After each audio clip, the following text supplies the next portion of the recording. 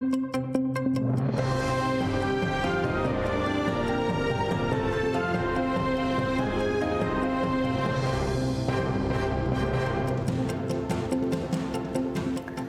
alaikum. ATR телеканалының yanında zaman bugün октябрьнің 18-і студияда sizler үшін мен Gülsum Халилова çalışам.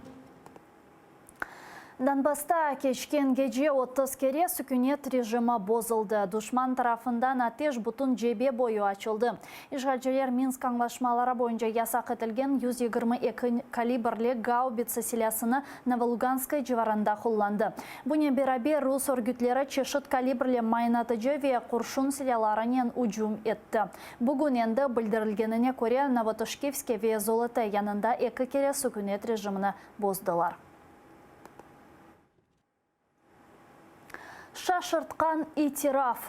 Donald Trump'nın memuriyetinin yolbaşçısı Amerika prezidentinin Ukrayna'ga 400 milyonunu teşkil etken harbiy destekni to'xtatganının demokratlarga qarşı taqiqatnen bağlı olganını itiraf etti. Söz 2016 senesi Amerika seçimleri vaqtında Demokratik Milli Komitetinin serveri bozup açılgаны sebebinden Amerika Birleşken Devletleri taqiqat için müracaat etkeni aqtaketi. Bundan sebep Donald Trump Ukrayna'da xabaracılık meselesinin rahatsızlangan. Harbiy desteknin to'xtatılması John Biden'nin taqiqatının bağlı mı sualine Mick Mulvaney tam cevap vermedi.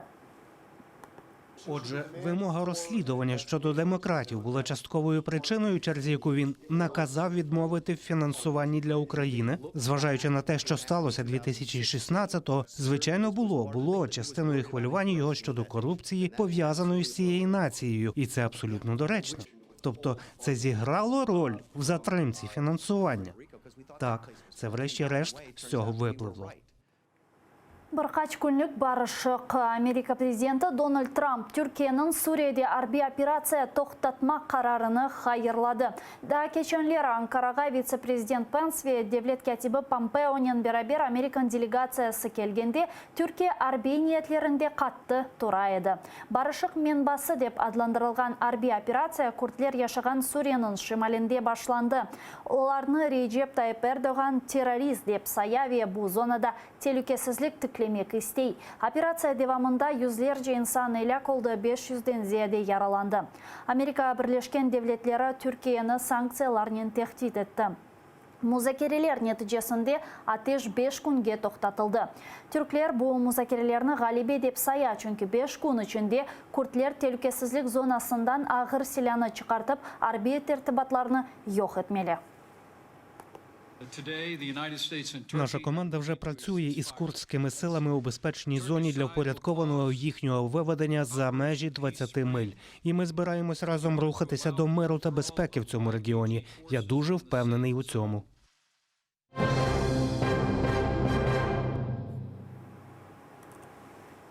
Yuqarı Şurada deputatlar Kubань adlı firqalar ara birlikni teşkil etti. Onun reisi Европейская Solidarность temsilcisi Alexey Goncharenko oldu. Goncharenko bu haqda o'zining Facebook sayfasida bildirdi. Aytganına göre bu taqımның esas maqsadi Ukraynalılar yaşagan yerlerde medeni asabalıqni saqlamaq ve gayridan tiklemektir. Bu birlikka endi 15 milletvekili kirdi. Ular sırasında Meclis reis muavini Aqtem Chiygozda bar. Наше завдання – розробка політики щодо повернення в культурне і соціальне поле українських етнічних територій та етнічних українців. В першу чергу займемося Кубанню. Але і інші регіони, в яких проживають компактно українці, теж будуть знаходитися під нашою пильною увагою. Mutaxassis olmagan FSB ekspertleri Rostovda Rusiyanın harbiy mahkemesinde Enver Seyit-Usmanovның davası bakılması devam etti.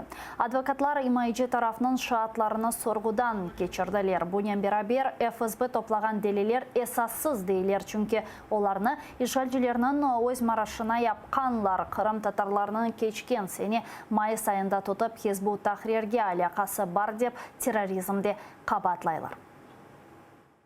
Показали, что экспертиза ФСБ, она абсолютно не научна, научно не обоснована. Сами эксперты далеко выходили за рамки своих полномочий, отвечали на юридические вопросы. И тот эксперт, который представился религиоведом при заключении экспертизы, Он вообще не владеет информацией по поводу Хизбут Тахрир, ее деятельности, ее основных постулатов и литературы, которая пользуется Хизбут Тахрир и так далее, и так далее. Все это подробно объяснил Дмитрий Дубровский в сегодняшнем допросе. Чекышев бала көз яшлары ве ишгалерчілерінің аписханесінден бабасыны беклев. Белял Адиловна айлесі ярым елдан берле бабасыз яшай. Оны ишгалчілер март айында кечірілген күтлеви тынтувлер девамында тұтты. Оны аписке алғанын Ростов СИЗОсына кечірділер. Ишгалчілер Белял Адиловна терроризмде қабатлап, оны 20 елға қадар азатлықтан марум ете біле. 8 бала шымды бабасы Сосе тәпсиятлы жа левхамызда. Тентувлер векутлевия каланувлар. Мартның 27-сінде саба тахминин экибин силялы спецназ ве ФСБ хадимлері Қарасу базар ве Акмесджит районларында Қарым татарларының евлеріні сарып алды. Евлерде тентувлер кечіріп, автозакларыны кетерділер. Бұндан сон 20 инсан яқаладылар. Олар арасында Белял Адилов да бар еді. О Каменка қасабасында имам олып çalışайды. Ама ишгалчилер үшін о террорджи. Эсерні напайы Гульнара оны саба намазы вақтында яқаланғанларыны хатырлай. У нас окно было открыто, я слышала, как жутко лаяли собаки. И я подошла к окошку, я слышала, что едут машины, что бежали люди. От испуга я побежала, начала будить мужа. Сказала: проснись, пожалуйста, потому что там что-то происходит не то. Ишгалчилер Адиловларның evine сөріп келді. Белялның яқаланмасы ақында қарар көстерділер. Эвдейси ершейні ақтарғанлар. Бұндан сон селялы қоветчілер Белялның қызларыны қорқызды. Олар қомшы одасында yorgan түбіне сақланып ағлаған. На Курбан байрам, на Ураза байрам нас брал всегда в магазины. Я горжусь своим отцом. Я ему желаю здоровья, чтобы он скорее, иншалла, вышел. Айленың башыны автозакта алып кетіп, шу күнюді апсты алдылар. Акмесджит Сунрайси Ростов СИЗОсының дешетли шарайтлерінде ой ишгалчилерге наразылық білдірмек үшін қору ачылық ілән етті.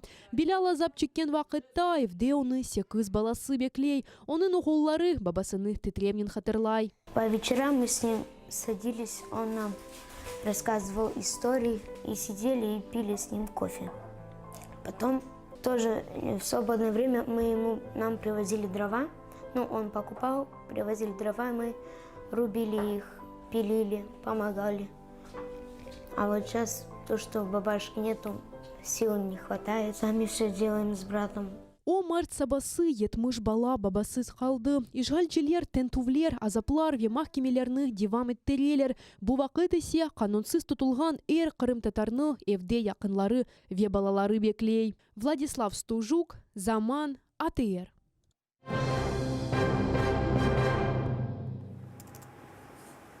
Қырымның дөлберліклеріне далмақ Украин ресамлары Константин ве Светлана Шаповаллар Қырым ишғалене бағышланған сергіні тақдим етті. Оларда бір кере Қырым бұл Украина олғаныны қатырлатмаға ве ресімлерде олса біле Қырымны азат етілген деп көстермеге тырышты. Қырым сюитасы деп атландырылған серге Киевнің Милли Эдебият музейінде 1 ноябрьге қадар ачылы олажақ. Сонысе Украинаның дегер шерлерінде де тақдим етілейжек. Мұхбірлеріміз тариф еді. Бачите?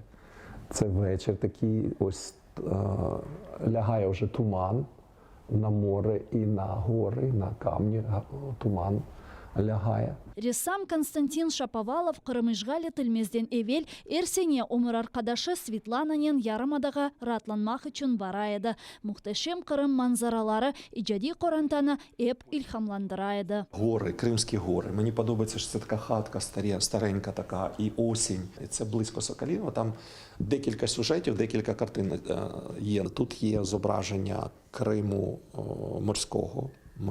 Морський Крим, це море, це гори, скали кримські, це міста, це види таких міст, як Ялта, Гурзуф, Семіїз, Новий Світ, Балаклава, Бахчисарай, ну і таке інше. Ну, ось такі види Криму, які ми всі пам'ятаємо. Бу сергетек аилеви хатırалар дегил. Ресамлар үшін эркеске Кырым бу Украина олғанына хатırlatмақ ве Кырым муйтыны ресімлерден жанландырмақ муим еді. Раиса ханым таныш манзараларны эфкярнен хатырлай. Кожного разу я приходжу на зустріч з якимось одним полотном. Чи то стихією, чи я хочу себе заспокоїти, то дивлюся на тихе море. Недаремно і називається ця виставка «Сюїта». Ви знаєте, тут справді ніби ти потрапляєш в кожну стихію, кожного полотна. І коли море тихе, і коли воно бурлить, і кожну краплинку вимальвано. Лариса ханым үшін ісе Кырым сюитасы сергісі яқшы білген мұқтешем Кырым көшелеріні хатырламаға имкан бағышлады. Чүнки әрсене Кырымны зиярет еткен Лариса ханым ішғал етілген сон ярымадаға бармады. Це дуже такі чудові в мене світлі спогади. Сонце, море, гори, поєднання всього в одному. А виставка, вона дуже чудова, вона дуже світла, вона випромінює світло, вона випромінює тепло. І вона мені нагадує про Крим. Сергей енді Чернигов, Черкасы ве Винница шерлерінде тақдим етілді. Киевнің Эдебият Милли музейінде о 1 ноябрьге қадар ачылы олacak. Экспозиция біткен сон ресамлар әрбір музейде Кырым парчасыны, яғни бір қач ресімні қалдыра. Надея Михайлова, Павло Линик, Заман, АТР. Бушымдылек сонки хаберіміз еді. АТР телеканалының YouTube сайфесіне абоне олыңыз, абончилерінің миқдары 100 бинден зеді олса, Роскомнадзор бізлеріні анда блокаға алып оламай вешімді сізлеріні бүгін программасы елемені меслектешім қаршылай сейретіңіз ве бірқач вақыттан соң көрішкен.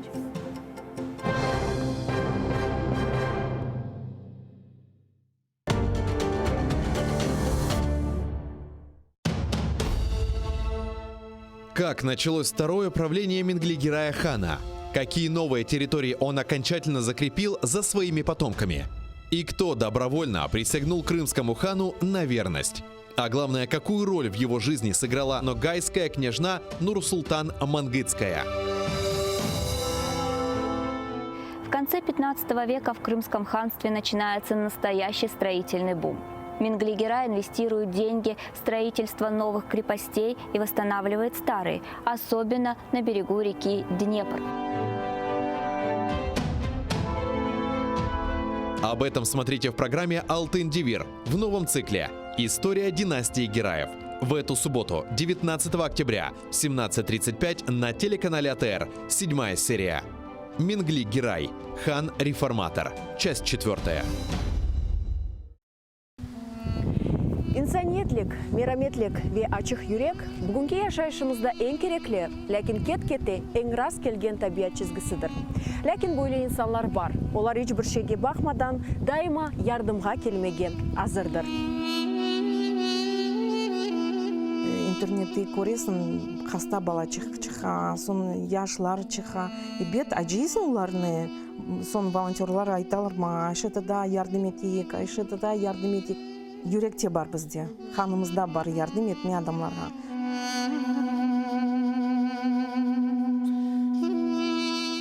Адамлар бір кетіріп, ашларны олса, пара олса, бүтін язып, хорантаға алып кетейді. Мелиайып, черепаха насыл? Бабаха. Малина насыл? Ахудут. Унамасы, аратығым, хайметтім, ефтихарым, ғорым, көк баяғым. Телемізні жойсақ, біз милеткі бұл өзімізні жойжамыз. Бізді бабамыз айта, чоқ чара бала тапын, біз ананин ярдым етежеміз. Не қадар чоқ олса, қадар яқшы. Да, не қадар чоқ олса, бізге яқшы. Яшы жесір милеттім, бірлік олса, олур бізде, әм келечек қызметтім.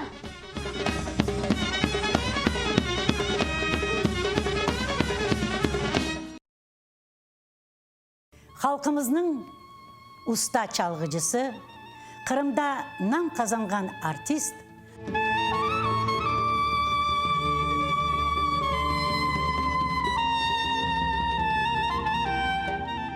sanat için can kuydeleydi. Bizim halkımızın arasına bir acayip bir türkücü var idi bile. 18 Mayıs gecesinde prikaz okulda. Bugünkü hikayemiz Alim Osmanov'a bağışlanan.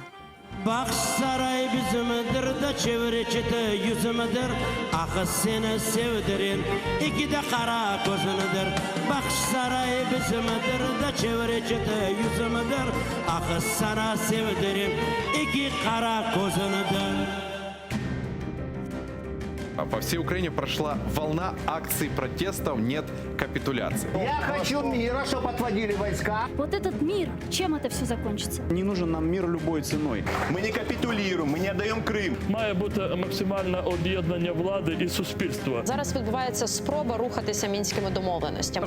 Мінські домовленості хибними, Україна не має їх виконувати абсолютно. Со стране хуже делает. Всі ці договоренности – це чисте предательство. Всюди Росія діє однаково. Вони просто брешуть і захоплюють. Треба чітко сказати всьому світові. Крим наш, ми його нікому не віддамо. Kopör programmasını Cuma ertesi günü saat 20'de ATR telekanalının yayınında seyretiniz.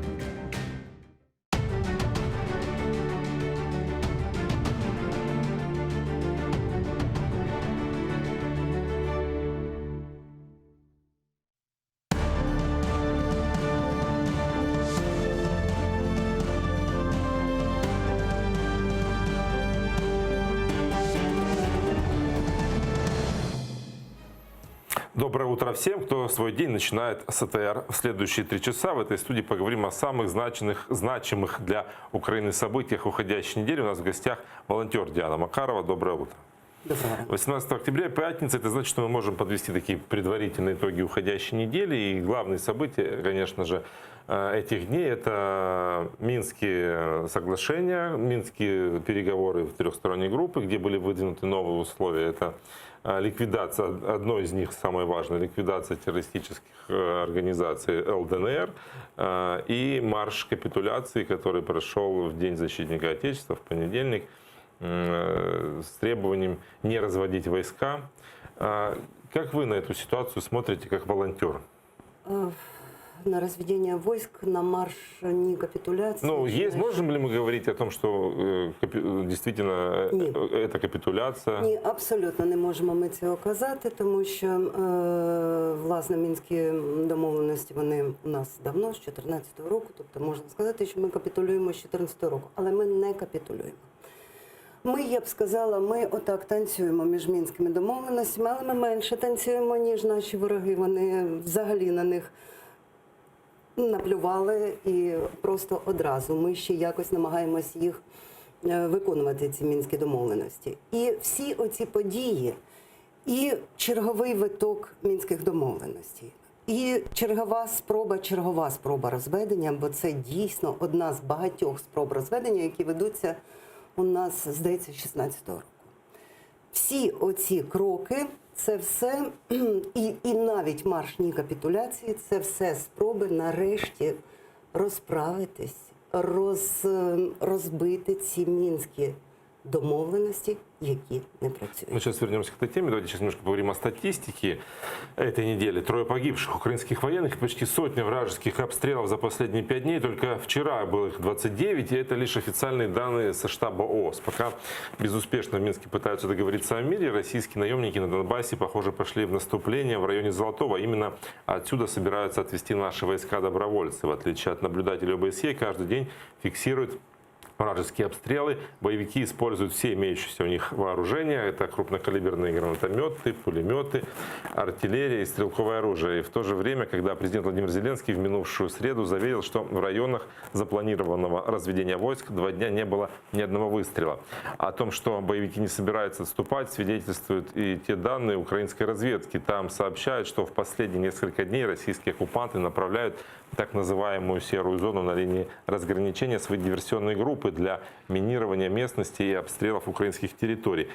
И вот сейчас с нами на связи ветеран полка Азов с позывным «Борода».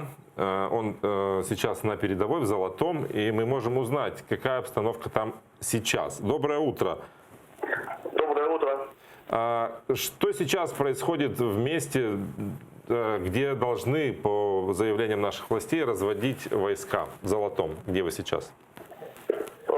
Доброе утро. Но на данном этапе сегодня ночью мы фиксировали несколько раз нарушение тишины.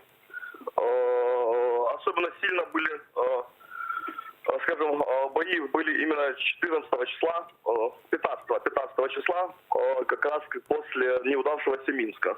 С тех пор как бы ситуация немножко обострилась, и на данном этапе так держится довольно стабильно. На что готовы вы, ветераны, которые там находятся? Вы просто сейчас находитесь где-то возле передовой, или вы где вы дислоцируетесь? Насколько вам видно сам процесс этих обстрелов? Мы находимся в самом Золотом 4, то есть это максимально близко к позициям. Мы фиксируем, то есть нам это все, это маленькое село, здесь все видно, видно выходы, видно откуда летит, куда летит. Что говорят люди? Вы общаетесь с местными жителями? Как они относятся к идее разведения войск? Конечно, общаемся. Собственно, нас местные жители позвали, приютили здесь. Местные, большинство, естественно, против разведения, потому что как только они окажутся в так называемой серой зоне, даже те минимальные там блага, которые у них есть, там та же волонтерка, крайне сложно будет уже к ним доставлять. Есть ли там представители полиции? Потому что были заявления, что в любом случае никто из города уходить не будет, и будут патрулировать, и будут защищать местных жителей. Наблюдаете ли вы работу полиции в городе?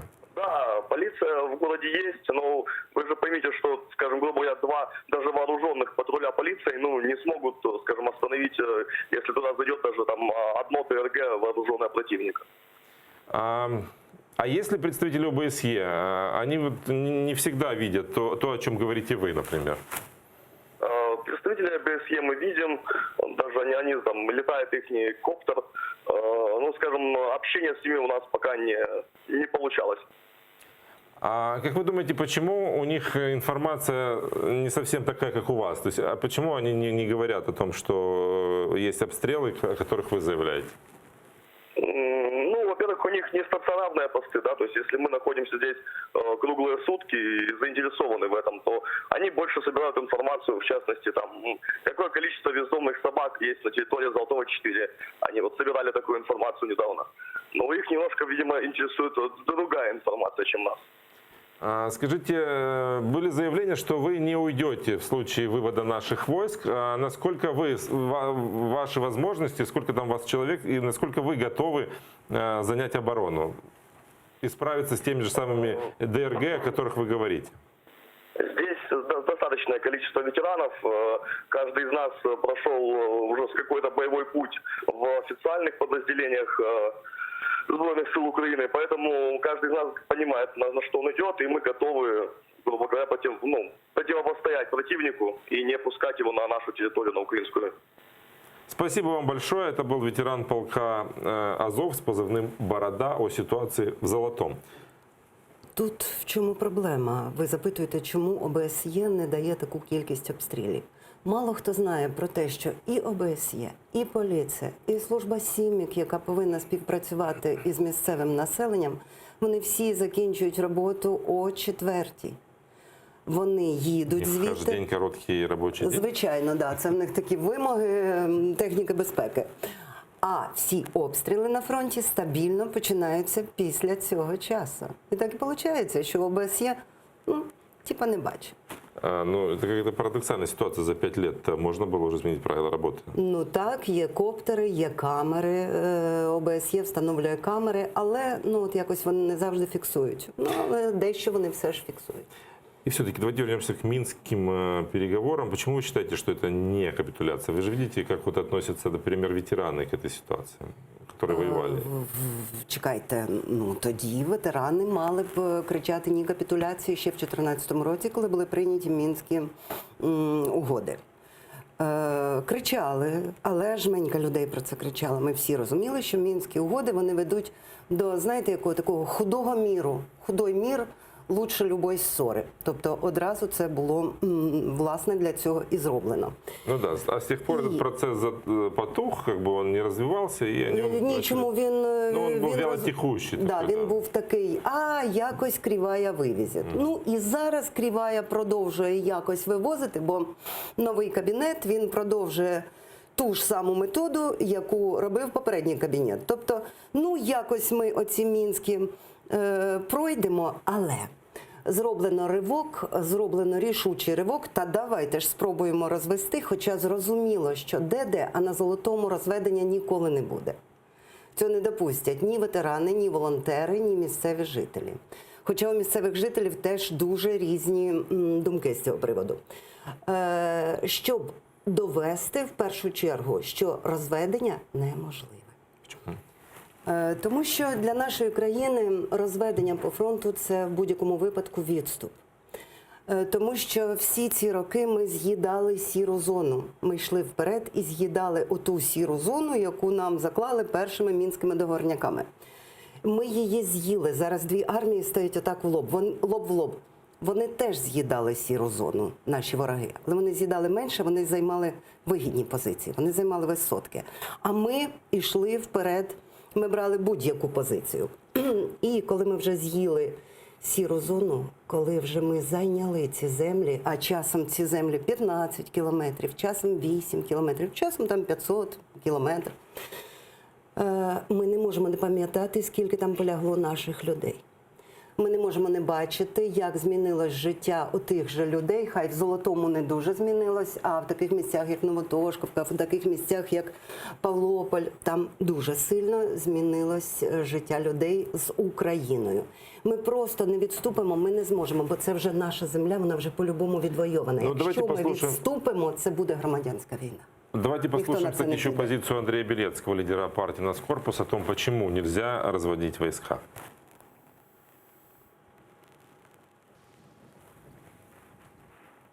Це Золоте 4. Це Катеринівка. Це те саме КПВВ, яке знаходиться зараз під українським контролем. Українська армія зараз повинна відтягнутися повністю з Катеринівки приблизно на цю лінію. Українська армія повинна відтягнутися зі значно важливішої точки, тому що це висоти. З Золотого 4 приблизно на цю лінію. А також відійти з КПВВ і зайняти позиції за. Не перед КПВВ, а за КПВВ в лінії.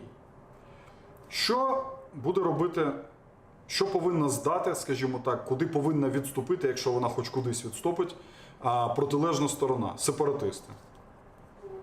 Вона повинна відступити на домінуючу висоту, яка знаходиться за цією дорогою. Тобто, я думаю, що кожна людина може зрозуміти, що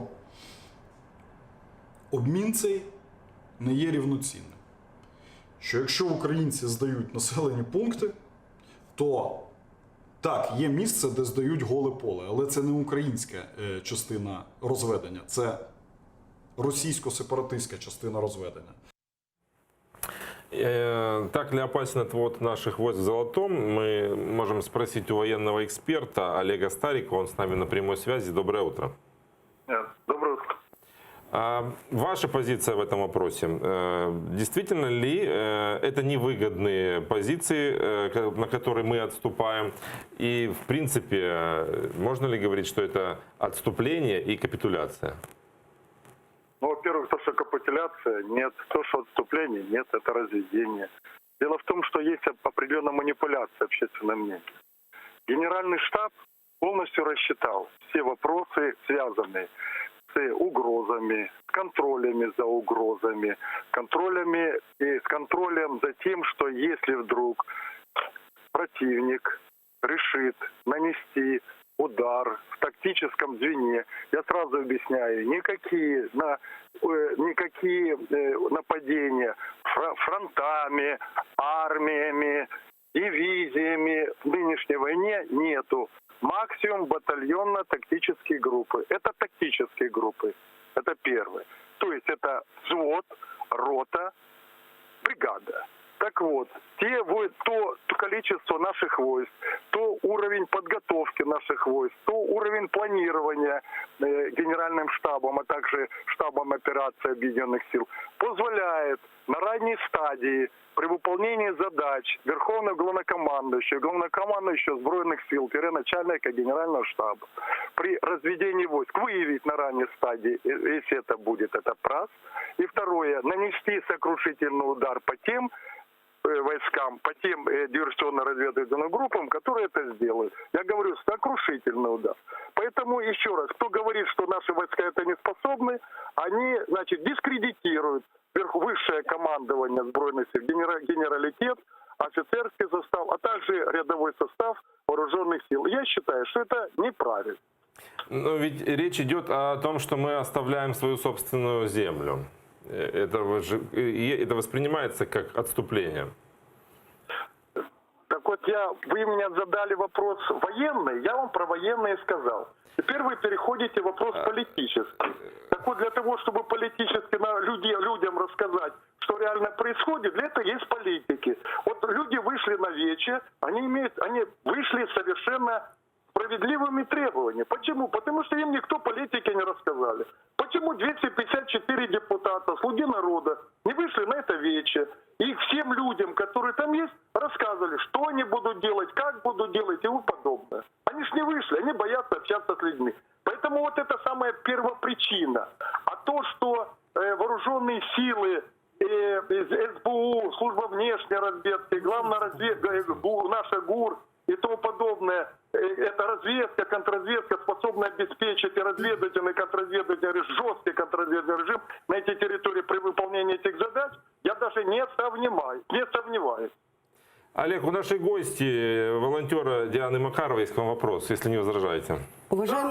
Уважаемый Олег Стариков, вы совершенно правильно говорите, наша артиллерия не спит, и все нацелено, и в случае перехода вот этой условной границы, захода в Золотое, будет нанесен сокрушительный удар. Вы учитываете, что этот сокрушительный удар будет нанесен по жилым кварталам Золотого, потому что там сплошь жилые кварталы, там живет более 500 человек цивильных. Вы задаете, опять же, совершенно правильный вопрос. Совершенно правильно. Так вот, для этого есть, опять же, планирование, которое Генеральный штаб, и говорю, штаб операции Объединенных сил, все это запланировал. Второе, ничего просто так не бывает. Ну не может быть, вот раз ничего нету, ни войск, никого нету, а потом раз зашла определенная тактическая группировка. Ничего не бывает. На ранней стадии с помощью разведки агентурной, технической, разведки, которая находится с помощью, повесить спутники через наших партнеров. Кстати, американцы так же самое пускают беспилотные летательные аппараты, которые проводят разведку той территории, которая в зоне операции Объединенных сил. Они периодически с Кипра запускают аппараты. Наша разведка там отлично работает. И мы прекрасно в течение 15-20 минут знаем, какие подразделения куда приходят. Вы тоже прекрасно об этом знаете, что где-то что-то произошло, наши уже военные об этом знают. Поэтому в той ситуации, которая есть, реакция будет моментальная. Хорошо, а мы же знаем, что ОБСЕ, что полиция, что все будут уходить из Золотого после 4. Какая будет наша моментальная реакция, если мгновенно ночью зайдет ДРГ в составе нескольких человек и порежет, вырежет какую-то украиноориентированную семью Золотого? Мы, волонтеры, этого тоже боимся. Опять правильный вопрос. И этот вопрос имеет право на жизнь. Так вот, эта территория будет демилитаризирована, правильно? Согласны, да? Демилитаризирована. Условно. Да, условно, да. Вот видите, вы говорите условно. Я вот это имею в виду. Это что означает?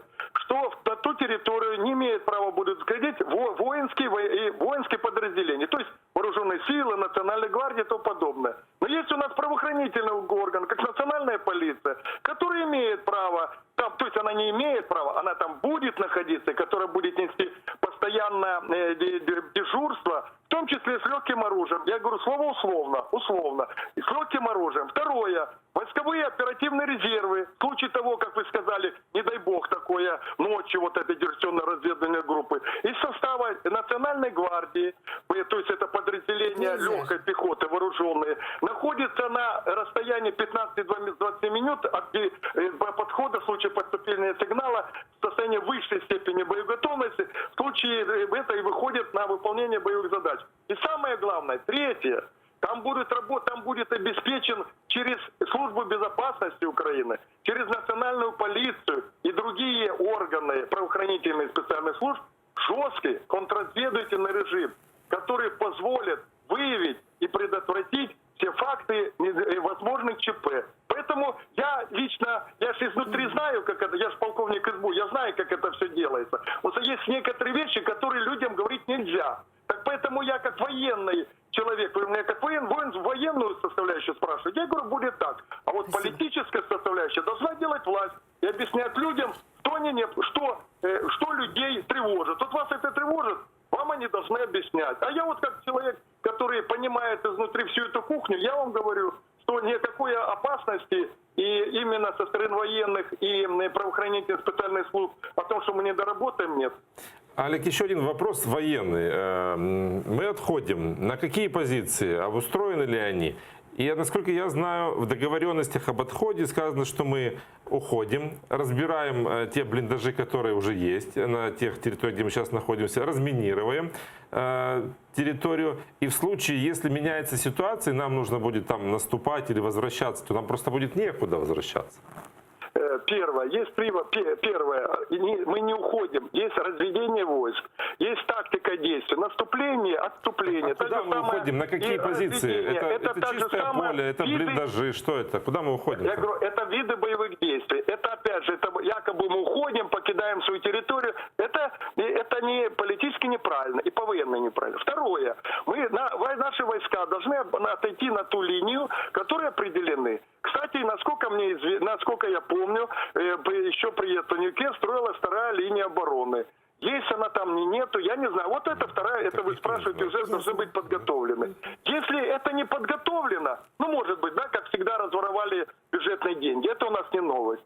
Значит, генеральный штаб, когда планировал проведение данной операции, был обязан, я так думаю, он это и сделал, потому что я уверен, что это сделал, через министра обороны запросить у кабинета министров дополнительные ресурсы для проведения вот этих данного вида работ. Да, действительно, быстро это не делается. Но если вот там механизм, вот это военные, у них и основная задача выйти в поле, значит, оборудовать себе инженерные сооружения, они для этого и предназначены. Они не должны находиться в населенных пунктах, они должны находиться в поле. Я хочу еще сказать дополнительно, там нет срочников, там все контрактники. А контрактники, они подписывали контракты, они прекрасно знают, на что они шли и куда они идут. И этой стойки переносить все тяготы и лечения военной службы. А мы, как общество, платим налоги, чтобы они получали высокие денежное содержание. Спасибо вам большое. Это был Олег Стариков, военный эксперт о ситуации в Золотом. Раз подписал контракт, можешь копать, можешь не копать. Можешь под пули ложиться. Я обожаю военных экспертов, они очень хорошо все знают теоретически. На практике вы спросили о второй линии. Да, куда отходим? Да. Она, безусловно, есть, но она очень разная. Есть капитальные строения. Окопы, понятно, уже давно посыпались, но окопы чистятся легко и быстро. Большинство строений второй линии очень плохие. Это делалось здесь, наш эксперт прав. Действительно разворовывались деньги. Мы называем до сих пор эти блиндажи, эти строения имени Бирюкова, потому что бетон оставляет желать лучшего. Он еще тогда крошился под пальцами, как песок. Но беда в том, что там, где будут отходить по Золотому, там очень плохая вторая линия. То есть ее действительно... Очень, это что значит? Это значит, что там практически нет укреплений. Блиндажи, на которые можно прийти, огневых точек, на которые можно выйти, да, сдать назад и сразу занять. Их нужно строить. То есть, если рассмотреть ту карту, которую показывал Андрей Белецкий, то есть боевики отходят на высотки, на контролирующие, да, а мы отходим в поле, Мы то отходим, получается да, мы, так чуть-чуть вниз и ровненько. то мы, получается, да, мы в просто минусе. как на тарелочке. Да, мы получается. безусловно в минусе. Хотя и сейчас боевики контролируют Золотое с высоток. Вот, то есть мы и сейчас на тарелочке. И, кстати, надо действительно обращать четкое внимание. Белецкий хорошо показал. Он показал квадрат. То есть здесь и наш эксперт Олег прав.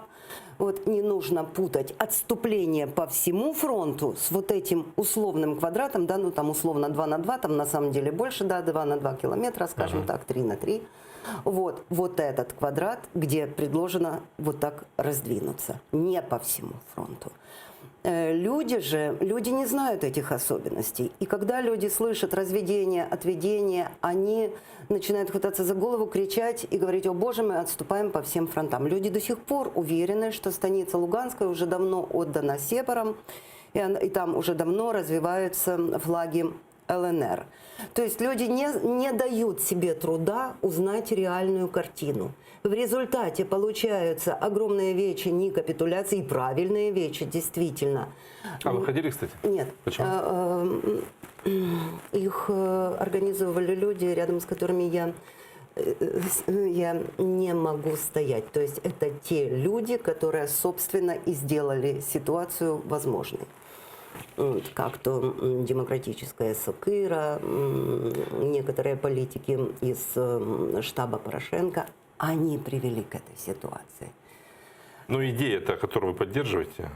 В целом, смотрите, я поддерживаю ту идею, что гражданское общество, только тогда гражданское общество, когда оно остро реагирует на все, по его мнению, неправильные действия правительства. При этом ключевое любого правительства. Понимаете?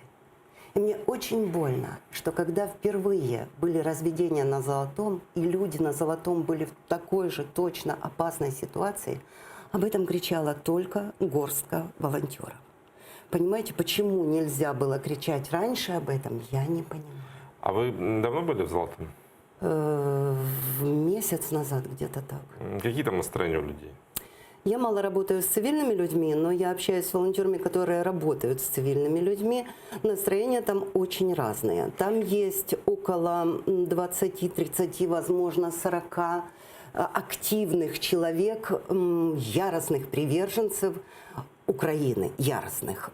Есть целая прослойка, ну, такой не вашим, не нашим, там красные пришли, там белые пришли, да, снимаем то буденовку, то...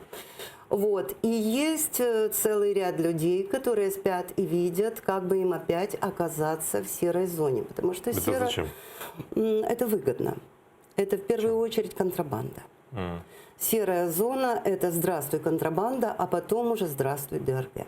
ДРГ еще может быть или не быть, а контрабанда будет обязательно. Ну, вот военный эксперт Олег Стариков сказал, что там в Золотом остается полиция со стрелковым оружием. Насколько это эффективно? Это было очень смешно услышать. Он еще намекал, что силы СБУ... Да, контртеррористический режим. Совершенно верно. Он имел в виду пограничников. Ни пограничники, ни полиция, местная полиция, набранная из местных. Разная полиция. Не защитят этих людей. И полиция, и... там кто там еще останется следить за ситуацией, будут сидеть по ночам, дрожать и никого не защитят.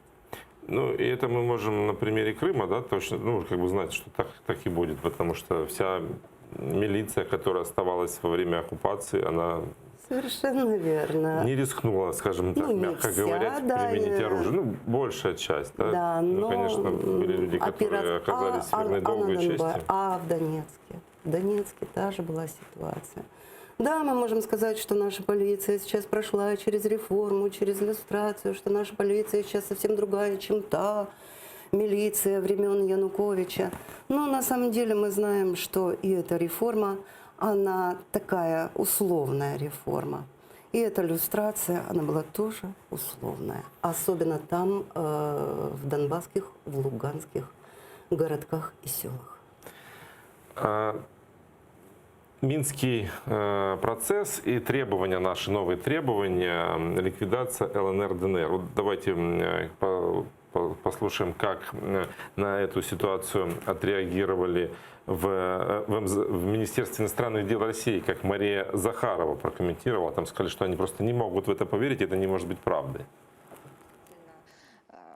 На наш взгляд, подобные заявления наносят удар именно по первичной задаче, а именно реализации Минских договоренностей и создание, ну, по крайней мере, не создание, но приближение к формированию некой новой, обновленной атмосферы доверия между людьми, которые проживают на территории Украины в различных регионах, имеют различные взгляды на будущее украинского общества.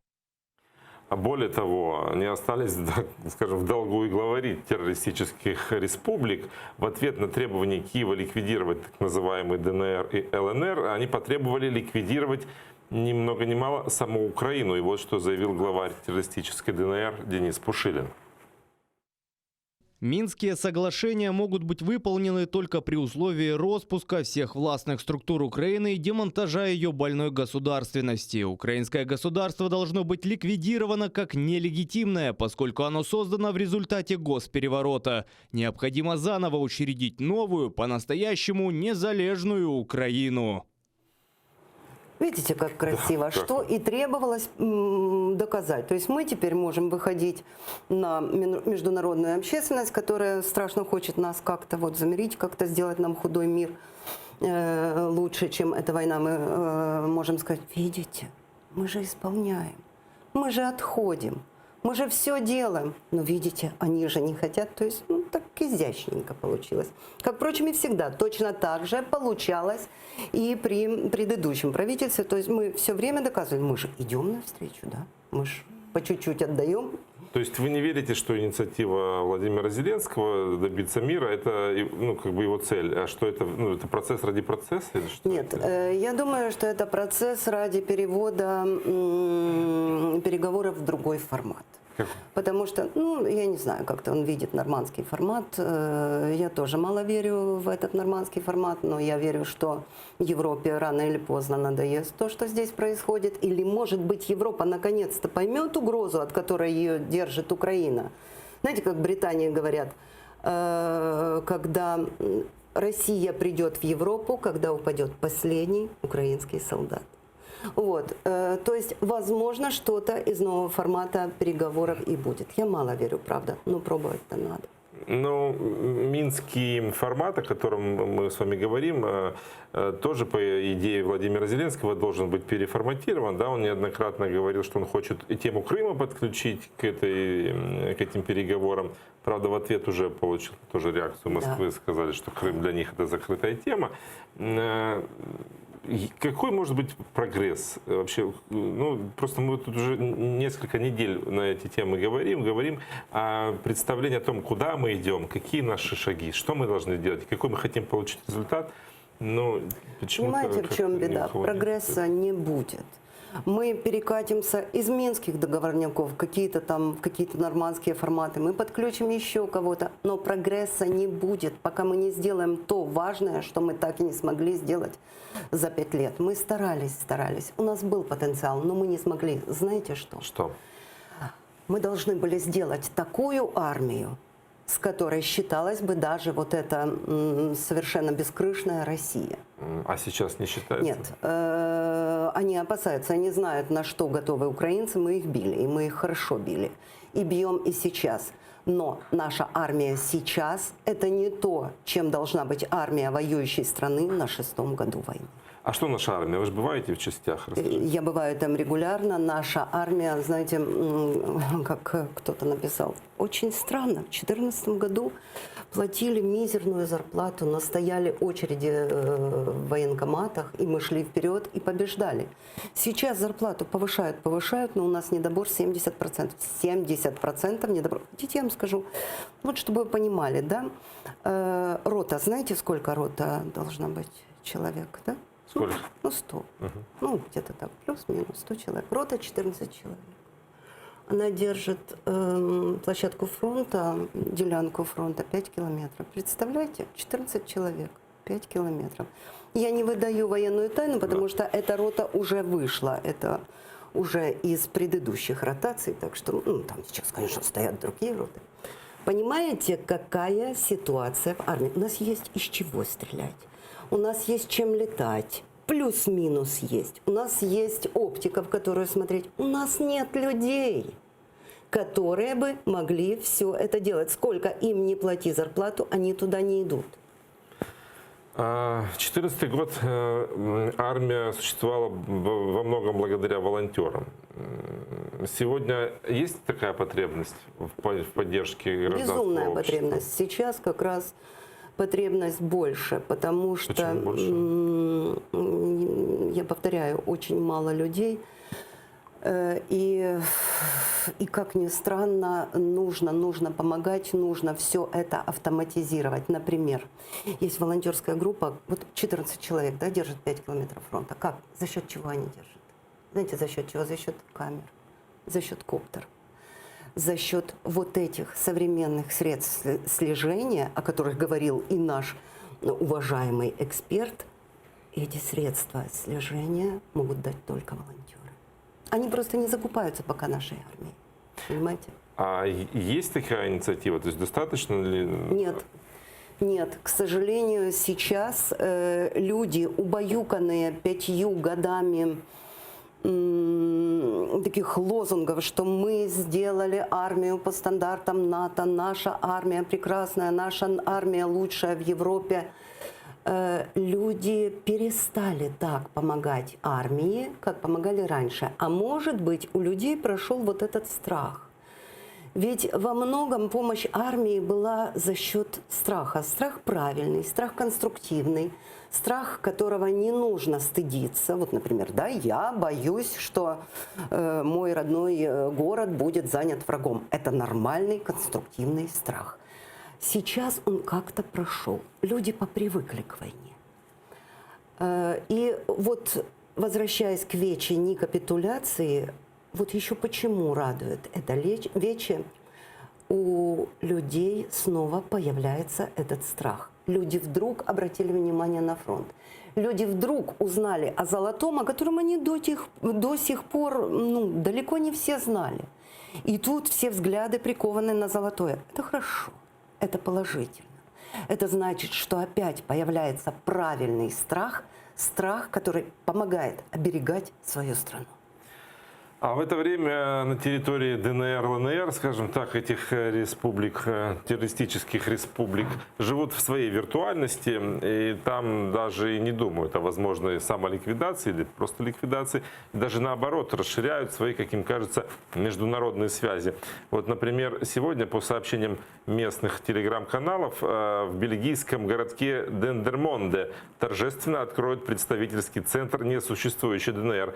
Начало в 19:00 по адресу улица Роберта Рамло, 9. Я думаю, что всем небезразличным людям и патриотам Украины тоже стоит прийти туда, чтобы посмотреть на этот дипломатический успех террористов. Ну, я не знаю, насколько можно доверять, конечно, этой информации.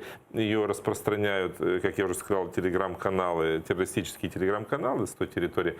Но в этот любом факт случае она шокирует, эта информация. Да, остается открыть такое представительство в Нидерландах. Уже были примеры, да, в Италии, по-моему, где-то в европейских были попытки открыть что-то подобное. Были попытки, и Италия и продолжает быть пророссийски настроенной страной. Мы же знаем, что там до сих пор пребывает в тюрьме наш заложник политический, я могу уже его назвать политическим заложником, боец Национальной гвардии Украины Виталий Маркив, которому дали не так давно 24 года тюремного срока за то, что он просто защищал Украину. Ну, ему там пришили убийство, которое никаким образом не пришивается. Как-то А как так получилось? Просто, может быть, наша страна недостаточно участвовала в этом расследовании или не было какого-то содействия? То есть как могло так получиться? Сейчас всплывают факты, что его обвинение в том, что он из минометов расстрелял там журналистов на неподконтрольной территории. Из минометов, которых не было у него на вооружении. Да. Видите ли, в Этот чем факт, дело? он не был известен итальянскому Этот факт, правосудию. факт о том, что минометов не было на вооружении Национальной гвардии, поступил в Италию буквально на второй день после ареста Виталия Маркива. То есть это Два года и 3 месяца тому назад. Туда ездили бойцы Национальной гвардии, которые, собственно, рассказывали, доказывали, давали под присягой свидетельства, что Виталий, если и стоял на позиции, он стоял таким образом, что из этой позиции вообще не видно того, что происходило тогда на переезде. Туда ездил министр Аваков и давал показания. Туда ездил глава Национальной гвардии, то есть они давали показания. Ну, в этой истории, насколько я понимаю, еще нет окончательной точки. Еще Да, возможно мы ждем апелляции. Будем апелляцию, надеяться, да. что в этот раз все будет по справедливости. К сожалению, можно эфир наш всегда. подошел к концу. Я благодарю за то, что вы к нам пришли. Диана Макарова была гостем нашей студии. Через несколько минут в эфире АТР информационный выпуск «Заман» с Олесей Галыч. Не переключайте и подписывайтесь на наш YouTube-канал. Спасибо.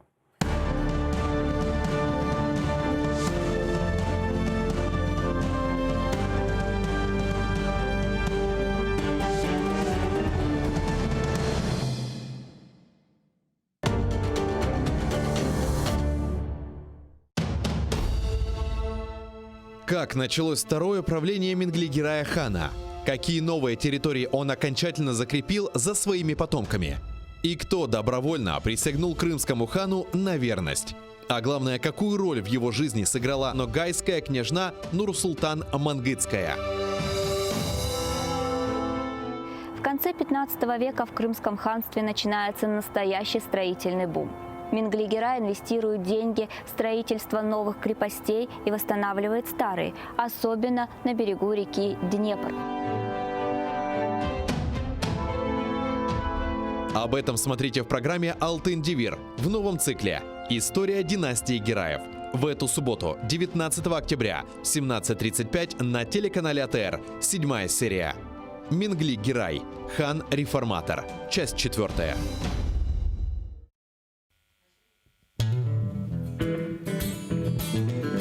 Українська музика багата на колоритні пісні. Знайомство з унікальним гуртом «Сонячна машина», учасники якого є авторами, виконавцями та мультиінструменталістами.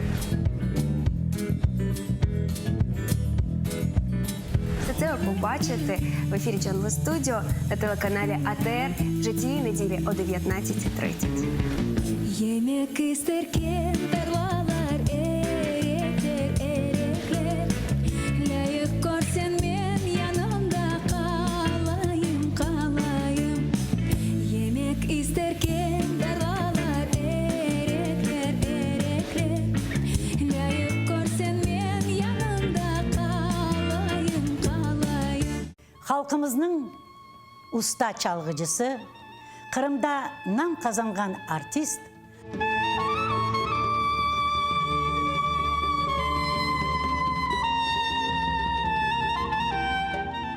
Sanat için can kuydeleydi.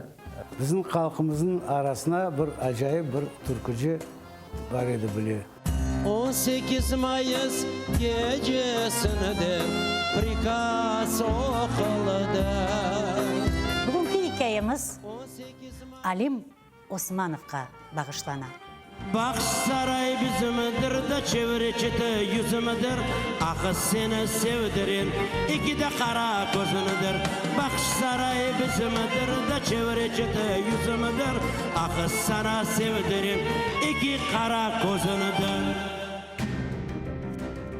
По всей Украине прошла волна акций протестов «Нет капитуляции». Я хочу мира, чтобы отводили войска. Вот этот мир, чем это все закончится? Не нужен нам мир любой ценой. Мы не капитулируем, мы не отдаем Крым. Має бути максимальне об'єднання влади і суспільства. Зараз відбувається спроба рухатися мінськими домовленостями. Жаль, мінські домовленості хибними, Україна не має їх виконувати абсолютно. Все стране хуже делает. Все эти договоренности – это чистое предательство. Всюди Росія діє однаково. Вони просто брешуть і захоплюють. Треба чітко сказати всьому світові. Крим наш, ми його нікому не віддамо. Смотрите ток-шоу «Мост» в субботу в 20:00 на телеканале АТР. В январе-апреле 1988 года массовые демонстрации крымских татар продолжались. Они прошли в Абинске Краснодарского края, в Ташкенте, Бекабаде, Самарканде, Алмазаре, Янгиюле, Алмалыке Узбекской ССР, в Симферополе, в Новороссийске. Требования демонстрантов оставались неизменными. Возвращение крымских татар на родину, восстановление автономии, освобождение политзаключенных крымских татар. Представители власти всячески пытались противодействовать таким мероприятиям, однако остановить выступление крымских татар было уже практически невозможно. Продолжаем вспоминать события переломного в истории крымских татар 1988 года в осеннем цикле программы «Тарих Седасы» с Гульнарой Бекировой. Смотрите в воскресенье, 20 октября, в 18:00 на телеканале АТР.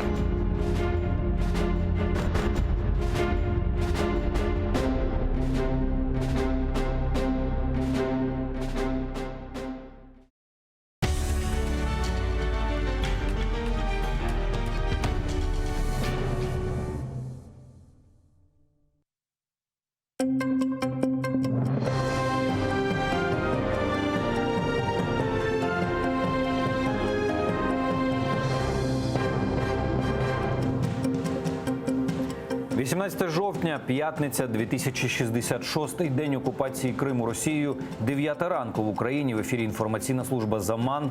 Я Тарас Кобзар. Вітаю вас. 3 десятки обстрілів на Донбасі. Минулої доби бойовики гатили по всій лінії фронту. Під вогонь заборонених Мінськом гаубиць 122-го калібру потрапили українські позиції поблизу Водяного та Новолуганського на Донеччині. Також гатили з різнокаліберних мінометів, гранатометів різних систем та стрілецької зброї. Сьогодні зафіксовано вже 2 обстріли поблизу Новотошківського та Золотого-4. Приголомшливе зізнання. Керівник адміністрації Дональда Трампа визнав тиск Сполучених Штатів на Україну. Йдеться про рішення президента США призупинити надання оборонної допомоги Україні в розмірі $400 мільйонів.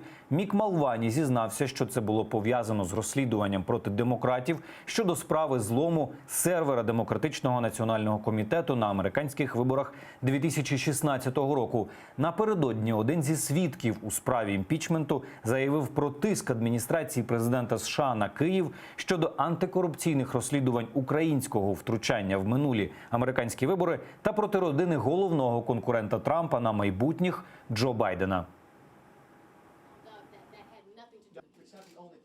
Отже, вимога розслідування щодо демократів була частковою причиною, через яку він наказав відмовити в фінансуванні для України. Зважаючи на те, що сталося 2016-го, звичайно, було частиною хвилювання його щодо корупції, пов'язаної з цією нацією. І це абсолютно доречно. Тобто це зіграло роль в затримці фінансування. Так, це врешті-решт з цього випливло. Мир на кілька днів. Президент США Дональд Трамп привітав рішення Туреччини призупинити військову операцію в Сирії. Ще напередодні візиту до Анкари американської делегації, яку очолили віце-президент Пенс та держсекретар Помпео, Туреччина була налаштована войовничо. Військова операція «Джерело миру» розгорнулася на півночі Сирії, де мешкають курди. Саме їх Реджеп Таїп Ердоган вважає терористами та хоче на цих територіях облаштувати зону безпеки. В ході операції загинули сотні людей, більш ніж 5000 поранені.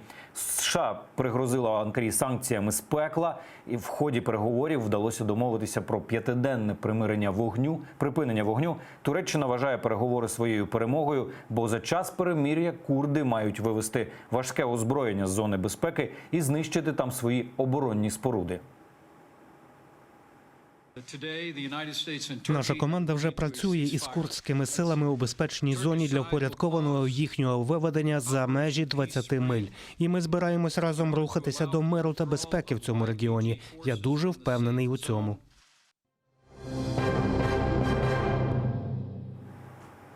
Міжфракційне об'єднання «Кубань» створили депутати Верховної Ради. Головою обрали представника «Європейської солідарності» Олексія Гончаренка. Він і повідомив про створення об'єднання у Фейсбук. Першочерговим завданням групи він назвав повернення культурної спадщини на територіях компактного поселення українців. До складу вже увійшли 13 депутатів, серед них заступник голови Меджлісу Ахтем Чийгоз. Наше завдання – розробка політики щодо повернення в культурне і соціальне поле українських етнічних територій та етнічних українців. В першу чергу займемося Кубанню. Але і інші регіони, в яких проживають компактно українці, теж будуть знаходитися під нашою пильною увагою. 20 військовослужбовців та ветеранів бойових дій представлятимуть Україну на іграх нескорених 2020. Цьогоріч організатори змагань в Україні ставки роблять на легку атлетику, велоспорт, плавання та веслування. За якими критеріями обирали учасників та що кажуть ті, хто потрапив до збірної, Вікторія Козуб розкаже далі. Їх зареєструвалося 262, однак пощастило потрапити до національної збірної лише 20. Серед тих, хто цьогоріч представлятиме Україну на іграх нескорених 2020 військовослужбовці та ветерани бойових дій. До списку щасливчиків потрапив ветеран ЗСУ Ігор Безкаравайний. У 2015-му він потрапив на протитанкову міну і втратив нижню кінцівку. Цьогоріч, каже, вже втретє проходить відбірковий етап. І вперше успішно. На міжнародних змаганнях у Гаазі веслуватиме, а ще цьогоріч відкрив для себе плавання. У власну перемогу вірить, однак, каже, участь в іграх нескорених для нього більше не про медалі. Мені насправді більше цікава участь в цьому русі, розвиток якихось таких горизонтальних соціальних зв'язків, адаптація до, скажімо так, до ветеранської спільноти, бо після шпиталю я намагався абстрагуватись від цього, бути звичайним громадянином. Цьогоріч учасники відбирали за оновленими критеріями. Зокрема, відбіркова комісія врахувала потенційний вплив ігор на реабілітацію учасників, їхню мотивацію, ставлення до спорту. Найменше зважували на їх спортивні результати. Однак ставки роблять на легку атлетику, велоспорт, плавання та веслування. Invictus Game не лише про спорт, каже Сергій Конюшок. Цьогоріч він тренуватиме національну збірну. В цьому проєкті спорт розглядається як інструмент реабілітації і соціалізації такої непростої, дуже непростої, але важливої спільноти. Лише 10% в нас така позиція на спортивний результат.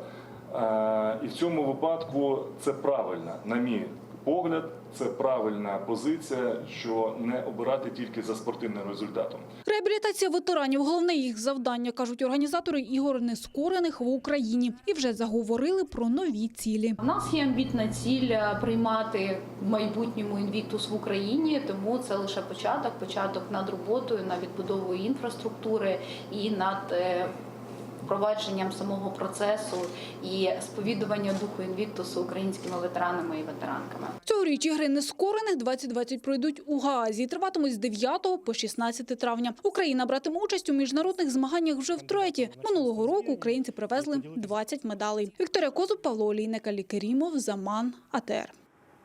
Європейська мовна спілка схвалила нові правила відбору на Євробачення українських представників.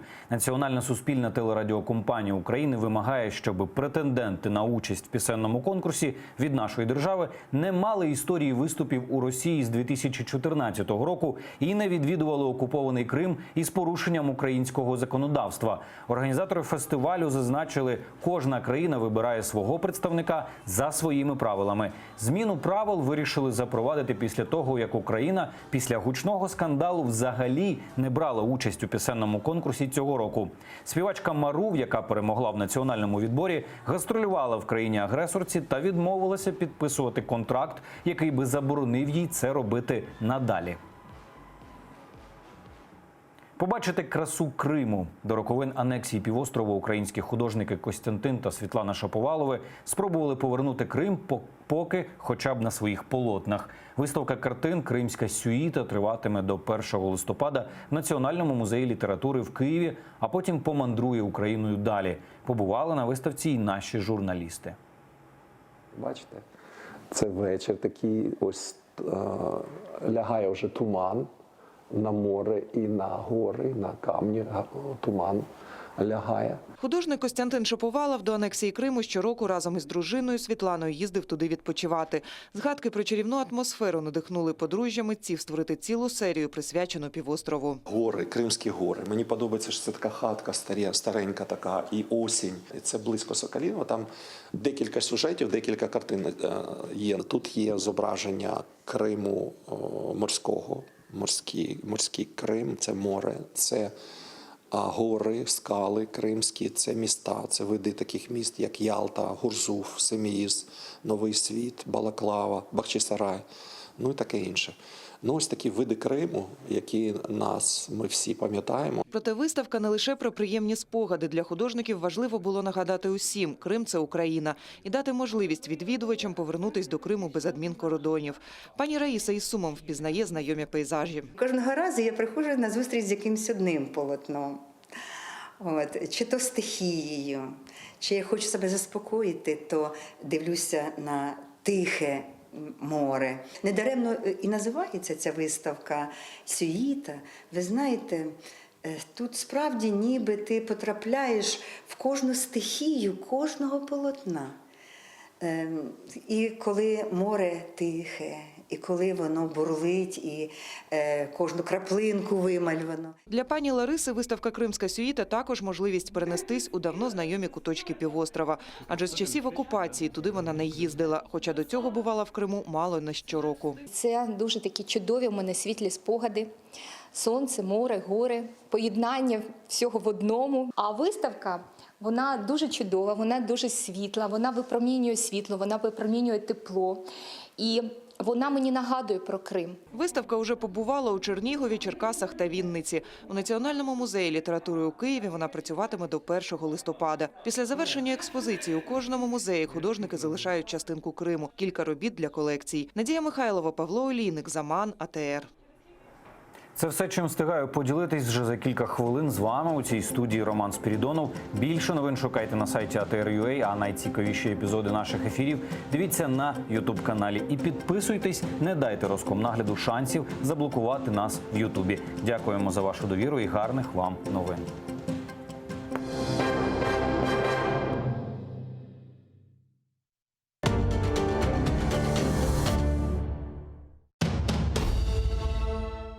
Как началось второе правление Менглигерая хана? Какие новые территории он окончательно закрепил за своими потомками? И кто добровольно присягнул крымскому хану на верность? А главное, какую роль в его жизни сыграла ногайская княжна Нурсултан Мангытская? В конце 15 века в Крымском ханстве начинается настоящий строительный бум. Менглигерай инвестирует деньги в строительство новых крепостей и восстанавливает старые, особенно на берегу реки Днепр. Об этом смотрите в программе «Алтын Девир» в новом цикле «История династии Гераев». В эту субботу, 19 октября, в 17:35 на телеканале АТР. 7-я серия. Менглигерай. Хан-реформатор. Часть 4. Инсаниятлик, мейраметлик ве ачык йөрәк бүгенге яшәешебездә эң кирәкле, ләкин кет-кете эң раз келген табиат чизгеседер. Ләкин бойлы инсанлар бар. Олар һич бер шәйгә бакмадан даима ярдәмгә килмәгән, азырдыр. Интернетте көресің, хаста бала чыха, сон яшлар чыха. И бет аҗыйсың уларны. Сон волонтерлар айталар ма, шетада ярдәм итик, шетада ярдәм итик. Йөрәкте бар бездә. Ханымызда бар ярдәм итмә адамларга.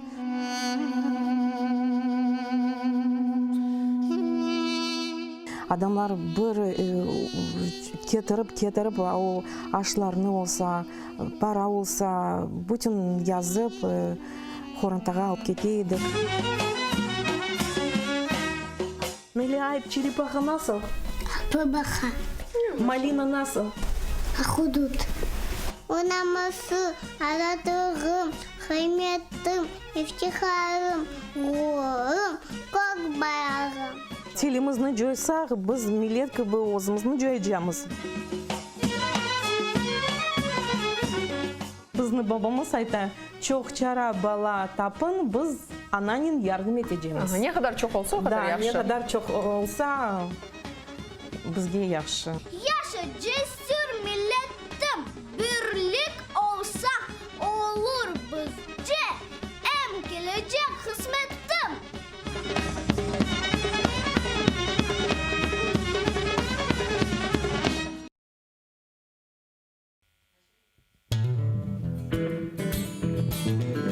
Українська музика багата на колоритні пісні. Знайомство з унікальним гуртом «Сонячна машина», учасники якого є авторами, виконавцями та мультиінструменталістами. Все це ви побачите в ефірі Джанглу Студіо на телеканалі АТР вже цієї неділі о 19:30. Yemek isterken tarlalar erekler erekler. Layık görsen men yanımda kalayım kalayım. Yemek isterken tarlalar erekler erekler. Layık görsen men yanımda kalayım kalayım.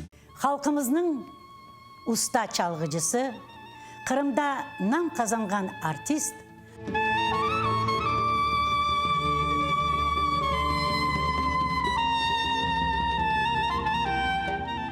Sanat için can küldüreydi. Bizim halkımızın arasına bir acayip bir türkücü var idi biliyor. 18 Mayıs gecesinde prikaz okulda. bugünkü hikayemiz Alim Osmanov'a bağışlanan. Bakış saray bizimdir de çevre çete yüzümüdür. Akı seni sevdirin iki de kara gözünüdür. Bakış saray bizimdir de çevre çete yüzümüdür. Akı sana sevdirin iki kara gözünüdür.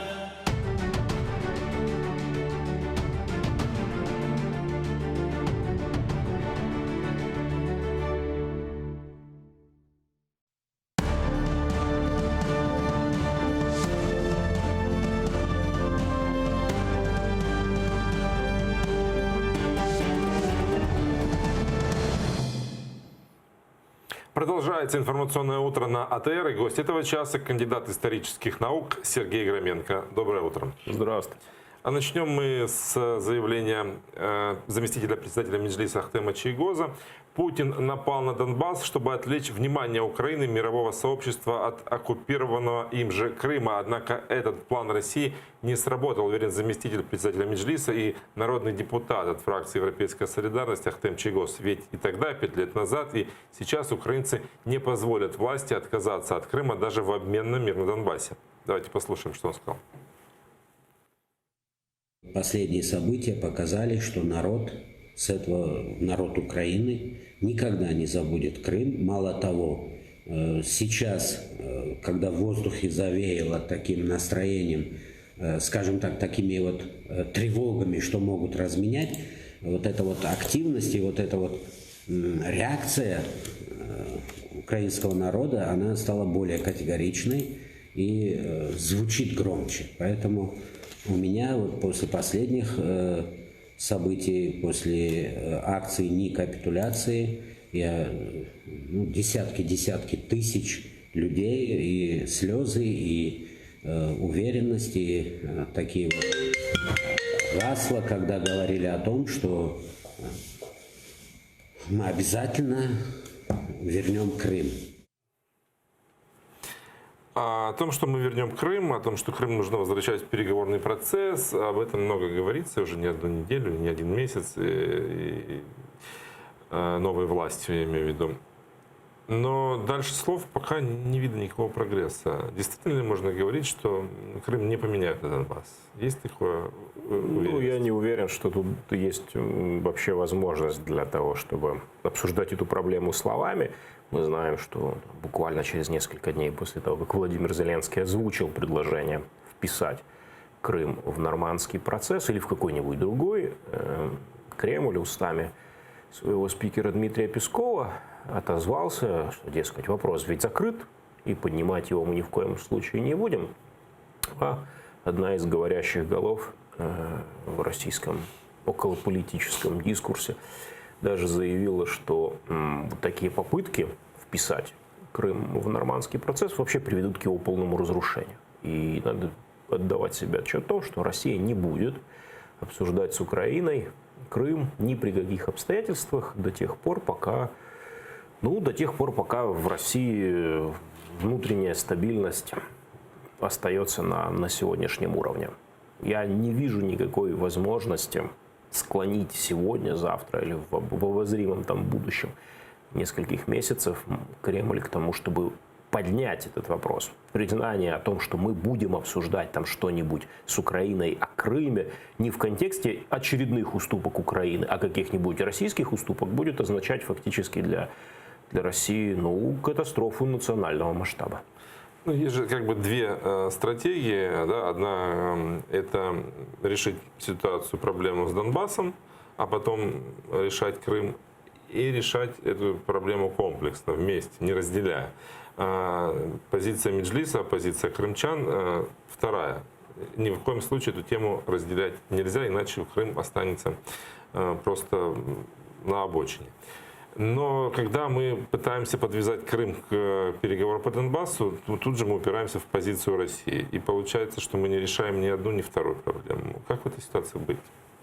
Но в сущности продолжать действовать так же, как действовала Украина, как минимум с 2016 года. То есть официально, формально, на государственном уровне оставаться приверженцем концепции одна проблема, две оккупированные территории, и нет решения по Донбассу без Крыма, а с другой стороны двигаться там, где возможно двигаться. У меня, безусловно, есть вопросы к тому, и непонимание, я не буду этого скрывать, того, как собирается хотя бы донбасскую проблему решать нынешняя власть, потому что мы видим, что одного разведения сил явно недостаточно, и Украина может воспротивиться реализации этой идеи, а дипломатические переговоры не то чтобы не способствуют. Дипломаты там в Минске не уберегают солдат на передовой от стрельбы со стороны россиян или коллаборационистов. Поэтому нет у меня ответа на этот вопрос. Вот как нужно поступить правильно, чтобы все исправить. Я вижу, как не нужно поступать. Как? Оказывается, что не нужно пытаться разводить войска там, где это нельзя сделать. А нельзя это сделать практически нигде. Потому что всякий раз, когда украинские солдаты отступают, это вызывает напряжение в украинском обществе. Я не военный эксперт. Я не буду там рассуждать о второй линии, о прицелах, о дальности стрельбы артиллерии. Но я точно знаю, что попытка оставить какой-нибудь населенный пункт или даже какую-нибудь ключевую точку, пусть даже не населенную, например, руины Донецкого аэропорта, или какую-нибудь ключевую высоту, приведут к тому, что снова в Киеве соберется Майдан. Мне кажется, что Владимир Зеленский начал это осознавать. И поэтому вот этот путь никуда. Что нужно всего лишь продолжать действовать и дальше. Не отступать и давить санкциями на Россию столько, сколько это возможно. И не пытаться играть с Россией по российским же правилам. Дочь теперь уже бывшего политузника Кремля Эдема Бекирова Элеонора стала советником-омбудсменом в команде Людмилы Денисовой. Элеонора Бекирова будет заниматься вопросами нарушений прав крымских татар в оккупированном Крыму. Давайте послушаем, что она сказала. Я очень прочувствовала за 9 месяцев боль людей, нуждающих в защите. Поэтому сегодня я присоединяюсь к армии людей, которые будут бороться за наших украинских граждан. На сегодняшний день 86 крымских татар, которые сейчас находятся в российских тюрьмах, они преследуются за свою гражданскую позицию и по политическим мотивам. Сейчас 86, но оккупанты в Крыму делают все возможное, чтобы Элеоноре Бекировой на должности советника-омбудсмена было кого защищать. В российском Ростове своего приговора по сфабрикованному делу ждут 6 фигурантов так называемого Ялтинского дела о терроризме. Там же судят крымского татарина Инвера Ситосманова. На нечеловеческие условия в Краснодарском СИЗО пожаловалась адвокат Лилия Гимиджи. В одиночной камере там уже месяц содержит координатора крымской солидарности Сервера Мустафаева. А накануне в селе Белокаменка Бахчисарайского района российские силовики пришли с обыском в дом к Нариману Абляеву. С чем связано усиление давления оккупантов на коренной народ Крыма, обсудим с бывшим политузником, активистом Исмаилом Рамазановым. Он с нами на прямой связи. Доброе утро, Исмаил. Доброе утро. Элеонора Бекирова, которая стала советником украинского омбудсмена, назвала цифру 86. Человек, который находится в тюрьмах, российских тюрьмах, это крымских татар в том числе. Эта цифра, она полная, 86, или есть еще? Уже 87. Недавно, вы помните, да, что был арестован еще один гражданин нашей страны, активист, украинец, которому, к сожалению, подбросили взрывчатку и его также обвиняют в организации террористических актов. Олег Приходько. Да. Как вы себе объясните, почему это происходит? На фоне обмена наших, возврата наших пленных и на фоне обещаний возобновить процесс обмена, обещания самого масштабного и невиданного обмена, который вот-вот должен состояться, происходит этот арест. Как вы связываете, с чем это может быть связано? Знаете, я не пытаюсь логически понять действия оккупационных властей. Их действия, к сожалению, не поддаются логике. Обменный фонд, к сожалению, у них огромен в условиях оккупации Крыма. И когда мы завтра или какой-то другой день мы обменяем своих граждан, наших политузников, им ничего не составит, никакого труда не составит для того, чтобы еще арестовать еще больше наших граждан. Зачем это нужно? Это нужно для шантажа или для запугивания? Для чего это происходит? Почему это происходит? В первую очередь, это, конечно же, давление на нашу власть. Российская Федерация прекрасно понимает, что можно эффективно манипулировать и чтобы вы понимали, чтобы Украина шла на какие-то уступки в плане геополитики Кремля. Вас, как крымчанина, устраивает та политика сегодняшней власти, связанная с возобновлением активизации переговорного процесса по Донбассу, обещание включить в этот процесс и Крым? Что вы думаете по поводу тех шагов, которые делает Владимир Зеленский в этом направлении? Вы знаете, любые переговоры, это, конечно же, лучше, чем война, понимаете? И тут на фоне вот этих новостей, к сожалению, очень много людей пытаются манипулировать тоже этой проблемой. То, что нынешнее правительство пытается вернуть наших граждан, это большой плюс им. Какой ценой это будет сделано, мы, к сожалению, тоже понять не можем. Мы только можем узнать это, когда произойдет этот большой обмен. На какие уступки пошло наше правительство. Мы можем только предполагать и думать, что мы можем дать взамен оккупанту. Что вы думаете по поводу минских переговоров, по поводу обещаний Владимира Зеленского включить Крым в нормандский формат? И считаете ли вы, что разведение войск нужно делать в Золотом, и как об этом говорят наши власти? Я прекрасно понимаю, что любые договоры, которые будут заключаться и заключились с Российской Федерацией, не стоят даже бумаги, на которой были написаны эти договоры. Мы прекрасно понимаем, что Российская Федерация сегодня нарушает все вообще договоренности, какие она подписывала за весь период. Хотелось бы, конечно же, чтобы Соединенные Штаты Америки также включились в эти переговоры, так как вы понимаете, да, что Соединенные Штаты Америки также были одними из тех стран, которые были гарантами территориальной целостности Украины. Спасибо большое. Исмаил Рамазанов, бывший политический узник, был гостем нашего эфира. Спасибо, что присоединились. Исмаил сказал о гарантах нашей территориальной целостности. Речь идет о США и Великобритании. Как вы оцениваете попытки нашей власти подключить их к переговорному процессу? Я могу развести руками и сделать фейспалм. Я не вижу никакой возможности, никаких сил, талантов и умений у нынешней власти добиться большей дипломатической поддержки со стороны любых стран, чем это было сделано до того. Тут бы не растерять уже договоренное, уже налаженное сотрудничество.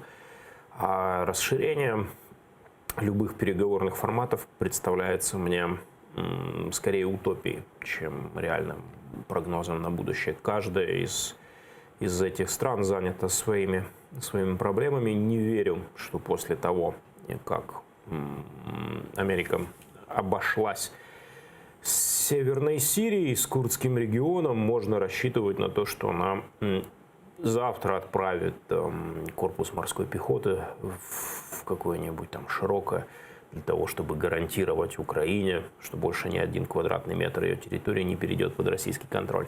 Тем более у Британии. А у Британии сейчас договор по Брекситу подписан, и нет у меня вот ощущения того, что они нам помогут.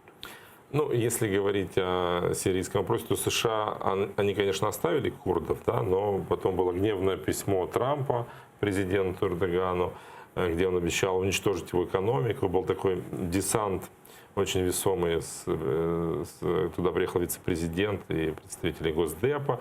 И сегодня уже есть договоренность о пятидневном перемирии. То есть нельзя говорить, что США не участвуют, да, в таких процессах, и что если бы было бы все-таки желание, они бы могли тут активнее подключиться к решению и нашего вопроса.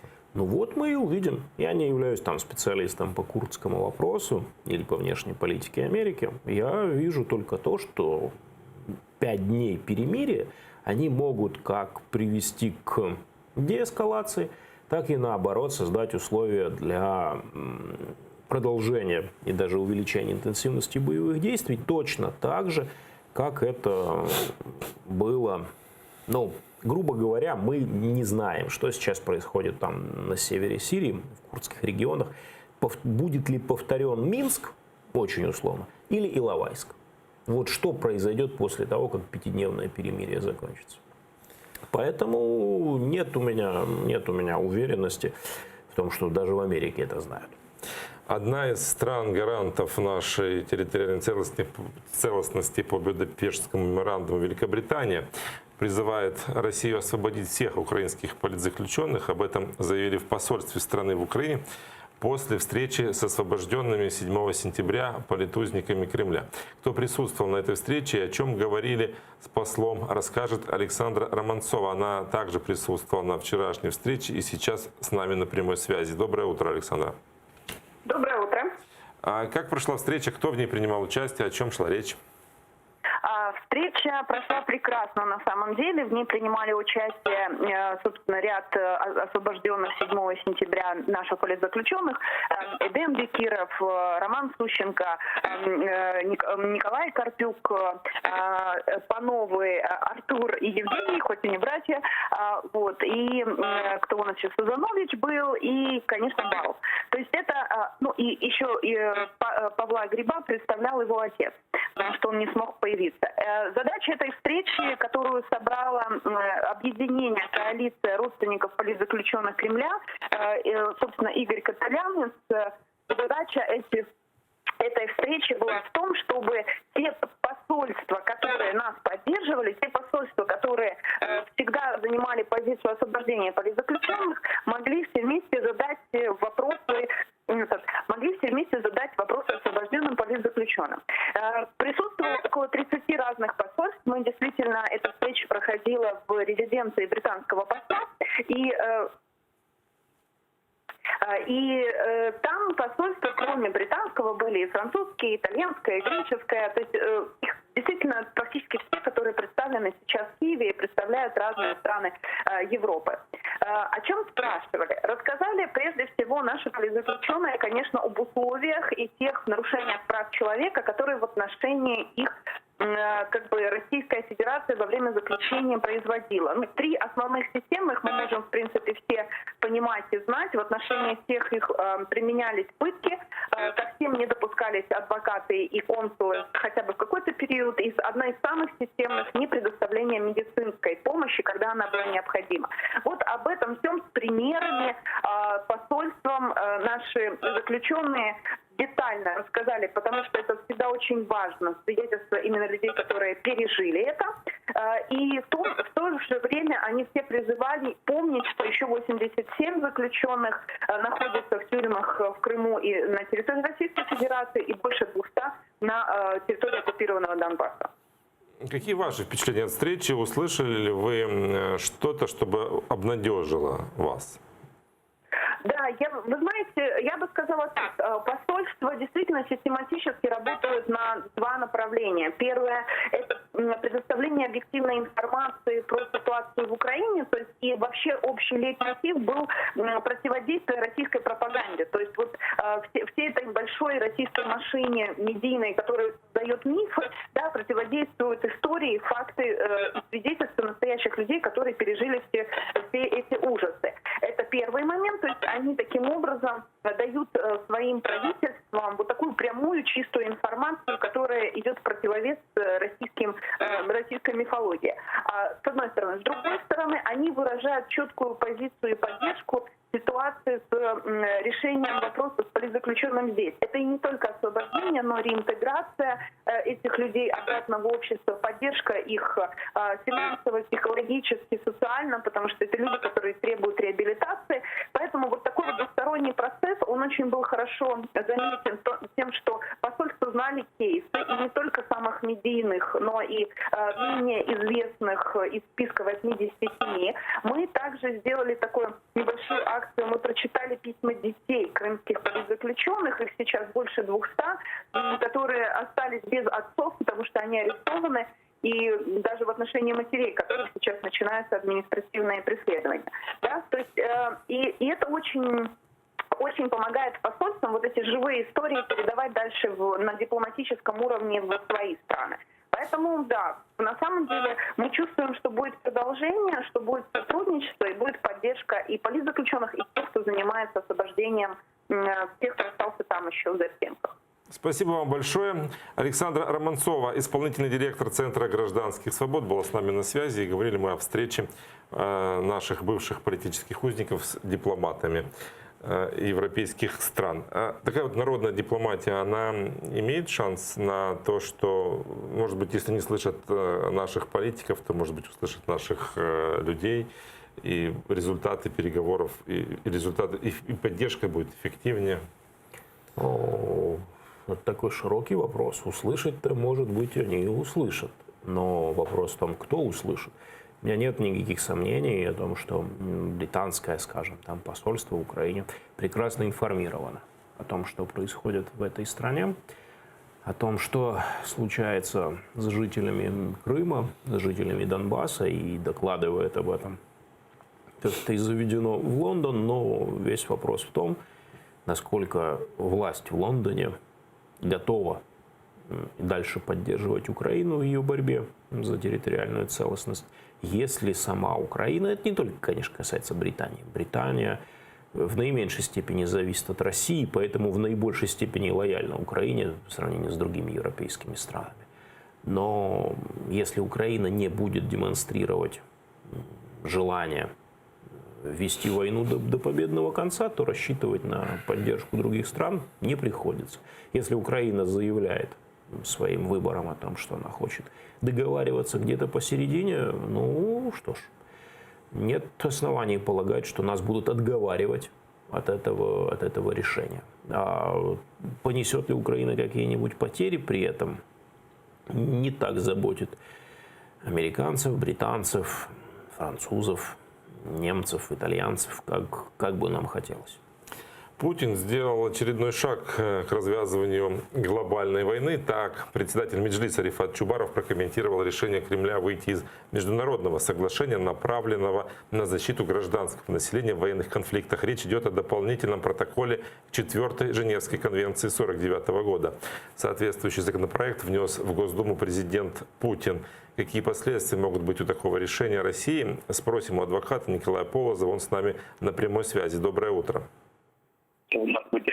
Николай, ну, во-первых, примут ли депутаты тот проект, который, как вы считаете, предложил Путин? Ну и главный вопрос, какие этого будут последствия? У них нет другого варианта. Госдума абсолютно ручной инструмент администрации Кремля. Соответственно, те инициативы, которые исходят из Кремля, они без каких-либо возражений принимаются в тех объемах, в тех количествах, которых необходимо. Что касается в целом этого законопроекта, ну, это естественная, логичная и последовательная политика российских властей. Я напомню, что 3 года назад, в 2016 году, Россия дезавуировала свою подпись под Римским статутом и тем самым вышла из-под юрисдикции Международного уголовного суда. Причем лично Путин это увязывал с Крымом и с Донбассом. Вот. Сейчас мы видим развитие этой политики. Ну, совершенно очевидно, что 4-я Женевская конвенция распространяется на оккупированные территории, на Крым, на граждан Украины, которые находятся в Крыму. Таким образом, российские власти пытаются выйти из, по крайней мере, формально, из-под той ответственности, которая на них налагается в связи с допущением нарушений прав граждан Украины на оккупированных территориях и преступлениями силовиков, которые в отношении этих граждан Украины осуществляются. Я думаю, что, конечно же, назвать позитивной динамикой это невозможно. Совершенно очевидно, что в России проводится дальнейшая милитаризация и, по крайней мере, риторика является очень агрессивной. И это, ну, повторюсь, абсолютно логичный шаг российской власти. То есть снимать с себя максимально все возможные международные обязательства, связанные с правами человека. Как это может конкретно отразиться вот на судьбе каждого политического заключенного, который есть сейчас в России? Ну, скажем так, внутри, в рамках российской юрисдикции будет гораздо сложнее апеллировать к нормам той же 4-й Женевской конвенции. Это позволит России и в парламентской ассамблее Совета Европы, и в других международных площадках, и в международных инстанциях заявлять позицию о том, что они вправе нарушать 4-ю Женевскую конвенцию, ее положение, в том числе, например, о вывозе задержанных граждан Украины с территории Крыма на территорию Российской Федерации, проведение вот этих всех сумасшедших судебных процессов и так далее, и так далее. То есть это делается исключительно для того, чтобы на внешних площадках закрепить позицию и политику путинского режима. Спасибо вам большое. Это был Николай Полозов, адвокат, о решении России в очередной раз проигнорировать международное право. Но, как говорится, не Минском единым. Накануне вечером в Киеве задержали бывшего заместителя секретаря СНБО времен президента Петра Порошенко Олега Свинарчука-Гладковского. По одной из версий, он пытался убежать из Украины в Брюссель, но из-за страны его не выпустили. Отмечать эту неудачу, Гладковский поехал в ближайший ресторан, где его задержали сотрудники НАБУ. Но это по одной из версий. Сам Гладковский в знак протеста объявил голодовку. Свой арест считает незаконным. Говорит, что никаких ограничений на въезд за границу никогда не было. Повесток с вызовами на допрос или проведение следственных действий ему не направляли. А вот основанием для ареста стала вовсе не коррупционная схема с закупкой комплектующих для Укроборонпрома, которой якобы причастен Олег Гладковский и его сын, а дело закупки для нужд оборонной сферы автомобилей МАЗ, с которыми происходил ребрендинг, и они потом поступали в нашу армию с маркой отечественного автомобиля «Богдан». Делалось это на предприятиях, связанных с Гладковским. С чем связывают это громкое дело депутаты, которые связаны, соратники, скажем так, по парламенту с Петром Порошенко? Давайте послушаем. І чого це саме стосується, ці події, які сталися сьогодні? А стосуються вони, шановні колеги, шановні українці, формули Штайнмаєра, капітуляції і розведення військ. І якщо хтось думає, що цим шоу, цим фейком сьогодні він відверне увагу українського суспільства від капітуляції, то він глибоко помиляється. Ну вот генеральный прокурор Руслан Рябошапка рассказал, что все улики против Гладковского являются обоснованными, и его подозревают в нарушениях антикоррупционного законодательства, то есть ложное декларирование, нарушение законодательства при осуществлении тендерных закупок. Гладковский якобы использовал свое служебное положение и влиял на результаты этих закупок. Именно эти два нарушения будут лежать в основе подозрения Гладковскому. Его проект уже лежит на столе у генерального прокурора. Так об этом сам сказал Руслан Рябошапка. Посмотрим. Это надо просто посмотреть, потому что это может быть правда, а может быть и неправда. Тут мы живем мы живем в последние годы в такой ситуации, когда нельзя быть уверенными даже в официальных заявлениях высших государственных чиновников. Потому что сегодня одни говорят одно, а завтра они говорят другое. Иногда это сознательные фейки, иногда недоинформированность. И мы уже были свидетелями и при начале предыдущего президентства с некоторыми громкими задержаниями. А про то, как задерживали, скажем, Михаила Саакашвили, можно снимать целый сериал комедийно-трагического толка. Поэтому нечего тут на самом деле комментировать. По сути, надо просто ждать развития этой ситуации. Может, это честнейший человек, а может быть и злодей. Безусловно. Ну, просто тут интересна позиция с точки зрения крымчан. Вот когда в Крыму смотрят такие новости, да, узнают, что задержали Сергея Пашинского за события, связанные там 3-летней давности. Теперь вот задержан соратник Петра Порошенко. Другой его соратник и друг Игорь Кононенко с трудом вчера улетел в Турцию. Его в Борисполе там проверяли пограничники, не связан ли он, не проходит ли он по каким-то криминальным делам. То есть идет такой удар по соратникам бывшего 5-го президента Украины. Нет ли каких-то опасений, что это все-таки какое-то политическое преследование? Ну, может быть, не может быть, а точно совершенно, что самые громкие из этих дел почему-то касаются представителей обоймы старой власти, вместо того, чтобы следовать заветам Ли Куан Ю и сажать своих собственных друзей или хотя бы нейтральных олигархов. Это, к сожалению, нехорошая традиция, которая в Украине постоянно самоподдерживается.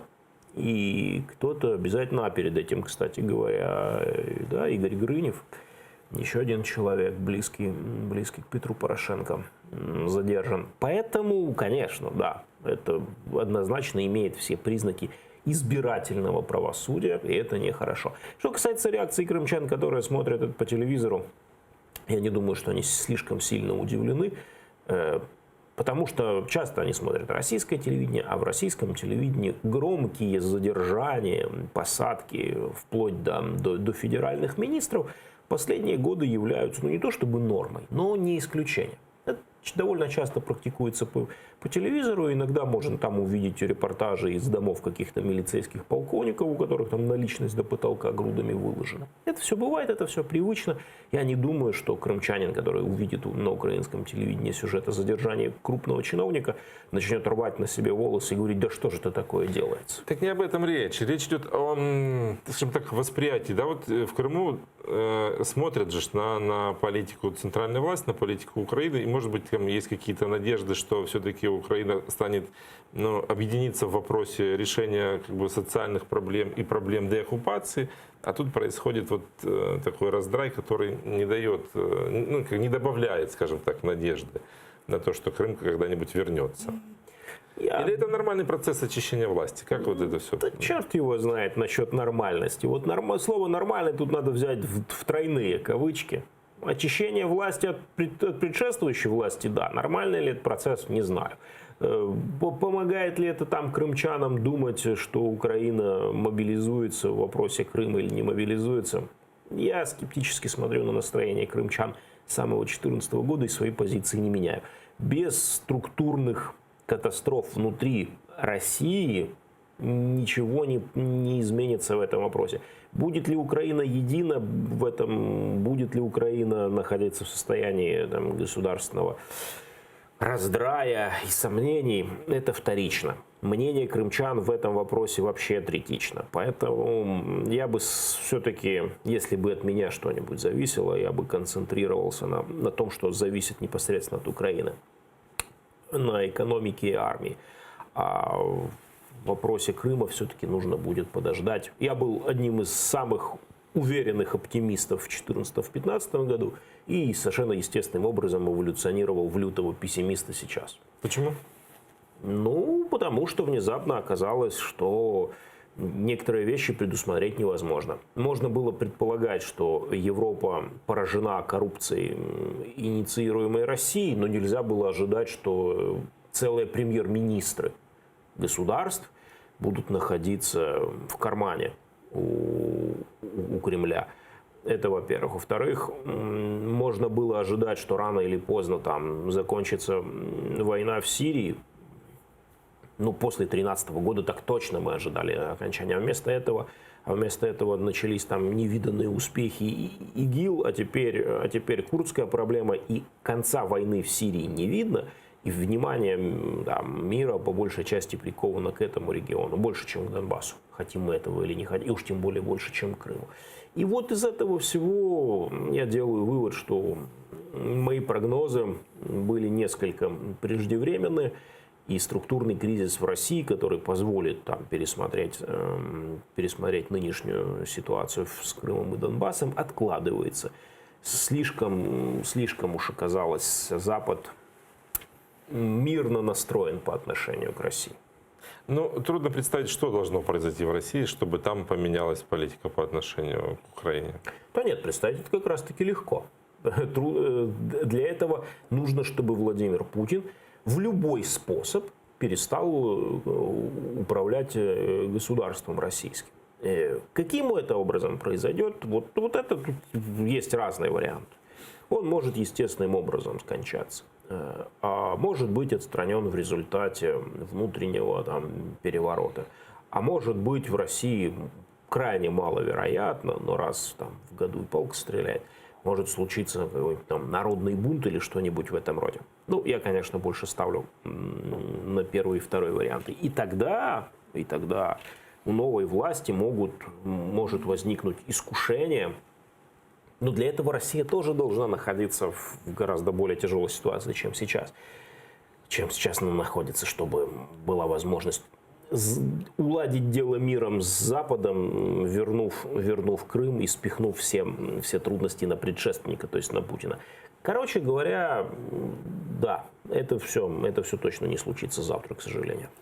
Через 10 минут, уже меньше, через 9 минут должна начать свою работу Верховная Рада Украины. Там сегодня обещают горячий день рассмотрения бюджета.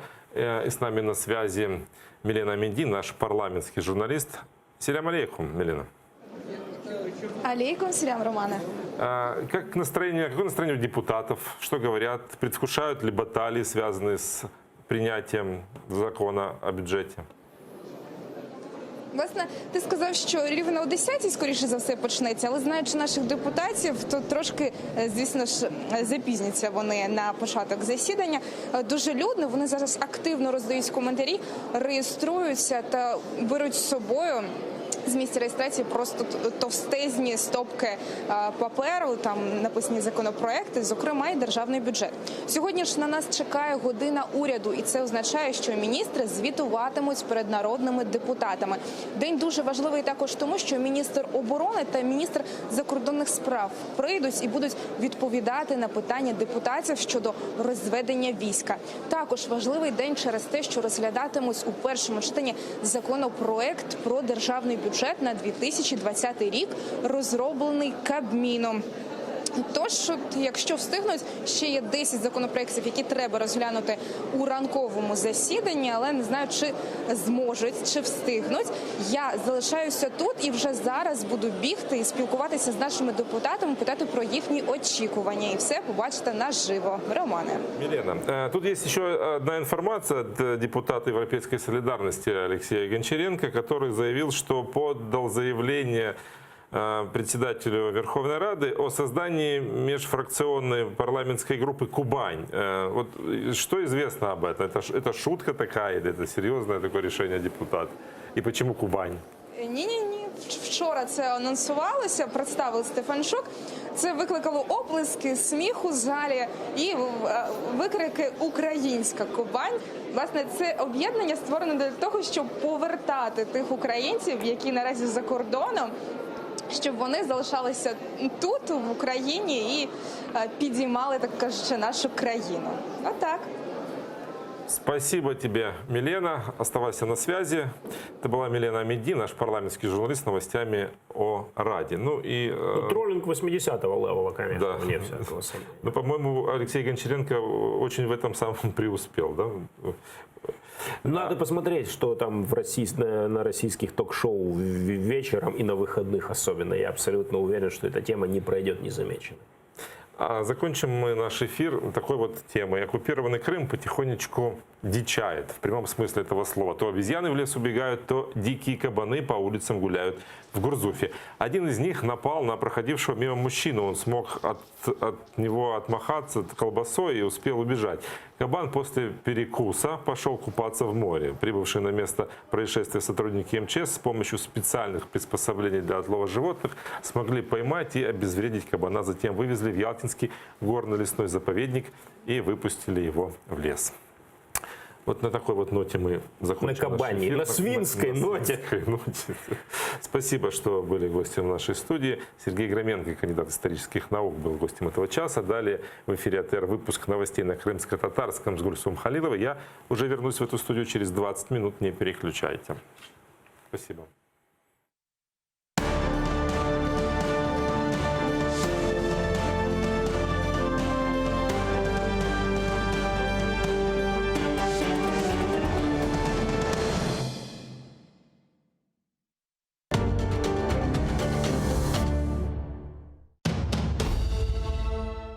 Как началось второе правление Менглигерая хана? Какие новые территории он окончательно закрепил за своими потомками? И кто добровольно присягнул крымскому хану на верность? А главное, какую роль в его жизни сыграла ногайская княжна Нурсултан Мангытская? В конце 15 века в Крымском ханстве начинается настоящий строительный бум. Менглигерай инвестирует деньги в строительство новых крепостей и восстанавливает старые, особенно на берегу реки Днепр. Об этом смотрите в программе «Алтын Девир» в новом цикле «История династии Гераев». В эту субботу, 19 октября, 17:35 на телеканале АТР, 7-я серия. Менглигерай, хан-реформатор, часть 4. Халқымыздың уста çalgıcısı, Kırım'da nam kazangan artist,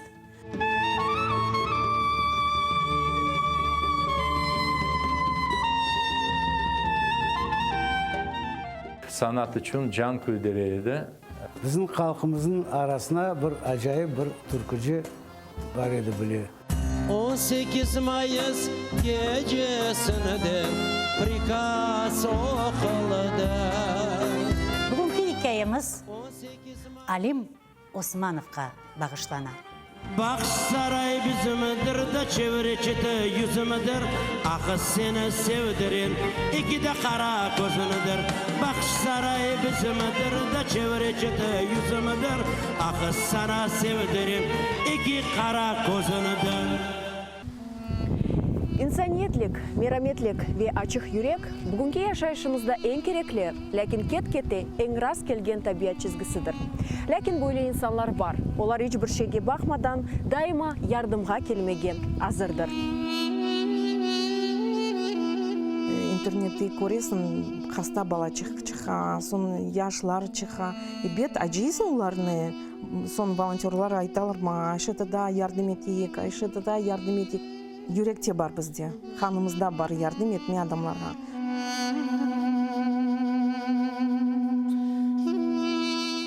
Адамлар бір кетіріп, ашларны олса, пара олса, бүтін язып, хорантаға алып кетейдік.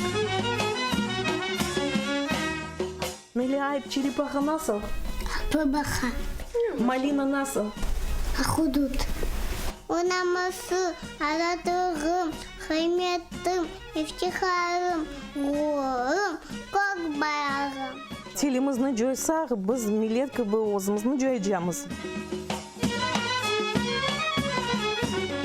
Бізді бабамыз айта, чоқ чара бала тапын, біз ананин ярдым етежеміз. Не қадар чоқ олса, қадар яқшы. Не қадар чоқ олса, бізге яқшы. Яшы жесір милеттім, бірлік олса, олыр бізге, әм кележек қызметтім.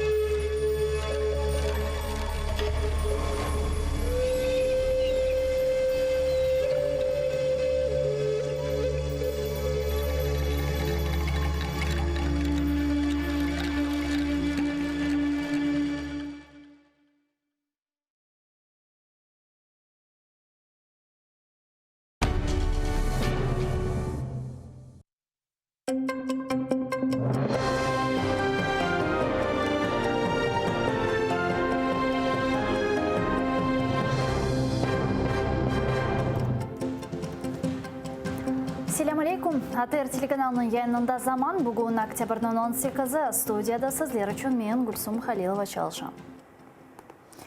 Донбасста геже 30 кере сүкінет режимі бозылды. Душман тарафындан атеш бүтін жебе бойы açılды. Ишғажилер Минск аңлашмалары бойынша ясақ етілген 120 калибрлі гаубица силасының Новолуганская жеварында қолланды. Бұнен бірабер рус өркетлері чешіт калибрлі майнатыжы ве құршын силаларынан ұжым етті. Бүгін енді білдірілгеніне көре Новотошкевске ве Золотая янында 2 кере сүкінет режиміне боздылар. Шашыртқан итираф. Дональд Трамптың мемуриетінің елбасшысы Америка президентінің Украинаға 400 миллионны тешкіл еткен арби дестекні тоқтатқанының демократларға қаршы тақиқатнен бағлы олғаныны итираф етті.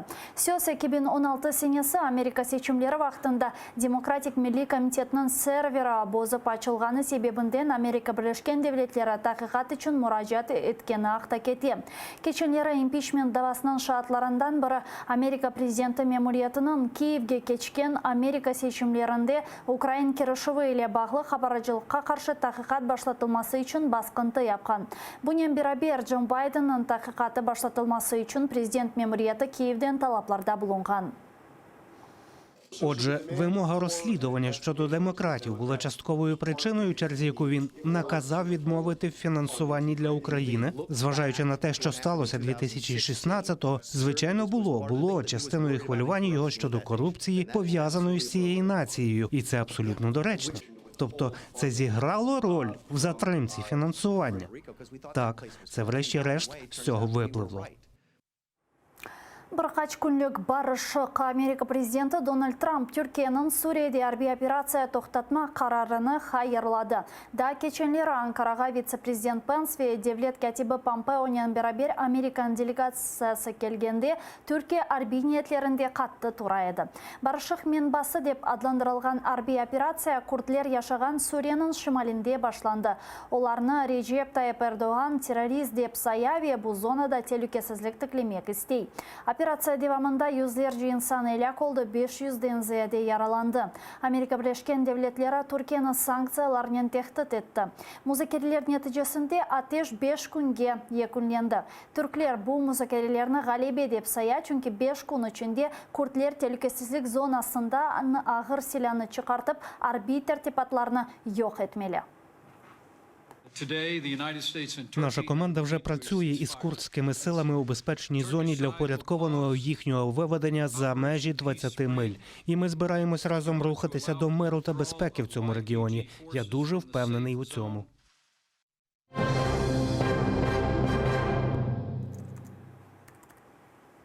Юқары Шурада депутатлар Кубань адлы фирқалар ара бірлікні тешкел етті. Оның рейсі Европейской солидарность темсәлжісі Алексей Гончаренко олды. Гончаренко бұл ақта өзінің Facebook сайфесінде білдірді. Айтқанына көре бұл тақымның esas мақсады украинлілер яшаған ерлерде медени асабалықты сақламақ ве ғайрыдан тіклемектір. Бұл бірлікке енді 15 миллет векелі кірді. Олар сырасында межес рейс муавины Ахтем Чийгозда бар. Наше завдання – розробка політики щодо повернення в культурне і соціальне поле українських етнічних територій та етнічних українців. В першу чергу займемося Кубанню. Але і інші регіони, в яких проживають компактно українці, теж будуть знаходитися під нашою пильною увагою. Егерма арби әрекетлер ветеранлары Украинаны бойсунмағанлар ойыны 2020 ярышында тақдим етежек. Сечім комиссиясында бұл онлар арбилерінің реабилитациясына мұзбет тесір етедейлер. Украинаны тақдим етежек іштіракчылер енгел атлетика, аяқ машина спорты ве ялдав спорты чешітінде ярышаджақтыр бұақта Алев Хамызда.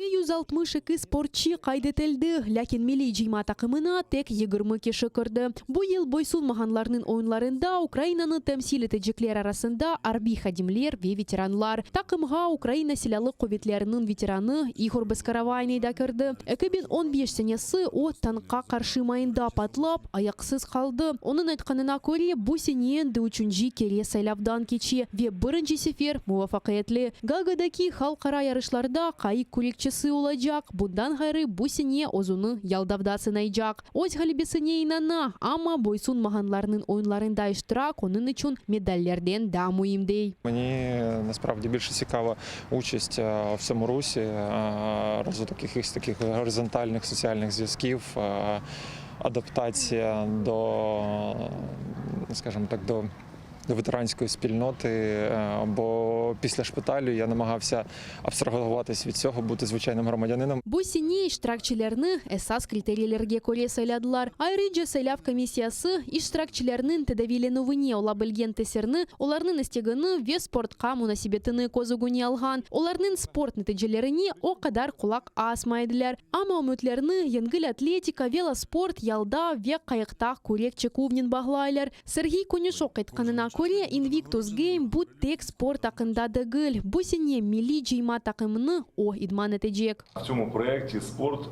розглядається як інструмент реабілітації і соціалізації такої непростої, дуже непростої, але важливої спільноти. Лише 10% у нас така позиція на спортивний результат. І в цьому випадку це правильно, на мій погляд, це правильна позиція, що не обирати тільки за спортивним результатом. Украинада бойсунмаганлар oyunlarının teşkilçileri bildirgenine göre veteranlarının реабилитациясы оларның en esas вазифесидир. Венді яны мақсатлар hakkında айталар. У нас є амбітна ціль приймати в майбутньому Invictus в Україні, тому це лише початок над роботою, над відбудовою інфраструктури і над впровадженням самого процесу і сповідуванням духу інвіктусу українськими ветеранами і ветеранками. Бу сене Бойсун маханларнын оюнлары Гаагада майысынын 9-дан 16-сына кадар өткөрүлөжөк. Украина халкара ярышларында энди 3-нчы сефер иштирак этежек. Кечкен сене украинлер 20 медаль казанды. Виктория Козуб, Павло Улейник, Али Каримов. Заман, АТР. Авропа яйын бірлігі Украина темсилчилерінің Евровижнге яны кырыш куралларына таздықлады. Украинаның Милли бірлік телерадиокомпаниясы ер ярышында иштирак этежек намзетлерге шартларыны элян етті. Ерже 2014 сенесінден сон Русияда чықышта болунмаған ве ишғал етілген Қырымға қанунсыз шекілде бармаған олмалы. Фестиваль тешкилятчылары әрбір мемлекет озу ержіні сечкеніні ве ой шартларыны белгілегеніні қайдетті. Бұқыбы құралларына бұл сене ярышнен бағлы көзберген қавғалар нәтижесінде кірсеттілер. Малым олғаны кебі милли сечуде ғалибе қазанған Маруф тежавузжы девлетке бармаға девам етеді. Ондан Русияге гастролернен кетмей жегіні белгілеген контрактыны имзаламаға талап еттілер. Бұндан сон ерже Евровижнге кетмеге асылды ред етті. Қырымның дүлберліклеріне далмақ. Украин ресамлары Константин ве Светлана Шапалавалар Қырым ишғаліне бағыштанған сергіні тақдим еттілер. Оларда бір кере Қырым бұл Украина олғаныны қатырлатмаға ве ресімдерде олса біле Қырымны азат етілген деп көстермеге тырышты. Қырым сюитасы деп адландырылған серге Киевнің Милли Эдебият музейінде 1 ноябрге қадар ачылы олажақтыр. Сонысе Украинаның дегер шерлерінде де тақдим етілежек. Мұхбірлеріміз тавсиятлы жия тариф еті. Бачите, це вечір такий, ось лягає вже туман на море і на гори, на камні туман лягає. Ресам Константин Шаповалов Қырым ишғал етілмезден евел әрсене омыр арқадашы Светлананен ярымадаға ратланмақ үшін бара еді. Мұқтешем Қырым манзаралары іжади қорантаны еп ілхамландыра еді. Гори, Кримські гори. Мені подобається, що це така хатка старенька така, і осінь. І це близько Соколіного. Там декілька сюжетів, декілька картин є. Тут є зображення Криму морського. Морський Крим, це море, це гори, скали кримські, це міста, це види таких міст, як Ялта, Гурзуф, Семіїз, Новий Світ, Балаклава, Бахчисарай, ну і таке інше.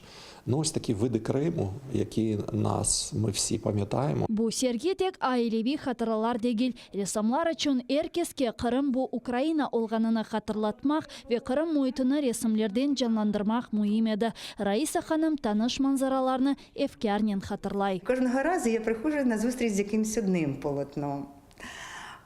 Чи то стихією, чи я хочу себе заспокоїти, то дивлюся на тихе море. Недаремно і називається ця виставка «Сюїта». Ви знаєте, тут справді ніби ти потрапляєш в кожну стихію кожного полотна. І коли море тихе, і коли воно бурлить, і кожну краплинку вимальвано. Лариса ханым үшін ісе Қырым сюитасы сергісі яқшы білген мұқтешем Қырым көшелеріні қатырламаға имкан бағышлады. Чүнкі әрсене Қырымны зиярет еткен Лариса ханым ишғал етілген сон ярымадаға бармады. Це дуже такі чудові в мене світлі спогади. Сонце, море, гори, поєднання всього в одному. А виставка, вона дуже чудова, вона дуже світла, вона випромінює світло, вона випромінює тепло. І вона мені нагадує про Крим. Сергей енді Чернигов, Черкасы ве Винница шерлерінде тақдим етілді. Киевнің Эдебият Милли музейінде о 1 ноябрге қадар ачылы олажақ. Экспозиция біткен сон ресамлар әрбір музейде Қырым парчасыны, яғни бір қач ресімні қалдыра. Надея Михайлова, Павло Улейник, Заман, АТР. Сонки хаберімізді АТР телеканалының YouTube сайфесіне абоне олыңыз. Анда біз яйынларымыздың мерақлы қысымларыны yüklейміз. Бұл студияда сіздерінің семенім меслектешім шымды қаршылай сәт 11-де көрішкенше.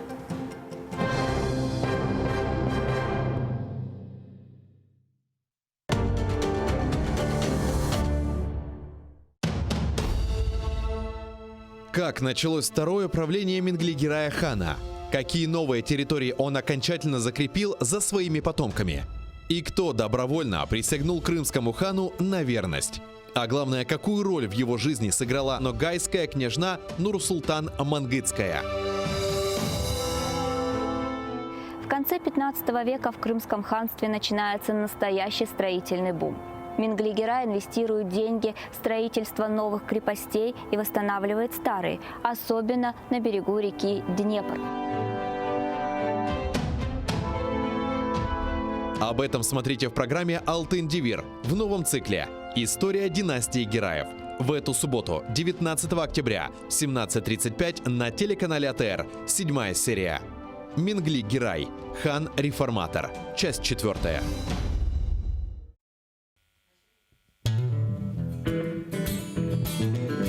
Українська музика багата на колоритні пісні. Знайомство з унікальним гуртом «Сонячна машина», учасники якого є авторами, виконавцями та мультиінструменталістами. Все це ви побачите в ефірі Джанго Студіо на телеканалі АТР вже цієї неділі о 19:30. Yemek isterken tarlalar erekler Layık görsen men yanımda kalayım Yemek isterken tarlalar erekler Layık görsen men yanımda kalayım В январе-апреле 1988 года массовые демонстрации крымских татар продолжались. Они прошли в Абинске Краснодарского края, в Ташкенте, Бекабаде, Самарканде, Алмазаре, Янгиюле, Алмалыке Узбекской ССР, в Симферополе, в Новороссийске. Требования демонстрантов оставались неизменными. Возвращение крымских татар на родину, восстановление автономии, освобождение политзаключенных крымских татар. Представители власти всячески пытались противодействовать таким мероприятиям, однако остановить выступление крымских татар было уже практически невозможно. Продолжаем вспоминать события переломного в истории крымских татар 1988 года в осеннем цикле программы «Тарих Седасы» с Гульнарой Бекировой. Смотрите в воскресенье, 20 октября, в 18:00 на телеканале АТР.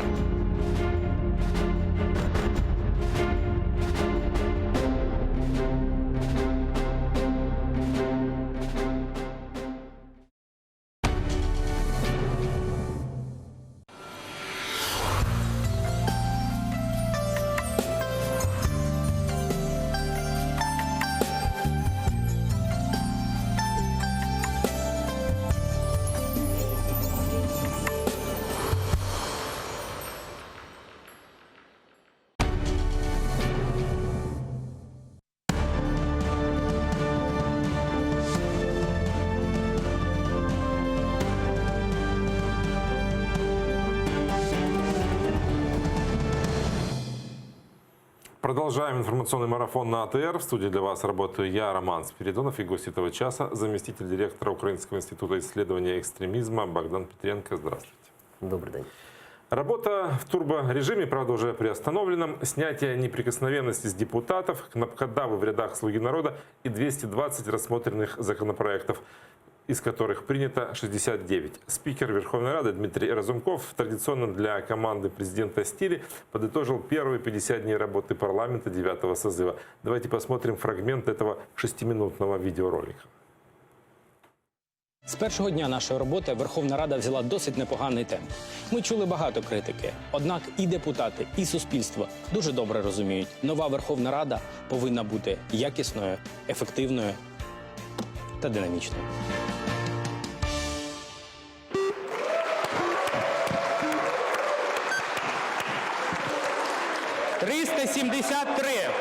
Закон прийнято.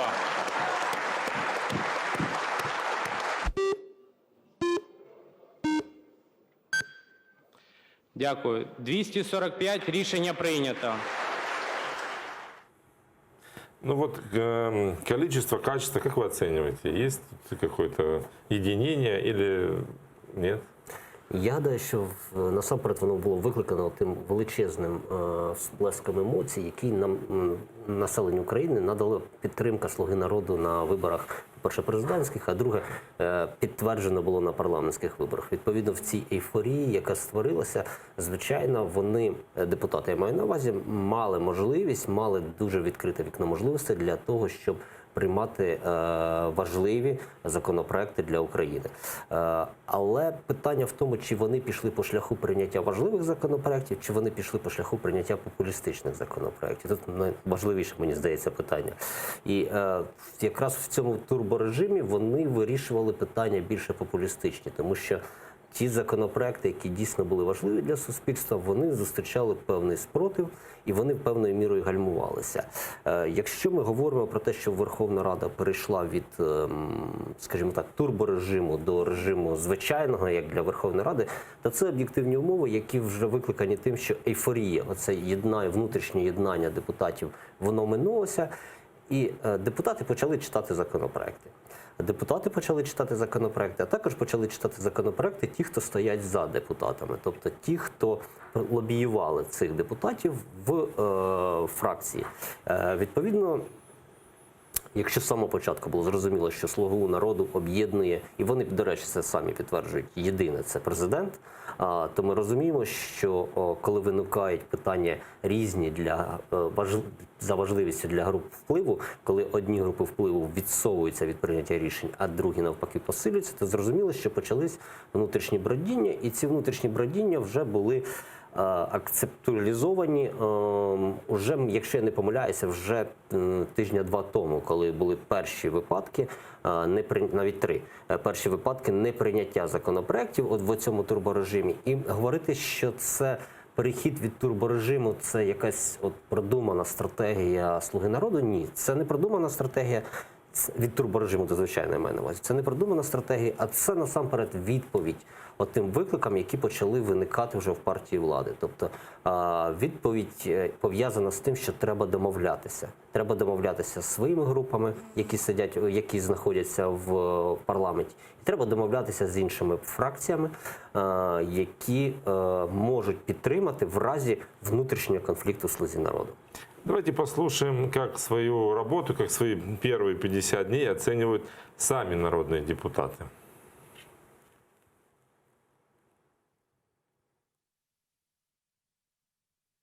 За ці 50 днів ми ухвалили кілька дійсно історичних рішень.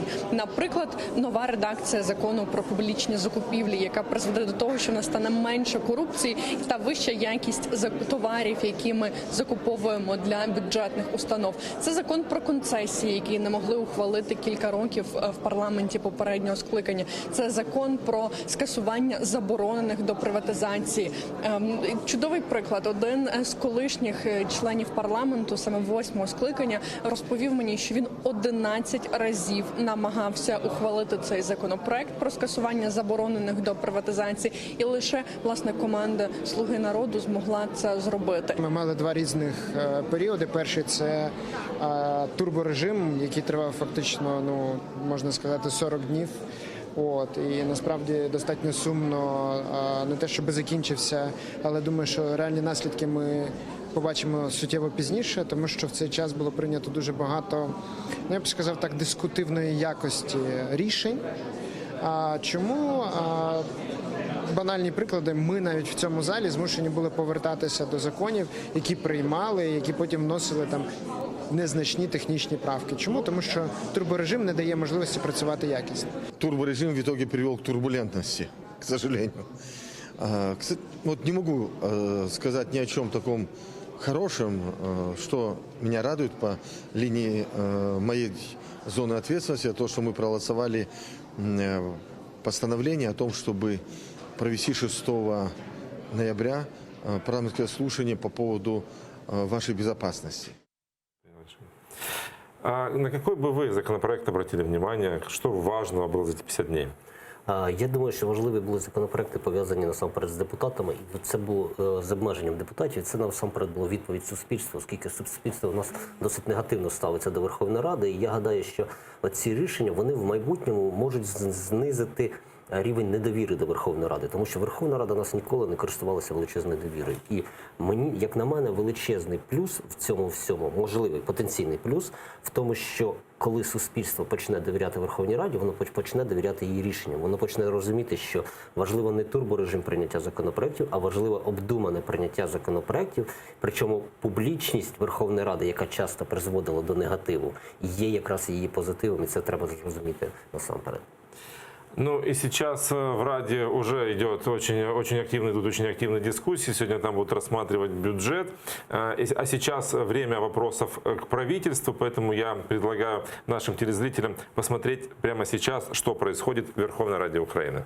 Російська сторона почала пакетувати відкриття КПВВ в Золотому з відкриття КПВВ в Щастя. Це не передбачено жодним із домовленостей, і тому на сьогодні ми так само залучаємо партнерів по нормандському формату для тиску на російську сторону, для того, щоб виконати відповідну домовленість і запровадити КПВВ в Золотому. Що стосується закону про амністію, на якому етапі розробка закону про амністію потрапить, чи буде під неї хто потрапляти. Як ви знаєте, що є два терміни, про які ми говоримо на сьогодні. Перше – це недопущення переслідування та покарання осіб, учасників подій в Донецькій та Луганській областях в 2014 році. Саме в 2014 році, і це записано в Мінських домовленостях. А друге – мова йде про амністію. У Мінських домовленостях у всьому пакеті йдеться про недопущення переслідування осіб, які брали участь у подіях в Донецькій і Луганській області в 2014 році. І варто нагадати, що на виконання пункту 6 Мінського протоколу від 5 вересня 2014 року Верховна Рада України проголосувала внесений Президентом України відповідний закон про недопущення переслідування та покарання осіб. Але він так і залишився в статусі законопроекту, оскільки не був підписаний і переданий відповідно до законодавства на підпис Президенту. Важливо, що у статті 5 зазначеного законопроекту міститься вичерпний перелік статей Кримінального кодексу України, злочини за якими не підпадають під дію закону про недопущення переслідування. Стосовно амністії, ми продовжуємося неухильно дотримуватись наступної позиції, що на сьогодні Україна вже ухвалила всі законодавчі акти, необхідні для здійснення в рамках правового поля амністії в контексті виконання Мінських домовленостей. Відповідно про Закон України про застосування амністії в Україні, повне або часткове звільнення відбувається від покарання, вже визнаних вчиненими злочинами або кримінальних справах, стосовно яких розглядається в судах, може розглядатися лише після обрання легітимних органів влади на окупованих територіях, тобто після відновлення суверенітету України.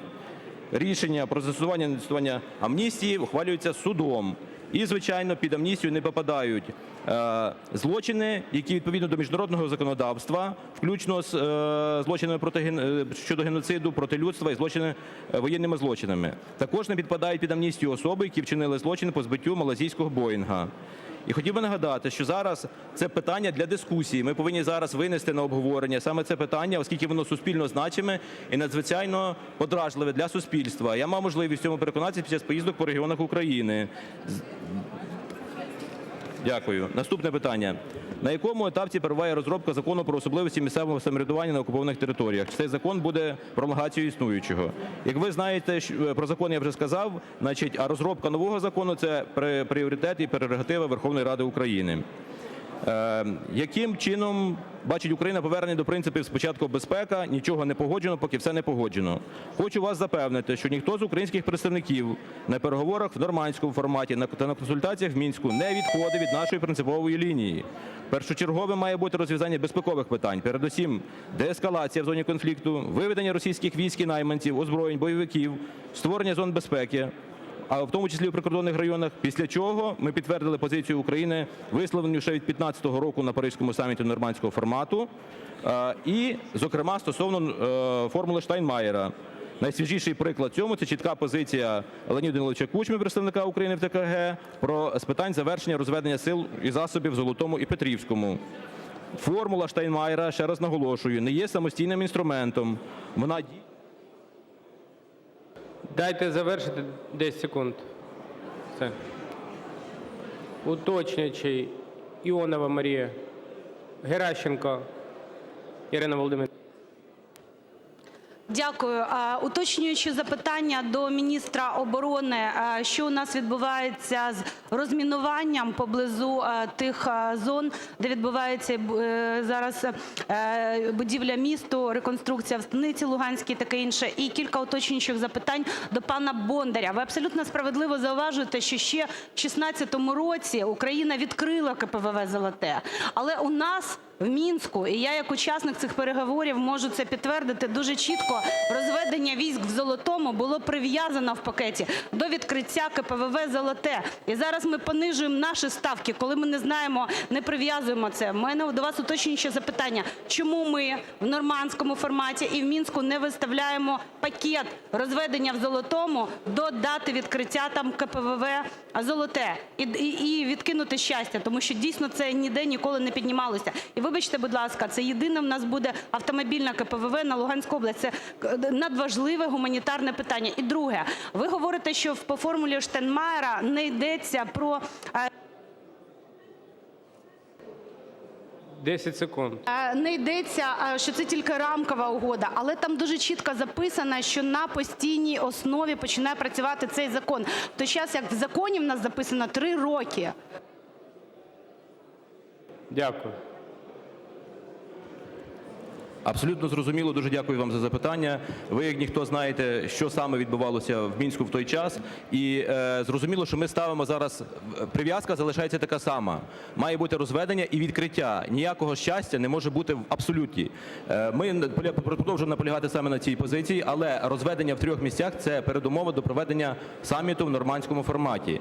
Точно так само, що стосується проведення переговорів і взагалі формули Штайнмаєра. Формула Штайнмаєра стосується зараз погодження самого терміну.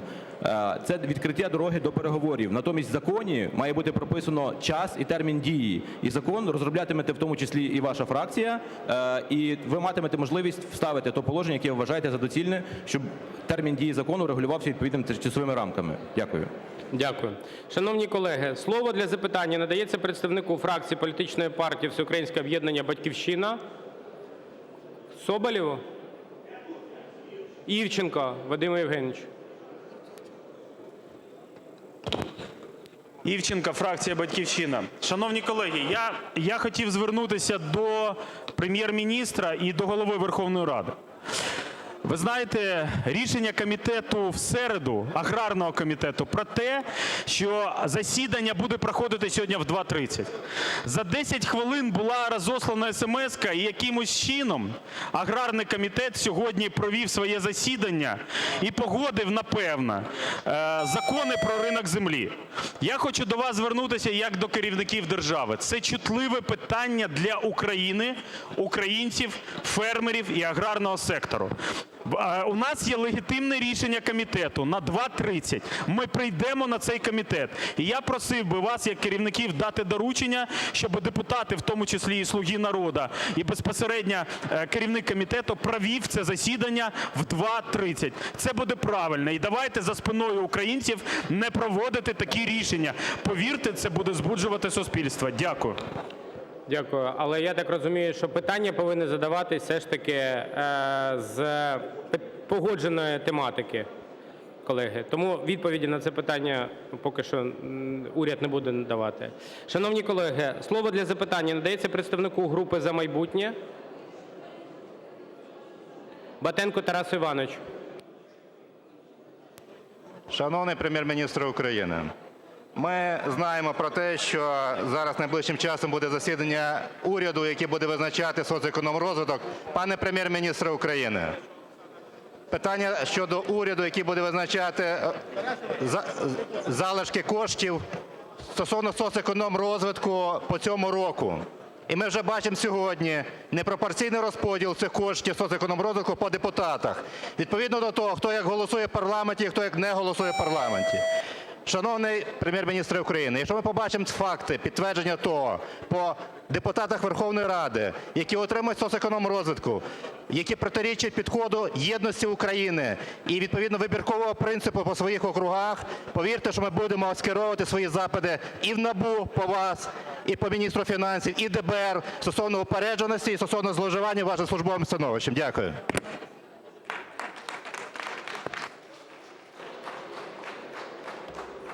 Колеги, можу прокоментувати. З приводу соцеконому. Рішення про те, яким чином він має розподілятися, приймає комісія відповідна в Раді. В уряді ми можемо лише затвердити рішення цієї комісії. Це потрібно просто розуміти. Зараз на цей момент ми жодних рішень на цю тему не приймали. Я прошу вас попрацювати з колегами в комісії для того, щоб ту позицію, яку ви запропонуєте нам з Верховної Ради, ми могли розглянути і підтримати.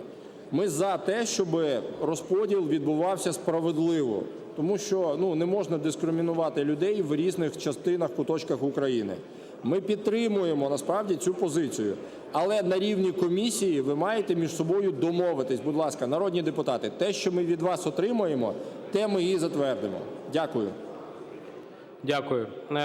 На запитання щодо тарифної політики в Україні, її стану і перспектив відповідає перший заступник міністра енергетики та захисту довкілля Віталій Миколайович Шубін. Доброго ранку, шановні депутати. Питання від опозиційної платформи «За життя». Що планує зробити уряд для модернізації шахт і підтримки вугільної галузі та відповідно збереження позиції України в енергетичній незалежності, а також робочих місць шахтарів? Адже під загрозою закриття та на кінець року знаходиться 28 шахт із 33 існуючих. Чи готовий уряд розглянути поправки нашої фракції до проекту закону про Державний бюджет України на 2020 рік з цього питання? Чи будуть внесені зміни до бюджету поточного року щодо вирішення проблеми із погашення заборгованості по виплаті заробітної плати шахтарям всього 1 мільярд гривень? Відповідь. Шановні депутати, сьогодні уряд робить все можливе для того, щоб шахтарі отримали заробітну плату та заборгованість. 12 жовтня 2019 року уряд схвалив виділення 1 мільярду гривень на виплату заробітної плати та погашення заборгованості перед шахтарями. Урядом ініційовано внесення змін до Закону про Державний бюджет на 2019 рік за статтею «Реструктуризація вугільної галузі». Я сподіваюся, що законопроект буде сьогодні підтримано комітетом та проголосовано, та прошу вас, народні депутати, підтримати цей законопроект. Також хочу проінформувати вас, що ми розпочали аудит всіх державних шахт. Наразі ми з'ясовуємо, які можливі перспективи розвитку галузі, і будете ви додатково поінформовані. Дякую. Наступне питання. «Слуга народу». У програмі діяльності Кабінету міністрів України зазначається про справедливу та прозоро сформовану вартість енергетичних товарів. Які кроки передбачені для досягнення зазначеної мети? Шановні депутати, сьогодні ми маємо створити прозорі ринкові умови, що забезпечать розвиток конкуренції. Ні для кого не секрет, що паливно-енергетичним комплексом зазвичай ніхто не займався. Ми 28 років використовували своє надбання, яке мали. Всі енергетичні системи зношені, генератори зношені, і сьогодні в нас не дуже гарна ситуація. Ми повинні розуміти, що енергетичні товари – це в першу чергу звичайний ринковий товар. На ринку має бути багато покупців та багато продавців. Ні в кого не має бути можливості диктувати свої ціни за своїм якимось бажанням. Крім того, паливно-енергетичний сектор має чітко реагувати на світові тенденції щодо зниження вартості електричних ресурсів. На наступні 2 місяці нашою головною метою є впровадження енергетичних ринків в Україні. Ви всі знаєте, що зараз проходить дуже швидкий розвиток і розгляд законопроєктів, які відповідають третьому енергетичному пакету. Це наша головна мета на наступні 3 місяці. Ми маємо забезпечити прийняття відповідного законодавства та нормативно-правових актів, що дозволять Україні поєднатися з енергетичними системами Європи. Дякую. «Голос». Питання. Яка програма конкретних дій уряду по пунктах для прозорого та простого підключення громадян і окремо малого середнього бізнесу до електромережі? Вам всі, шановні депутати, вам всім відомо, що 20 вересня 2019 року президент видав указ про невідкладні заходи щодо забезпечення економічного зростання, стимулювання розвитку регіонів та запобігання корупції. Відповідно до цього указу зацікавленим центральним органам доручено вжити заходів щодо забезпечення спрощення процедури приєднання. З метою напрацювання пропозицій нами направлено запити до всіх існуючих зацікавлених сторін. Наразі ми чекаємо відповіді, вони будуть всі зібрані і направлені до Національної комісії регулювання електричної енергетики України, оскільки саме комісія є відповідальною за зміну правил. Дякую. Шановні колеги, будь ласка, тиша в залі. Ну, не чутно, що доповідає заступник міністра. Колеги. Вибачте, не чую. Колеги, будь ласка, тиша в залі. Наступне. Я можу запросити. Ви наполягаєте, щоб я запросив до трибуни?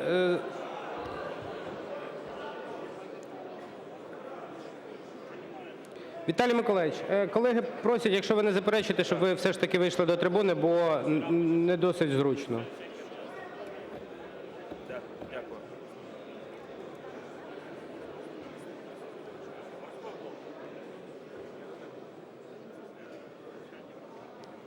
Віталій Миколаївич. Так. Народні депутати звернулись з проханням, щоб все ж таки ви вийшли до трибуни, щоб було Дякую, зараз. більш Я не чув зручно. вас, вибачте. Дякую.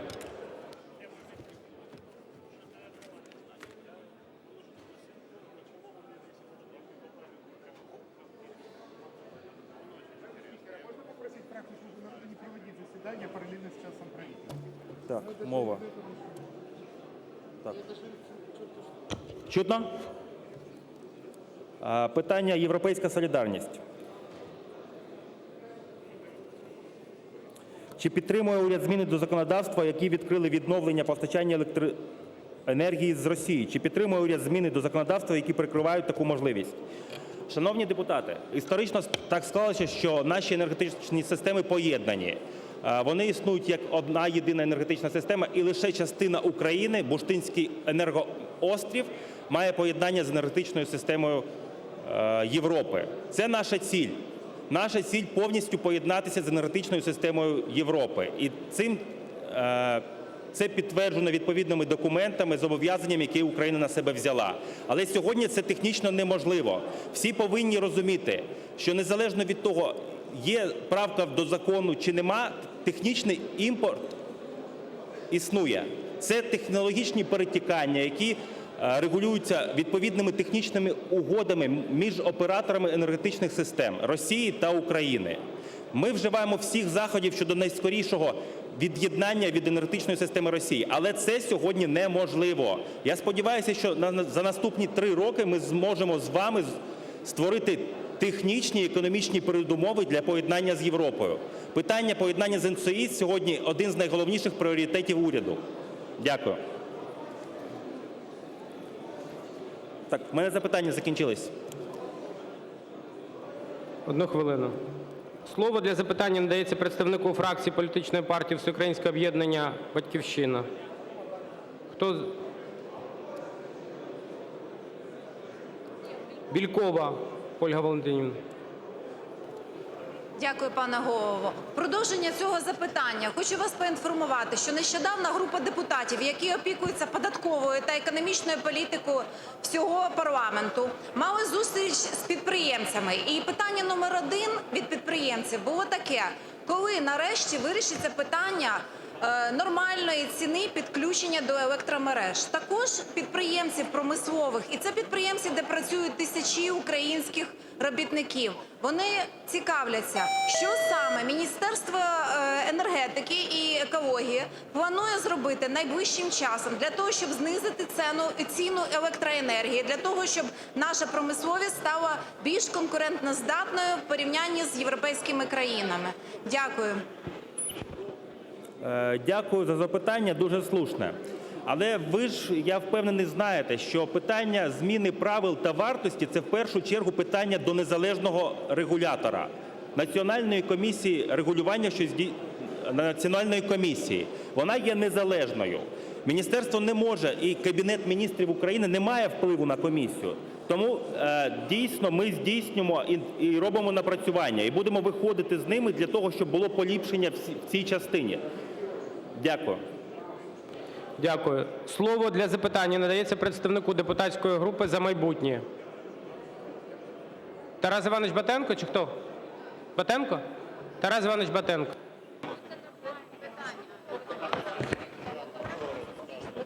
Про комісію. Так. Шановні друзі, в мене питання знову ж таки до Прем'єр-міністра України, до уряду в цілому. Що ми почали, хочемо продовжити. Перше питання – це початок опалювального сезону, який має розпочатися в Україні. Критична ситуація у Львівській області по 2 містах. Я не можу про це не сказати, тому що фактично закрите питання по Смілі. Уряд знайшов вирішення місто Новий Розділ і місто Новояворівськ. Ще кілька днів люди будуть виходити, блокувати міжнародні траси. Прохання до уряду України знайти кошти резервного фонду і визнати цю ситуацію як надзвичайну ситуацію регіонального масштабу, допомогти вирішити облдержадміністрації це питання, розрахуватися з боргами працівників і обнадіяти людей і дати людям тепло. Дякую. Дякую. Ми приймемо інформацію до відома і запевняю вас, будемо робити все, щоб опалювальний сезон в місті Новояворівськ та Новий Розділ люди мали тепло і світло, всі були задоволені. Дякую.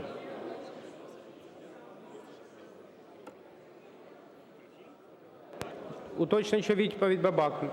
Альона Бабак, міністр. Шановний народний депутате, уряд сьогодні працює активно з губернатором Львівської області по вирішенню цього питання. Сьогодні губернатор буквально зараз скликає комісію надзвичайних ситуацій і будуть визнавати дійсно в місті Новий Розділ ситуацію як таку, що має загрозу бути техногенною катастрофою регіонального рівня. Відповідно до цього рішення вже є домовленість про скликання дуже швидке обласної ради з метою виділення коштів на підтримку людей, які не отримували заробітну плату в минулому опалювальному сезоні, і для того, щоб люди погодились вийти на цей об'єкт, працювати на цей об'єкт. З інших комунальних підприємств області будуть бригади технічні, направлені на підтримку, на те, щоб вирішити технічні проблеми, які є в цій ситуації. Також будуть врегульовані питання постачання електричної енергії з Укрзалізниці. Тобто, шановні народні депутати, дякуємо вам за те, що ви звернули увагу на цю проблему. Ми активно працюємо і дуже сподіваємось на швидке вирішення цієї ситуації. Люди будуть з теплом. Дякую. Шановні колеги, зараз будуть запитання від депутатів, є 30 хвилин. Пропоную наступним чином. В нас є представники міністерств, по 10 хвилин для кожного. Зараз я попрошу записатись на запитання до першого заступника міністра енергетики та захисту довкілля Віталія Миколайовича Шубіна. Добре? Прошу записатись на виступи від народних депутатів. Регламент 10 хвилин. Ні. Залишайтесь, да.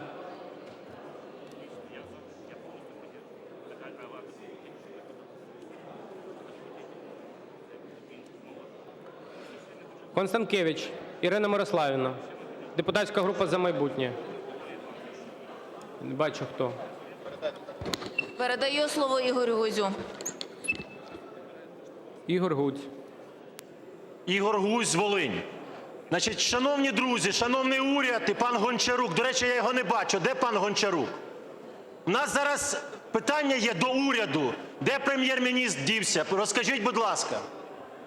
Десь є прем'єр-міністр, Прем'єр-міністр є, він вирішує питання стосовно виплати заробітної плати шахтарям. У нас зараз питання до уряду, і я хочу, щоб прем'єр-міністр знайшов годину Ігор Володимирович, я за вибачаю. місяць. Ігор Володимирович, я вибачаю, що я вас перебиваю, але запитання в рамках тих тем, які були визначені. Є заступник міністра, він зараз стоїть, будь ласка, до нього. Це передбачено регламентом. Додайте мені час.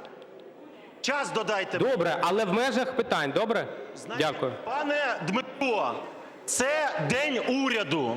І якщо прем'єр-міністр не може знайти годину побути тут і послухати, це ганьба. Я прошу привести сюди прем'єр-міністра. Тепер питання по суті. До представника Кабінету Міністрів. В мене в окрузі декілька днів страйкують шахтарі. Їм з червня місяця не заплатили заробітної плати. Я вас хочу запитати, де міністерство? Де заступники міністра? Чому ніхто не їде до страйкуючих шахтарів, а ви ховаєтесь тут в Києві? Я вимагаю сьогодні, беріть машину, не треба, сідайте зі мною, їдемо до цих людей, які не отримали зарплату за червень, липень, серпень, вересень і жовтень. Ви ховаєтеся, як ховався Насалик. Закінчите тим самим. Я вимагаю ваше міністерство терміново реагувати на проблематику шахтарів Нововолинську. Дякую. Колеги, я ще раз, я розумію, ми всі великі політики, але питання в межах тематики, яка була визначена. Так само і від вашої групи. На жаль, не надійшло питань чомусь до уряду в письмовій формі. Я думаю, що це було б коректно і правильно. Дякую. Шановний народний депутат, я можу відповісти? Відповідайте, да, будь ласка. Мене чутно? Добре чутно.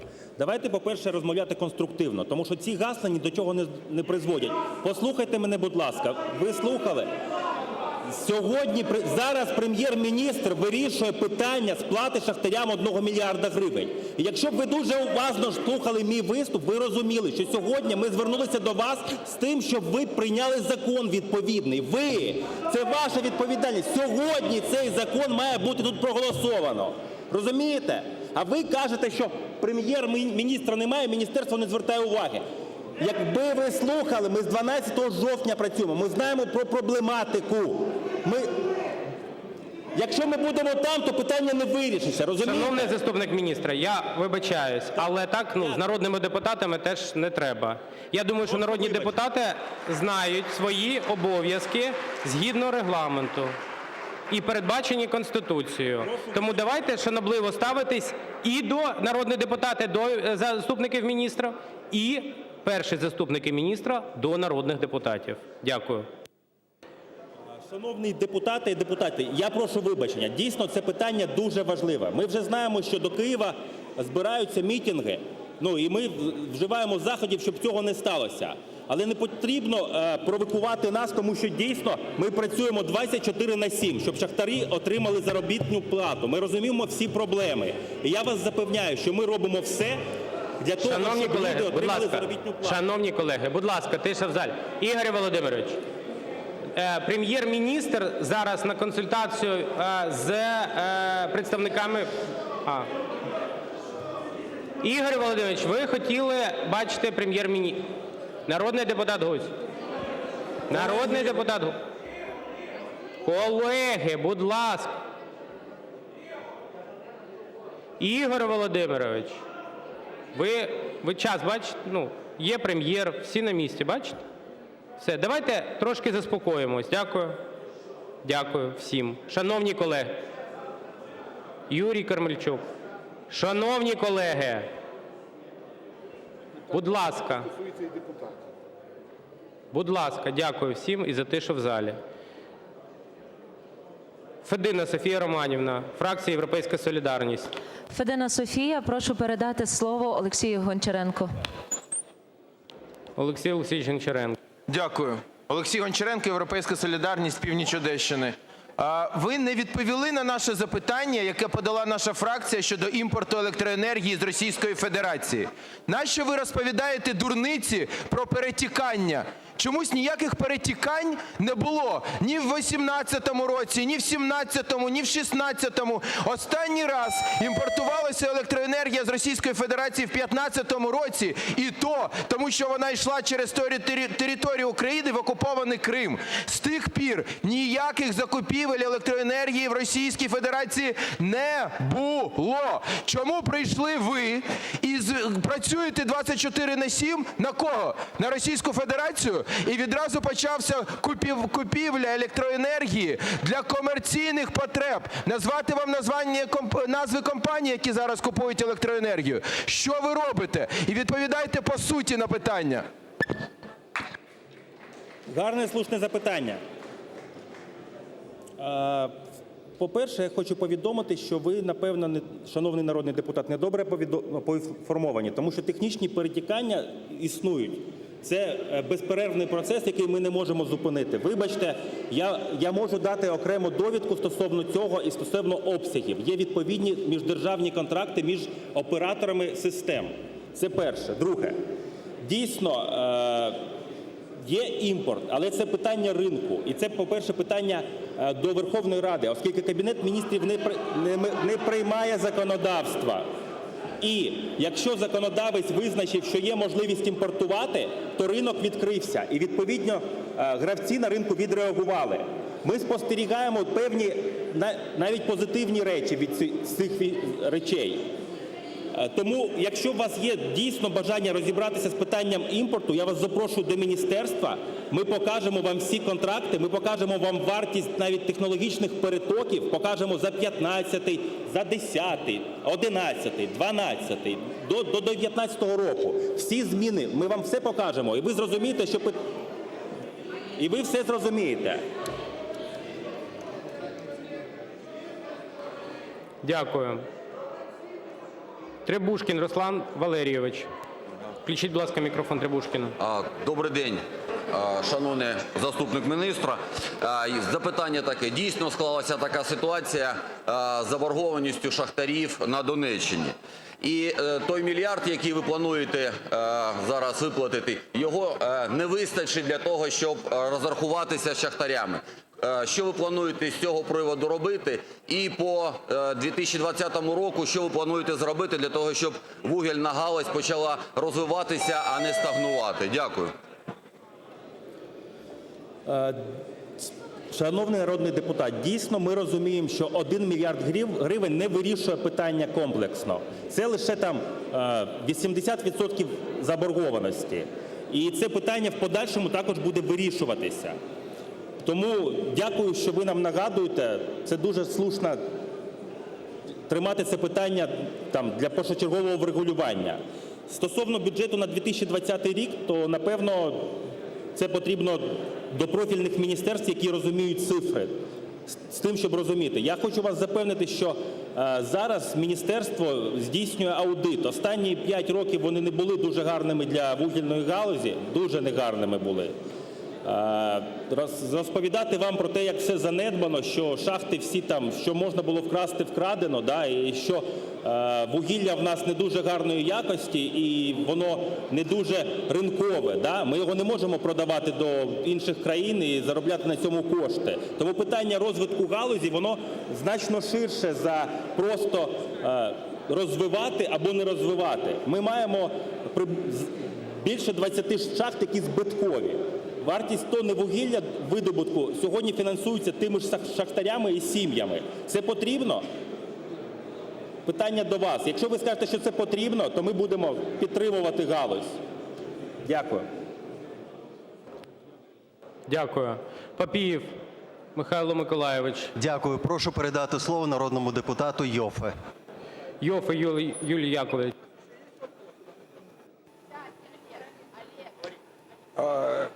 Шановний доповідач, от невиплата заробітної плати шахтарям – це наслідки тої політики, яка проводиться до державних шахт України.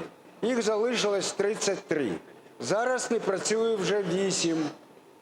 По моїм розрахункам, досвіду у мене в цьому достатньо, 30 років підземного стажу, я побачив, коли подивився плани гірничих робіт, що в наступному році залишиться 5. Це дуже прості розрахунки, щоб зрозуміти, скільки треба вкласти, бо на всіх цих шахтах є промислові запаси для того, щоб шахти існували і давали прибуток. Скажіть, будь ласка, чи є такі розрахунки по кожній з 33 шахт? Дякую за запитання, шановний народний депутат. Дивіться, я сьогодні вже двічі наголошував на тому, що ми зараз проводимо аудит. Дійсно, є більше ніж 30 шахт, які належать державі, Державному фонду майна і міністерствам. Питання в тому, що не у всіх є поклади, які потребують розвитку. Але це питання вже безпосередньо висновків. Дійсно, є в Україні шахти, їх понад 10, які мають перспективи розвитку і добування гарного і потрібного нам вугілля. І я вас запевняю, що ці шахти будуть працювати. Зараз ми шукаємо формулу, яким чином зробити галузь беззбитковою. Тому що я думаю, що українцям вже набридло постійно фінансувати вугільну галузь, оскільки вона на себе не заробляє. Це вже факт. Вона не заробляє на себе там останні 10 років. І дуже дивно, що приватні шахти на себе заробляють, а державні не заробляють. І ми це питання маємо вирішити. Дякую. Дякую. Час для запитань вичерпано. Дякую. Для запитань від народних депутатів запрошується міністр оборони України Андрій Павлович Завгороднюк. Андрій Павлович, будь ласка.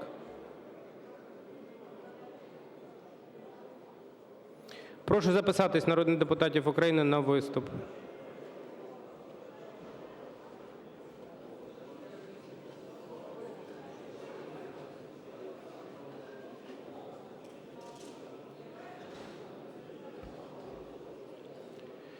Фріз Ірина Василівна, Європейська солідарність.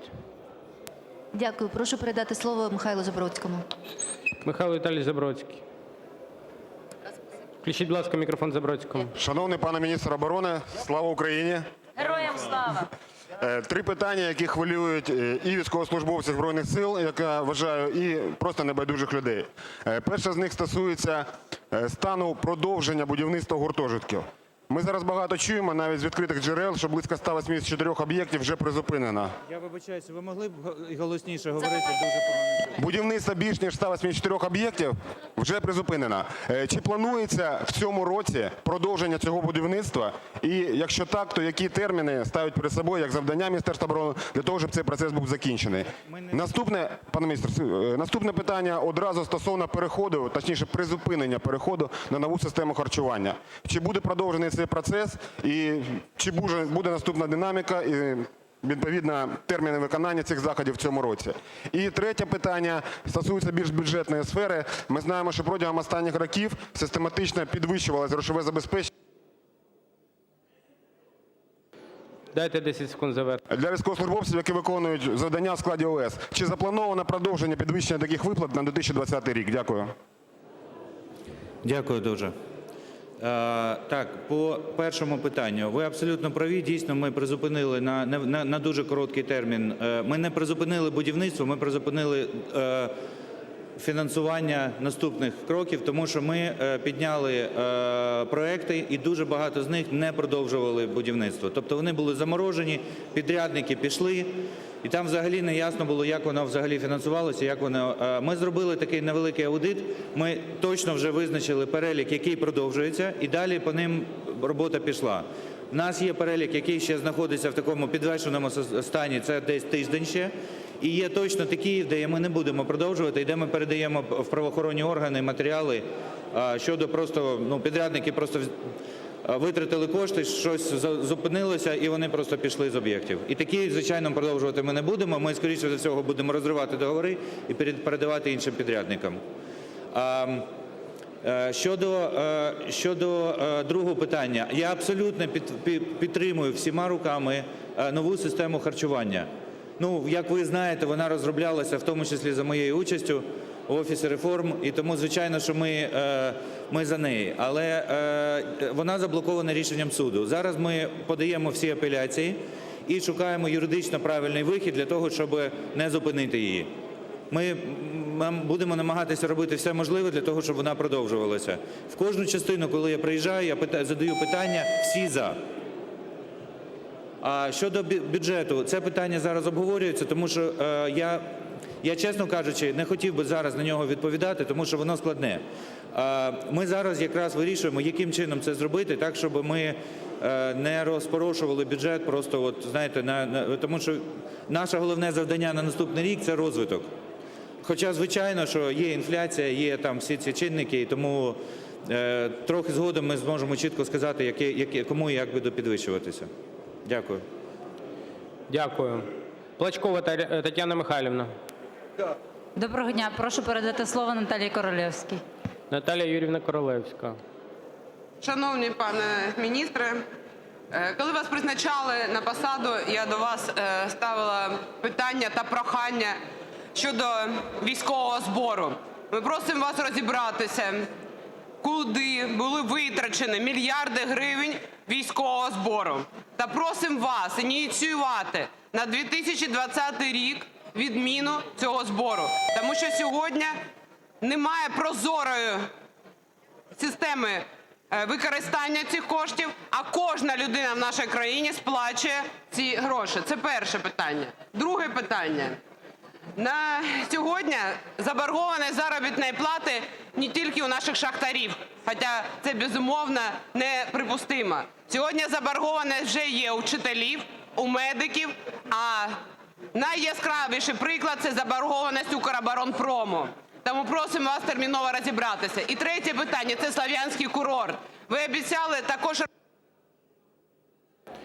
10 секунд, дайте, будь ласка. Слов'янський курорт. Ви обіцяли розібратися, тому що військові повинні оттуда бути передислоковані. На сьогодні поки що, на жаль, жодного рішення з цього приводу не... Дякую. Пан міністр, можете відповідати. Дякую.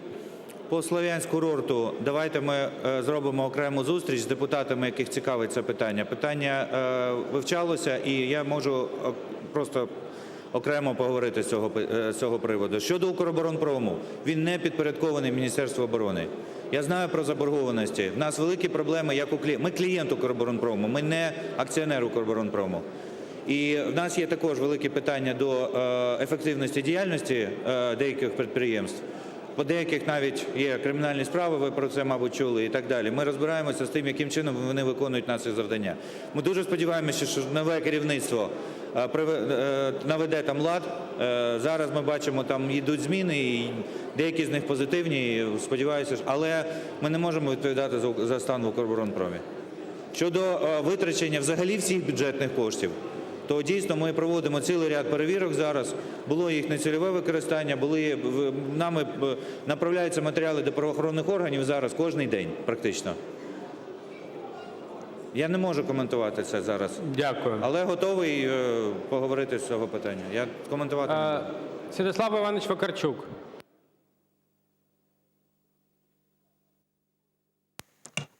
Прошу передати, будь ласка, слово Сергію Івановичу Рахманіну. Дякую. Сергій Іванович Рахманін. Дякую, Дмитро Олександрович.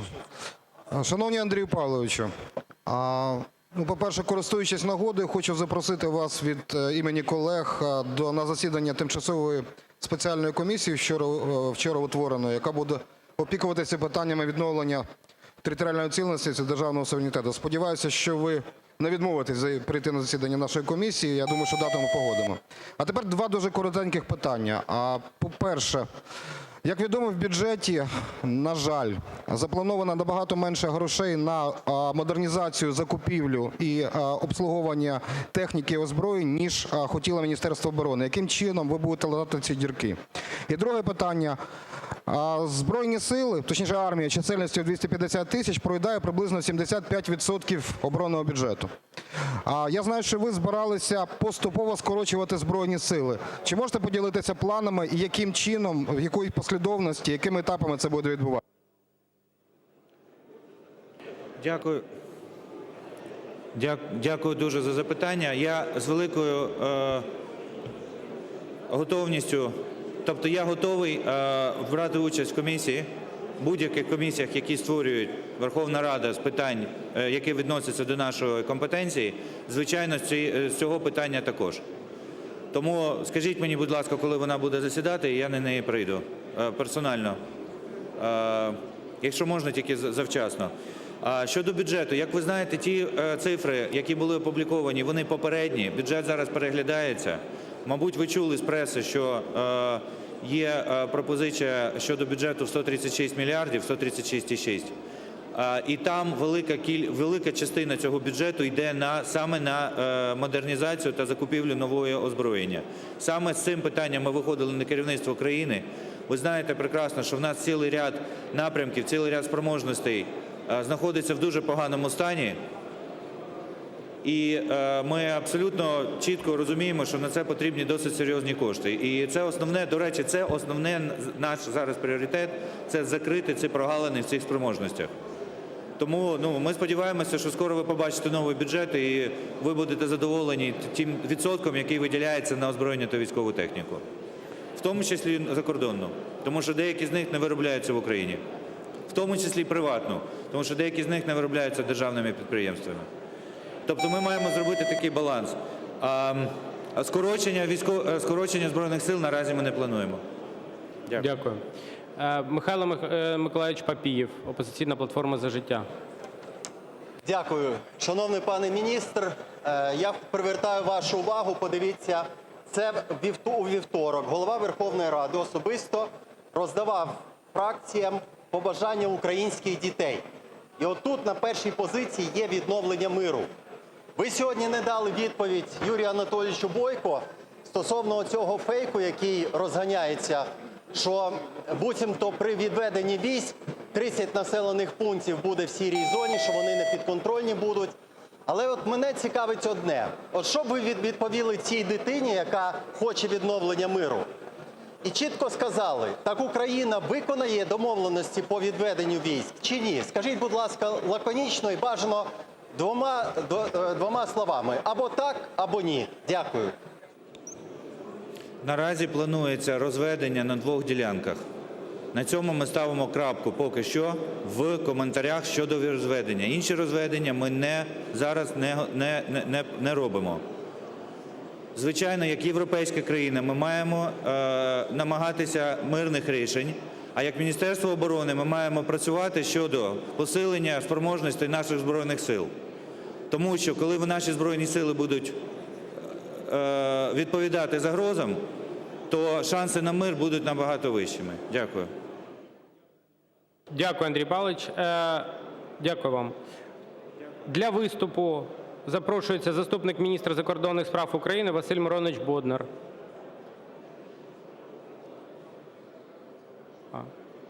Вадим Володимирович Пристайко, міністр закордонних справ.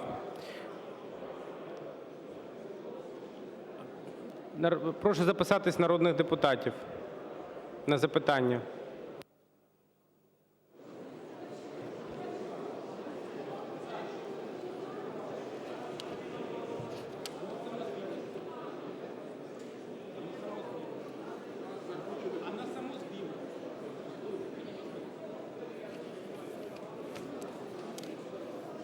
Запишіться, будь ласка, збой системи.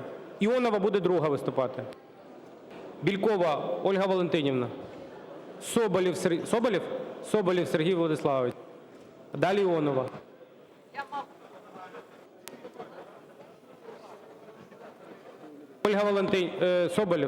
Соболєв, "Батьківщина". Це питання, власне, і до профільного міністра, і до всього уряду. Як стало відомо, буквально цими днями компанія російського олігарха, який є під санкціями Європейського Союзу, Сполучених Штатів і України, пана Дерипаски, поставляє в Російську Федерацію, маючи митний пост прямо на підприємстві, унікальну продукцію, яка використовується для військово-промислового комплексу Російської Федерації. Це Глухівський кар'єр, який поставляє таку продукцію. Скажіть, будь ласка, яка реакція уряду на цю публікацію і що буде зроблено для того, щоб це припинити негайно? Дякую.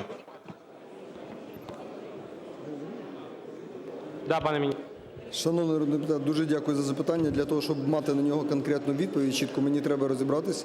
І ми з вами зв'яжемося, розкажемо, що ми знаємо з цього приводу і що робить український уряд з цим. Дякую. Дякую.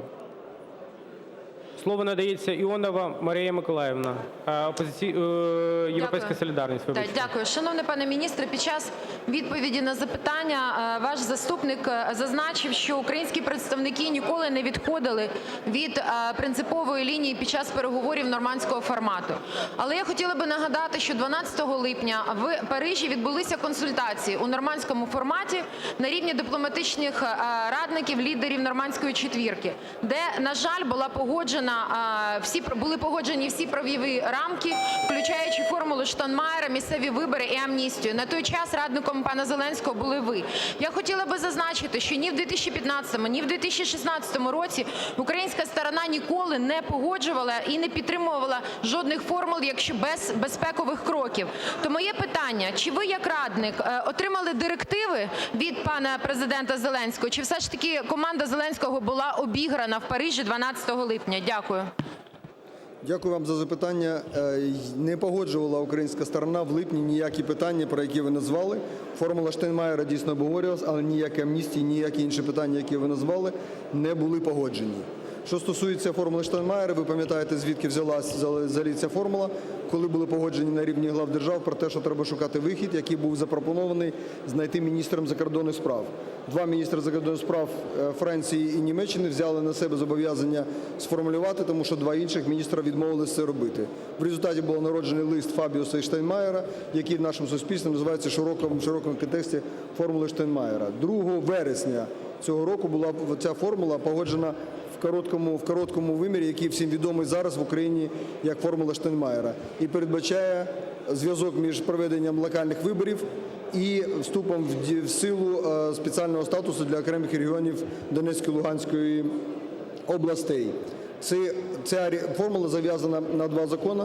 Якими ці закони будуть, так і буде вона виконуватись. Ви пам'ятаєте, що обов'язковими умовами для того, щоб провести вибори, якщо стосується першої частини виборів, є безпекові умови, які будуть створені на території, де будуть проводитись виборів, включаючи відведення важкого озброєння, відведення збройних формувань іноземних, розпуск незаконних військових формувань і контроль за кордоном. Про це не один раз говорилось, і останній раз, навіть коли було написаний лист керівнику ОБСЄ СММ і представникам в тристоронній контактній групі, другим президентом України Кучмою, це було чітко зазначено, які є передумови української сторони для взагалі можливості проведення будь-яких місцевих, нагадую, виборів на території окремих регіонів.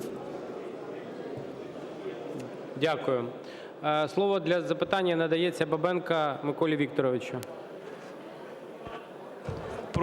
Прошу передати слово Шахову. Шахов Сергій Володимирович. Сергій Шахов, Луганщина. Шановний пане міністре, скажіть, будь ласка, ви спілкуєтеся зі світовою спільнотою, з іноземними інвесторами, з нашими донорами. Скажіть, будь ласка, чи не ставлять там питання про все ж таки об'єднану сьогоднішню тему шахтарів в Луганській і Донецькій областях, Волинській області? Про те, що сьогодні склади не забиті своїм українським вугіллям. Про те, що сьогодні чомусь ми веземо з океану вугілля в нашу державу, з Америки, з пустелі практично. Скажіть, будь ласка, чи знають там за кордоном, що держава Україна може залишитися без тепла і також військові в буферній зоні по формулі Штайнмаєра? Це все залежить від вугільної галузі. Дякую, Сергій. Шановний народний обранець, я розумію вашу біль, я відчуваю вашу відповідальність за шахтарів. І повірте, у уряду так само є відповідальність перед всіма нашими громадянами і нашими компаніями, включаючи наших шахтарів. Але відповідаючи чітко на ваше запитання, ні, в розмовах з іноземними представниками вони не обговорюють з нами питання, в якій важкій ситуації знаходиться зараз вугільна галузь. Вони розраховують, що це наше з вами завдання – забезпечити діяльність і наших теплових станцій, і те, щоб наші люди були зігріті. Дякую. Дякую. Сухов Олександр Сергійович.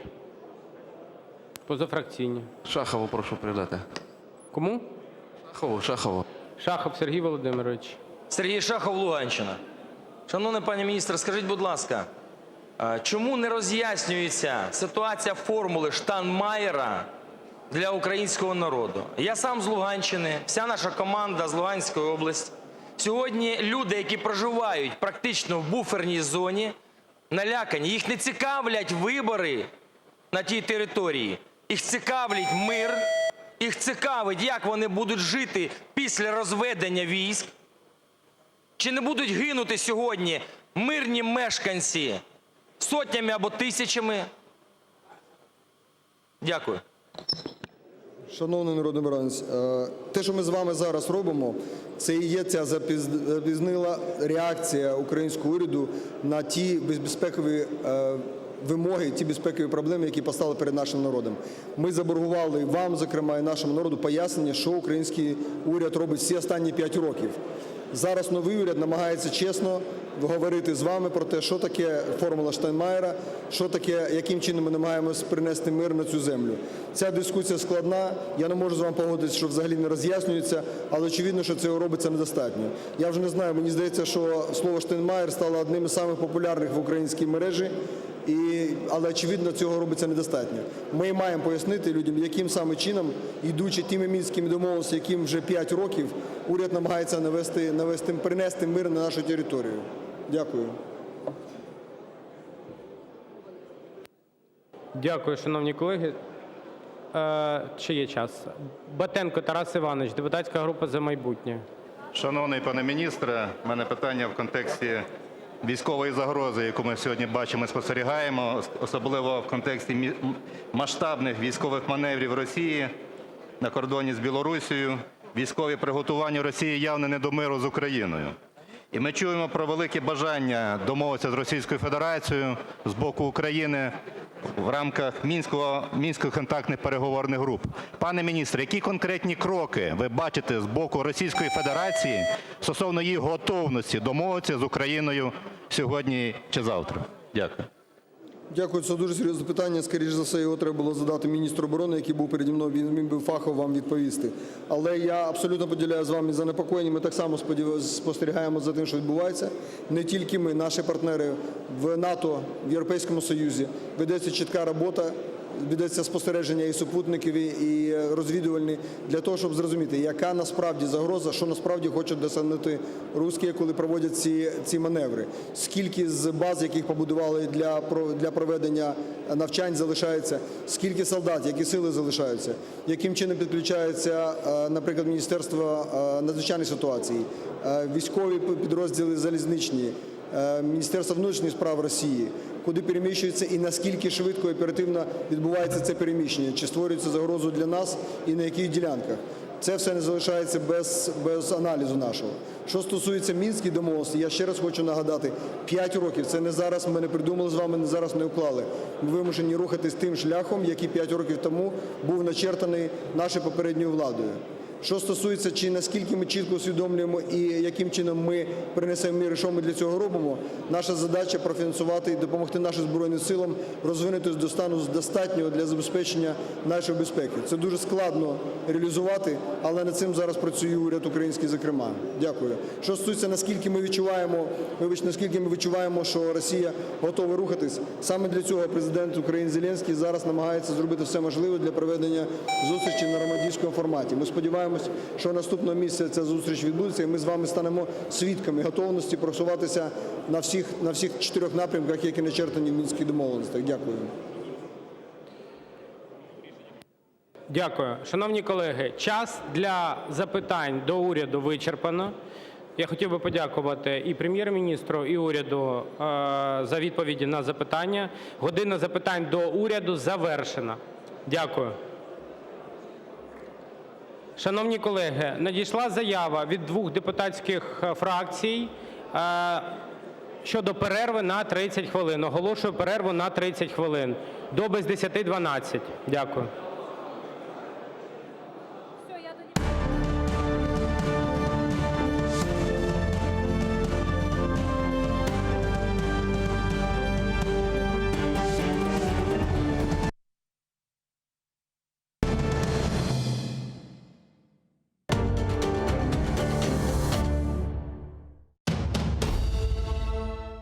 Как началось второе правление Менглигерая хана? Какие новые территории он окончательно закрепил за своими потомками? И кто добровольно присягнул крымскому хану на верность? А главное, какую роль в его жизни сыграла ногайская княжна Нурсултан Мангытская. В конце 15 века в Крымском ханстве начинается настоящий строительный бум. Мингли-Герай инвестирует деньги в строительство новых крепостей и восстанавливает старые, особенно на берегу реки Днепр. Об этом смотрите в программе «Алтын Девир» в новом цикле «История династии Гераев». В эту субботу, 19 октября, в 17:35 на телеканале АТР. 7-я серия. Мингли-Герай. Хан-реформатор. Часть 4. В январе-апреле 1988 года массовые демонстрации крымских татар продолжались. Они прошли в Абинске Краснодарского края, в Ташкенте, Бекабаде, Самарканде, Алмазаре, Янгиюле, Алмалыке Узбекской ССР, в Симферополе, в Новороссийске. Требования демонстрантов оставались неизменными. Возвращение крымских татар на родину, восстановление автономии, освобождение политзаключенных крымских татар. Представители власти всячески пытались противодействовать таким мероприятиям, однако остановить выступление крымских татар было уже практически невозможно. Продолжаем вспоминать события переломного в истории крымских татар 1988 года в осеннем цикле программы «Тарих Седасы» с Гульнарой Бекировой. Смотрите в воскресенье, 20 октября, в 18:00 на телеканале АТР.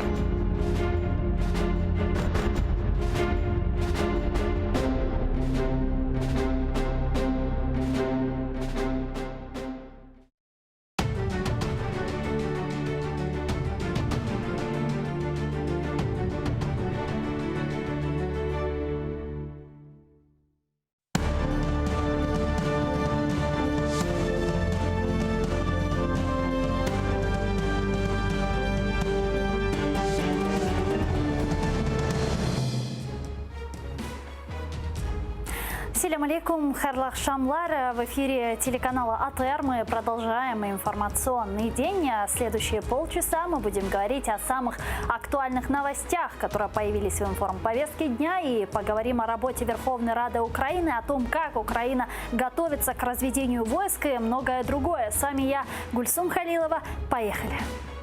Верховна Рада працює 50 днів. Чи задоволені українці новим парламентом? Всі чекають на Путіна. Франція та Німеччина зробила заяву щодо зустрічі Нормандської четвірки. Соціологи порахували, скільки українців по-доброму ставляться до Росії. Вражаючі дані. Госстудия, политолог Олег Саакян. Приветствую. Добрый. Бывший первый заместитель секретаря Совета национальной безопасности и обороны Олег Гладковский задержан детективами Национального антикоррупционного бюро при попытке вылететь из Украины. НАБУ підтверджує затримання екс-першого заступника секретаря РНБО за підозрою у зловживанні службовим становищем. Слідчі дії тривають. Наразі це вся інформація, яку ми можемо повідомити з огляду на збереження таємниці слідства. Деталі згодом. В Европейской солидарности уверяют, Гладковский сотрудничает со следствием. Давайте послушаем. Після того, як пан Гладковський був попереджений, що в нього є певні обмеження на пересування, він спокійно сів в автомобіль і поїхав з аеропорту Бориспіль додому. Але це ламало сценарій шоу, тому почалися затримання і так далі. Також хотів би вам відкрити страшенну таємницю, що пан Гладковський не тільки співпрацював зі слідством, а за останні декілька місяців неодноразово виїжджав до України і повертався в Україну. І взагалі, що стосується цього розслідування, то і Петро Порошенко, і наша політична команда перш за все, і більше навіть за інших, зацікавлені завжди в прозорості і ефективності будь-яких розслідувань. Ну вот, собственно, мы послушали Артура Герасимова, который говорит, что Гладковский сотрудничал со следствием. Вот вы видите какие-то предпосылки этому? Нам невідомо дуже багато перемінних поки що в цій справі. Тим паче, що теза, що на сьогодні не затримують Гладковського, це, по-моєму, не стосується справи славнозвісної з поставками зброї. Пам'ятаємо цю всю історію пресловуту, а це, по-моєму, пов'язано більше з закупками Богданів, якщо не помиляюся. Тобто це по іншому епізоду. Тому поки що замало даних для того, щоб говорити, чи дійсно співпрацював, чи не співпрацював, що саме стало причиною, що його зараз затримали. Причому не одразу затримали, а спочатку повідомили просто, а потім через час вже затримали. Мені здається, що на ці всі невідомі мають відповісти профільні служби для того, щоб ми могли ефективно аналізувати. Інша справа, що це зараз буде показово взагалі з точки зору дій влади. Якщо Гладковський дійсно по ньому доведуть і ця справа знайде свій вирок, то частиною суспільства це буде сприйнято як ті самі посадки, про які обіцяв пан Зеленський, розпочалися. Якщо зараз по Гладковському недостатньо, запізненням на півроку, але якщо зараз не відбудеться цього і його відпустять про підписку на відповідний виїзд тощо, то одразу ж інші суспільства скажуть, що це зрада зрадна, і знову домовляються, і договорники пішли. Военный эксперт Олег Жданов сейчас с нами на прямой связи. Алло, здравствуйте, слышите ли вы нас? Добрый день, да. Да, добрый день. Как вы восприняли новости о задержании Гладковского, Свинарчука, да, и как вы думаете, почему именно сейчас такое произошло? Но он сам, в принципе, судя из той информации, которая есть, он сам спровоцировал свое задержание тем, что пытался вылететь за пределы Украины. И поэтому, видимо, было принято решение его задержать. Задержали его, кстати, по-моему, по статье превышения служебных полномочий. Поэтому, как дальше будет развиваться событие, вот абсолютно согласен с вашим гостем в том контексте, что если расследование пойдет в ключе коррупционного делопроизводства о хищениях в Укроборонпроме, то тогда мы увидим с вами громкое коррупционное дело. Если же все может закончиться так, как раньше, развалится обвинение, то тогда надо задавать вопросы к действующей власти. В Европейской солидарности говорят, что Свинарчук сотрудничал со следствием. Может ли такое быть, как вы думаете? Самый интересный вопрос, по какому эпизоду и по какому уголовному делу Свинарчук сотрудничал со следствием. Да, он мог вполне сотрудничать. Это первый момент. Второй момент. Тайна следствия не позволяет нам с вами обсуждать эти вопросы и следователям разглашать эту информацию. И самый главный вопрос, по какому эпизоду он сотрудничал и сотрудничал ли вообще. Спасибо большое. Олег Жданов, военный эксперт, был с нами на прямой связи по телефону. Как вы думаете, дело будет вести Национальное антикоррупционное бюро или все-таки передадут Генеральной прокуратуре Украины? И нет ли опасений, что Гладковского отпустят? Судячи з цього, це підслідність НАБУ, з того, що ми зараз бачимо, затримка. Тому, скоріше за все, буде продовжувати НАБУ, відповідно, САП з супроводженням. Але, знову ж таки, поки що не видно матеріалів справи, тому аналізувати щось предметно, по суті, і сказати, хто буде вести чи не буде, точно неможливо.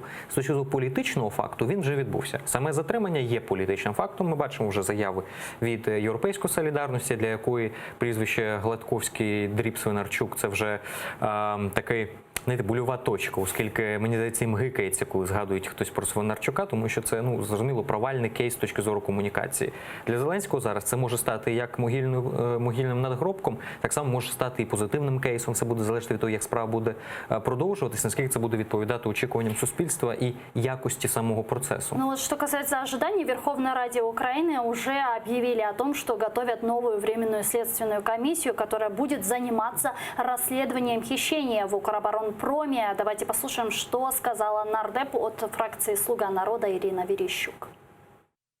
Вчора на засіданні комітету з нацбезпеки, оборони та розвідки, членом якого я є головою підкомітету з нацбезпеки оборони, ми обговорили питання щодо створення тимчасової слідчої комісії, яка би ще раз повернулася до питань розкрадань в Укроборонпромі, в тому числі щодо Свинарчук-Гейт, тому що минуле скликання, 8-ме демократичне, не надало звіту до парламенту, а відтак не було такого звіту оприлюднено. Я могла ознайомитись з таким звітом, повірте, це просто знущання над тим, що можна назвати тимчасовою слідчою комісією. Неэффективным назвала работу ТСК предыдущей власти Ирина Верещук. А будет ли это эффективно, как вы думаете? Ну, подивимось, в будь-якому разі це представник минулої влади. Сьогодні є монобільшість команди «Зе». Відповідно, я думаю, що ефективність, вмотивованість бути ефективними присутні більш ніж в цьому випадку. Тим паче, що, скоріше за все, ситуація зі Свинарчуком Гладковським, вона фактично розпочинає цілу плеяду подібних справ, тому що вже є інформація про можливе подання до Верховної Ради по зняттю недоторканності з Дубінського, і цілком вірогідно, що в найближчий час ми почуємо цей кейс. Скоріше за все, будемо спостерігати ще декілька. Принаймні, та сама Соня Кошкіна, один з лавредів одного з українських видань, ще десь близько місяця тому казала, що в неї є інформація, що було дано рознарядку знайти декілька великих риб, яких можна було б, корупційних риб, яких можна було б спіймати і продемонструвати суспільству. Ну, дивіться, Пашинський вже був, зараз Свинарчук, поруч з тим може бути Дубінський. Скоріше за все, когось потрібно з сьогоднішніх тепер демонструвати, бо інакше це буде сприйматися як полювання виключно на попередників. Тем временем, сегодня Верховная Рада Украины отмечает 50-дневный юбилей. С таким сообщением сегодня открыл заседание парламента председатель Верховной Рады Дмитрий Разумков. Давайте его послушаем. Сьогодні 50-й день роботи Верховної Ради України 9-го скликання. Чому 50-й? Ми з вами досить плідно працюємо і живемо дійсно в турборежимі, за що я всім вдячний. Тому зазвичай підбивають підсумки на 100-й день роботи. В нас, я думаю, що можна підвести перший підсумок на 50-й. Ми за цей проміжок часу розглянули 209 законопроєктів, прийняли в цілому 56 законів. Я думаю, що за такою швидкістю навряд чи зможе сперечатись будь-яка з Верховних Рад України, яка була раніше. Ну а в Верховной Раде Украины работает наша корреспондентка Милена Амиди. Милена, селям алейкум, рассказывай, какие у тебя новости. Алейкум селям Гульсум. Отже, зараз депутати обговорюють законопроект про депутатські запити. 371 народний обранець зареєструвалися у залі засідань. Власне, трошки поменшало, порожніють місця Батьківщини і Європейської солідарності. А почалося засідання з того, що депутатів і журналістів запросили на виставку у сфері досягнень, космічних досягнень України. Також Стефанчук сказав про те, що створено нове міжфракційне депутатське об'єднання під назвою «Кубань» і його голова Олексій Гончаренко.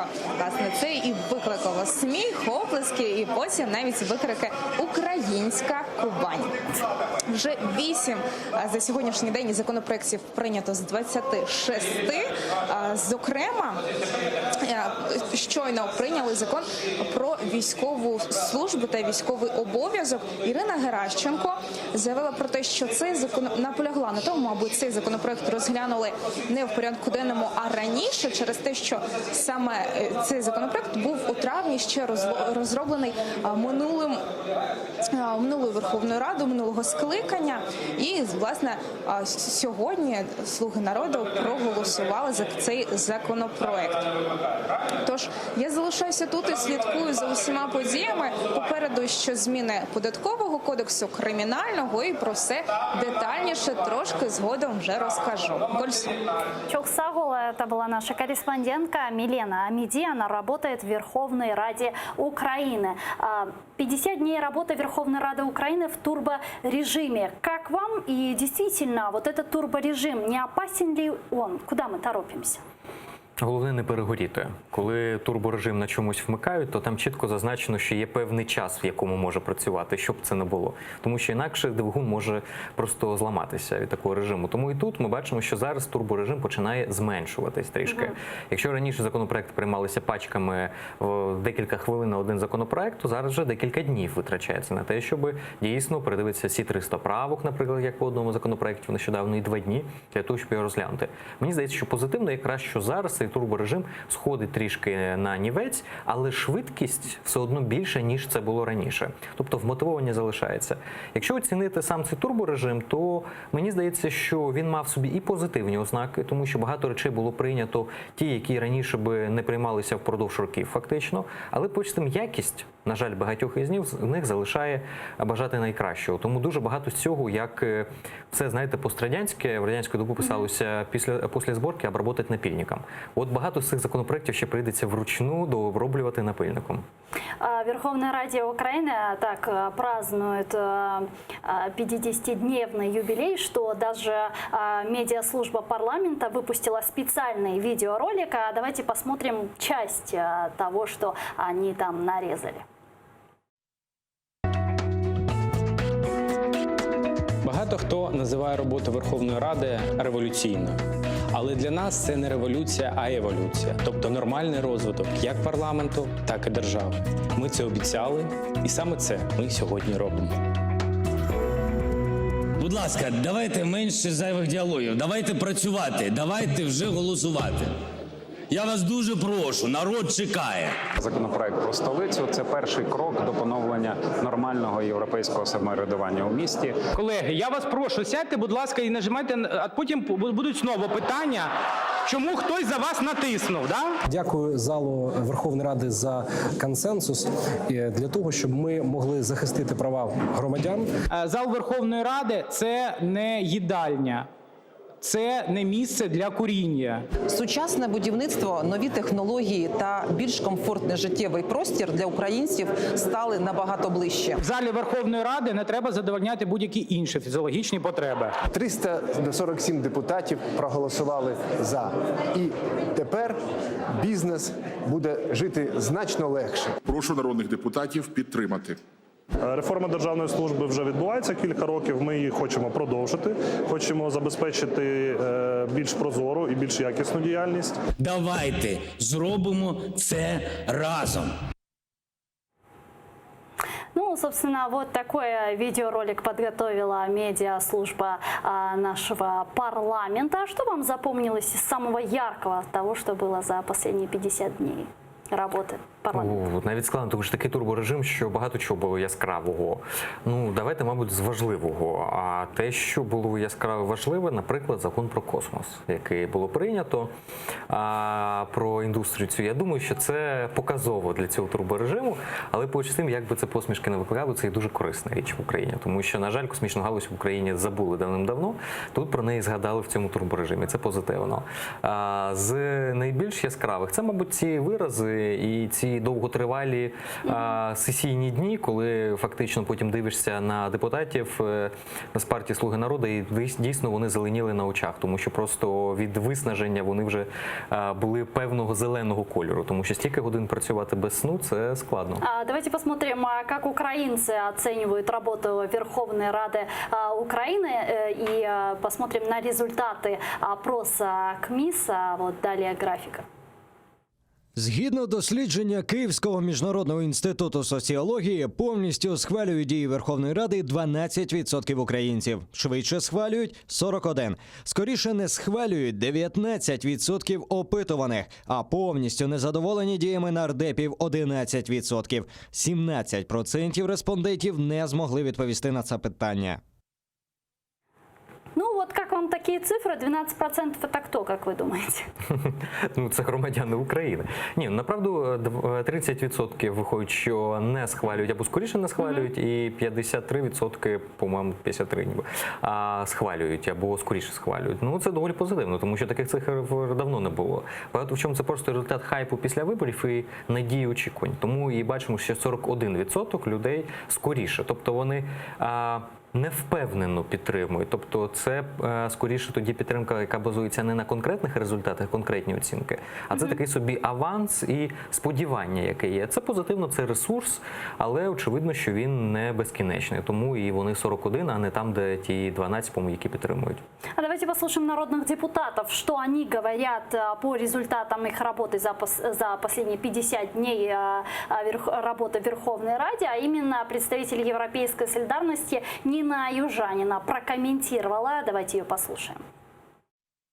Важко було працювати мені особисто. Мені здається, що за ці 50 днів і багато уроків усвоїли і «Слуги народу», тому що вони вже в певній мірі починають прислухатися, але, знаєте, професійності не вистачає. Професійності не вистачає, і це найбільша біда, яка є на сьогодні.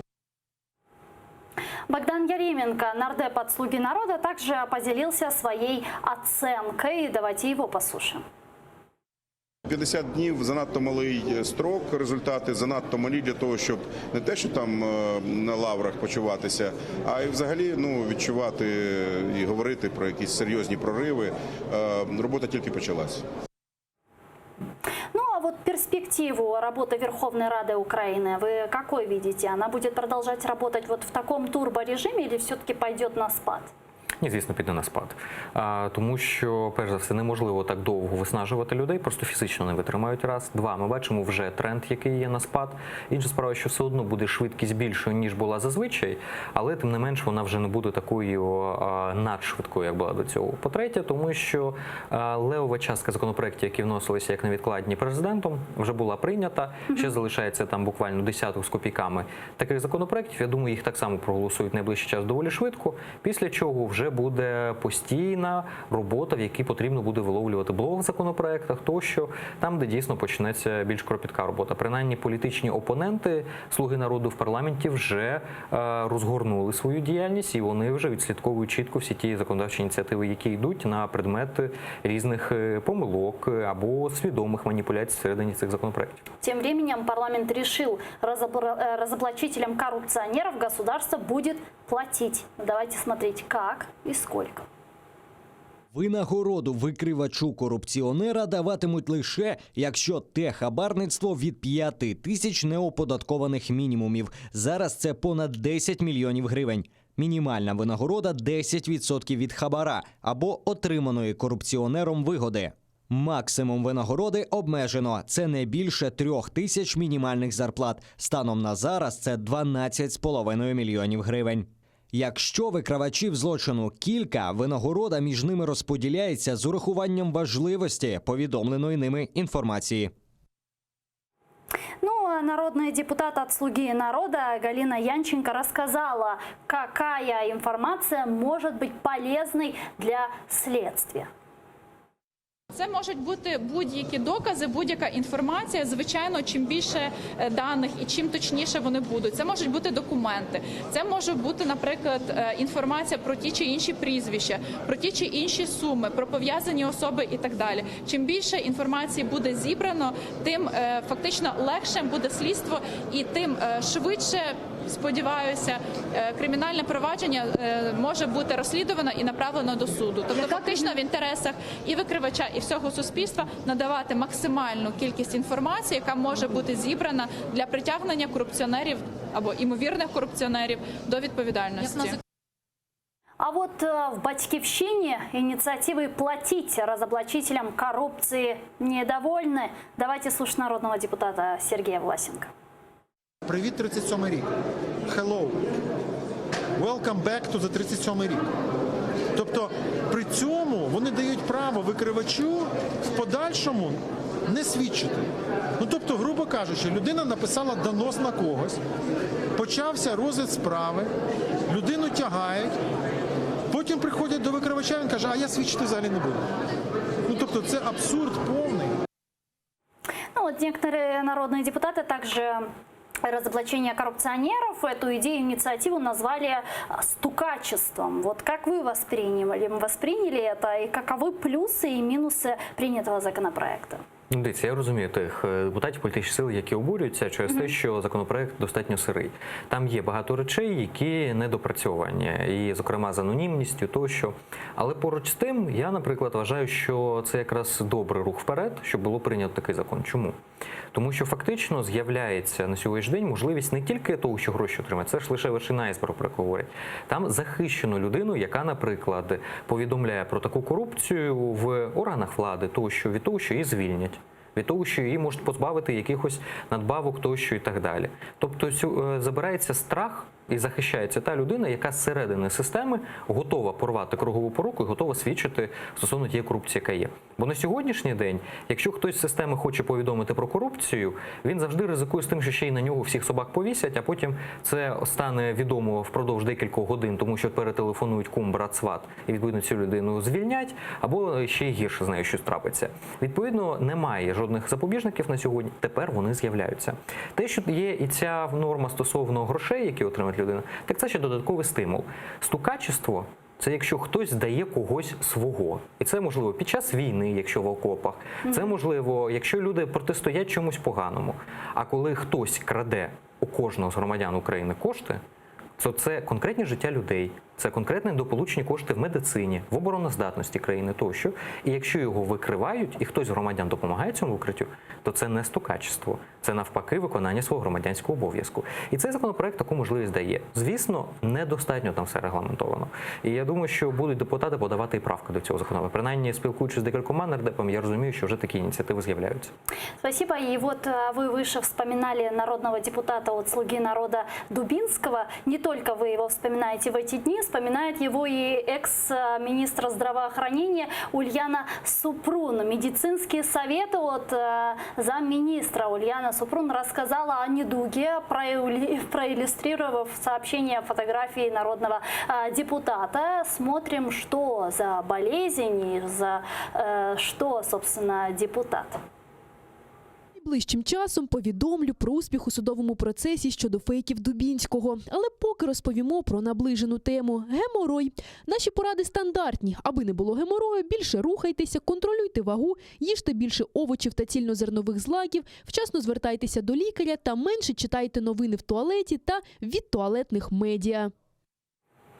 Мы поинтересовались состоянием здоровья депутата Дубинского. Вот что он ответил. Я думаю, що якщо у людини є геморой, вона про нього пише. Якщо немає, то не пише. Думаю, так. Подождіть, ну вона ж жінка. А фотографія ваша? Буває геморою? Фотографія ваша. Чому саме? Фотографія ваша. У мене немає. Як значить в неї є? Що це було? Це був політичний тролінг. Ну, я, до речі, згадував в ефірі не Дубінського, а Дубневича, але тим не менше і Дубінського також варто згадати. Направду, хороший тролінг, реальний політичний тролінг, причому зверненням уваги на суспільну резонансну проблематику. Я маю на увазі не хворобу, а я маю на увазі те, що дуже часто в нас медіа використовуються як хейтери, кілери інформаційні тощо. Ну і тут пані Уляна Супрун красиво схрестила дві проблематики. Те, в чому вона фахівець, і те, в чому вона не є фахівцем, але тим не менш страждає від чого. Тому кожен може, звісно, для себе визначитись, від чого з цих двох речей вона страждає, в чому вона є фахівцем, тому що такий якісний інформаційний тролінг, це, звісно, багатьом потрібно повчитися навіть тим людям, які є фахівцями в комунікації. Ну, давайте перейдем к более серьезным темам и новостям, именно к войне. Германия и Франция приветствуют прогресс в Минском процессе и ждут Путина в Париже. Давайте послушаем сообщения правительств двух стран. Ми вітаємо недавні позитивні зрушення в реалізації Мінських угод і з нетерпінням чекаємо наступної зустрічі у нормандському форматі в Парижі, яка повинна домогтися прогресу у врегулюванні конфлікту на сході України. Ми підкреслюємо нашу позицію про те, що анексія Криму Росією є незаконною. В нашей студии публицист Борис Райсшустер из Германии сказал, что Франция и Германии Украина настолько надоела, что они уже хотят любым путем урегулировать процесс в Украине и решить вопрос войны. Вы согласны? Я би не сказав, що набридла, я би сказав, що присутня втомленість. Втомленість в якому плані? Так само, як в українському суспільстві від війни існує втомленість, тому що люди не знають, чим вони можуть зарадити, а коли є певний подразник, якому ти не знаєш, як зарадити, то психіка людини блокує і витісняє цей подразник, для того, щоб просто не зійти з розуму. Приблизно так само і Україна сьогодні є нагадуванням постійним до недієздатності європейської колективної системи безпеки протидіяти сучасним викликам. І скільки існує російсько-українська війна, стільки Франція і Німеччина розуміють, що вони нічого не можуть зробити з Росією. І це весь час тяготіє, створює психологічний навіть тиск і певну некомфортність для європейців. Більш того, Україна за ці роки не змінила свого образу з країни-жертви на країну борця, який наступає, який здатен виборювати, а не тільки боротися, яка пропонує відповіді, зокрема і на ці загальноєвропейські виклики. І тому перетворити нас в successful story, в ту країну, якій Німеччина і Франція могли би створити історію власного успіху в протистоянні Росії, так само за ці роки не вдалося. На жаль, Свинарчуки цьому хороша ілюстрація, що велика кількість грошей тонула в корупції, політичні еліти українські далеко не завжди демонстрували себе як державники. Питання по переселенцях, по Криму, по Сходу в нас не вирішується настільки ефективно, скільки хотілося б. Все це створює дійсно певну втомленість, але Україна не надоїла, і точно Україну облишати ніхто не збирається. Ну вот пока Франция и Германия поздравляют Украину, в том числе в прогрессе в Минских соглашениях, Украина выдвигает в ТКГ свои условия выполнения этих же Минских соглашений. Вот давайте посмотрим, какие именно условия. Виконання політичного блоку Мінських угод є можливим виключно за умови розпуску квазі-угрупувань ЛДНР, обов'язкове і повне припинення вогню та забезпечення ефективного моніторингу СММ ОБСЄ на всій території України. Черговий пункт – виведення з території України збройних формувань іноземних військ і військової техніки та розведення сил та засобів вздовж всієї лінії зіткнення. Серед іншого, забезпечення роботи Центральної виборчої комісії України, українських політичних партій, засобів масової інформації та іноземних спостерігачів. Обов'язковою умовою є й встановлення контролю за непідконтрольною Україні ділянкою українсько-російського кордону. Ну а вот официальный представитель МИДа Российской Федерации Мария Захарова прокомментировала условия Украины в части про распуск так называемых ЛДНР. Давайте ее послушаем. Подобных заявлений много, и насколько они способствуют движению в направлении консолидации и не только общества, но, собственно говоря, страны на базе Минска, никому не известно. На наш взгляд, подобные заявления наносят удар именно по первичной задаче, а именно реализации минских договоренностей и создание, ну, по крайней мере, не создание, но приближение к формированию некой новой, обновленной атмосферы доверия между людьми, которые проживают на территории Украины в различных регионах. Ну, Украина по справедливости ставит правильный ультиматум, да, как мы с вами увидели. Российской Федерации говорят, нет, как бы, а что будет, что с Минском будет в таком случае? Исполнение Минских соглашений, Украина говорит про свои условия, Российская Федерация, естественно, отказывается их выполнять. А что дальше? Состоится ли встреча в нормандском формате? Ну, зустріч в нормандському форматі під питанням, оскільки Україна зі свого боку все зробила, що потрібно було, і Російська Федерація виставляла пряму вимогу. Ну, вот эти условия, они не сорвут эту встречу? Так от, в цьому то й в цьому то й проблема, що Російська Федерація виставляла вимогу чітку, що потрібно узгодити формулу Штайнмайєра. Україна узгодила визначення, що ми розуміємо під формулою Штайнмайєра, сказали, що без проблем, але спілкуватися про те, яким чином, коли, куди і так далі, які кроки, ми будемо в нормандській зустрічі. І ми можемо узгодити порядок денний. Російська Федерація почала перед зустрічю в нормандському форматі в рамках її підготовки ставити нові вимоги. Вже там з'явилися і протокол має бути узгоджений, що буде підписуватися, і відведення маємо дочекатися, і багато чого іншого, того, що спочатку не планувалося. Частково з цим Україна погодилась з частиною не погодилась, але зрештою Російська Федерація всіляко демонструвала, що вони готові підіймати ставки, і нормандський формат для них потрібен виключно, щоб закріпити для себе покращені позиції, а не для того, щоб прийти до чогось.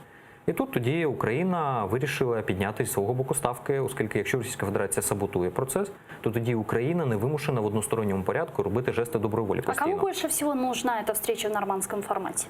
Направду вона потрібна обом сторонам, якщо ми дійсно йдемо до завершення війни. Якщо ми не йдемо до завершення війни, то вона не потрібна жодній з сторін, тому що для Російської Федерації... хоче закінчувати війну? Про це і кажу. Російська Федерація, для неї нормандський формат і мінський формат – це майданчики боротьби. Просто боротьби дипломатичними засобами, політичними, інформаційними, психологічними, а не суто воєнними, як на лінії фронту. Для них важливо перемогти український суверенітет. Для них важлива перфорація українського суверенітету, окуповані території вони використовують для того, щоб максимально цей суверенітет розпорошити український, то щоб боротися з самим існуванням України. Для України нормандський формат мінський – шанс на те, щоб завершити війну мирним дипломатичним способом і повернути свою територіальну цілісність і свій суверенітет. Тобто це для нас майданчики для знаходження миру і повернення цієї цілісності. Для західних країн цей майданчик – це як мінімум недопущення самого катастрофічного сценарію, тобто повномасштабної війни, якою на теренах Європи дуже серйозно бояться. Тому що кількість біженців може бути катастрофічною, і велика війна посеред Європи для і Німеччини, і Франції – це пряма загроза их национальной безопасности. А вот мы с вами несколько раз затронули тему с разведением войск на Донбассе. Экс-командир полка Азов Андрей Белецкий рассказал и показал, почему украинским военным нельзя отходить от пунктов, где планируется провести разведение. Давайте его послушаем.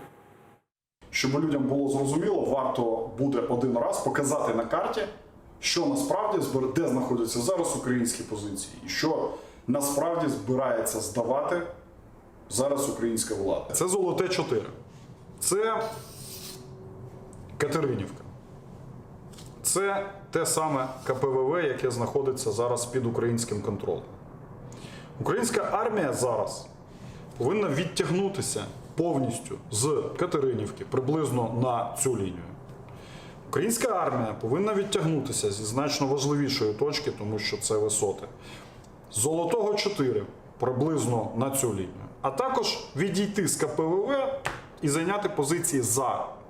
Не перед КПВВ, а за КПВВ в лінії. Що буде робити, що повинна здати, скажімо так, куди повинна відступити, якщо вона хоч кудись відступить, протилежна сторона, сепаратисти. Вона повинна відступити на домінуючу висоту, яка знаходиться за цією дорогою. Українська сторона здає населені пункти і важливі висоти, а в той же час проросійські бойовики здають декілька сотень метрів чистого поля. Андрей Белецкий будет сегодня в гостях на Prime Скрипин. Смотрите в 21:00, не пропустите. Ну что ж, Андрей Белецкий говорит, что вот мы оставляем наши населенные пункты, а тут пустое поле. Не зрада ли это? А в Петрівському, навпаки, з того боку ціла низка населених пунктів, а з нашої сторони виключно поле. Тому ці майданчики між собою пов'язані, тому Зеленський, пан президент, чітко акцентував увагу на тому, що якщо хоча б в одній з трьох ділянок, де заплановане відведення, стріляють, то лічильник обнулюється і знову починається рахунок днів, коли не стріляли. Тому що ці майданчики невідривно один від одного існують, і не може бути такого, що в Петрівському, наприклад, де для окупантів не вигідно відводити, вони там стріляють, а по Золотому, наприклад, ми відводимо, де нам не вигідно. Ну, сьогодні там теж більш того, відведення на 1 кілометр – це не є стратегічно негативним з точки зору повернення. 15 хвилин і воєнні повертаються на свої позиції. Там все пристріляно і все розраховано. Политолог Олег Саакян был гостем нашей студии. Спасибо большое. Буквально через 5 минут смотрите новости на крымско-татарском языке. Не переключайтесь, скоро шкенч.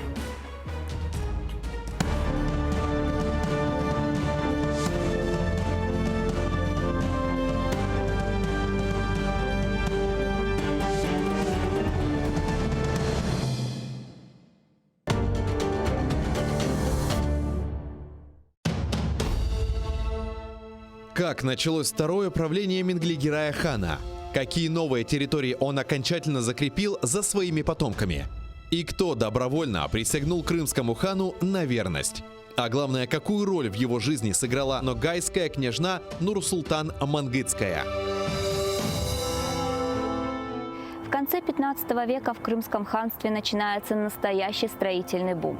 Менглигерай инвестирует деньги в строительство новых крепостей и восстанавливает старые, особенно на берегу реки Днепр. Об этом смотрите в программе «Алтын-Дивир» в новом цикле «История династии Гераев». В эту субботу, 19 октября, в 17:35 на телеканале АТР, 7-я серия. Менглигерай. Хан-реформатор. Часть 4.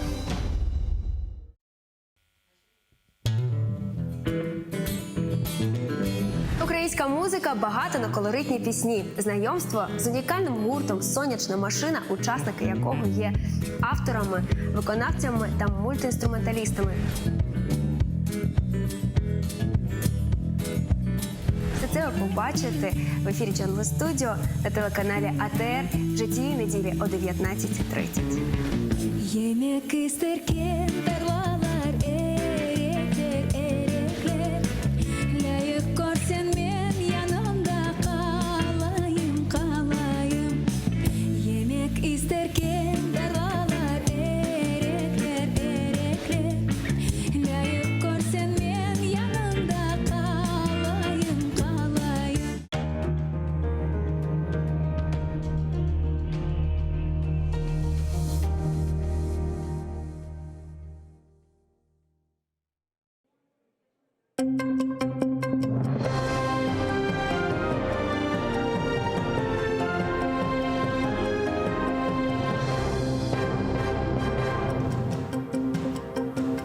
– 18 жовтня, п'ятниця, 2066-й день окупації Криму Росією, рівно 12-та в Україні. В ефірі інформаційна служба «Заман». Я Тарас Кобзар. Вітаю вас. Бюджет 2020 у Верховній Раді сьогодні планують розглянути кошторис в першому читанні. Але розпочали депутати із запитань до уряду, зокрема до міністра оборони щодо запланованого розведення військових сил на Донбасі поблизу Золотого та Петрівського. В парламенті сьогодні працює кореспондент АТР Вікторія Козуб. Вітаю, колего! За яких умов можливе розведення? Що відповідав міністр сьогодні? Вітаю, колего. Власне, сьогоднішнє засідання розпочалося із години запитань до уряду. Серед багатьох питань підняли і безпекове. Зокрема, міністр оборони України Андрій Загороднюк сказав про те, що розведення військ у Золотому та Петрівському можливе лише за повного припинення вогню. І, власне, говорить про те, що там має перебувати місія ОБСЄ. Що ще про це говорив? Прошу пряму мову.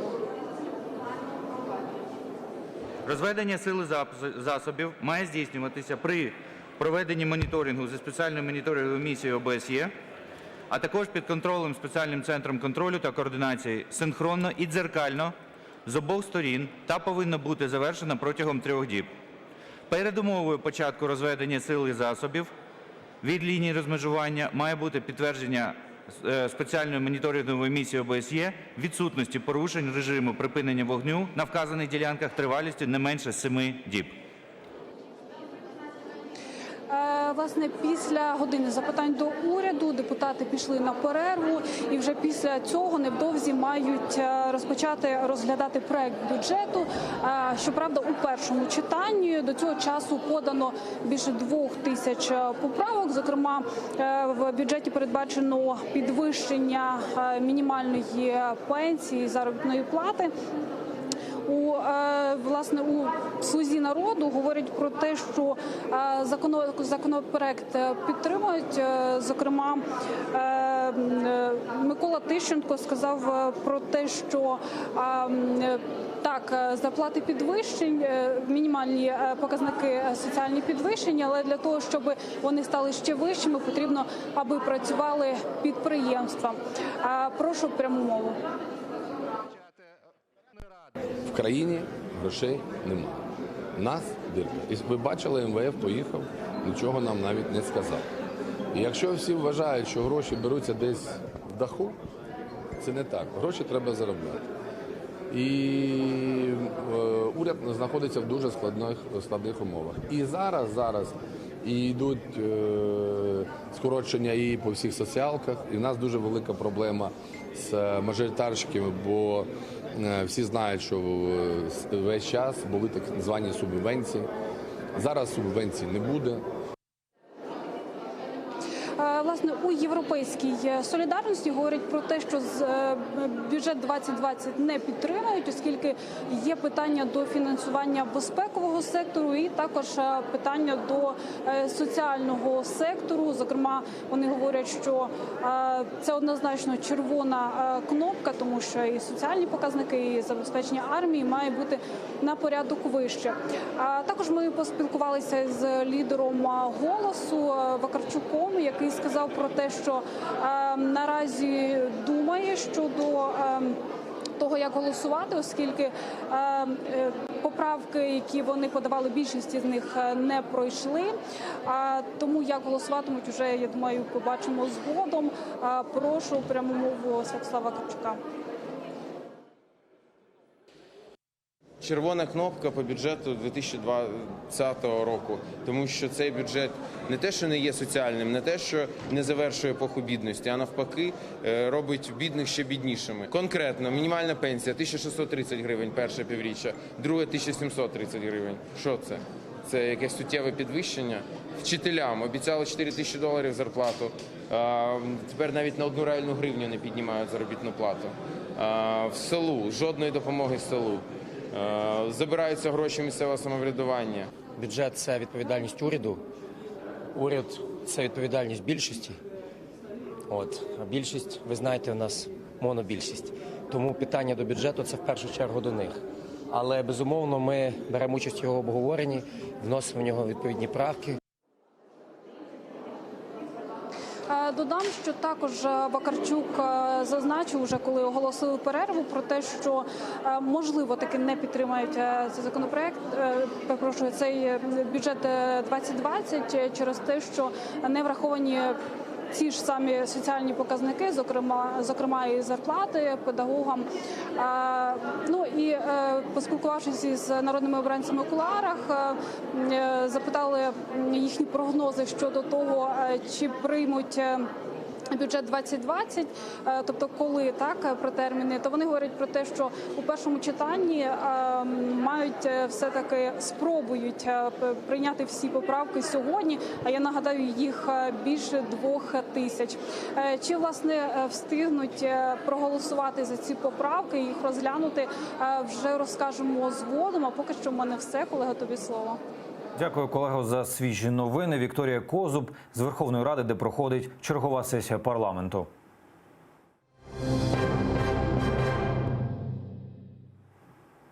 Три десятки обстрілів на Донбасі. Минулої доби бойовики гатили по всій лінії фронту. Під вогонь заборонених Мінськом гаубіць 122-го калібру потрапили українські позиції поблизу Водяного та Новолуганського на Донеччині.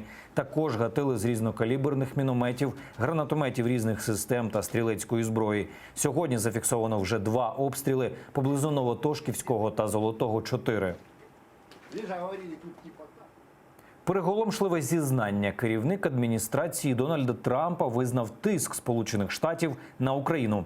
Йдеться про рішення президента США призупинити надання оборонної допомоги Україні в розмірі $400 мільйонів. Мік Малвані зізнався, що це було пов'язано з розслідуванням проти демократів щодо справи злому сервера Демократичного національного комітету на американських виборах 2016 року. Напередодні один зі свідків у справі імпічменту заявив про тиск адміністрації президента США на Київ щодо антикорупційних розслідувань українського втручання в минулі американські вибори та проти родини головного конкурента Трампа на майбутніх Джо Байдена.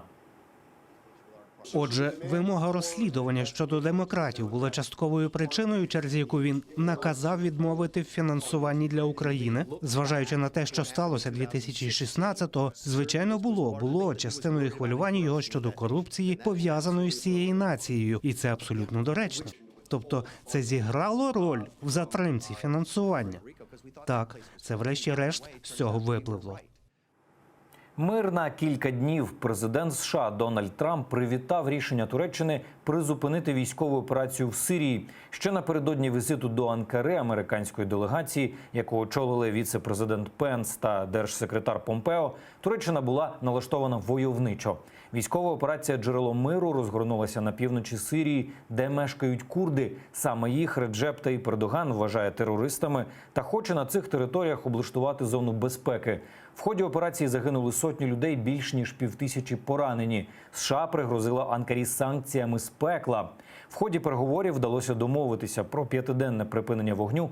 Туреччина вважає переговори своєю перемогою, бо за час перемир'я курди мають вивести важке озброєння із зони безпеки і знищити там свої оборонні споруди. Наша команда вже працює із курдськими силами у безпечній зоні для впорядкованого їхнього виведення за межі 20 миль. І ми збираємось разом рухатися до миру та безпеки в цьому регіоні. Я дуже впевнений у цьому.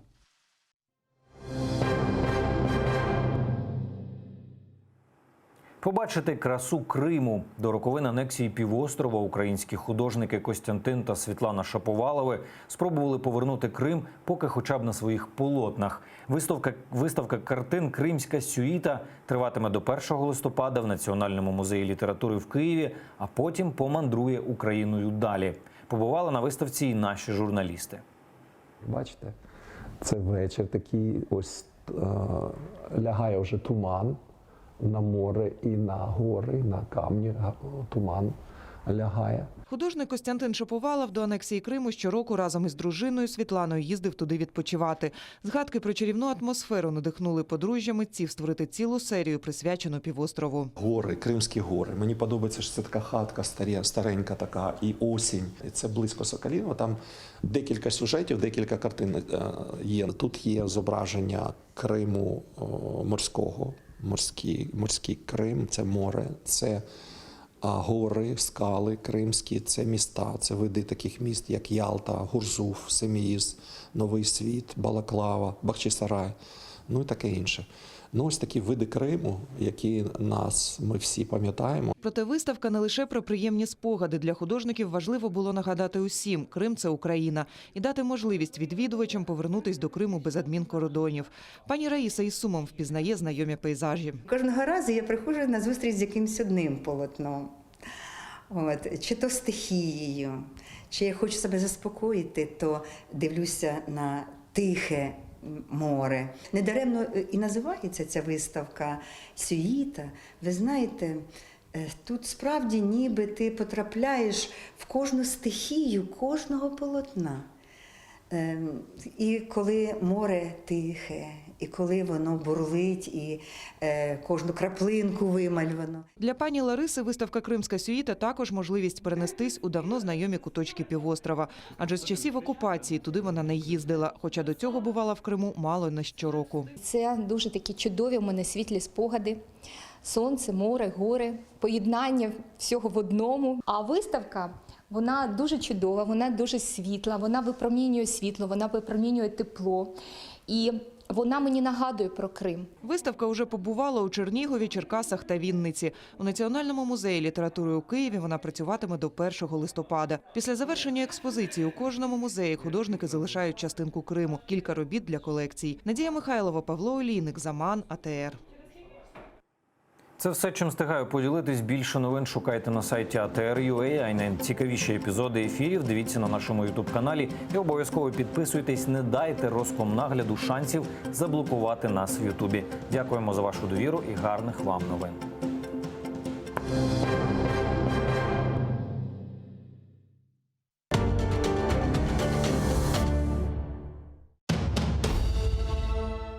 Как началось второе правление Менглигерая хана? Какие новые территории он окончательно закрепил за своими потомками? И кто добровольно присягнул крымскому хану на верность? А главное, какую роль в его жизни сыграла ногайская княжна Нурсултан Мангытская? В конце 15 века в Крымском ханстве начинается настоящий строительный бум. Менглигерай инвестирует деньги в строительство новых крепостей и восстанавливает старые, особенно на берегу реки Днепр. Об этом смотрите в программе «Алтын Девир» в новом цикле «История династии Гераев». В эту субботу, 19 октября, в 17:35 на телеканале АТР. 7-я серия. Менглигерай.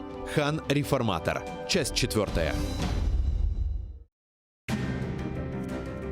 По всей Украине прошла волна акций протестов «Нет капитуляции». Я хочу мира, чтобы отводили войска. Вот этот мир, чем это все закончится? Не нужен нам мир любой ценой. Мы не капитулируем, мы не отдаем Крым. Має бути максимальне об'єднання влади і суспільства. Зараз відбувається спроба рухатися мінськими домовленостями. Жаль, мінські домовленості хибними, Україна не має їх виконувати абсолютно. В стране хуже делает. Всі ці договоренності – це чисте предательство. Всюди Росія діє однаково. Вони просто брешуть і захоплюють. Треба чітко сказати всьому світові. Крим наш, ми його нікому не віддамо. Смотрите ток-шоу «Мост» в субботу в 20:00 на телеканале АТР. В январе-апреле 1988 года массовые демонстрации крымских татар продолжались. Они прошли в Абинске Краснодарского края, в Ташкенте, Бекабаде, Самарканде, Алмазаре, Янгиюле, Алмалыке Узбекской ССР, в Симферополе, в Новороссийске. Требования демонстрантов оставались неизменными. Возвращение крымских татар на родину, восстановление автономии, освобождение политзаключенных крымских татар.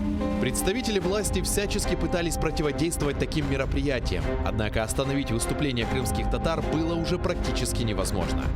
Продолжаем вспоминать события переломного в истории крымских татар 1988 года в осеннем цикле программы «Тарих Седосы» с Гульнарой Бекировой. Смотрите в воскресенье, 20 октября, в 18:00 на телеканале АТР.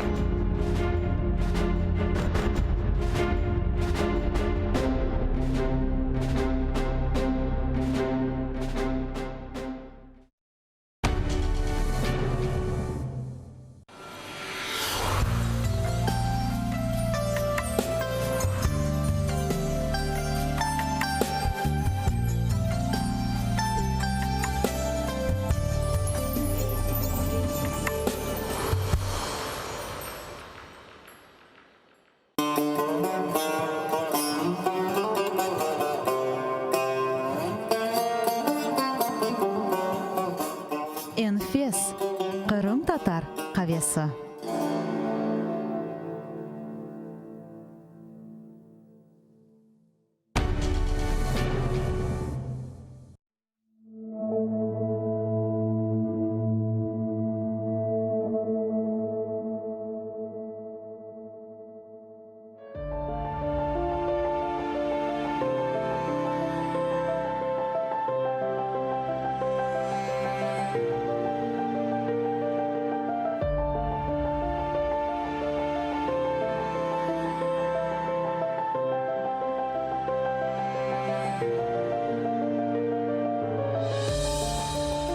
Her şeye rağmen, bir şeye bakmadan, kış biter bir gün ve gelir bahar.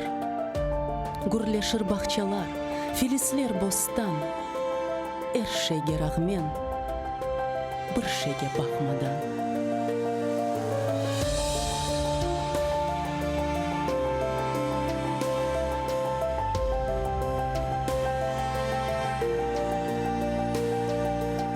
Saçılgan urluktan gül çiçek açar.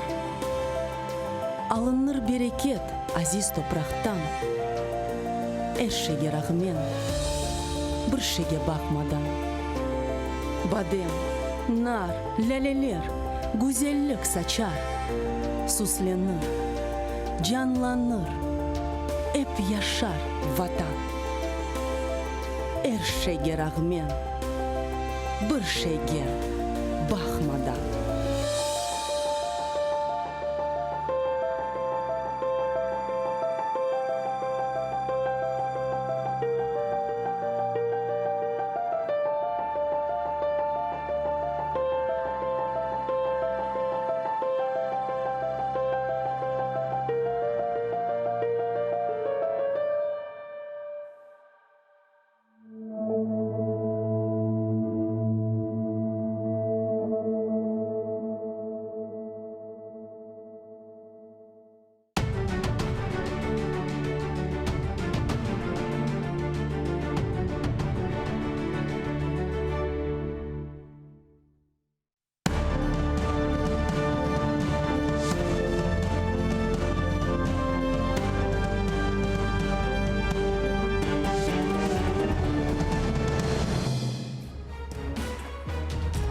Ассаляму алейкум, хайрлах шамлар, витаю в эфире телеканала АТР. Мы продолжаем информационный вечер. Следующие полчаса мы будем говорить о самых актуальных новостях. Поговорим о работе Верховной Рады Украины, о том, как Украина готовится к разведению войск и многое другое. С вами я, Гульсум Халилова. Поехали. Верховна Рада працює 50 днів. Чи задоволені українці новим парламентом? Всі чекають на Путіна. Франція та Німеччина зробила заяву щодо зустрічі нормандської четвірки. Соціологи порахували, скільки українців по-доброму ставляться до Росії. Вражаючі дані. Политический эксперт Валентин Гладких, гость нашей студии. Витаю. Добрый вечер. Бывший первый заместитель секретаря Совета национальной безопасности и обороны Олег Гладковский задержан детективами Национального антикоррупционного бюро при попытке вылететь из Украины. Давайте послушаем, что говорится в НАБУ. НАБУ підтверджує затримання екс-першого заступника секретаря РНБО за підозрою у зловживанні службовим становищем. Слідчі дії тривають. Наразі це вся інформація, яку ми можемо повідомити з огляду на збереження таємниці слідства. Деталі згодом. А вот в Европейской солидарности уверяют, Олег Гладковский сотрудничал со следствием. Після того, як пан Гладковський був попереджений, що в нього є певні обмеження на пересування, він спокійно сів в автомобіль і поїхав з аеропорту Бориспіль додому. Але це ламало сценарій шоу, тому почалися затримання і так далі. Також хотів би вам відкрити страшенну таємницю, що пан Гладковський не тільки співпрацював зі слідством, а за останні декілька місяців неодноразово виїжджав до України і повертався в Україну. І взагалі, що стосується цього розслідування, то і Петро Порошенко, і наша політична команда перш за все, і більше навіть за інших, зацікавлені завжди в прозорості і ефективності будь-яких розслідувань. Как вы восприняли новость о задержании Гладковского? Видите ли вы какой-то политический подтекст? Позитивно сприйняв. Тому що той скандал, який тоді спалахнув в Укроборонпромі, де фігурував, зокрема, і цей персонаж, і його синуля, і головне, друзі його синулі, він викликав шквал невдоволення. І тому так... Ви маєте в виду журналістське розслідування, Журналістське розслідування і, відповідно, політичний скандал, який тоді спалахнув. На превеликий жаль, тоді це не потягло за собою відповідних правових наслідків. Хоча в суспільстві було і очікування, що все-таки правоохоронні органи ретельно вивчать ту ситуацію. А чому іменно зараз? А якщо було б вчора, питання було б таке саме, чому вчора? Було б завтра, питання було б, а чому завтра? А чому не за часів, коли президентом був Петро Олексійович Порошенко? У мене інше запитання. Так на те запитання, на жаль, є відповідь.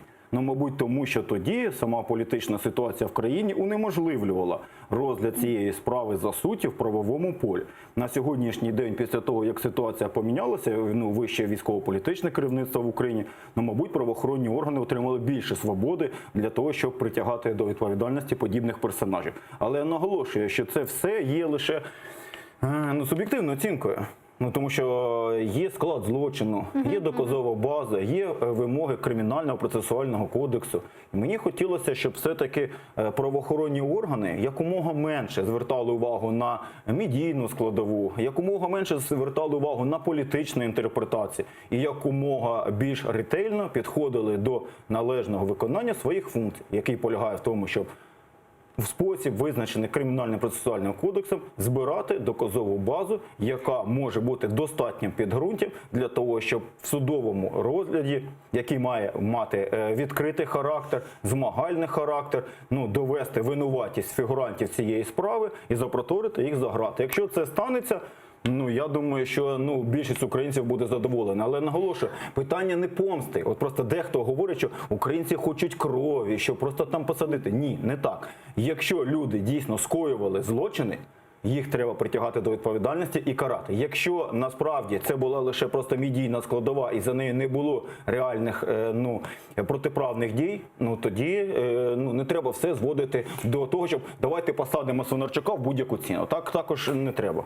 На результати поживемо, увидим, посмотрим. Безумовно, тому мені не хотілося, щоб ми політизували цю справу. В Верховной Раде Украины готовят новую временную следственную комиссию, которая будет заниматься расследованием хищений в Укроборонпроме. Давайте послушаем народного депутата Украины от фракции «Слуга народа» Ирину Верещук.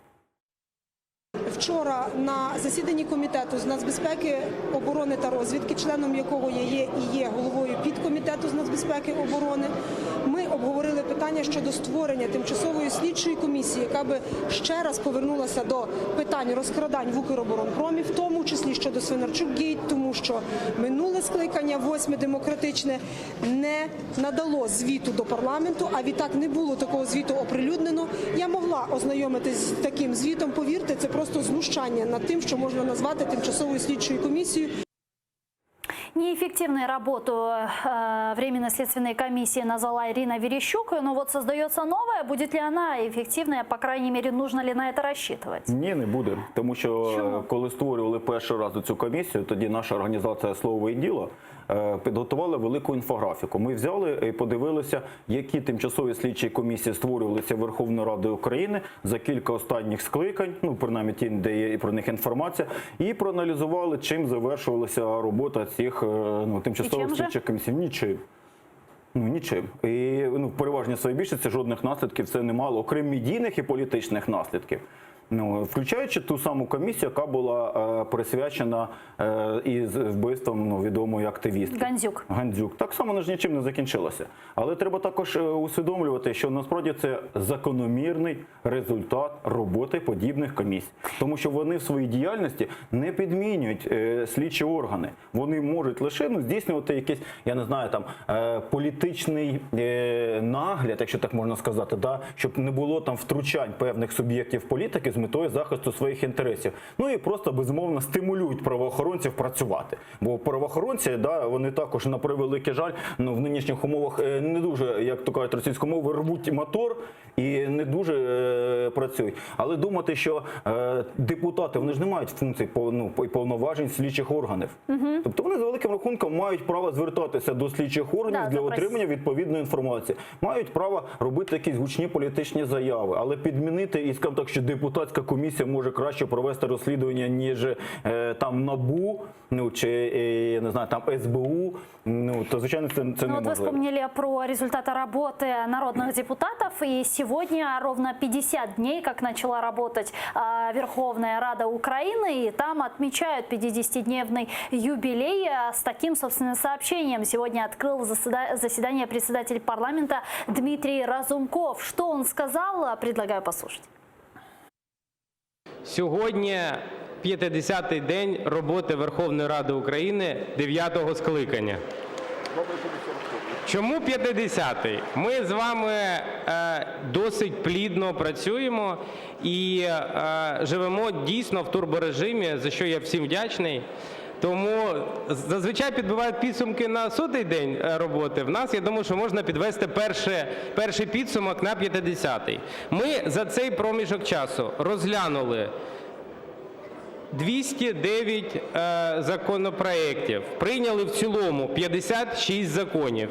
Я думаю, що за такою швидкістю навряд чи зможе перечатись будь-яка з Верховних Рад України, яка була раніше. Ну а в Верховной Раде Украины работает наша корреспондентка Милена Амиди. Она с нами сейчас на прямой связи. Милена, селям алейкум. Рассказывай, какие у тебя новости, какие законопроекты, возможно, удалось сегодня принять народным депутатам Украины. Алейкум селям Гульсум. Я б не сказала, що сьогодні у Верховній Раді святкова атмосфера. Вона робоча, як і зазвичай. Депутати не налаштовані сьогодні щось святкувати і відмічати. Вони працюють. Отже, 371 депутат у залі. І вже я говорила про те, що міжфракційне депутатське об'єднання тепер у нас нове під назвою Кубані. Його очолить Олексій Гончаренко. Потім у Раді жартували, що немов би українська Кубань повинна було називатися. Вже 13 з 26 законопроєктів ухвалено, тобто наразі екватор. Серед них, нарешті, електронні документи у Верховній Раді таки запровадять. Цей законопроект вже 3 дні чекає на те, щоб його розглянули, і таки вдалося. Зокрема, про депутатські запити також прийняли законопроект про виконання військового обов'язку та ведення військової служби. Там маються на увазі нові військові звання за стандартами НАТО. Також посилили кримінальну відповідальність за закупівлю за рахунок державних коштів неякісних ліків. А от таким чином проходить вже тиждень роботи Верховної Ради без турборежиму. Далі буде податкове законодавство розглядатися, лісове і державне регулювання у сфері мийних засобів. Тож я залишаюся тут і за всім пильно слідкую. Сагул, это была Милена Амиди, наша корреспондентка. Она работает в Верховной Раде Украины. Как вам результаты 50-дневной работы народных депутатов в Верховной Раде? Вы позитивно оцениваете эту работу? Ну, швидше позитивна, ніж негативна. Ну, тому що якщо ми порівнюємо з попередніми скликаннями, то там люди 30 днів не могли коаліційну угоду підписати, поділити комітети, сформувати уряд. А ці достатньо оперативно з цим впоралися. Інша справа, що в принципі їм не треба було формувати коаліцію, у них була монобільшість, так що це полегшувало стартові умови. Ну, але за великим рахунком, за виключенням тих там 2 скандалів, коли були помічені «Слуги народу» за неперсональним голосуванням, ну, в принципі, все, що вони обіцяли своїм виборцям, ну, хотіли люди бачити працюючу Верховну Раду. Будь ласка, сидять як зайчатка, голосують. Ну, хотіли люди, щоб депутати там в п'ятницю були на своїх робочих місцях? Будь ласка, вони є. Засідання комітетів відбувається. Тобто дисципліни, ну дивіться, дисципліни в Верховній Раді стало значно більше. Більше того, закрутили певними законами дійсно права народним депутатам. Ну, то трошки підкрутили, власне кажучи, гайки. Зрозуміло, що за цим є певні політичні інтереси, ну, самого Зеленського, щоб полегшити йому контролювати його фракцію. Але мені байдуже, з якими мотивами це робилося. Мені головне, що сьогодні депутат, ну, вже не є таким борзим, вибачте, як він був минулого скликання, тим більше позаминулого скликання. Тобто я думаю, що це от напрямок на те, що депутат має бути насправді слугою народу і служить народу. Воно є правильним. Чи є всі ті закони, які вони проголосували, ну, такими доленосними і такими, що вже завтра змінять життя більшості українців на краще? Ну, я думаю, що, на жаль, ні. Ну, і це об'єктивна реальність, але ну, певні кроки зроблені в правильному напрямку. Медиаслужба парламента выпустила промо-ролик, посвященный этой дате. Там они перечислили самые главные успехи народных депутатов. Ролик длится 6 минут. Я все-таки предлагаю посмотреть квинтэссенцию того, что там представлено. Багато хто називає роботу Верховної Ради революційною. Але для нас це не революція, а еволюція. Тобто нормальний розвиток як парламенту, так і держави. Ми це обіцяли, і саме це ми сьогодні робимо. Будь ласка, давайте менше зайвих діалогів, давайте працювати, давайте вже голосувати. Я вас дуже прошу, народ чекає. Законопроект про столицю – це перший крок до поновлення нормального європейського самоврядування у місті. Колеги, я вас прошу, сядьте, будь ласка, і нажимайте, а потім будуть знову питання, чому хтось за вас натиснув, да? Дякую залу Верховної Ради за консенсус для того, щоб ми могли захистити права громадян. Зал Верховної Ради – це не їдальня. Це не місце для куріння. Сучасне будівництво, нові технології та більш комфортний життєвий простір для українців стали набагато ближче. В залі Верховної Ради не треба задовольняти будь-які інші фізіологічні потреби. 347 депутатів проголосували за. І тепер бізнес буде жити значно легше. Прошу народних депутатів підтримати. Реформа державної служби вже відбувається кілька років, ми її хочемо продовжити, хочемо забезпечити більш прозору і більш якісну діяльність. Давайте зробимо це разом. Что вам запомнилось за 50 дней их работы больше всего? Самое яркое? Ні, ну саме ярке, ми зараз обговорили, це Ківа. Ну, такого в Верховній Раді ще не було. Ну, але Ківа не має жодного стосунку до фракції «Слуги народу». І, в принципі, яскравих персонажів там і раніше було вдосталь. Тобто з негативу, те, що я можу сказати так, мені, наприклад, не імпонують, і я не розумію, чому деякі люди опинилися в уряді. Ну, але це моя персональна оцінка. Тобто за них взяла відповідальність «Слуга народу», за них взяв відповідальність президент України. Вони мусять дати результат. Тобто це, так би мовити, їхня сфера. Ну, потім далі. Мене обурило те, що були виявлені факти кнопкодавства, ну, не персональне голосування, причому у виконанні якраз представників фракції «Слуги народу». І те покарання, це не покарання, це епітімія, я би так сказав, якщо християнську термінологію використовувати. Таке, знаєте, дуже умовно. Все-таки в обіцянках було більш жорстке покарання для подібних випадків передбачено. Я розумію, що нема зараз правової бази для того, і вона тільки формується, і я сподіваюся, що це останні ганебні такі випадки, що в майбутньому, якщо хтось чиясь лапа потягнеться до чужого пульта, ну, ми з такими депутатами будемо прощаться. А давайте посмотрим, что говорят украинцы по результатам работы Верховной Рады Украины. Какая их часть поддерживает, какая их часть не поддерживает. Следующая далее графика. Давайте посмотрим. Згідно дослідження Київського міжнародного інституту соціології, повністю схвалюють дії Верховної Ради 12% українців. Швидше схвалюють 41%. Скоріше не схвалюють 19% опитуваних, а повністю незадоволені діями нардепів 11%. 17% респондентів не змогли відповісти на це питання. Ну, вот такие, собственно, цифры. 41% украинцев, скорее всего, удовлетворен работой Верховной Рады Украины. Вообще такие цифры были или же все-таки это беспрецедентная поддержка?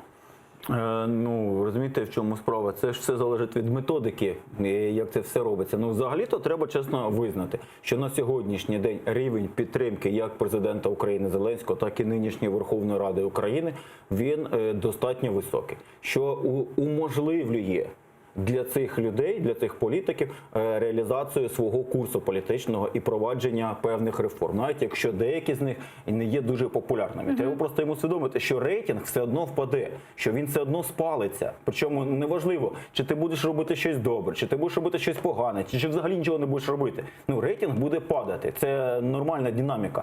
І проблема полягає в тому, що чи встигнуть ці люди, поки їхній рейтинг достатньо високий, зробити щось корисне для держави і для суспільства. От я сподіваюся, що так. Тому належу до тих от 41%, які швидше позитивно, ніж негативно оцінює їхню роботу. Ну вот сегодня в Верховной Раде Украины приняли законопроект о разоблачении коррупционеров, и в результате чего государство будет платить тем, кто разоблачил коррупционеров. Давайте посмотрим, как и сколько будут платить. Винагороду викривачу-корупціонера даватимуть лише, якщо те хабарництво від 5 тисяч неоподаткованих мінімумів. Зараз це понад 10 мільйонів гривень. Мінімальна винагорода – 10% від хабара або отриманої корупціонером вигоди. Максимум винагороди обмежено – це не більше 3 тисяч мінімальних зарплат. Станом на зараз це 12,5 мільйонів гривень. Якщо викривачів злочину кілька, винагорода між ними розподіляється з урахуванням важливості повідомленої ними інформації. Народный депутат от «Слуги народа» Галина Янченко рассказала, какая информация может быть полезной для следствия. Далее ее прямая речь. Це можуть бути будь-які докази, будь-яка інформація. Звичайно, чим більше даних і чим точніше вони будуть. Це можуть бути документи, це може бути, наприклад, інформація про ті чи інші прізвища, про ті чи інші суми, про пов'язані особи і так далі. Чим більше інформації буде зібрано, тим фактично легше буде слідство і тим швидше, сподіваюся, кримінальне провадження може бути розслідувано і направлено до суду. Тобто фактично в інтересах і викривача, і всього суспільства надавати максимальну кількість інформації, яка може бути зібрана для притягнення корупціонерів або імовірних корупціонерів до відповідальності. А вот в «Батьківщине» инициативой платить разоблачителям коррупции недовольны. Давайте слушать народного депутата Сергея Власенко. Привіт, 37-й рік. Hello. Welcome back to the 37-й рік. Тобто при цьому вони дають право викривачу в подальшому не свідчити. Ну, тобто, грубо кажучи, людина написала донос на когось, почався розгляд справи, людину тягають, потім приходять до викривача, він каже, а я свідчити взагалі не буду. Ну, тобто це абсурд повний. Некоторые народные депутаты этот закон назвали законом стукачества. Вот как вы относитесь к принятому закону? Це означає, що ці депутати живуть в совку. Це досі означає, що вони сприймають державу як щось вороже до громадянина і до держави, і до суспільства. Це означає, що вони досі сприймають державу як репресивний інститут, інтереси якого відрізняються від інтересу того народу, який є суверенним на цій території. Ну, тобто ви позитивно оцінюєте? Ні, я не позитивно це оцінюю, але з інших причин. Я негативно оцінюю з точки зору, про яку сказав Власенко, що там є суто правові певні колізії. Але оця вся риторика про якісь там морально-етичні оцінки про стукачество. Слухайте, ми живемо в цивілізованому світі. Я як законослухняний громадянин, якщо бачу або знаю про скоєння злочину або правопорушення, то я можу повідомити правоохоронні органи для того, щоб вони втрутилися в справу і відновили законність. Чи я, як у того в русском шансоні досі живу, що мусора забрали храброго братішку, і я мушу кримінальним цими жити поняттями, Ну, смотря що з мусора якою погані, цілею це будете а делать? ці, коротше, Заработать злочинці, или гопніки просто- хороші. Ні, це економічне стимулювання, а робити це я мушу через внутрішній поклик. Ну, і треба розуміти, що це вся кримінальна романтика, ну, що, типу, давайте покривати тих, хто порушує закон, бо це, типу, по-пацанськи. То мені хотілося, щоб ми припинили жити по-пацанськи, а почали жити так, як живуть в Німеччині. Бо якщо ви в Німеччині будете порушувати закон, або комусь турбувати, то дуже швидко ваші сусіди зателефонують і прийдуть правоохоронці і пояснять вам, як вам треба себе поводити. І в цьому зацікавлено все суспільство. Це один момент. А тепер щодо власника права. Треба розуміти, що корупція – це злочин, який тримається на довірі, як це не парадоксально. Зазвичай корупціонери довіряють один одному значно більше, ніж некорупціонери. І корупція – це зазвичай примат неформальних зв'язків над формальними зв'язками. Тобто, якщо тільки ми вводимо якийсь чинник, який руйнує цю довіру, а те, що вони запроваджують, воно насправді руйнує довіру. Бо якщо я до вас приходжу, ви можете вирішити в мене питання. Треба розуміти, що я дуже вмотивований, щоб ви мої питання вирішили. Тобто я до вас приходжу, не ви мене вимагаєте хабар, а я до вас приходжу дати хабар. Понятие коррупции – это не одна сторона, понятно, две стороны. І вони обидві вмотивовані. То на сьогоднішній день, коли я до вас прийду і скажу, що дайте мені там дозвіл на надбудову на Хрещатику і ще 2 поверхів, да, як зараз відбувається на Хрещатику, і я вам за це відлістаю трошки кешу, ну то у вас буде з одного боку спокуса дійсно взяти кеш і дати дозвіл, а з іншого боку ви будете боятися, чи цей хлопчик не хоче мене просто підставити, і насправді йому цей дозвіл і даром не треба, він просто прийшов для того, щоб за великим рахунком. Ну я не знаю, я це просто як приклад, таких прикладів можемо тисячі привести. То зрозуміло, це буде стримувати, бо це руйнує довіру. Але це може бути ефективним лише як елемент системи або комплексу заходів. Лише одним цим кроком вирішити проблему корупції буде неможливо. Причому він з точки зору права якраз залишає бажати кращого, бо про це Власенко і сказав. Ну, по-перше, тут я не погоджуюся, обвинувачення не ґрунтується на заяві. Ну, воно ґрунтується на наявності або відсутності доказів. А докази повинні бути збирати ці правоохоронні органи. Тобто не приватні особи, це не я повинен збирати докази, а потім з готовою доказовою базою прийти в НАБУ і передати їх. Бо який статус цих доказів? Я їх збирав у відповідності до вимог Кримінального процесуального кодексу чи ні? Ну, розумієте, там є суто багато правових таких колізій.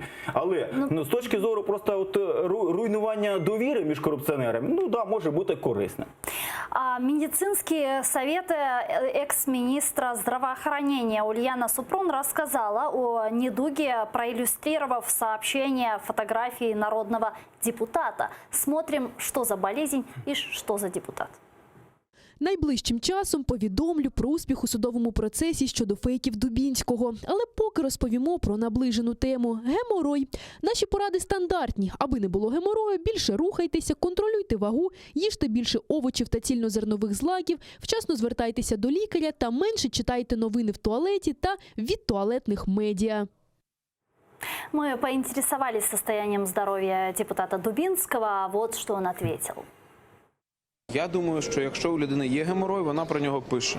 Якщо немає, то не пише. Думаю, так. Подождіть, ну вона ж жінка. Ну, а фотографія ваша? Буває геморою? Фотографія ваша, чому саме? Ваша, у мене немає, як значить в неї є. Что это было, как вы думаете? Це просто рівень політичної, правової культури в українському суспільстві. Ну, я розумію, тут і сарказм, весь, і вся ця іронія, але мені здається, що це не зовсім коректна поведінка. Ну, по-перше, це що... Ну, безумовно. Тобто, це стигматизація хворих, тобто, це що, бути хворим на геморой – це соромно?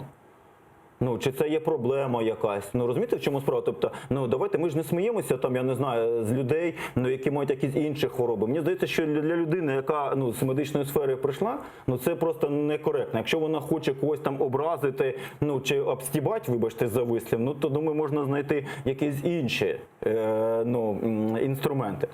Ну, а з іншого боку, ну, пан Дубінський ж також, давайте не будемо лукавити, недалеко пішов і так само, ну, іноді дозволяє собі, ну, поведінку і заяви, які перебувають за такою нічанською по ту сторону добра і зла. За словом в карман не полезет, да. Ну, мені хотілося, щоб цього просто не було, якось люди тримали себе все-таки, ну, прийнятного. Давайте межах. перейдем к более серьезным темам, а именно Германия и Франция приветствуют прогресс в Минском процессе и ждут Путина в Париже. Слушаем сообщения правительств стран. Ми вітаємо недавні позитивні зрушення в реалізації мінських угод і з нетерпінням чекаємо наступної зустрічі у нормандському форматі в Парижі, яка повинна домогтися прогресу у врегулюванні конфлікту на сході України. Ми підкреслюємо нашу позицію про те, що анексія Криму Росією є незаконною. Ну вот как бы вы это прокомментировали, вот позитивная оценка Франции и Германии прогресса в Минских соглашениях? Ну, як позитив, безумовний. Ну вот просто некоторые эксперты говорят о том, что Германии абсолютно уже надоела Украина, да, и они хотят хоть каким-то образом, чтобы Минск был выполнен, чтобы конфликт в Украине был урегулирован и так далее. То есть для них любое действие – это позитивний шаг? Ні, не думаю. Якщо б сьогодні динаміка відбувалася у зворотньому напрямку до ескалації конфлікту на Донбасі, я думаю, реакція би Франції і Німеччини була діаметрально протилежною. Ну, треба розуміти, що всі в світі, наголошую, всі в світі зацікавлені в тому, щоб цей конфлікт було вирішено. Але виникає наступне запитання. І навіть Росія? І навіть Росія. Мова йде лише про те, на яких умовах вирішено. От тут я про це хотів сказати, що якщо для Франції і Німеччини, в принципі, прийнятний достатньо великий сегмент можливих умов, то для України і для Росії кількість прийнятних умов значно вущі. Украина выдвинула свои условия по выполнению Минских соглашений. Давайте их послушаем.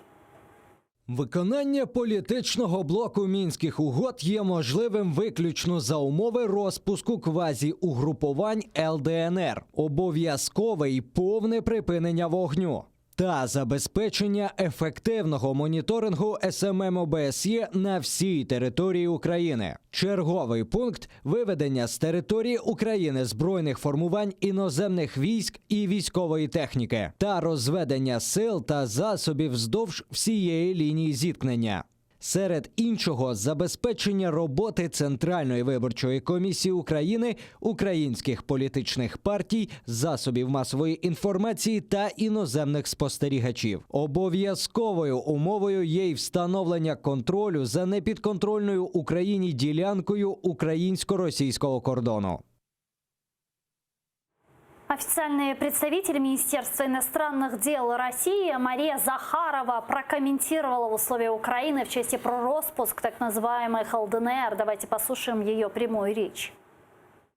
Подобных заявлений много, и насколько они способствуют движению в направлении консолидации и не только общества, но, собственно говоря, страны на базе Минска, никому не известно. На наш взгляд, подобные заявления наносят удар именно по первичной задаче, а именно реализации минских договоренностей и создание, ну, по крайней мере, не создание, но приближение к формированию некой новой, обновленной атмосферы доверия между людьми, которые проживают на территории Украины в различных регионах.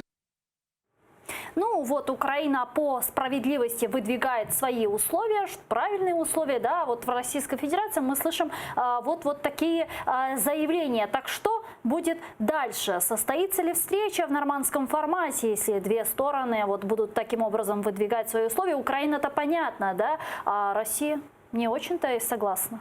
Ні, так це зрозуміло, що російська сторона не погоджується. Ну, тому ми говорили, що кількість умов прийнятних для України, кількість умов прийнятних для Росії значно менша, ніж кількість умов або способів регулювання конфликту для Франции чи Немеччины. Но мы же видели, что Украина шла на некоторые условия Российской Федерации, в том числе подписание формулы Штайнмайера и разведение войск на Донбассе, которое сейчас планируется. Да, тут це трошки неправильне позиціонування, коли ми позиціонуємо ці кроки як кроки на зустріч Російської Федерації. Це кроки, які повинні робити обидві сторони. Верховной Рады говорил, что мы подписали формулу Штайнмайера, так как это является условием России для встречи в нормандском формате.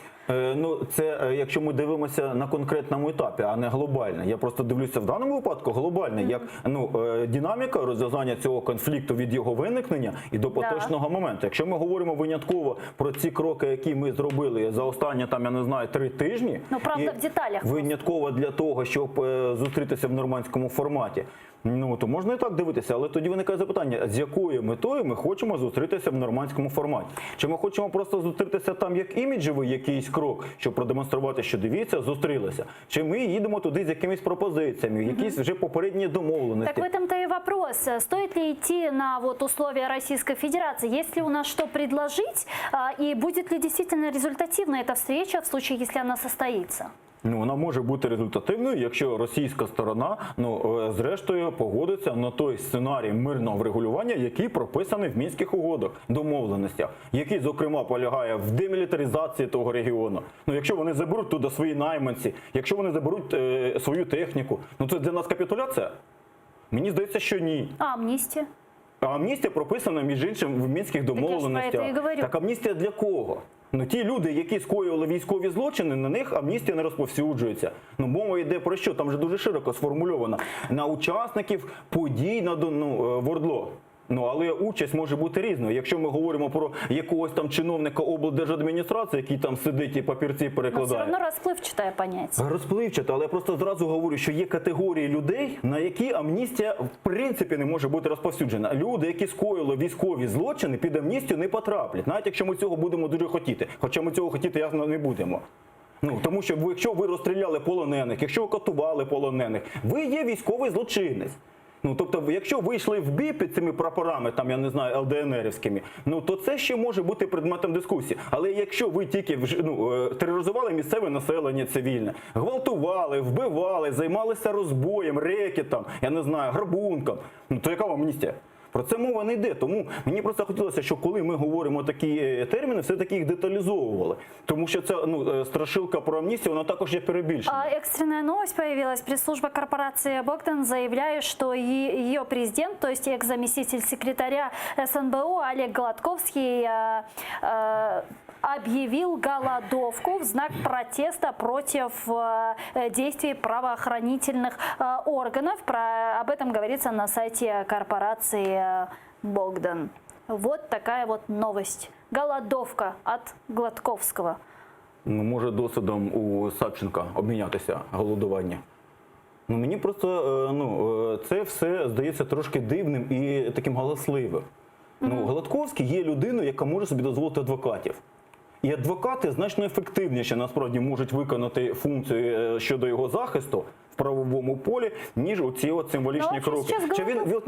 Він серйозно думав, що сьогодні хтось сказав, Гладковський почав голодувати, і українці просто серце защемило, і вони почали йому співчувати. Та достатньо просто фотку показати його синочка, його друзів десь на лакшері-курорті, щоб люди були сказати, та йому корисно поголодати. Так в этом-то и вопрос. Голодовка в данном случае – это эффективный метод? Думаю, що ні. Протест? Думаю, що ні.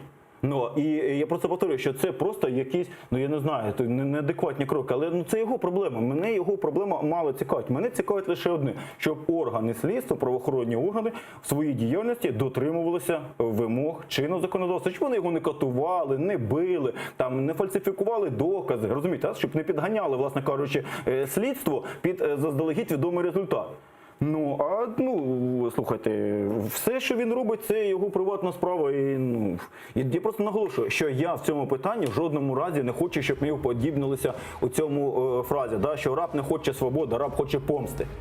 Ми не повинні хотіти помсти, ми повинні хотіти справедливості і законності. Валентин Гладких, политический эксперт, был гостем нашей студии. Дуже дякую. Я вынуждена завершать этот блог буквально через 5 минут. Смотрите новости на крымско-татарском языке, а после эстафету принимает моя коллега Катерина Вишневская. Не пропустите, Коршкенч.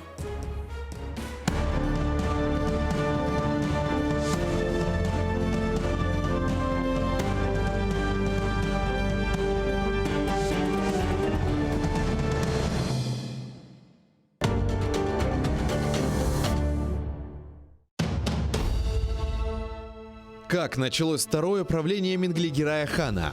Какие новые территории он окончательно закрепил за своими потомками? И кто добровольно присягнул крымскому хану на верность? А главное, какую роль в его жизни сыграла ногайская княжна Нурсултан Мангытская? В конце 15 века в Крымском ханстве начинается настоящий строительный бум. Менглигерай инвестирует деньги в строительство новых крепостей и восстанавливает старые, особенно на берегу реки Днепр. Об этом смотрите в программе «Алтын Девир» в новом цикле «История династии Гираев». В эту субботу, 19 октября, в 17:35 на телеканале АТР, 7-я серия. Мингли Гирай, хан реформатор, часть 4. Инсаниятлік, мераметлік ве ачық юрек бүгінгі яшайшымызда ең кереклі, ләкин кет-кете ең рас келген табиат чизгісідір. Ләкин бойлы инсанлар бар. Олар еш бір шеге бақмадан дайыма ярдымға келмеген азырдыр. Интернетте көресің, қаста бала чыға, сон яшлар чыға. И бет ажейсің оларны, сон волонтерлар айталар ма, айшытыда ярдым етейік, айшытыда ярдым етейік. Юректе бар бізде, ханымызда бар ярдым етме адамларға.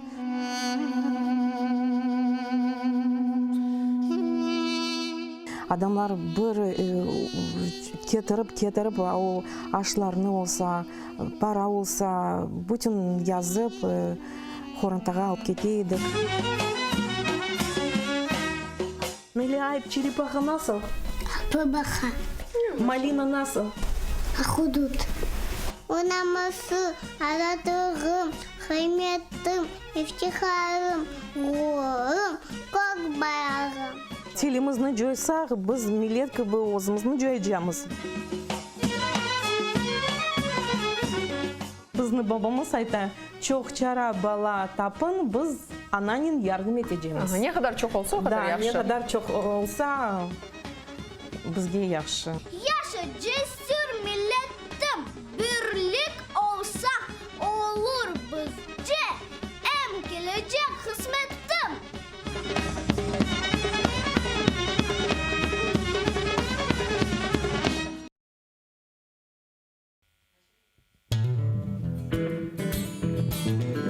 Українська музика багата на колоритні пісні. Знайомство з унікальним гуртом «Сонячна машина», учасники якого є авторами, виконавцями та мультиінструменталістами. Все це ви побачите в ефірі Jungle Studio на телеканалі АТР вже цієї неділі о 19:30.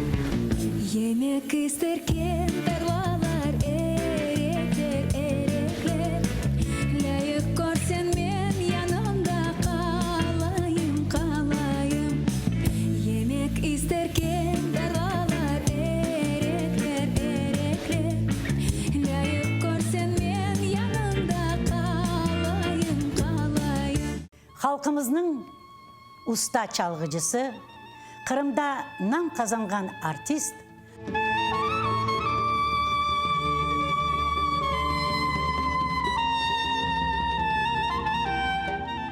Sanat için can küldüreydi. Bizim halkımızın arasına bir acayip bir türkücü var idi biliyor. 18 Mayıs gecesinde prikaz okulda. Bugünkü hikayemiz Alim Osmanov'a bağışlanan. Bakış saray bizimdir de çevre çete yüzümüdür. Akı seni sevdirin iki de kara gözünüdür. Bakış saray bizimdir de çevre çete yüzümüdür. Akı sana sevdirin iki kara gözünüdür.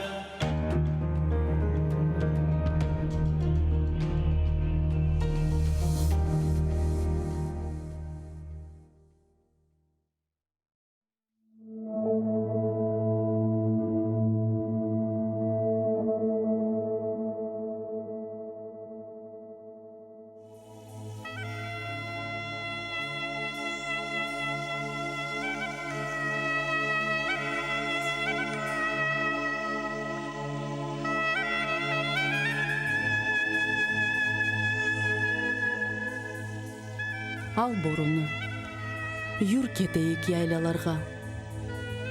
Çal bir ava, çal bir peşraf, bir kaytarma.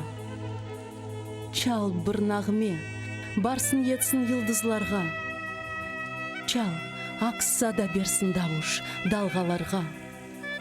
Men бар sesim ile yırlayımçı ay olmem men. Em Port Artur, em Şompolna, Ural dağını. Sesim ketsin, em dolansın Kırımны. Барсын етсін бұжақларға, таманға, Йырларым мен бар сесімнен елге қаршы. Батақларны қайнатып, сел ақтырып. Барыме қастетмеңіз ел ұзатып. Бар келір, ұқым сүрер, ақылы олып. Ачар вишнем көпіріп, ачар бадем. Филис атар қадимдағда ағачлар. Шымал беттен келген суық боранлар. Yok olacak. Kaçar, bakır, borudan.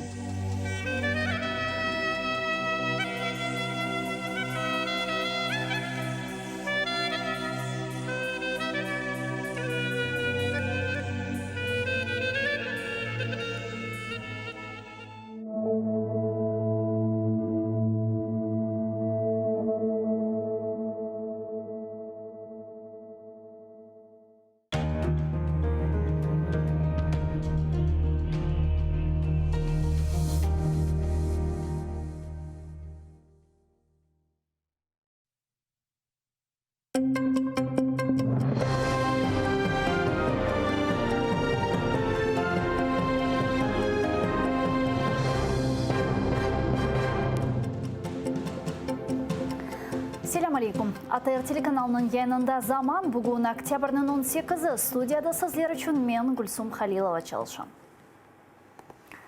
2020 сенесінің бюджеті Украина юқары шырасында бүгін девлет бюджетінің бірінші оқушыны бақмақ істейлер. Ишіні есе депутатлар акимиетке суаллернен башлады. Хусусан Мудафа Назиренден Золотое Петривский живарында планлаштырылған ордулар чекулівіні сордылар. Парламентте бізім мұхбиріміз Виктория Козуб çalışа. Виктория, селям алейкум, тарифет Музафа Назирі насыл жевап берді.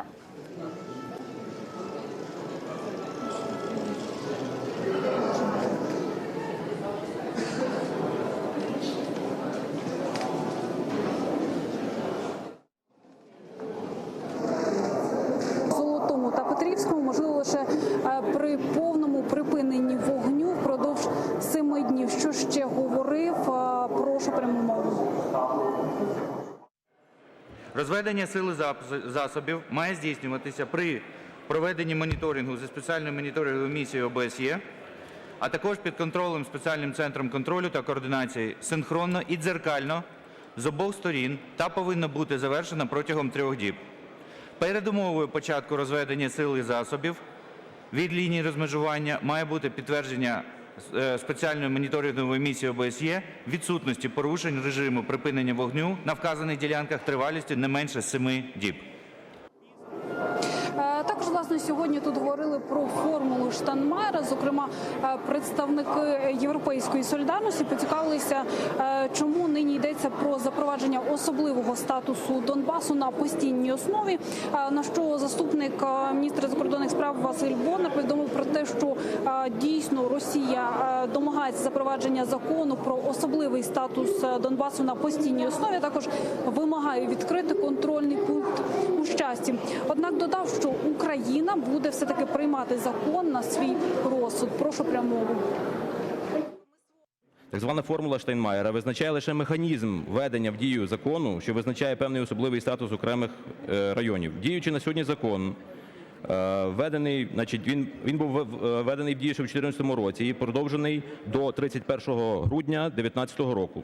Філософією цього закону передбачалося з самого початку, що він діятиме лише протягом 3 років. Зараз переговорна вимога, яка озвучується російською стороною Мінську, це запровадження особливого статусу на постійній основі. Але визначатиметься він законом, який прийматиме Верховна Рада. Тобто закон, який будете розробляти ви і впроваджуватиме Україна. Наразі депутати фракції «Слуга народу» зібралися на закрите засідання із прем'єр-міністром Олексієм Гончаруком. Власне, опісля вже мають розпочати розглядати бюджет 2020. Я нагадаю, що подано попередньо більше 2000 поправок. У кулуарах говорили і давали прогнози про те, що нібито сьогодні намагатимуться всі їх прийняти. Також скажу, що у Європейській солідарності кажуть про те, що не підтримають законопроект, оскільки мають питання як до фінансування армії, так і соціального сектору. У голосі така така ж позиція. Вони говорять про те, що більше половини їх поправок, які вони вносили до комітету, не пройшли. Ну і власне, коли вже розпочнуть, а я думаю, що вже з хвилини на хвилину мають такі депутати продовжити пленарне засідання і почати розглядати бюджет 2020 у першому читанні. Ми ж слідкуватимемо і вже перші новини розповімо вам у наступних випусках. Колего. Бізімух пирамыз Виктория Козупеди о Украина Юқара Шурасында çalışmaға devam etdi.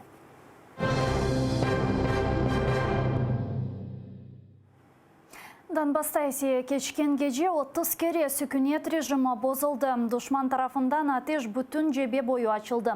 Işgalчилер Минск аңлашмалары бойынша ясақ етілген 122 калибрлі гаубица силясыны Новолуганская жеварында қолланды. Бұнен берабер рус өргітлері чешіт калибрлі майнатыжы ве құршун силяларын ұжым етті. Бүгін енді білдірілгеніне көре Новотошкивский ве Золотая янында 2 кере сүкүнет режиміні боздылар.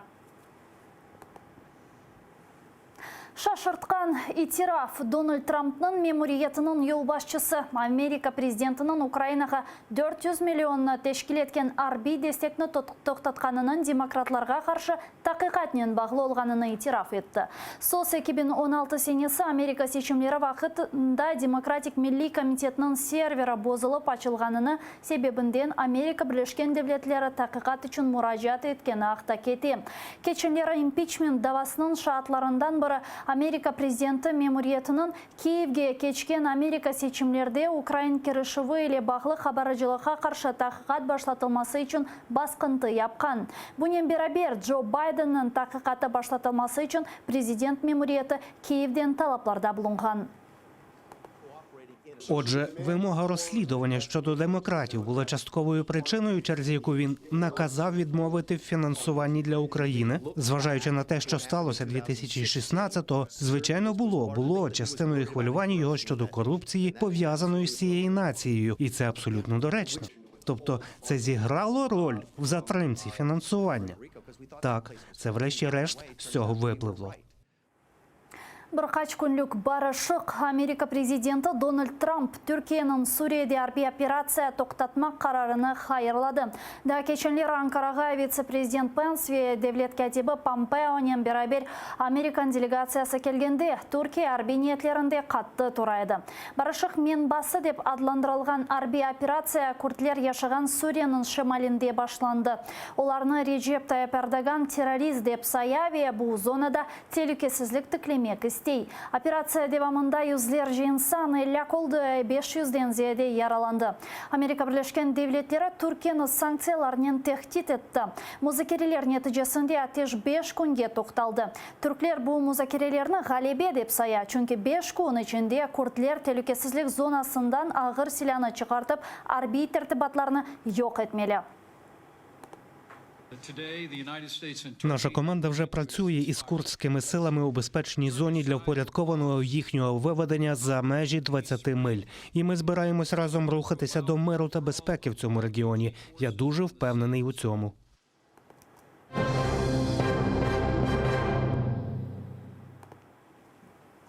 Украина юқары шырасында депутатлар Кубань адлы фирқалар ара бірлікні тешкел еттілер. Оның рейсі Европейская солидарность фирқасының темсілжісі Алексей Гончаренко олды. Гончаренко бұақта өзінің Facebook сайфесінде білдірді. Айтқанына көре бұл тақымның эссас мақсады украинелер яшаған ерлерде медени асабалықны сақламақ ве ғайрадан тіклемектір. Бұл бірлікке енді 15 миллет векелі кірді, олар сырасында Межлис рейс муавины Ахтемчи Госда бар. Наше завдання – розробка політики щодо повернення в культурне і соціальне поле українських етнічних територій та етнічних українців. В першу чергу займемося Кубанню. Але і інші регіони, в яких проживають компактно українці, теж будуть знаходитися під нашою пильною увагою. Авропа яйын бірлігі Украина темсилчилерінің Евровижнге яңы кіріш құралларына таздықлады. Украинаның Милли бірлік телерадиокомпаниясы ер ярышында иштирак етecek намзетлерге шартларыны илан етті. Ерже 2014 сенесінден сон Русияда чықышта bulunмаған ве ишғал етілген Қырымға қанунсыз шекілде бармаған олмалы. Фестиваль тешкилатчылары әрбір мемлекет озу ержені сечкеніні ве өз шартларына белгілегеніні қайдетті. Бұл кабы құралларны бұл сене ярышнен бағлы өзберген қавғалар нәтижесінде кірсеттілер. Малым олғаны кебі милли сечівде ғалебе қазанған Маруф тежавызжы девлетке бармаға девам етеді. Ондан Русияге гастроллернен кетмей жегіні белгілеген контрактны имзаламаға талап еттілер, фақат о ред етті. Қырымның дүлберліклеріне далмақ Украин ресамлары Константин ве Светлана Шаповалар Қырым ишғаліне бағышланған сергіні тақдим етілер. Олар дабір керек Қырым бұл Украина олғаныны қатырлатмаға ве ресімлерде олса біле Қырым азат етілген деп көстермеге тырышты. Қырым сюитасы деп адландырылған серге Киевнің Милли Эдебият музейінде 1 ноябрге қадар ачылы олажақ. Сонысы Украинаның дегер шерлерінде де тақдим етілмесі планлаштырыла. Мұхберлер санда булунды тариф етілер. Бачите, це вечір такий, ось лягає вже туман на море і на гори, на камні туман лягає. Ресам Константин Шаповалов Қырым ишғал етілмезден евел әрсене умыр арқадашы Светлананен ярымадаға ратланмақ үшін бара еді. Мұқташем Қырым манзаралары іжади қорантаны еп ілхамландыра еді. Гори, Кримські гори. Мені подобається, що це така хатка старенька така, і осінь. І це близько Соколіного. Там декілька сюжетів, декілька картин є. Тут є зображення Криму морського. Морський Крим, це море, це гори, скали кримські, це міста, це види таких міст, як Ялта, Гурзуф, Семіїз, Новий Світ, Балаклава, Бахчисарай, ну і таке інше. Ну, ось такі види Криму, які ми всі пам'ятаємо. Бу сергетек айлеви хатыралар дегел. Ресамлар үшін әркеске Қырым бу Украина олғанына хатырлатмақ ве Қырым мұйтыны ресімлерден жанландырмақ мұйым еді. Раиса ханым таныш манзараларны ефкярнен хатырлай. Кожного разу я приходжу на зустріч з якимсь одним полотном. Чи то стихією, чи я хочу себе заспокоїти, то дивлюся на тихе море. Недаремно і називається ця виставка «Сюїта».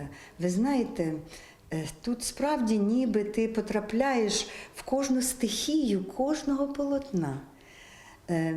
І коли море тихе, і коли воно бурлить, і кожну краплинку вимальвано. Лариса ханым үшін ісе Қырым сюитасы сергісі яқшы білген мұқтешем Қырым көшелеріні қатырламаға имкан бағышлады. Чүнки әрсене Қырымны зиярет еткен Лариса ханым ишғал етілген сон ярымадаға бармады. Це дуже такі чудові в мене світлі спогади. Сонце, море, гори, поєднання всього в одному. А виставка, вона дуже чудова, вона дуже світла, вона випромінює світло, вона випромінює тепло.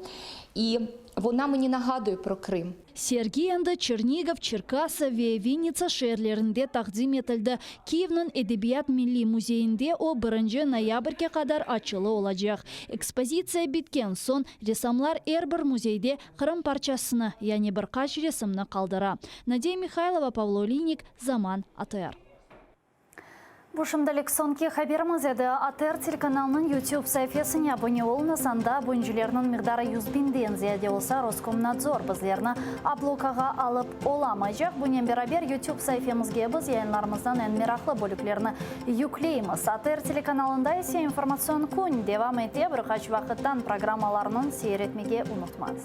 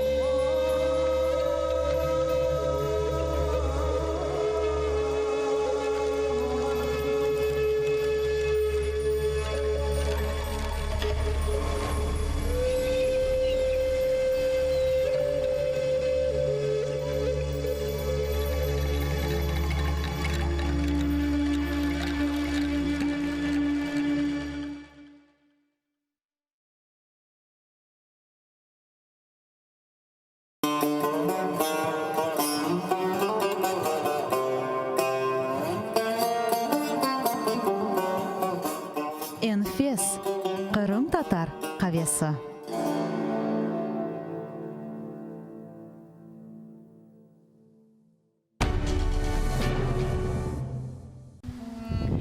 Инсаниятлик, мераметлик ве ачык юрек бүгүнкү жашайышыбызда эң керекле, ләкин кет-кете эң раз келген табият чизгисидир.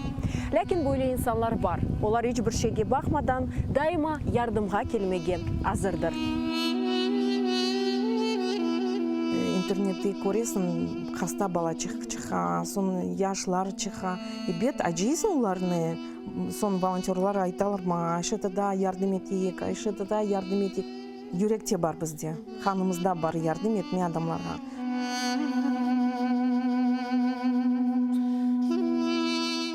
Адамлар бір кетіріп, ол ашларны олса, пара олса, бүтін язып, хорантаға алып кетейді. Мелиайт, черепаха насыл? Бабаха. Малина насыл? Ахудут. Унамасы, аратығым, хайметтім, ефтихарым, ғорым, көк баяғым.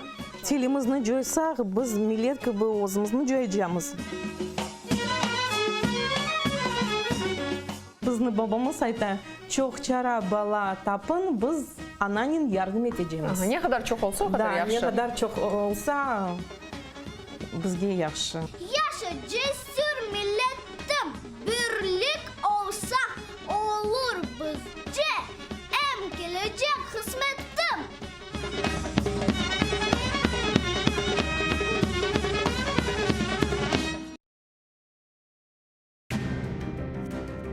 По всей Украине прошла волна акций протестов «Нет капитуляции». Я хочу мира, чтобы отводили войска. Вот этот мир, чем это все закончится? Не нужен нам мир любой ценой. Мы не капитулируем, мы не отдаем Крым. Має бути максимальне об'єднання влади і суспільства. Зараз відбувається спроба рухатися мінськими домовленостями.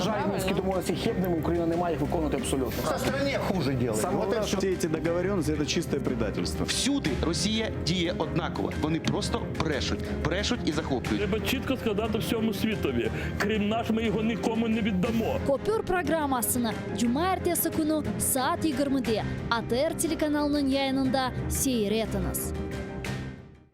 Halkımızın usta çalgıcısı, Kırım'da nam kazangan artist,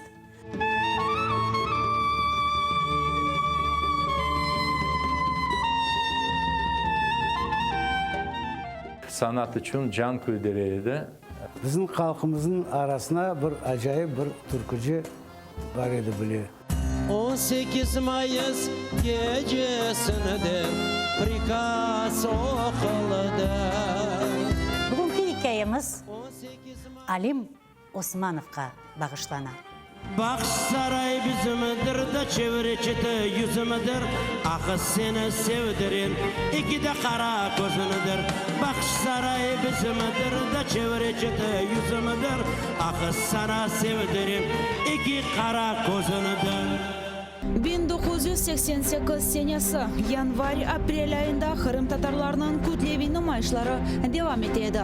Onlar Krasnodar ülkesindeki Abinsk, Taşkent, Bekabad, Samarkand, Almazar, Yangiyul, Özbek Sovet Sosyalistik Cumhuriyetindeki Almalık, Ahmedjit, Novorossiysk'te geçti. Nümayişçilerinin talabı denişmedi. Kırım Tatarlarını vatanına kaytarmak, Cumhuriyetini yanartmak ve Kırım Tatar siyasi mahpuslarını azat etmek. Hükümet vekilleri böyle nümayişlerge narazılık göstermek tırışkan edi. Lakin Kırım Tatarlarının hareketini toxtatmak endi imkansız oldu. 1988 senesi olgan Kırım Tatarlar tarixinde denişu devrinin vakıyalarını Gulnara Bekirova ile Tarih Sedası programmasında hatırlatmağa devam etemiz. Oktyabr'ın 20'de Bazar günü saat 18'de ATR telekanalında seyretiniz.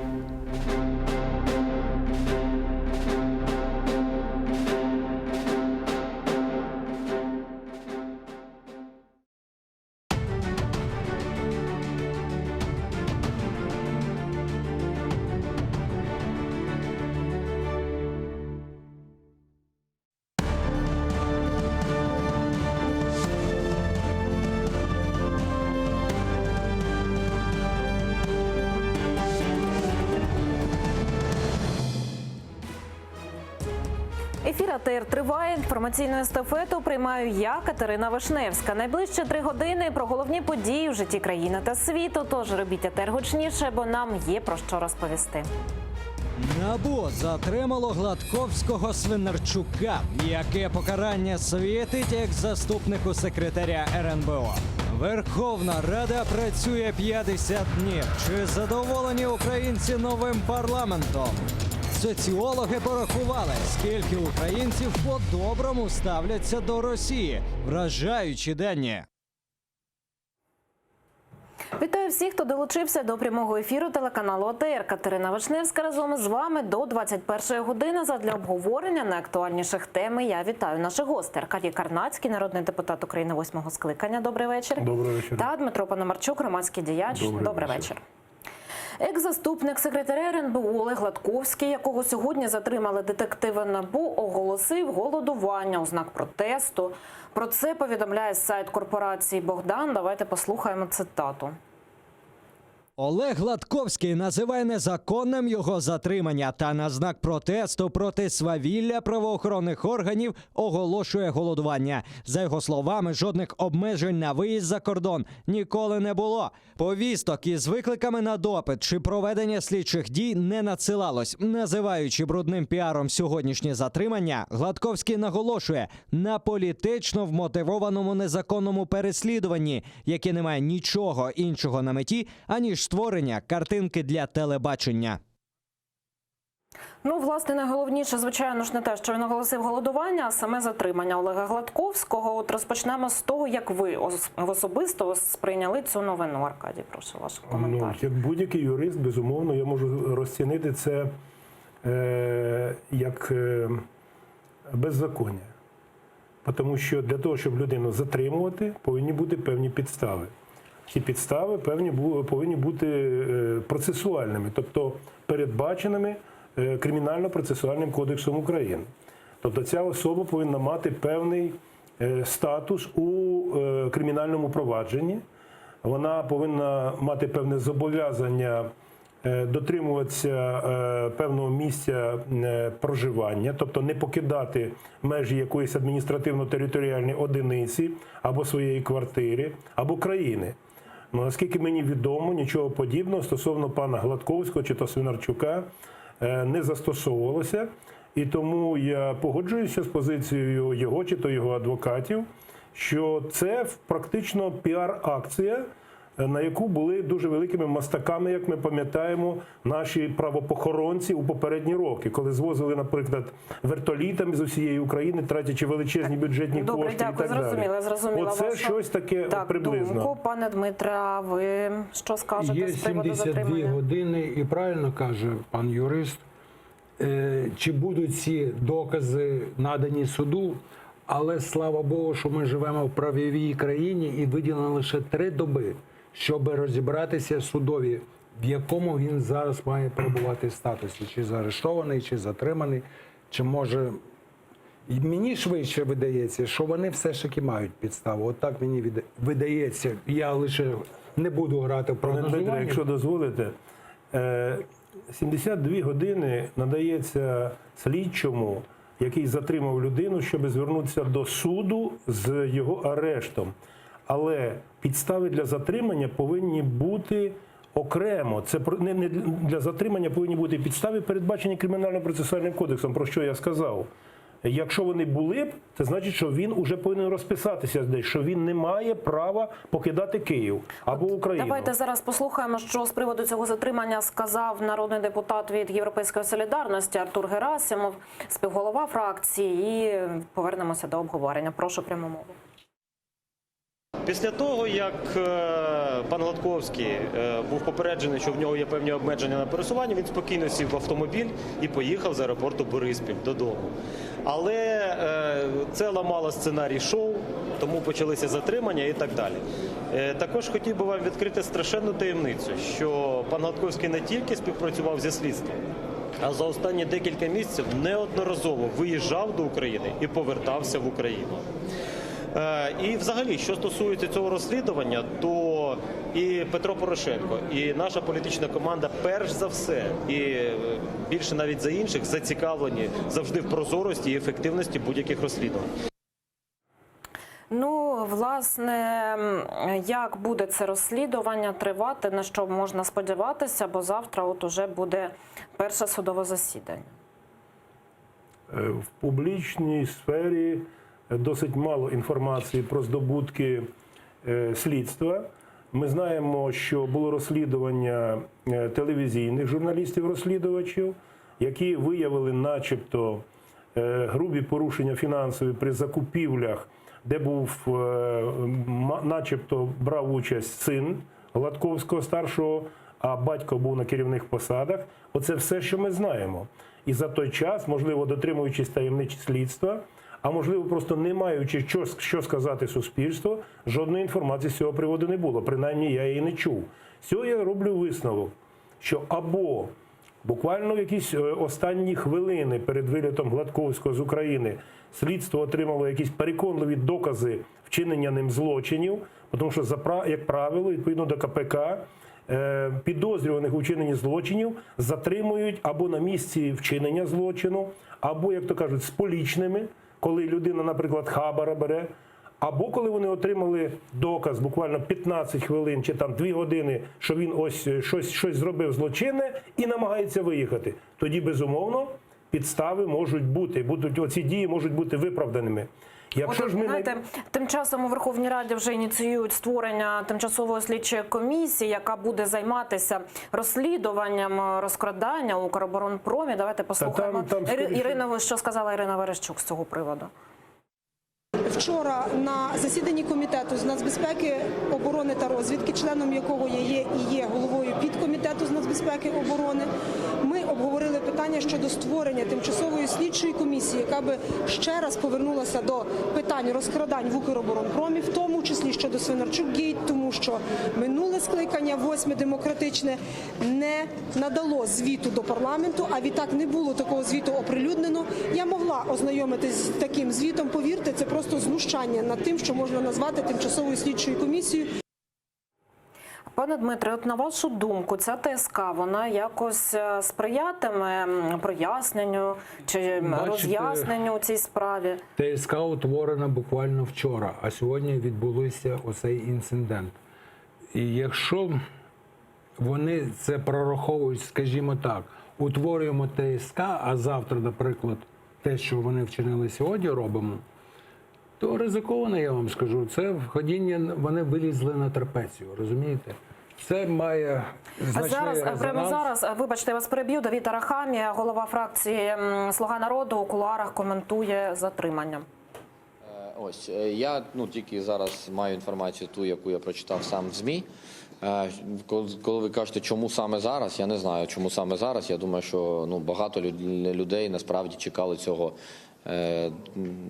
дуже давно, коли було це розслідування Бігуса. Після того вже всі чекали через тиждень. Але трошки затягнулося. Просто відмітили те, що падіння рейтингу і активізація справи якось співпало. Та я думаю, що ні. Слухайте, во всіх обіцянках передвиборних було це така, пам'ятаєте, це бренд такий був, да, Свинарчуки, да, тобто люди розуміли, що з цим треба якось боротись, да. Фактично, я думаю, що з цим пов'язано просто слідчі процеси, на жаль, от нам, людям, пересічним громадянам, просто завжди кажеться, ми знаємо, що ця людина корупціонер, наприклад, і всі ж про це знають, давайте його будемо саджати за грати. А якщо взяти саму процедуру правову, то там дуже багато експертиз, якось треба додати, для того, щоб підготувати обвинувачувальну позицію, яка потім не розсиплеться в першому ж суді. Для цього треба якийсь час. Да? Я думаю, що просто правоохоронні органи мали цей час, щоб зібрати достатньо доказів. Я не знаю, скільки в них доказів і яких саме. Будемо з цим якось ознайомлюватись. Да? І я думаю, що, можливо, хтось навіть теж створить тимчасову слідчу комісію по цьому приводу також, бо це суспільно дуже резонансне питання. А як ви ставитеся до того, що він оголосив голодування? Це йому допоможе? Я це не знаю. Можливо, це... Навіщо? Голодування. Протестує проти обвинувачень? Ми ще не бачили навіть матеріалів обвинувачування, да? Тобто побачимо. Всі зазвичай це такі є підхід оголосити голодування, я не знаю. Ну, подивимось, що це до цього це Щодо далі. ТСК по територіальній цілісності, навіщо її Так, пам'ятаєте, коли було... створити і Це- чи буде працювати комісія? Це не Хамія, голова фракції «Слуга народу», коментує затримання Олега Гладковського зараз у кулуарах Верховної Ради. Повернемося до обговорення. От дійсно, чому саме зараз це відбулося і хто надалі буде займатися власне цією справою? Аркадій, прошу вашу думку. Ну, займається цією справою НАБУ. І воно буде проводити розслідування? Безумовно, воно й далі. Якщо детективи НАБУ, чи один детектив, чи там, можливо, група, вважають, що вони мали підстави для такого затримання, причому публічного, гучного, то, звичайно, вони до слідчого судді протягом цих 72 годин, які вони мають для того, щоб звернутися до суду з питанням арешту або обрання іншого запобіжного заходу, вони повинні принести слідчому судді докази. І ми вже побачимо із рішення слідчого судді. Ми можемо не узнати обставин справи, тому що це таємниця слідства.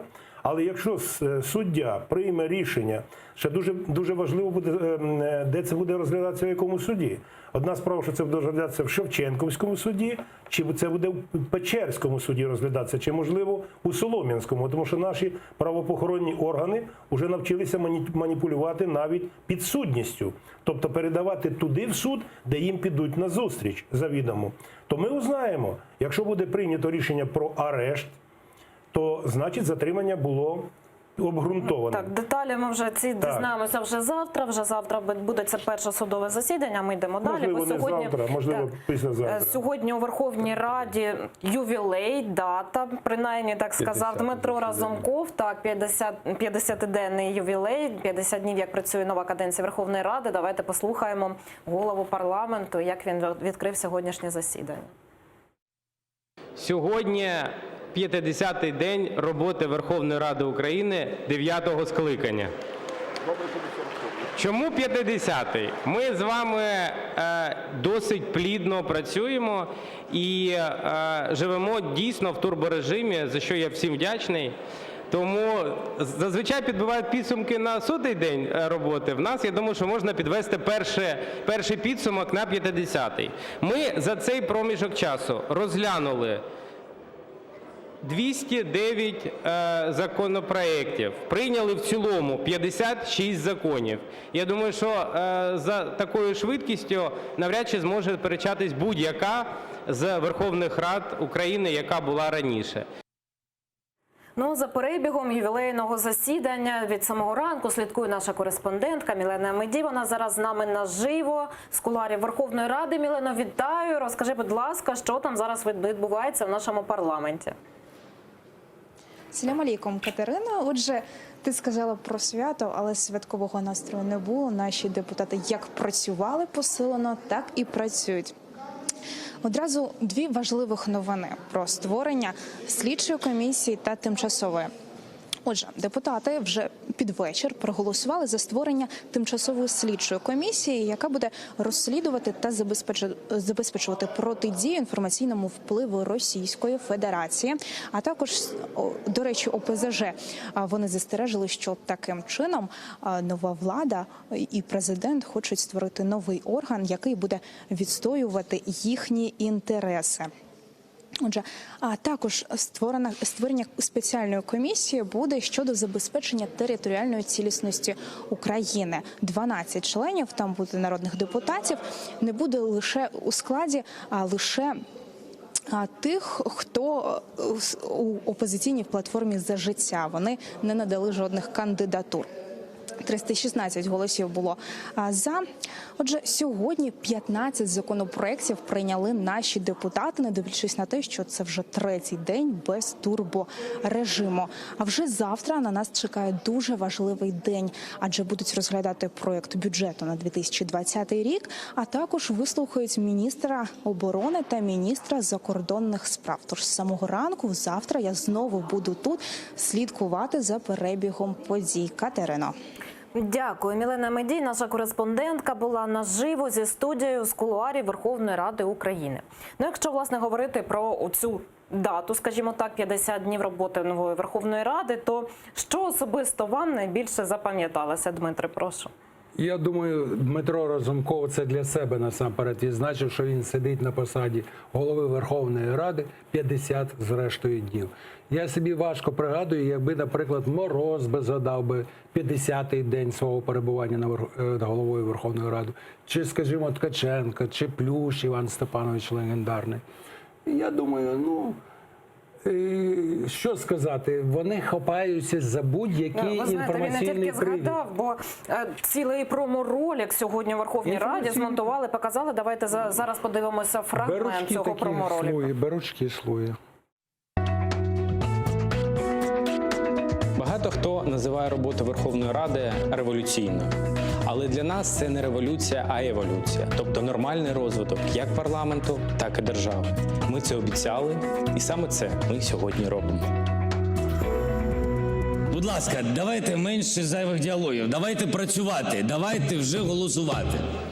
Я вас дуже прошу, народ чекає. Законопроект про столицю – це перший крок до поновлення нормального європейського самоврядування у місті. Колеги, я вас прошу, сядьте, будь ласка, і нажимайте, а потім будуть знову питання, чому хтось за вас натиснув. Да? Дякую залу Верховної Ради за консенсус для того, щоб ми могли захистити права громадян. Зал Верховної Ради – це не їдальня. Це не місце для куріння. Сучасне будівництво, нові технології та більш комфортний життєвий простір для українців стали набагато ближче. В залі Верховної Ради не треба задовольняти будь-які інші фізіологічні потреби. 347 депутатів проголосували за. І тепер бізнес буде жити значно легше. Прошу народних депутатів підтримати. Реформа державної служби вже відбувається кілька років. Ми її хочемо продовжити. Хочемо забезпечити більш прозору і більш якісну діяльність. Давайте зробимо це разом. От таке відео підготували. Так, і все ж таки, повертаючись до мого питання, що запам'яталося особисто вам? От спікер багато чого згадав, що було у Верховній Раді. Запам'яталося насамперед міцна батьківська рука Коломойського. Все, знаєте, подати там, де і нема заслуг, а ролик є. От я як подивився, які заслуги, про що вони розказали за 50 днів? Які підсумки підвели? Зрештою. А бачите, а ролик є. Я думаю, це, як знаєте, є такий в рекламі, беруться такі теж беручки рекламісти, товар зовсім не йде, а дехто каже, а ми зробимо так, що піде. І є такий товар, знаєте, продається. Аркадій, що ви відзначили за ці 50 днів роботи? У мене за ці 50 днів появилася стійка асоціація щодо Верховної Ради. Коли йдеться про Верховну Раду, я бачу у уяві принтер, який друкує абсолютно все, що туди всунули або що туди скинули. На превеликий жаль, крім того кіна, яке нам показали сьогодні, і щоденного кіна, коли у сесійному режимі працює Верховна Рада, нічого із того, що обіцяли під час президентської кампанії і парламентської кампанії «Слуга народу» і президент Зеленський, не відбувається. Не відбувається абсолютно нічого із того, що очікує народ. Тобто зупинити... Недоторканність все ж таки зняли? Недоторканність – це чергова брехня, яку навіть, бачите, і ви повірили. Тому що скасована перша і третя частина статті 80, яка регламентує порядок притягнення до кримінальної відповідальності.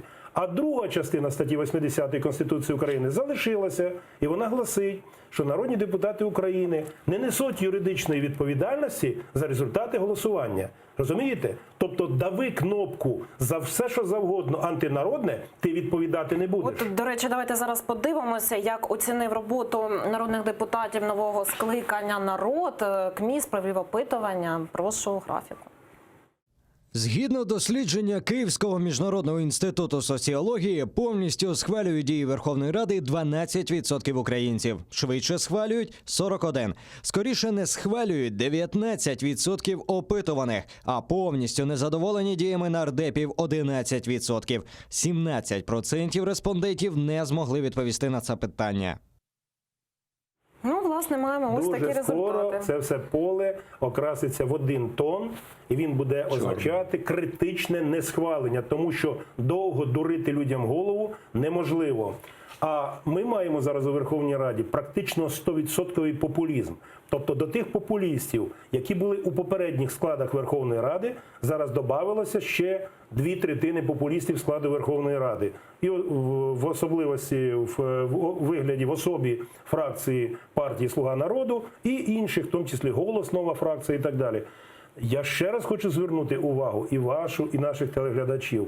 Жодного потрібного для народу, для країни законопроекту не прийнято. А можна було б прийняти його за один день. Наприклад, коротенький з декілька слів законопроект, яким припинити бюджетну дискримінацію сільрад, яким здійснити повне і абсолютну децентралізацію влади. Тобто повернути повноваження на місця. Натомість ми бачимо, що знищується народовладдя навіть у Києві.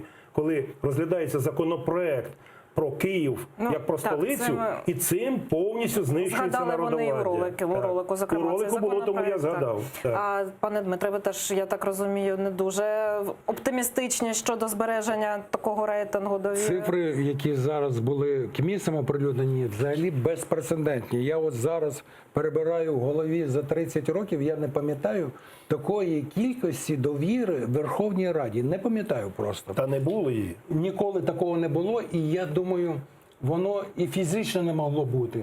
Верховна Рада завжди, це не те, що різнокольорові політичні сили, завжди складається так. Якщо меншість у Верховній Раді, більшість не довіряє виборців Верховній Раді. Якщо більшість у Верховній Раді, все одно більшість не задоволена Верховною Радою.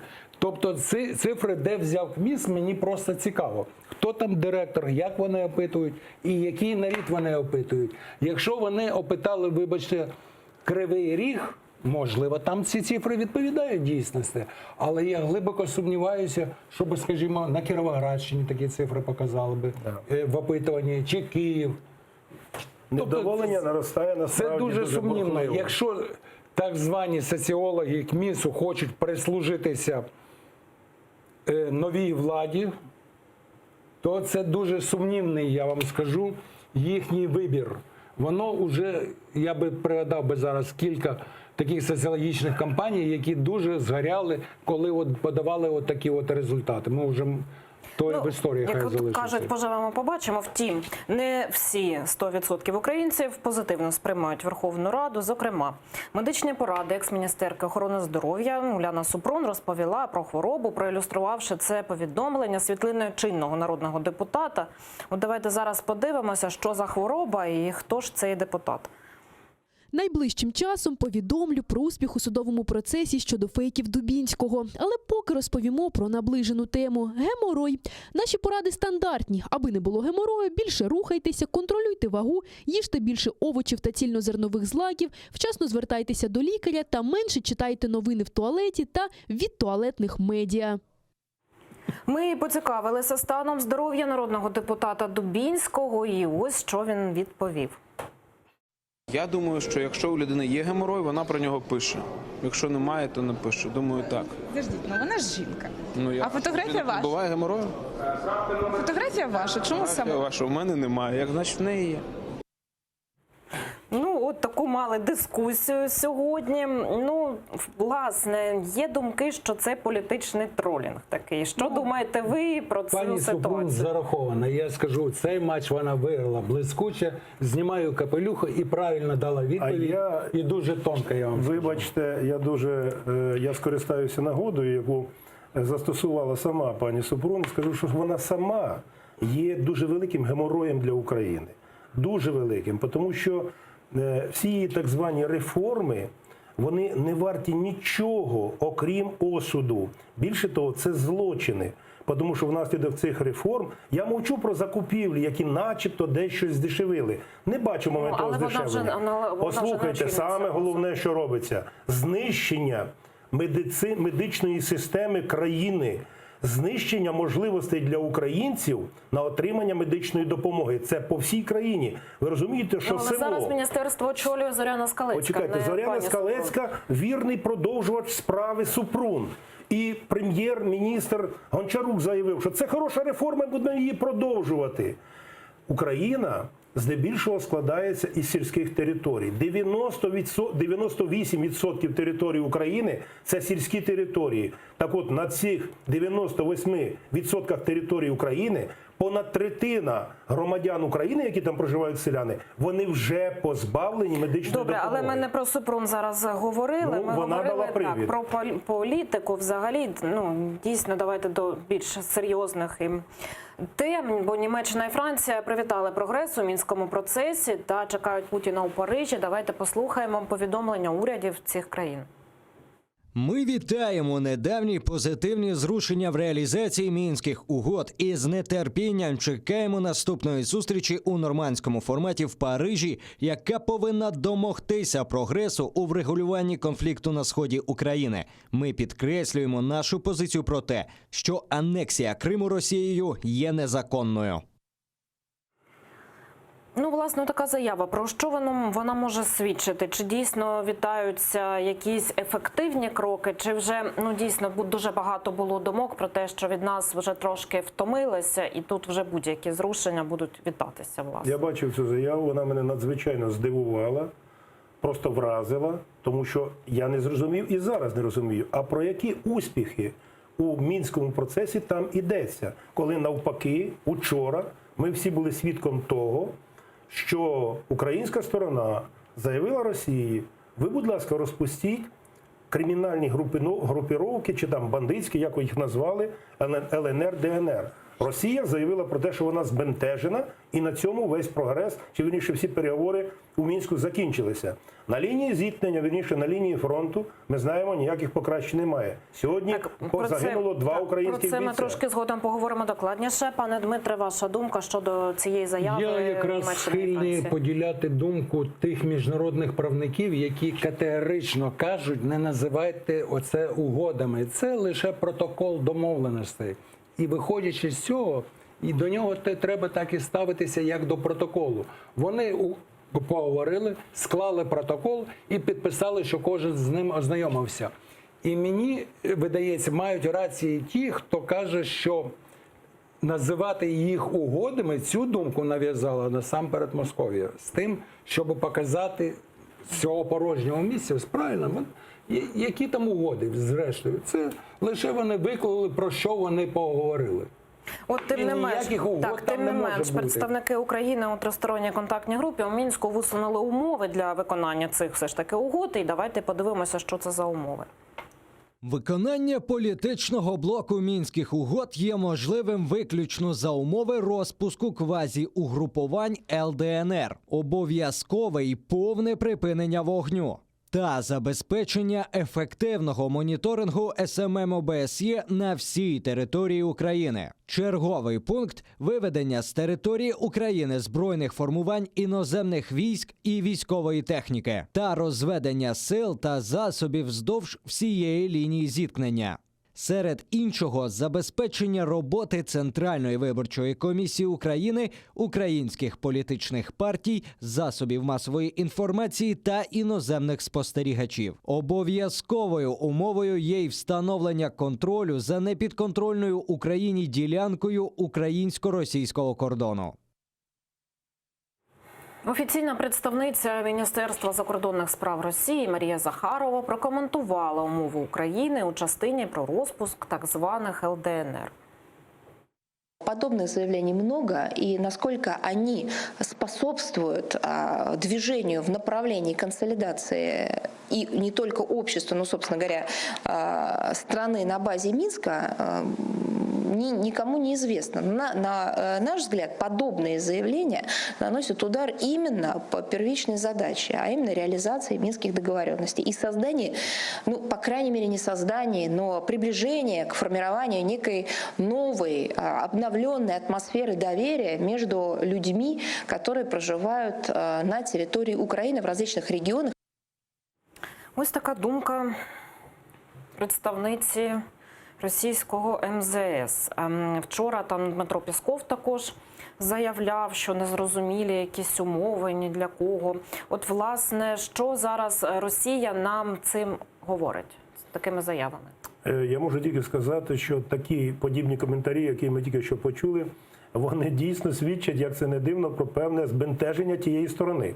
Тому що вони не очікували, скоріш за все, від представників України у Мінську, при всій, так сказати, сюрреалістичності того формату Мінського, він дійсно не правовий, пан Дмитро абсолютно правий, але почути вперше за 5 років конкретні вимоги, які, будемо коректні, не дуже співпадають із тим, що записано у так званих Мінських угодах, і в першій, і в другій, да?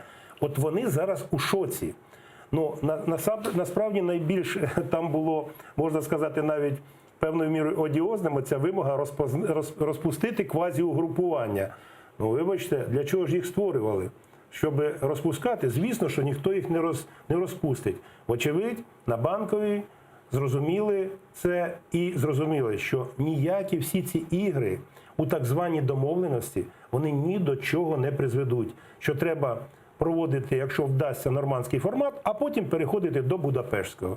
А пане Дмитро, от ваша думка, виходячи от з цих, так, Україна там висунула умови, Росія реагує певним чином, чи можна зараз говорити про те, що нормандський формат і ця зустріч відбудеться згодом? Мабуть, що так. А ось щодо конкретного питання, щодо цих заяв, це ж, очевидно, зробив представник України Кучма, то я Ні, думаю... це не він. Вони відхрестилися. Кучма Хто був і хто це зробив, заявила Дарка Оліфер, що Кучма такого не робив. Такої заяви не робив. Якщо прес-секретарка Кучми каже, що він не робив, хтось таємничий зробив з українського боку. Виходить з українського боку, хтось позитивно відгукнувся на акцію капітуляції «Ні». Можливо, і так. Я так думаю. Але де той герой? Ну що значить таємниче? Зробив розумну заяву, хтось інкогніто, ну покажіть того героя. Свого часу узнаємо цього героя, поки що невідомо. А зараз давайте дізнаємося взагалі, як ставляться в Україні до Росії, бо КМІС опитування у цій царині робив також. Згідно дослідженню КМІС, 54% українців добре ставляться до Росії, 35% ставляться погано, 12% опитуваних важко відповісти на це питання. Ну, от, власне, 5 років, так, війна, окуповані території, і що ми бачимо, 54% ставляться добре. Що це значить? КМІС вдруге сьогодні показує нам свій непрофесіоналізм. В даному випадку просто кричущий. Хіба можна ставити питання, як ви відноситеся до країни, до народу? Я, наприклад, теж до Росії ставлюся добре. Але питання в іншому. А мова хіба йде про країну, чи може йде про владу? Чи може про правлячий режим? Пане Дмитре, ви погоджуєтеся? Звісно, ну як ставитися до Росії? Ви розумієте? Коли там половина українців. Я вам більше скажу. Якби я побачив Росію оту, знаєте, в такому образі жебрака під гастрономом, я би йому дав би 3 гривень поїстеньки. Ну, отак я ставлю. А як людина може ставитися? Особливо українець. Щире серце, відкрита душа. Як може ставитися? І хто би зараз би КМІС, я хотів би запитати, пошукайте мені того українця, який би сказав, я би задушив би ту Росію під астрономом жебрака. Дякую. Аркадій Карнацький та Дмитро Пономарчук були гостями нашої студії на цю годину. Далі ефір АТР продовжить випуск новин «Заман». Я Катерина Вишневська. Повернуся до цієї студії за 20 хвилин. Залишайтеся з АТР.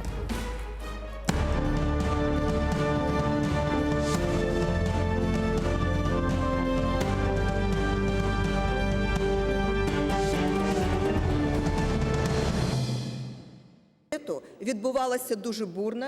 Туди прийшли представники громадських організацій аграріїв. Ви знаєте, 151 місцева рада прийняли рішення про те, щоб ні в якому випадку не приймати закони про продаж землі. Вимагають продовжити мораторій і після того з'ясувати, як зробити так, щоб Україна залишилася з землею. Але всупереч всім рішенням сьогодні відбулося зібрання аграрного комітету. Призначений комітет був на 14:30 і збиралися прийти члени комітету, представники громадськості, але вночі зібрали тільки тих членів комітету, які є прихильниками продажу землі, І о 9 годині ранку, нікому не повідомляючи з тих, хто є опонентами, провели засідання і провели закон, який дає право, не закон, а провели рішення про підтримку законопроекту, який дає право продавати землю іноземцям і дає право продавати більше 210 тисяч гектарів землі в одні руки. Зрозуміло, що сьогодні треба це поправити. Я хочу подякувати голові Верховної Ради, який зібрав лідерів фракцій. Ми проговорили це питання дуже детально, і ми знайшли порозуміння. Ми не вважаємо, що сьогодні відбувся аграрний комітет, тому що це було просто зібрання депутатів. І голова Верховної Ради погодився з тим, що реальне засідання комітету буде проведено на наступному тижні з залученням громадськості, з залученням всіх, хто може пояснити, чому сьогодні не можна продавати 72% території землі. Територія нашої країни – це сільськогосподарська земля. Дорогі друзі, я думаю, що це стосується всіх нас. Це не влада і опозиція. Нам треба з вами дуже обережно до цього ставитися. Не можна продавати сьогодні сільськогосподарську землю, оренда, наведення порядку в цьому секторі, виростити наших фермерів приблизно 1,5 мільйона, як в Польщі, а після цього вже думати про те, що робити з землею. А поки тільки оренда. Я дякую за розуміння і фракцію «Слугу народу», і голову Верховної Ради, що ми знайшли вихід з цього. Дякую дуже. Дякую. Ми абсолютно... Шановні колеги, 3 хвилини. Хвилину. Одну хвилину. Шановні колеги, шановні громадяни України, безумовно, депутатська група «За майбутнє» підтримує рішення, що не враховувати сьогоднішнє засідання комітету, яке обізвали вже зібранням, бо продаж української землі – це є єдиний виклик, який сьогодні рішуче стоїть перед Україною, перед українським суспільством. Це єдиний актив, який не приростає. Це найбільше багатство України. І бездумно вночі приймати рішення в попихах, як продавати іноземцям землю в Україні, вибачте, це не методика, яка має бути в парламенті. Тому ми підтримуємо, що має бути публічне обговорення, публічне засідання і тільки так публічно приймати рішення, що далі буде з українською землею. Бо вирішуються долі десятків тисяч фермерів, які будуть або власниками на цій землі, або підуть в нікуди. Вирішується доля громадян України, пенсіонерів, їхнього майбутнього, скільки буде коштувати ця земля, чи залишиться вона в руках українців, чи вона піде по руках. Дякую. Наша позиція така. Публічні обговорення. Дякуємо. Дякую.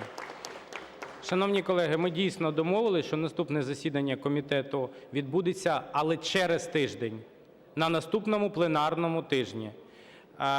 Шановні колеги, до мене підходили тільки що колеги з бюджетного комітету. Олександр Трухін, включіть, будь ласка, мікрофон. В нас є одне ще питання, 2144, воно є в порядку денному. Включіть, будь ласка, мікрофон. Добрий день.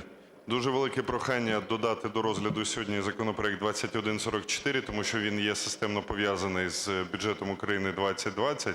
І без цього законопроекту неможливо розглядати текст бюджету. Дякую.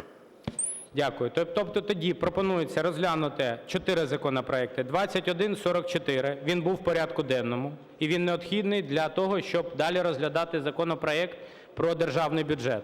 Далі. Проект Закону про державний бюджет на 2020 рік 2000. Наступний законопроект 2239, 2239-1. Це анбандлінг так званий.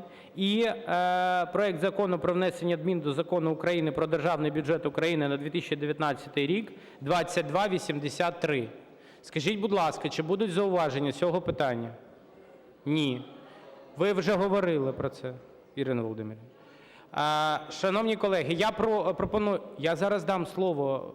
Шановні колеги, я пропоную продовжити нашу роботу Нам треба проголосувати за цей порядок денний, вище зазначений? Да.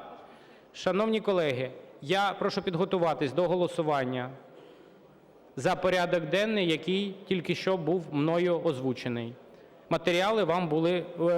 Необхідні матеріали вам були роздані. Прошу підготуватись до голосування.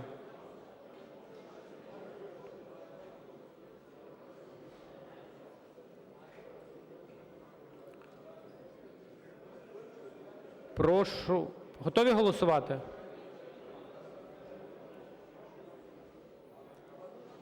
Я прошу підтримати народних депутатів, тому що це була спільна позиція, якою ми зараз досягли. Крім 19-го року, да, там є момент.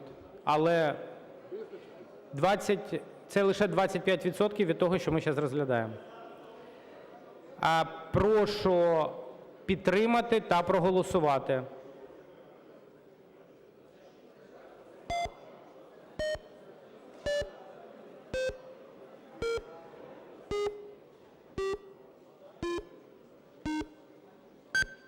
За – 285, проти – 0, утримались 41. Рішення прийнято.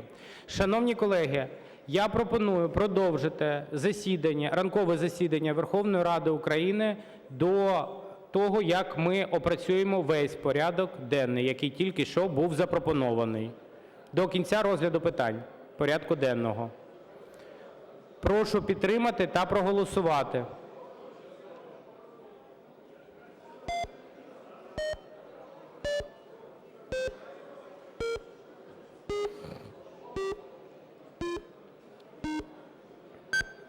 За – 300, проти – 2, утримались 23. Рішення прийнято. Шановні колеги, переходимо до розгляду питань порядку денного.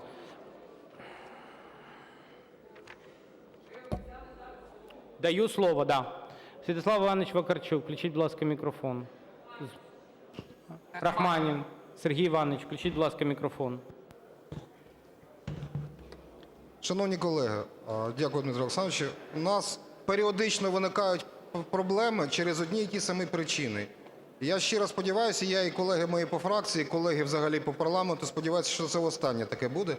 Давайте все-таки починатися вчитися в повазі до Регламенту, щоб законопроекти вносилися відповідно до Регламенту, щоб надавався час для подання альтернативних законопроектів відповідно до Регламенту, для того, щоб порядок денний був такий, який він вноситься. Тоді у нас не виникатимуть такі проблеми, не будемо гаяти час на довгі перемовини. І для того, щоб у нас не було справді сумнівних комітетів, дивних зустрічей, які подаються за проведення комітетів. Давайте все-таки поважати одне одного, поважати Регламент і поважати разом парламент. І це стосується і уряду, і Президента, і деяких наших колег, які чомусь не поважають орган, в якому працюють. Дякую. Дякую, Сергій Іванович. Насправді парламент останнім часом працює і в межах запропонованого порядку денного. Якщо відбуваються зміни, то вони відбуваються з урахуванням Регламенту. Ми не порушуємо Регламент.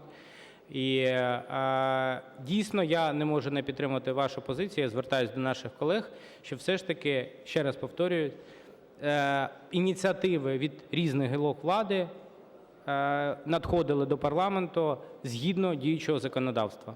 Дякую. Слово надається з мотивів Бойко Юрію Анатолійовичу. Хвилина. Дякую. Шановний пане спікер, шановні народні депутати.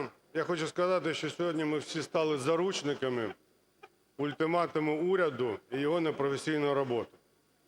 Тому що в такому режимі готувати надзвичайно важливі закони – це просто шлях в нікуди. І ми тримаємо і підтримуємо зміни до порядку денному, і підтримуємо зміни до бюджету 2019 тільки з одного резону. Тільки для того, щоб шахтарі отримали 1 мільярд гривень заборгованості зарплати, яку вони чекають, тому що людям просто нічого їсти на шахтах, нічого зробити, нічого тормозок, коли вони спускаються в шахту.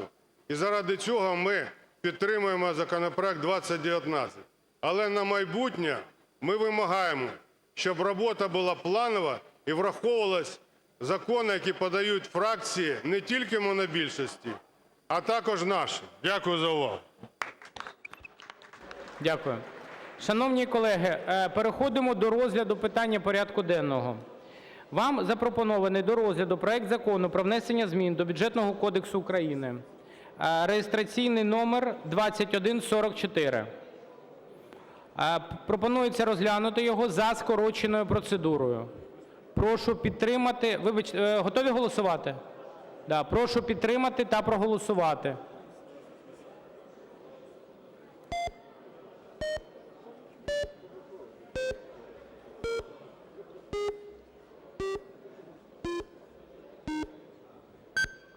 За-246 Рішення прийнято. Слово для доповіді надається заступнику міністра Джигарю Юрію Анатолійовичу. Юрій Анатолійович.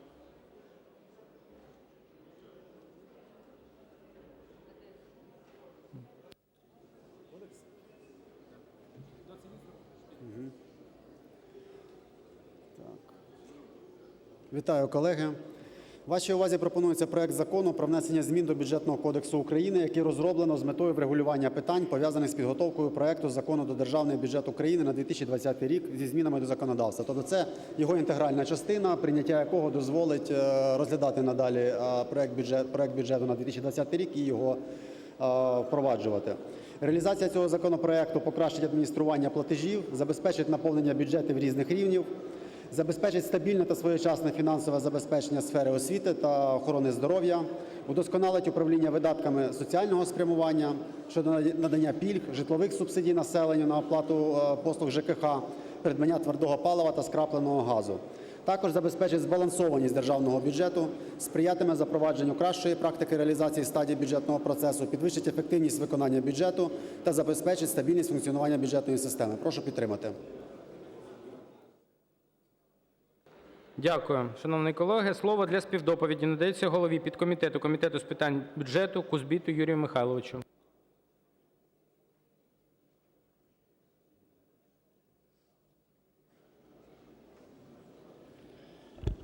Шановний Дмитро Олександрович, шановні народні депутати і запрошені. Комітет з питань бюджету 16 жовтня розглянув урядовий законопроект 2144 про внесення змін до Бюджетного кодексу, який є системно пов'язаним із законопроектом 2000 про державний бюджет на 2020 рік. Отже, для забезпечення узгодженості правових норм і дотримання збалансованості бюджету такі законопроекти належить розглядати, доопрацьовувати та приймати взаємоузгоджено. У Комітеті з питань бюджету проаналізовано законопроект з урахуванням отриманих висновків Головного науково-експертного управління та Асоціації міст та звернуто увагу, що окремі положення законопроекту є дискусійними або не узгоджуються з нормами Бюджетного кодексу, а тому порушені у законопроекті питання потребують подальшого доопрацювання і врегулювання до другого читання, про що детально зазначено у листі висновку комітету. Зокрема, серед проблемних питань законопроекту варто відмітити таке. По-перше, зменшення обсягу Державного фонду регіонального розвитку, а також розширення випадків визначення нових бюджетних програм та надання права уряду здійснювати окремі перерозподіли бюджетних асигнувань без парламентського контролю. По-друге, включення до видатків державного бюджету на вищу освіту видатків на підготовку кадрів у приватних закладах вищої освіти та передбачення видатків на нові соціальні допомоги без попереднього законодавчого нормування таких допомог у базовому законі. По-третє, закріплення на постійній основі цільового спрямування внесків на регулювання, які сплачуються суб'єктами господарювання у сферах енергетики та комунальних послуг на забезпечення діяльності НКРЕКП. Слід відмітити, що у комітеті на розгляді також перебувають інші законопроекти щодо змін до Бюджетного кодексу, тому залежно від їх стану, їх розгляду і прийняття, положення законопроекту 2144 можуть потребувати уточнень для узгодження правових норм. Окремо звертаємо увагу народних депутатів, що не можуть бути розглянуті вже надіслані на даний час пропозиції до законопроекту 2144 окремими листами або у складі пропозицій до законопроекту 2000, оскільки відповідно до статті 116 Регламенту комітет має право опрацювати пропозиції народних депутатів, які будуть подані лише після прийняття.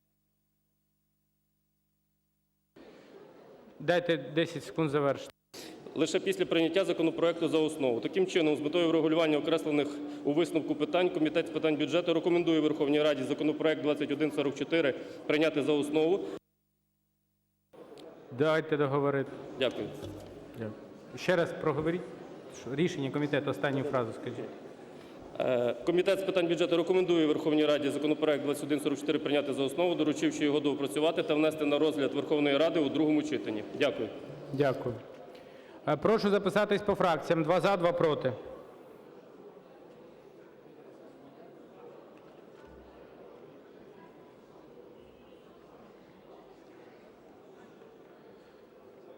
Павленко Ростислав Миколайович, Європейська солідарність. Ростислав Павленко, Європейська солідарність. Прошу передати слово Олексію Гончаренку. Олексій Олексійович Гончаренко. Дякую. Гончаренко Олексій, Європейська солідарність, північ Одещини. Шановні друзі, Є великі питання до цього законопроекту. Давайте пройдемось по них. Перше. Законопроект пропонує визначити Державний фонд регіонального розвитку в обсязі не більше 1%. Хочу нагадати, зараз не менше 1%. Відчуваємо різницю, правда? Я думаю, що це є надзвичайно важливо, розвиток регіонів України і Державний фонд регіонального розвитку з конкурсним відбором проєктів, які фінансуються з державного бюджету. Нащо ж ми робимо такі зміни? Більше того, це ставить під ризик всю систему планування та розподіл коштів ДФРР, бо ці конкурси проводяться в період, який передує плановому. Друге. В нас сьогодні написано в Бюджетному кодексі, що має бути державна підтримка сільськогосподарських товаровиробників на рівні не менше 1%. А знов пропонується зробити не більше 1%. Знов наступ на сільськогосподарських виробників, і це вже далеко не перший. В проєкті бюджету немає взагалі згадки про село.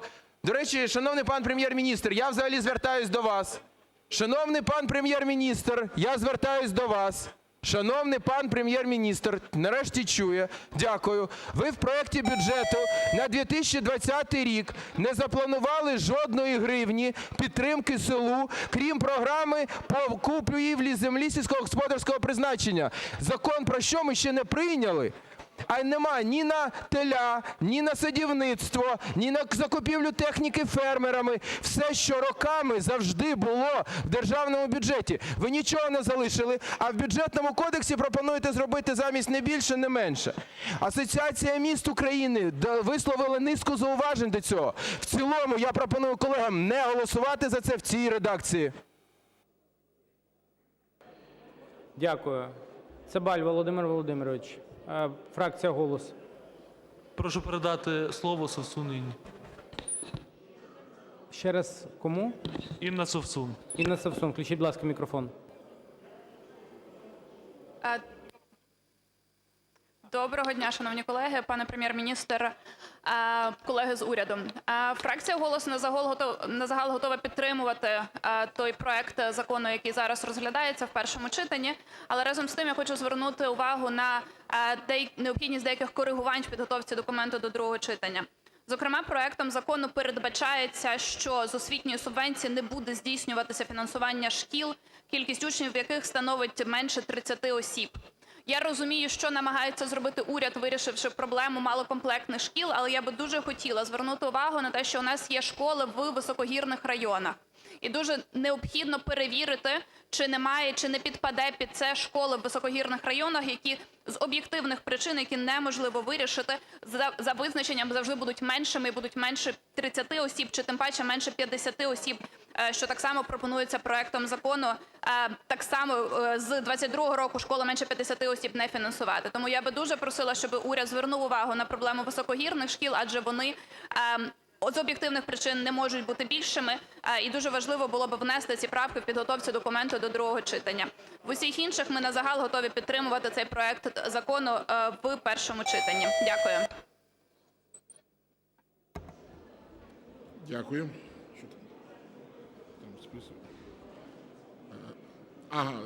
Будь ласка, Віктор Васильович Бондар.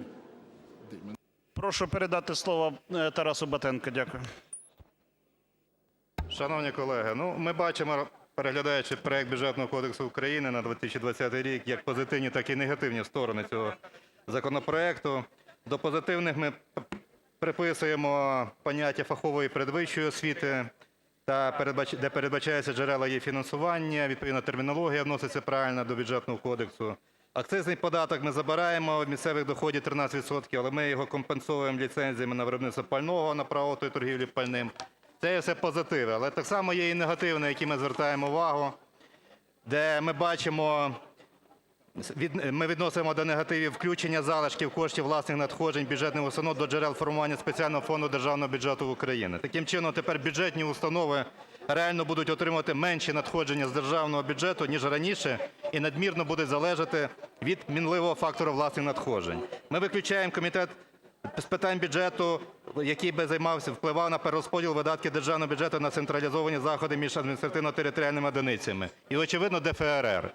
Те, що я погоджуюсь з колегами, коли ми прописуємо, що Державний фонд регіонального розвитку у нас визначається в обсязі не більше 1% прогнозованого обсягу доходів загального бюджету. Я вважаю, що це вдарить в нас по багатьох проєктах регіонального масштабу по Україні. Тому в даний момент ми просимо уряд підтримати норму, яка дозволить ДФРР встановлювати в межах не менше 1%, як є це до сьогоднішнього часу. В такому випадку наша депутатська група «За майбутнє» готова підтримати проект Закону про Бюджетний кодекс України на 2020 рік у першому читанні. Дякую. Дякую. Колтунович Олександр Сергійович, "Опозиційна платформа – За життя". Шановний пане Голово, шановні колеги, розглядаючи зміни до Бюджетного кодексу України, я хотів би звернути увагу, що запропонований перелік інституційно не вирішує проблеми бюджетної політики, які були запропоновані в бюджеті на 2020 рік. Всі ті недоліки, які були там визначені, вони не враховані в даних змінах до Бюджетного кодексу. Більше того, ми бачимо, вже колеги про це сказали, зменшення до 1% фінансування сільгоспвиробників, а також Фонду регіонального розвитку, що також призведе до зменшення реальних фінансових надходжень. Ще один важливий момент. Тут вказується, що пропонується перейти до грошової форми надання пільг та житлових субсидій населенню. Але проект бюджету на 2020 рік – це є продукт того Бюджетного кодексу. І що ми в ньому бачимо? Ми бачимо, що там іде зменшення фінансування субсидій на оплату і на обмеження комунальних послуг з 55 до 47 мільярдів гривень. За цих умов ми бачимо, що ці зміни не відображають і не корелюють з тим проектом бюджету, який був поданий, який сьогодні ми будемо розглядати у першому читанні. Ну і найважливіший момент, безумовно, визначення ресурсної бази наповнення бюджету. Наповнення бюджету у нас ресурсна база і такі зміни до Бюджетного кодексу, що аж 383 мільярди гривень в дохідній частині бюджету, який буде запропонований, це нові запозичення. І в цих змінах до Бюджетного кодексу немає жодної норми, яка б вирішувала і врегульовувала питання запозичення і навпаки надходження, збільшення надходжень. Так само питання Пенсійного фонду. Збільшується дефіцит і відповідно сума видатків на покриття дефіциту Пенсійного фонду. Ми не бачимо цих моментів в даних змінах, і тому "Опозиційна платформа – За життя" не буде підтримувати зміни до Бюджетного кодексу, адже вони в глобальному масштабі не вирішують питань бюджетної політики на 2020 рік. Дякую. Дякую. Івченко Вадим Євгенійович з мотивів.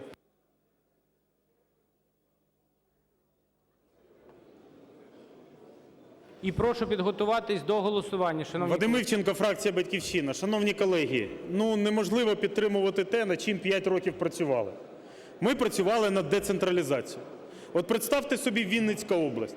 Забирають через те, що забирають акциз у місцевих бюджетів з області і з усіх об'єднаних територіальних громад 460 мільйонів. А дають по перерозподілу 25. Колеги, яка це децентралізація? Ви проводите повну централізацію через Бюджетний кодекс.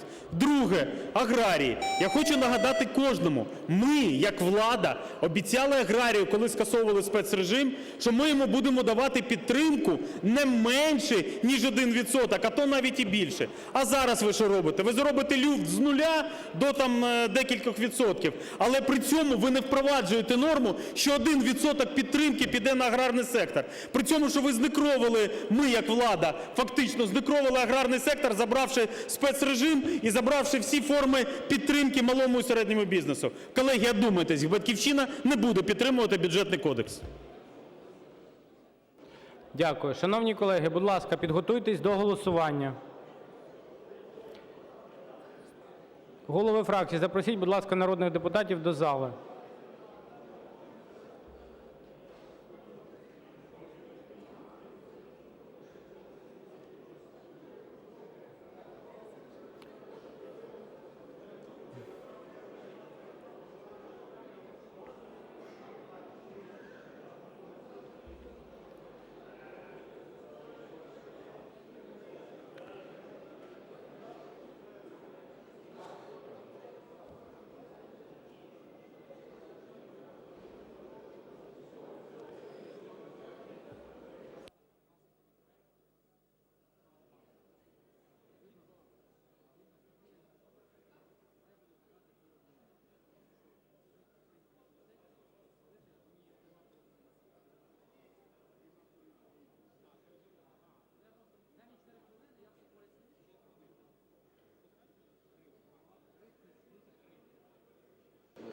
Шановні колеги, будь ласка, займіть свої місця, підготуйтесь до голосування. Готові голосувати? Готові голосувати? Шановні колеги, ставлю на голосування пропозицію про прийняття за основу проекту Закону про внесення змін до Бюджетного кодексу України (реєстраційний номер 2144). Готові голосувати? Прошу підтримати та проголосувати.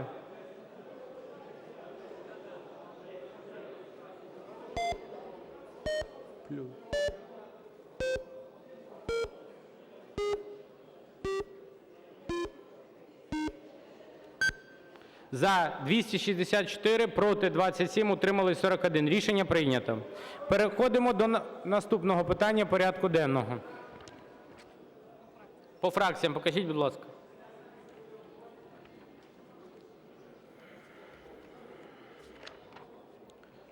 Шановні колеги, вам запропонований проект Закону про Державний бюджет України на 2020 рік (реєстраційний номер 2000). 2000, да. 2000, якщо вам так буде краще. Шановні колеги, переходимо до розгляду проекту Закону України про Державний бюджет України на 2020 рік (реєстраційний номер 2000) у першому читанні. Відповідно до статті 157 Регламенту Верховної Ради України розгляд питання проводиться за процедурою повного обговорення. Відповідно до Регламенту пропонується наступний порядок розгляду цього питання. Доповідь заступника голови Комітету Верховної Ради України з питань бюджету Трухіна Олександра Миколайовича щодо висновків і пропозицій до законопроекту та результатів його розгляду – до 5 хвилин. Відповідь представника комітету на запитання – до 3 хвилин. Виступи голови Рахункової палати Валерія Васильовича Пацкана – до 5 хвилин. Виступ заступника міністра фінансів України Джигири Юрія Анатолійовича – до 4 хвилин. Відповіді на запитання – до 3 хвилин. Виступи представників депутатських фракцій і груп – до 18 хвилин. Виступи народних депутатів – до 9 хвилин. Виступ Прем'єр-міністра України Олексія Валерійовича Гончарука – до 3 хвилин. Після цього прийняття рішення. Немає заперечень? Дякую. Шановні колеги, обговорення у першому читанні проекту Закону України про Державний бюджет України на 2020 рік. Вибачте, шановні колеги. Слово для доповіді надається заступнику голови Комітету Верховної Ради України з питань бюджету Трухіну Олександру Миколайовичу.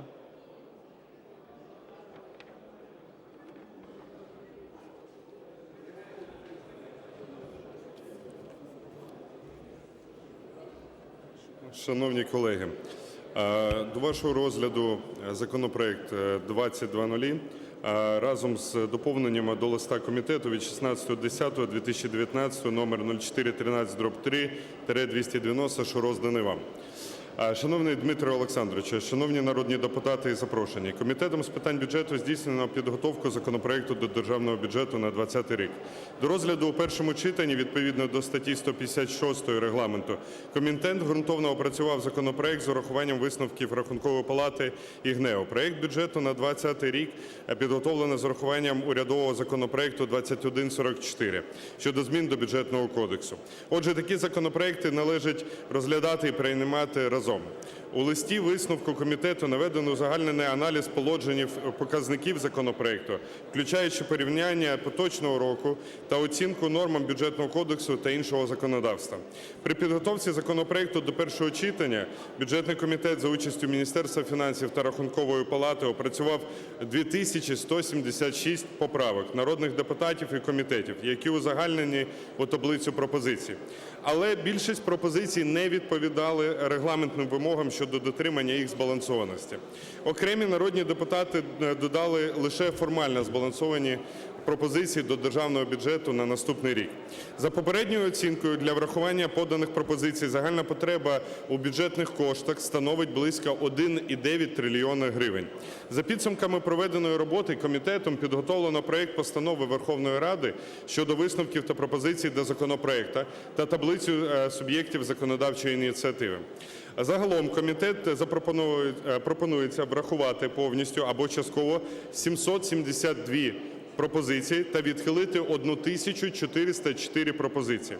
Насамперед пропонується підтримати, по-перше, пропозиції щодо уточнення або виключення окремих положень законопроекту для узгодження з нормами Бюджетного кодексу та здійснення розподілу нерозподілених видатків на національну безпеку і оборону з урахуванням рішення РНБО та державні капітальні вкладення на підставі вирішення пропозицій міжвідомчої комісії. По-друге, врахування окремих пропозицій переважно соціального спрямування щодо додаткових видатків державного бюджету у таких сферах, як медицина на придбання ліків та лікування громадян за кордоном, культура на державну підтримку кінематографії та реалізацію нових культурних проєктів, зшивання країни, проєкт мобільності серед школярів, розкриття туристичного потенціалу України та створення музею сучасного мистецтва України, здійснення заходів з патріотичного виховання молоді, та інші дуже нагальні речі. Розвиток Малої академії наук, розвиток спорту, модернізація бази олімпійської підготовки спортсменів, розвиток спорту серед осіб з інвалідністю та їх фізкультурно-спортивною реабілітацією. По-третє, збільшити видатки на реалізацію державних інвестиційних проєктів і здійснення природоохоронних заходів. Та передбачити субвенції місцевим бюджетам на створення і ремонт спортивних комплексів при школах, соціально-економічний розвиток територій, будівництво та ремонт спортивних басейнів, палаців спорту, компенсація оплати праці працівників дитячо-юнацьких спортивних шкіл. Водночас пропонується доручити уряду до другого читання ретельно опрацювати питання щодо збільшення доходів з урахуванням уточнених прогнозних макропоказників та прийняття Верховною Радою у вересні-жовтні профільних законопроєктів, покращення адміністрування податків і зборів, внесення законодавчих ініціатив з питань оподаткування, підвищення державних соціальних стандартів, насамперед прожиткового мінімуму та мінімальної заробітної плати, встановлення нових збільшених розмірів допомоги при народженні дитини, належного фінансового забезпечення оплати праці педагогічних працівників. Вчора комітет додатково розглянув окремі пропозиції та подав відповідне рішення у додатковому листі висновки, який роздано. Поряд з цим є ще одна додаткова пропозиція, яку пропонується підтримати, а саме до доручень уряду включити відповідні до поданих пропозицій поправки за номерами 1344, 1345, 1346, положення щодо збільшення видатків загального фонду Національної академії правових наук. У зв'язку з цим пунктом 2.20 частини 2 бюджетних висновків доповнити новими підпунктами такого змісту. 2.20 за бюджетною програмою «Наука і організаційна діяльність президії Національної академії правових наук України» код 6581020, за бюджетною програмою «Наука і науково-технічна діяльність у сфері законодавства і права» 65810440. Враховуючи вище зазначене, Комітет з питань бюджету рекомендує Верховній Раді прийняти за основу та в цілому підготовлений комітетом проект постанови 2000-П щодо висновків та пропозицій. Дайте продовжити, будь ласка. З уточненнями у поданому додатковому листі висновки комітету та пропозиції, озвучені щойно мною. Дякую. Дякую.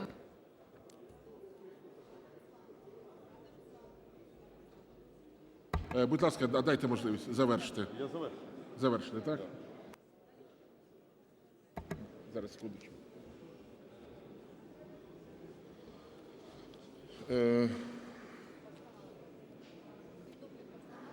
Так, вельмишановні колеги, до співдоповіді запрошується голова Рахункової палати. Є, так? Секундочку. Алло.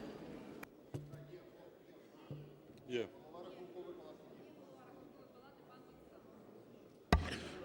Я перепрошую, бо Дмитро Олександрович вийшов. Значить, будь ласка, зараз відповіді представника комітету на запитання до 3 хвилин. Прохання записатися на запитання.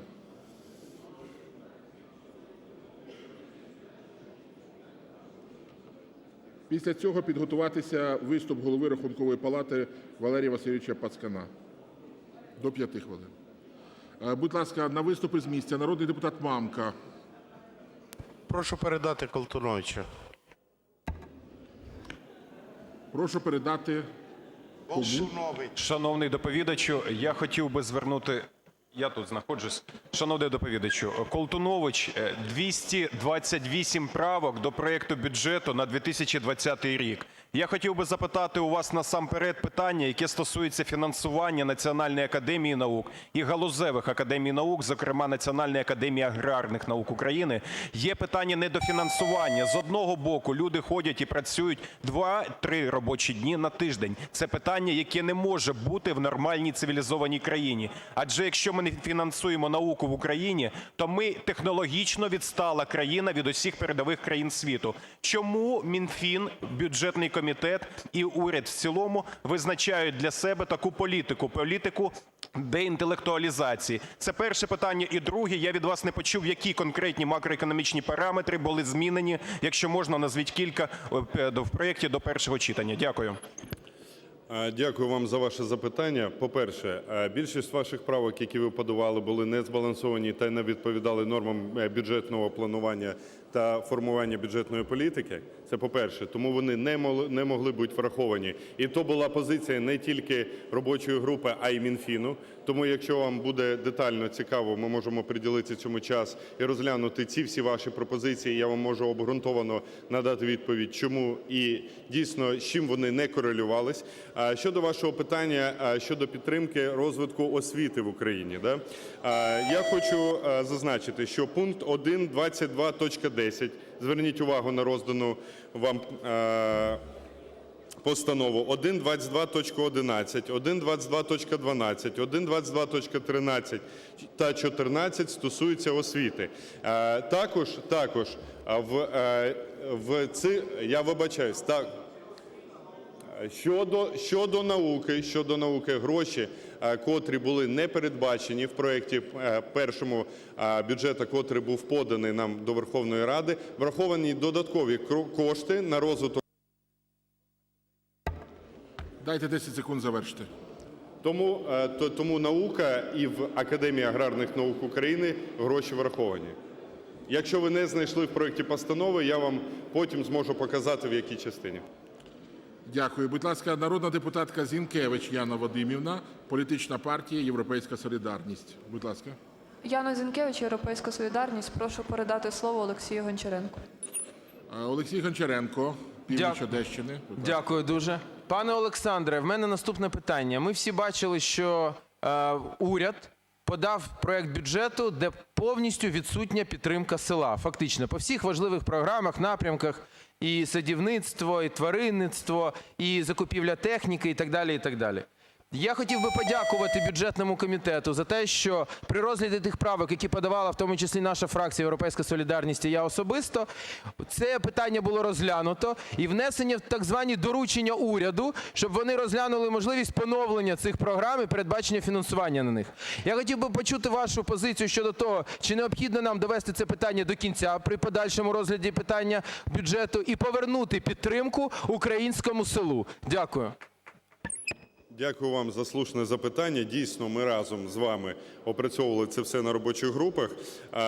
Дійсно, було дуже багато різних думок щодо цієї позиції, але я хочу зазначити для колег, що також разом з колегою, котрий задавав запитання, ми передбачили і збільшення за програмою, котра зазначена в пункті 1.22.8, можете передивитися, 1.22.17.18 щодо ОПК, і окрема АПК і охорона природи 1.22.44. Такі програми, і 22.20.4. Але якщо ми з вами будемо розглядати це все в комплексі, ми вважаємо, що уряд сьогодні, котрий ми вибрали, повинен сформувати чітку позицію підтримки, те ядро, з яким він бачить розвиток сільського господарства, і при розгляді між першим та другим читанням ми зможемо з вами разом на робочій групі долучитись до цього питання. Дякую. Дякую, Олександр Миколайович.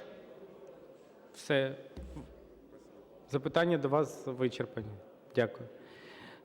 Слово для доповіді надається голові Рахункової палати Валерію Васильовичу Пацкану. До 5 хвилин.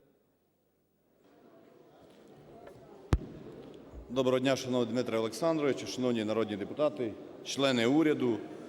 Рахункова палата здійснила експертизу проекту Закону про державний бюджет на 2020 рік і затвердила відповідні висновки та пропозиції, які направила Верховній Раді.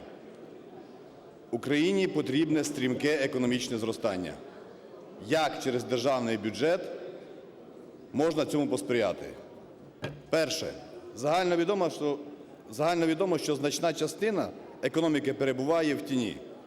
Щороку за різними схемами з України виводяться кошти співрозмірні з прямими іноземними інвестиціями, які уряд планує залучити. Насамперед необхідно поліпшити умови адміністрування податків і зборів, щоб стало вигідно працювати легально і залишати кошти, зароблені в Україні. Лише один приклад. Минулого року ми провели аудит ефективності адміністрування надходжень до державного бюджету від реалізації пального. І виявили, що за 2 роки обсяг тіньового ринку бензину та дизпалива міг становити до 4,6 мільйонів тонн, а бюджет недоотримав акцизного податку на суму до 20 мільярдів гривень. Ми надали конкретні пропозиції і рекомендації Державній фіскальній службі, як покращити цю роботу з адміністрування цього акцизу. Тішить те, що результат вже внесено відповідні зміни до Податкового кодексу. Друге. Останніми роками економіка зростає за рахунок торгівлі, тоді як промисловість, особливо переробна промисловість, де виробляється продукція з високою доданою вартістю, перебуває в стагнації. Як наслідок сформувалася небезпечна тенденція зменшення в загальному обсязі продаж частки споживчих товарів, вироблених на території України. Тобто щороку ми втрачаємо власний внутрішній ринок, який більше наповнюється імпортними товарами. Необхідно шукати і запроваджувати інструменти, які би стимулювали не вивозити сировину з нашої держави, а переробляти її тут. Третє. Кредитування. Держава тривалий час, запозичуючи значні кошти для фінансування бюджету, створювала умови, коли банкам ставало вигідніше вкладати ресурси не в реальну економіку, а в державні цінні папери. Рахункова палата вітає і підтримує уряд в тому, що необхідно зменшувати дефіцит державного бюджету, скорочувати обсяги облігацій внутрішньої державної позики і знижувати їх дохідність. Це в подальшому сприятиме розвитку кредитування. Щодо дохідної частини бюджету. За нашою оцінкою, є можливість станом на сьогодні збільшити дохідну частину державного бюджету на 2020 рік на 20,8 мільярдів. А саме, рентна плата за користування надрами – 15,2 мільярди гривень. І податку на додану вартість із ввезення на митну територію України товарів на 5,6 мільярдів гривень. Лише за експертними висновками 10% виведення з тіні митних товарів – це 5,6 мільярдів гривень. Відповідно, порахуйте 20, 30 і так далі відсотків. Крім того, про наявні доходи, додаткові резерви свідчать ряд наших аудитів. Зокрема, цього року ми провели аудит щодо надходжень єдиного збору, який справляється у пунктах пропуску через державний кордон. Рахункова палата пропонує скористатися досвідом країн Європи і запровадити справляння єдиного збору з легкових автомобілів з іноземною реєстрацією. За нашою оцінкою, це дасть можливість додатково залучити до державного бюджету близько 2,4 мільярда гривень.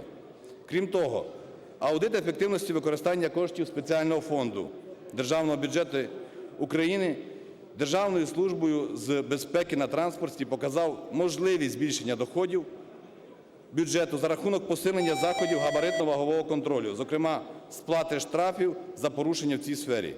До того ж, народні депутати, ви ж прийняли 11 вересня даний законопроект. Ще один важливий момент. В основі соціальної складової державного бюджету є розмір прожиткового мінімуму.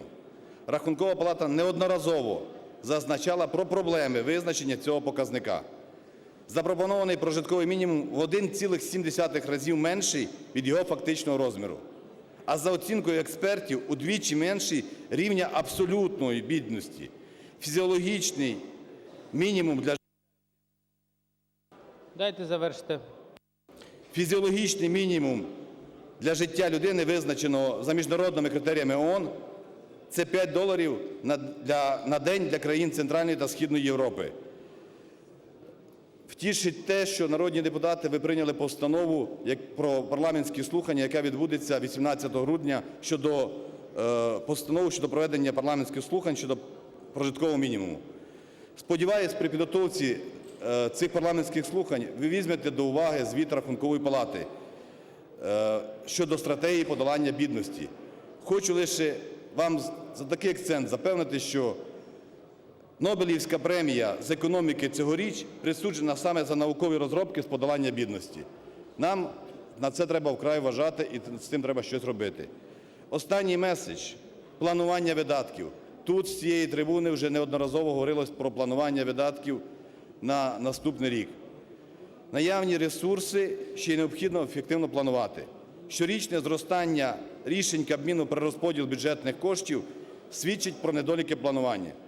2017 рік їх було 77, 2018 рік уже 99. Про цю проблему ми постійно говоримо. Я дуже хочу, щоб наступний бюджет був для людей. І Президент, і уряд заявляли про такі позиції. Залежить від вас, народні депутати. Зараз перше читання. Збалансований бюджет на наступний рік дасть можливість розвитку нашої держави і розвитку економіки. Дякую. Дякую. Ні, немає питань. Шановні колеги, не передбачено регламентом запитання до Голови Рахункової палати. Шановні колеги, до виступу запрошується заступник міністра фінансів України Джигир Юрій Анатолійович. До 4 хвилин. Після цього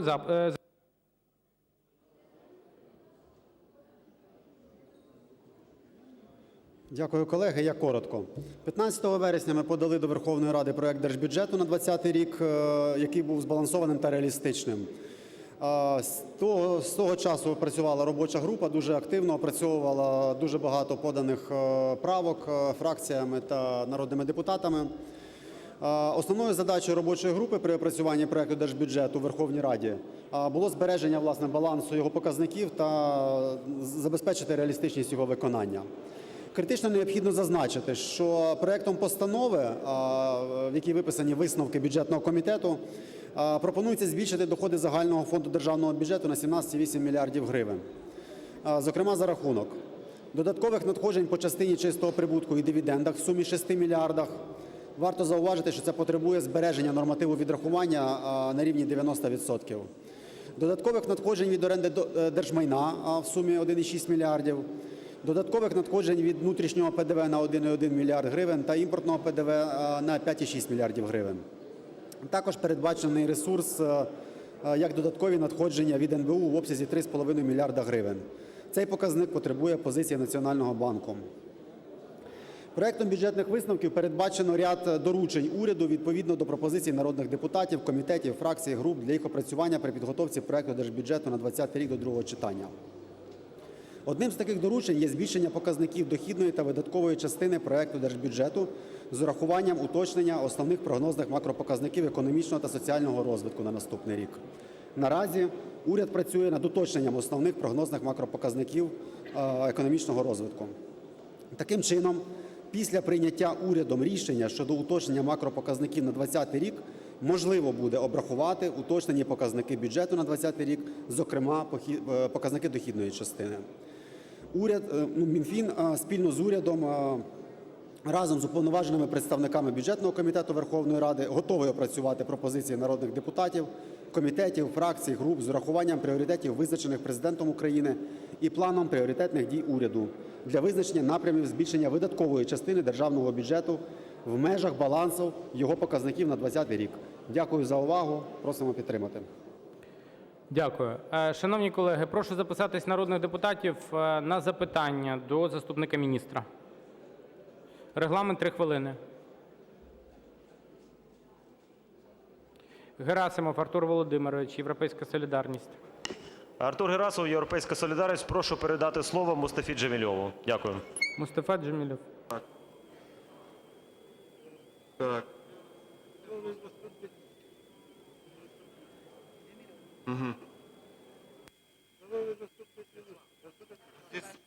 Мікрофон, будь ласка, включіть.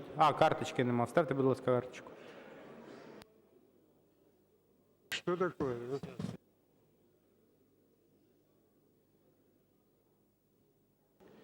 Джемілєву, включіть, будь ласка, мікрофон.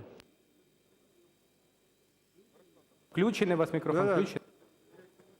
Шановний заступник міністра, як відомо, після окупації Криму в єдиний світі кримськотатарський канал АТР був закритий окупантами і став віщати на територію Криму з материкової частини України цілодобово на 3 мовах – української, російської і на мові корінного народу. Це зрозуміло. На діяльність цього каналу з бюджету щорічно виділялось близько 45 мільйонів гривень. Хоча цих коштів було явно недостатньо і доводилось вишуковувати допомогу також з інших джерел. В проєкті бюджету 2020 року на діяльність цього каналу не передбачено жодної копійки, в результаті чого цей канал може бути закритий. На цю тему я направляв листа до бюджетний комітет, де просив за програмою 25.11.20 розселення та облаштування портового.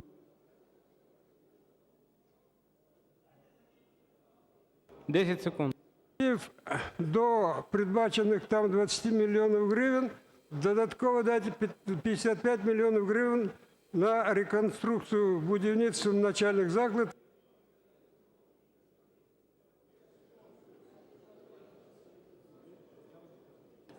Колеги, я вибачаюсь, так теж не може бути, щоб тільки...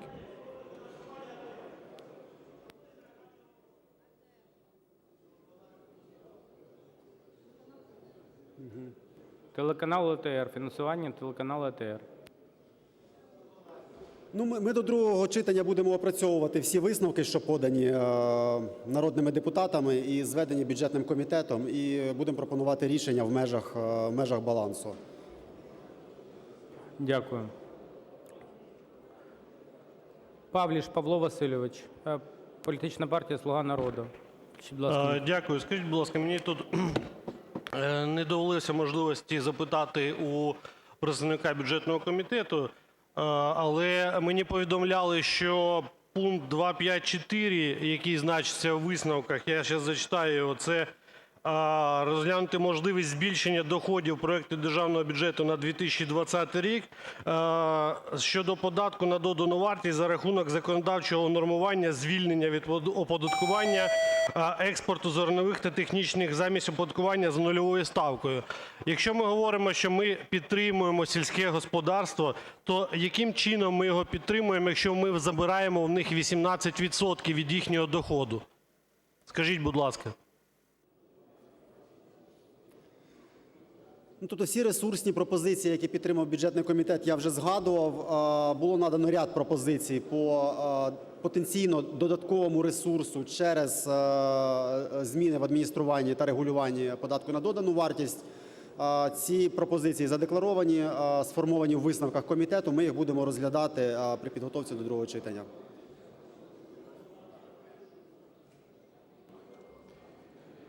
Андрійович Зиновій Мирославович. Все, шановні колеги, час вичерпано. 0 хвилин, вибачте. Дякую, пане заступнику. Шановні депутати, прошу записатись представників депутатських фракцій і груп на виступ.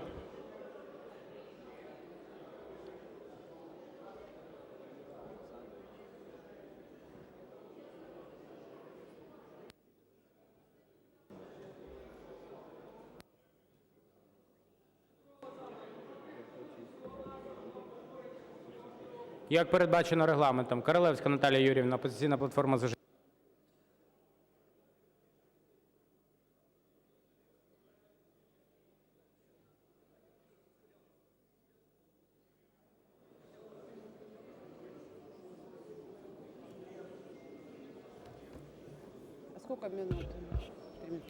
Шановні колеги, "Опозиційна платформа – За життя" категорично не підтримує цей проект бюджету на 2020 рік. І головна причина тому, що ми пропонували вам альтернативну пропозицію. Коли поставити в голову бюджету, головне завдання на 2020 рік – це вирішення проблем людей, це захист людей, це підтримка економіки, це соціальний захист тих, хто сьогодні в цьому потребує. Але ж, на жаль, що пропонує сьогодні уряд цим бюджетом? Це прожитковий мінімум у $72, це мінімальну пенсію $58, це мінімальну заробітну плату у $167, скорочення витрат на субсидії, недофінансовану освіту та медицину. Ну, вибачте, це все продовження знущань над народом, які були розпочаті ще за попередньою владою. Ми ініціювали відміну реформи охорони здоров'я. Ми ініціювали перегляд пенсійної реформи. Ми ініціювали перегляд освітньої реформи. На жаль, уряд цього не хоче. Вони хочуть продовжувати реформи Супрун, вони хочуть продовжувати політику Гройсмана. Вони не хочуть сьогодні зробити зусилля для того, щоб бюджетом 2020 року захистити людей, надати баланс між людською безпекою та військовою безпекою. Ну не можна, коли ви знайшли гроші на все, на всі шкурняки, які тільки можна. Але ж, на жаль, ви не знайшли грошей для того, щоб сьогодні захистити людей. "Опозиційна платформа – За життя" вам запропонувала, де сьогодні додатково взяти 260 мільярдів гривень. За рахунок чого сьогодні можна дати прожитковий мінімум людям 5569 гривень, мінімальну пенсію 4,5 тисячі гривень, мінімальну заробітну плату 7713 гривень. На 22 мільярди ми запропонували підняти витрати на освіту, на 30 мільярдів дофінансувати медицину, зберегти у повному обсязі державні субсидії на сплату жилищно-комунальних послуг. Ми вам запропонували алгоритм, як сьогодні зменшити людям тарифи. На жаль, ви цього сьогодні не хочете робити. Тому ми закликаємо вас сьогодні не приймати цей бюджет, а відправити цей бюджет уряду на доопрацювання. Не можна сьогодні приймати бюджет не боротьби з бідністю, а боротьби з бідними, тому що ви пропонуєте відібрати у людей останнє. Ми проти цього проекту бюджету. Дякуємо. Дякую. Осадчук Андрій Петрович. Будь ласка, слово Володимиру Цабалю з трибуни. Цибаль Володимир Володимирович. Цабаль Володимир, фракція "Голос". Шановні колеги, з одного боку, Комітет з питань бюджету плідно попрацював над тими поправками, які були подані народними депутатами. І завдяки цим поправкам були суттєво збільшені надходження до бюджету, які в результаті розгляду в комітеті були направлені на частину дуже важливих для українців речей, такі як збільшення фінансування закупівлі ліків, такі як розвиток культури, цифровізація, а також збільшення деяких соціально важливих видатків для населення України. З іншого боку, багато важливих речей, багато важливих пріоритетів, які були позначені і Президентом, і урядом, поки що недостатньо відображені в цих змінах, які пропонуються. Зокрема, я хочу звернути увагу на одну річ – це фінансування освітньої галузі, збільшення зарплати вчителям. Як ми знаємо, і попередній уряд хотів це збільшення зробити, була постанова попереднього уряду, була обіцянка Президента. Також були поправки від народних депутатів, від комітету на збільшення на $5,1 мільярда це фінансування. Такі речі враховані, на жаль, поки що не були. Через те існує, з одного боку, як я сказав, є позитивні речі, є речі, які хотілося б ще допрацьовувати. І найголовніше, Ми у фракції завжди казали, фракції «Голос», що ми готові підтримувати новопризначений уряд в тих позитивних реформах, які вони будуть робити. Але, на жаль, під час розгляду проекту бюджету я не побачив, якщо чесно, достатнього залучення уряду в цю роботу. Через те ці напрацювання, які вийшли, вони вийшли не завжди системними і вони не завжди відображають ті пріоритети Президента і пріоритети уряду, які були до цього оголошені. Так, напрацьовані поправки приблизять трохи бюджет до програми дій уряду, але вони наблизять тільки на третину. Через те фракція «Голос» утримується від голосування за бюджетні висновки, і ми надіємося, що, опрацьовуючи ці висновки, уряд врахує також багато пріоритетів, які поки що не були враховані по різним причинам. Дякую за увагу. Дякую. Будь ласка, до слова запрошується Гончаренко Олексій, фракція «Європейська солідарність». Дякую. Гончаренко Олексій, північ Одещини, «Європейська солідарність». Дуже шкода, шановні друзі, що ми обговорюємо бюджет без присутності Прем'єр-міністра. Спочатку не було Прем'єр-міністра, коли ми задавали питання. Зараз нема знов Прем'єр-міністра, коли ми обговорюємо бюджет, який подав уряд.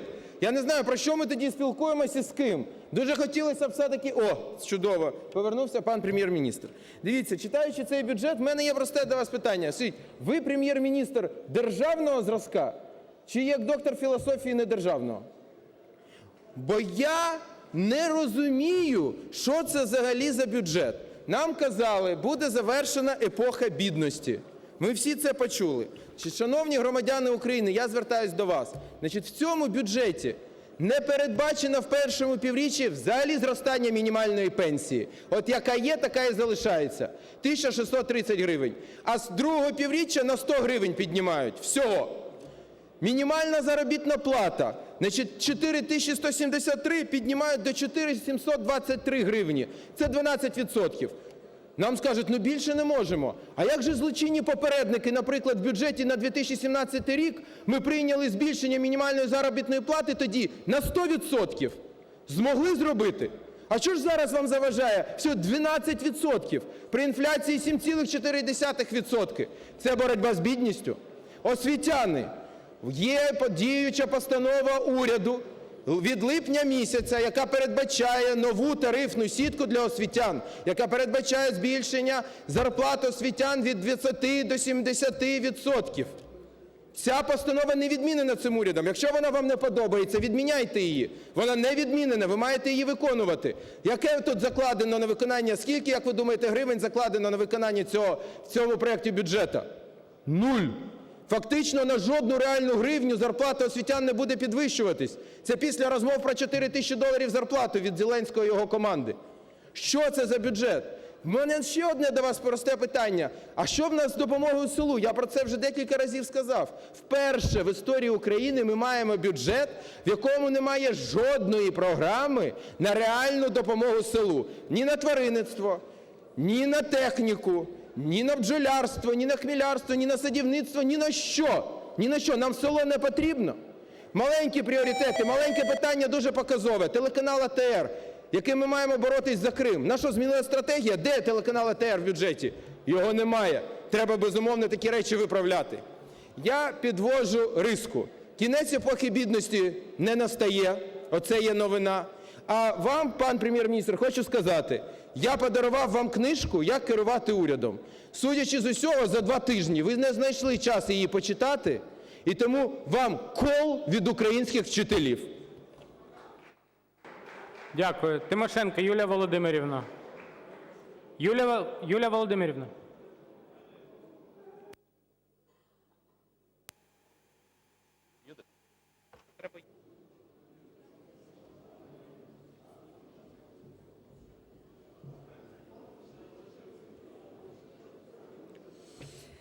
Дорогі друзі, нас вчора журналісти, всіх лідерів фракцій, практично всіх лідерів фракцій, питали, а скажіть, будь ласка, яка у вас стратегія розвитку країни на найближчі рік, 5 років, 10 років, 30 років? І лідери фракцій вчора звітували про це перед суспільством. І після того, як прозвітували, журналістка сказала, що я зрозуміла, що за стратегією у вас туго. Я можу сказати, що бюджет на наступний рік – це і є ключова стратегія змін в країні на наступний рік. Бажано б на 3 роки, але реально не рік. І тому ми всі добре знаємо, що від всіх органів влади люди очікували якихось фундаментальних, філософських навіть змін в тому, як ми плануємо життя країни на наступний рік. І ви знаєте, що, ви всі знаєте, що подали бюджет Гройсмана, але його можна змінити. Його можна реально зробити красивим, таким, як потрібно сьогодні кожній людині. А те, що зараз ми збираємося подати, як пропозиції до бюджету нового на 2020 рік, зберігають повністю старі підходи до формування життя країни на рік. От в чому питання. І тому перше, що ми пропонували, дорогі друзі, якщо у нас швидкий прийом законів, давайте приймемо один з перших законів, це 2, вірніше, про деофшоризацію країни. Ми разом з Європейським Союзом відпрацювали ідеальну модель, де ніхто не зможе працювати з офшорами. Це перший рік плюс 67 мільярдів додаткової частини. Це нам достатньо тижня, щоб це зробити, але це не враховано. Друге, що ми не побачили суттєвого збільшення доходів від легалізації потоків товарів через митницю. Третє, ми не побачили з вами нового підходу до детюнізації економіки з точки зору нової податкової системи. Ви розумієте, що 49% в тіні економіки, з чого вона складається? Офшори – раз, неправильна податкова система – 2 і 3 митниця. От ключові 3 складові, і ми можемо мати зовсім іншу доходну частину бюджету. І швидко, це недовго робити. І тому не враховані ці речі. Крім того, ви знаєте, що падає зміцнюється курс гривні, зменшуються видатки по зовнішнім запозиченням. Треба в доходну частину це вкладати. Тут стара система тарифів і зменшення субсидій. Тут мінімальний прожитковий рівень, не врахований навіть для пенсій і мінімальних заробітних плат. Тут немає жодних кроків по інвестиційній правильній політиці держави. Тут немає іншої політики по охороні здоров'я. Там залишається реформа Супрун. Ну ми-то цього з вами не підтримуємо. Все це... Дайте 30 секунд завершити. Безумовно, таку редакцію ми підтримати не можемо. Ми дали викладення повне по доходам і видаткам, як зробити реальний, прагматичний, але інший бюджет. Тому давайте зараз, безумовно, наша фракція не підтримує, але реальний бюджет давайте зробимо іншим. Ми готові співпрацювати. Дякую. Білозір Лариса Миколаївна, Ігор Палиця, депутатська група «За майбутнє».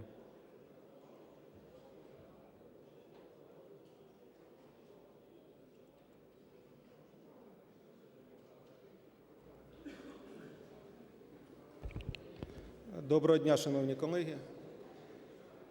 Безумовно, ми підтримуємо бачення стосовно бюджету всіх наших колег в парламенті, які виступали перед цим з цієї трибуни.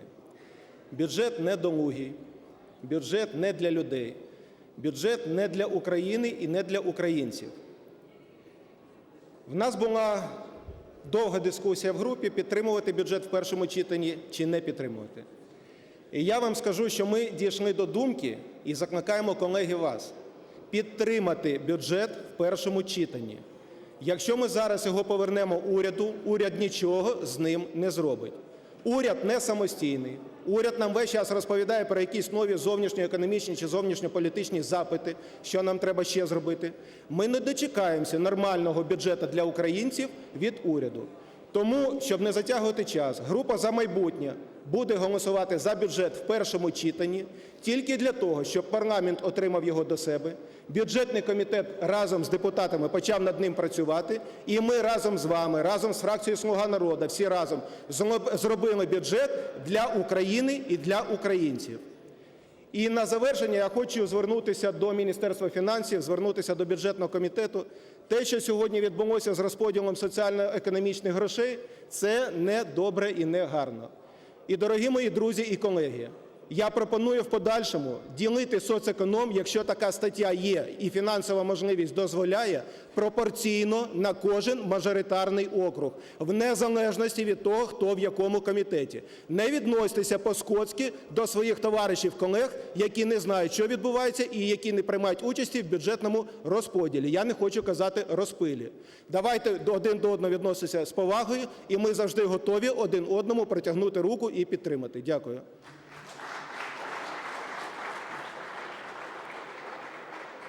Дякую, Ігор Петрович. Прошу записатись народних депутатів на виступи від депутатів.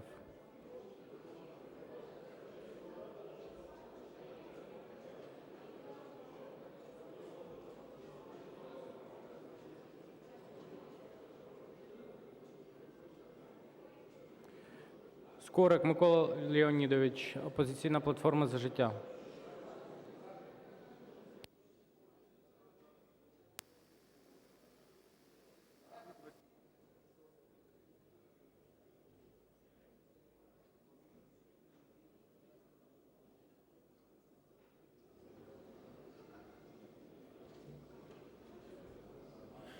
Шановний пане Голово, шановні колеги, шановні громадяни України!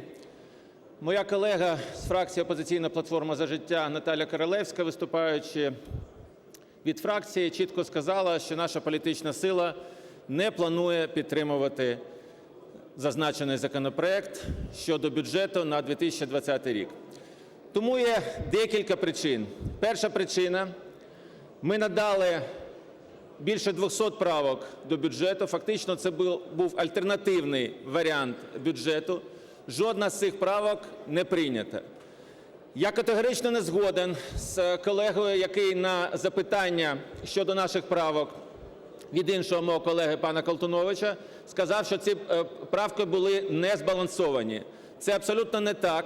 Ці правки стосовно підвищення доходів і видатків нашого бюджету на 260 мільярдів наша фракція дала абсолютно посилаючись на чіткі джерела, звідки ці гроші можна взяти. В першу чергу ми вважаємо, що досить серйозний плюс нам дала би зняття блокади з тимчасово неконтрольованих територій підприємств, які знаходяться на тимчасово неконтрольованих територіях, і це дало б серйозний плюс до надходжень до державного бюджету. Крім того, в бюджеті абсолютно відсутні стимули для розвитку національної економіки, для стимулювання національного експорту, для пожвавлення споживчого ринку і внутрішнього споживчого попиту. Це в першу чергу підвищення соціальних стандартів.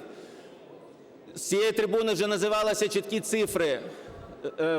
Ті цифри, без яких не може існувати будь-яка людина. Це прожитковий мінімум, він має бути не нижчий, ніж 5569 гривень. І якщо цього немає, від цього мають бути розраховані всі інші показники.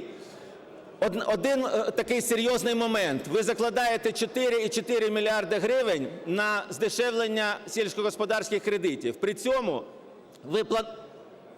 ви плануєте ці кошти спрямувати на те, щоб начебто фермери могли отримувати кредити на участь у ринку землі, який ви плануєте відкрити.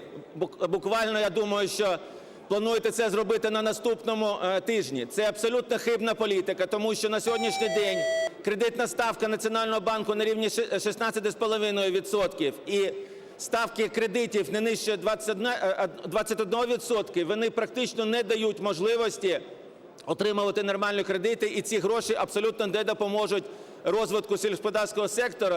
А ваш посил про те, що це начебто надасть 1% зростання ВВП, абсолютно хибний, тому що за рахунок зростання за рахунок продажу землі добиватися 1% зростання ВВП – це абсолютно хибна політика. "Опозиційна платформа – За життя" ні в якому разі не планує підтримувати цей бюджет. Дякую. Віктор Васильович Бон. Дякую, шановний Дмитро Олександрович, шановні колеги. Ми підійшли зараз в першому читанні, розглядаємо проект державного бюджету на наступний рік. Напевно, це найважливіший документ, який кожен рік має прийматися, бо він визначає, яка буде стратегія розвитку держави на хоча б такий короткий період, як наступний рік. Сьогодні головні питання, які стоять і які озвучують люди, мали би бути почуті в вигляді відповіді саме в проекті бюджету. Що людей турбує? Ми всі знаємо, хто обирався в округах. В першу чергу сьогодні найболючіше питання – це лікування. Куди не приїдеш, постійно піднімається питання: немає коштів, не вистачає медикаментів, не вистачає фінансування на місцях і не вистачає фінансування національних інститутів, які лікують важкі хвороби, там, онкологію і так далі.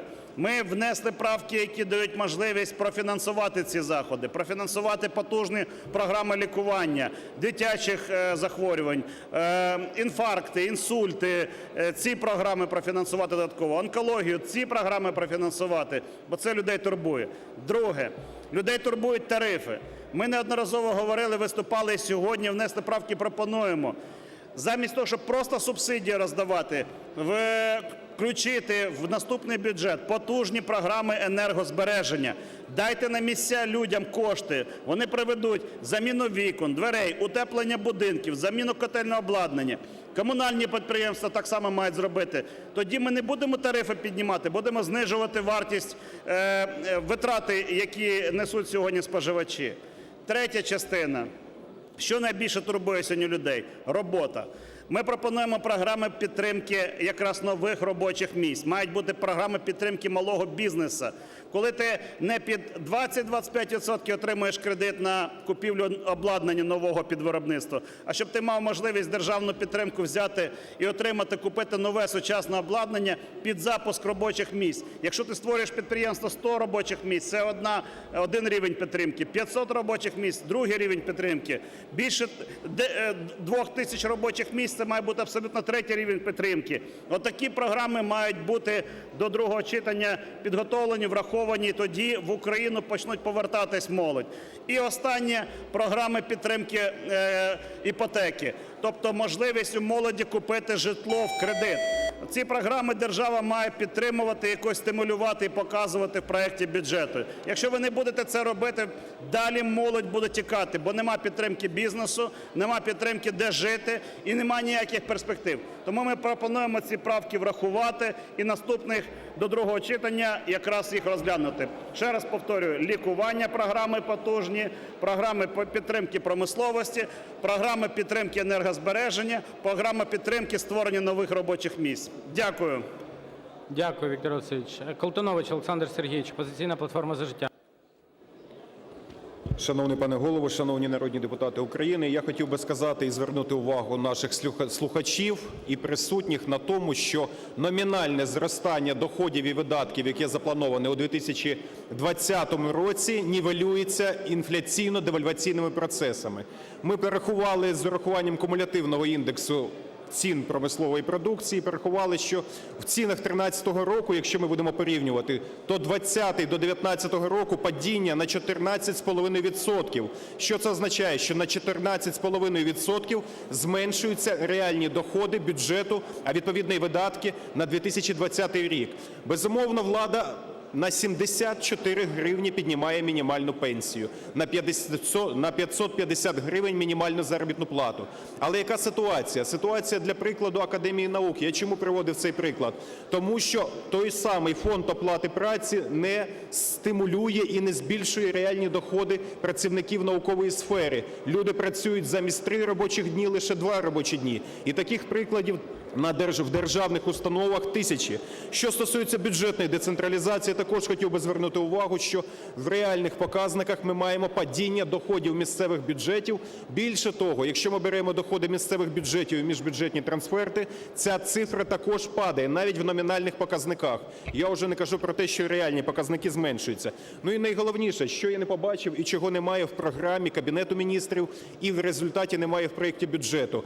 Комплексної програми модернізації промисловості. Ми промислова країна, ми не сировинна країна, ми промислова, і у нас 17,5% ВВП – це добувна і переробна промисловість. Ми маємо стимулювати переробну промисловість. І тому я наполягаю на тому, що до другого читання мають бути програми, передбачені відповідне фінансування щодо стимулювання промисловості в Україні. І на завершення я хочу звернути увагу на антисоціальній нормі щодо зменшення субсидій. Зменшення обсягів субсидій, виділених коштів на субсидії, означає, що зменшується кількість домогосподарств, які будуть отримувати ці субсидії. І тут питання навіть не в верифікації, не в інших моментах, а насамперед в тому, що зменшиться кількість домогосподарств. Ми це бачили тоді, коли зменшувалася кількість субсидій з 71 мільярда гривень до 55. І це саме буде відбуватися і в наступному році, коли буде зменшена цифра з 55 до 47,6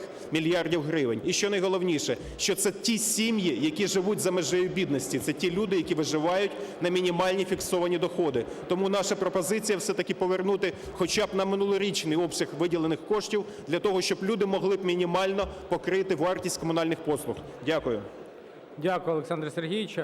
Шановні колеги, я зараз надам слово для заключного слова, вибачте за тавтологію, Прем'єр-міністру України, але прошу голів фракцій запросити народних депутатів до зали, підготуватись до голосування.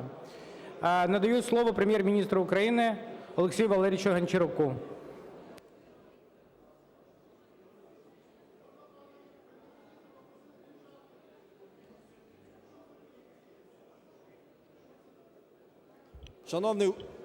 Шановний Голово, шановні народні депутати, я хочу нагадати загальний контекст.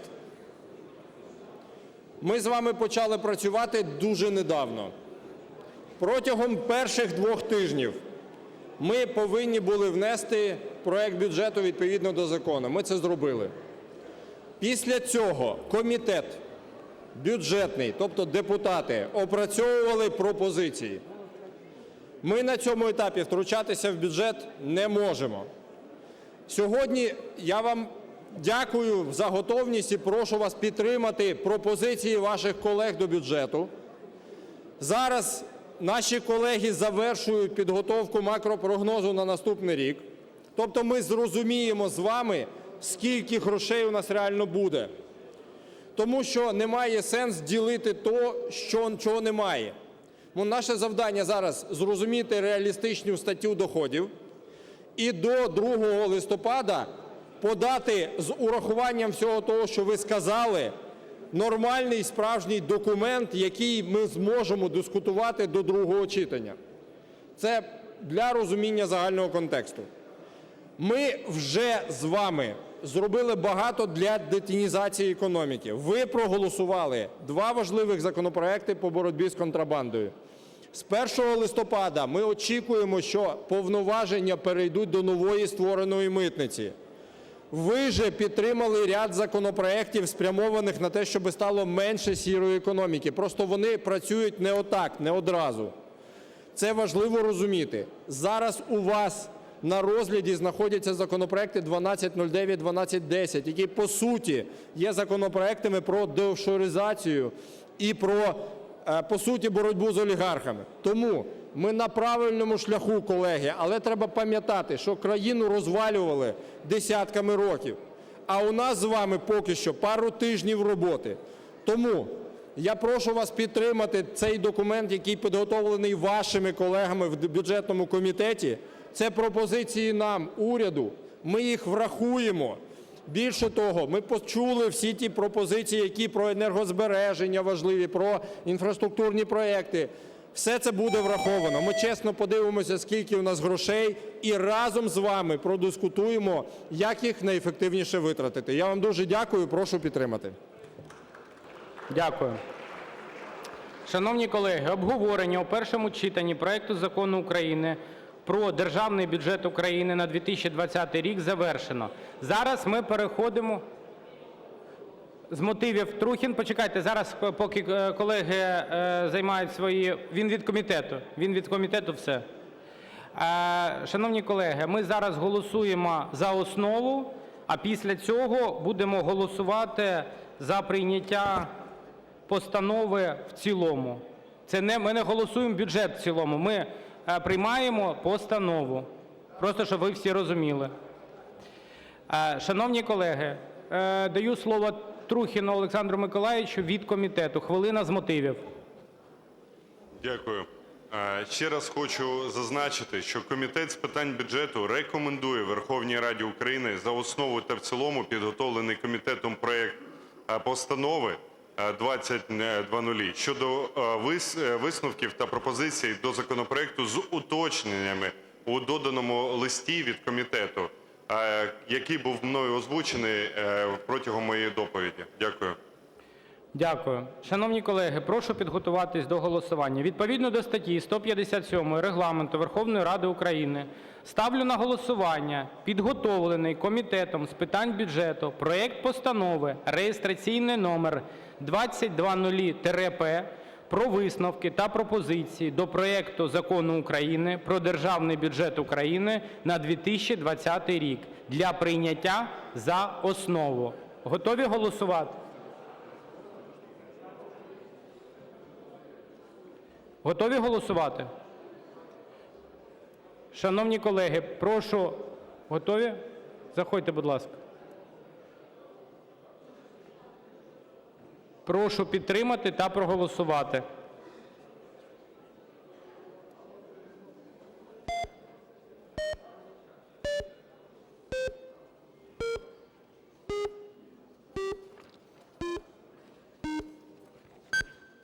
За – 256. Рішення прийнято. Шановні колеги, по фракціям покажіть, будь ласка. "Слуга народу" – 236, "Опозиційна платформа – За життя" – 0, "Європейська солідарність" – 0, "Батьківщина" – 1, "За майбутнє" – 17, "Голос" – 0, позафракційні – 2. Відповідно до статті 157 Регламенту Верховної Ради України ставлю на голосування проект Постанови реєстраційний номер 2000-П про висновки та пропозиції до проекту Закону України про Державний бюджет України на 2020 рік для прийняття в цілому з урахуванням пропозицій комітету та необхідними техніко-юридичними правками. Шановні колеги, було запропоновано до розгляду в комітет більше 2000 правок. Враховано майже 800. Ні, у вас був великий досвід, Олексій Олексійович, і раніше, і зараз. Тому ми переходимо до голосування.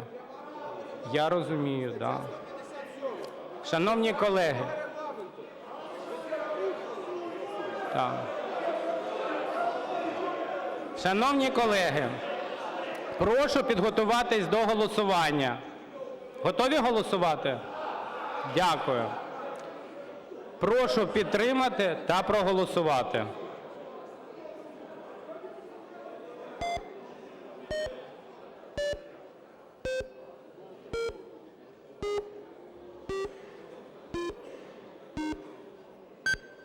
Дякую. 255 – за.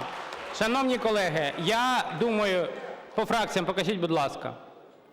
Політична партія "Слуга народу" – 235, "Опозиційна платформа – За життя" – 0, "Європейська солідарність" – 0, "Батьківщина" – 1, "За майбутнє" – 17, "Голос" – 0, позафракційні – 2.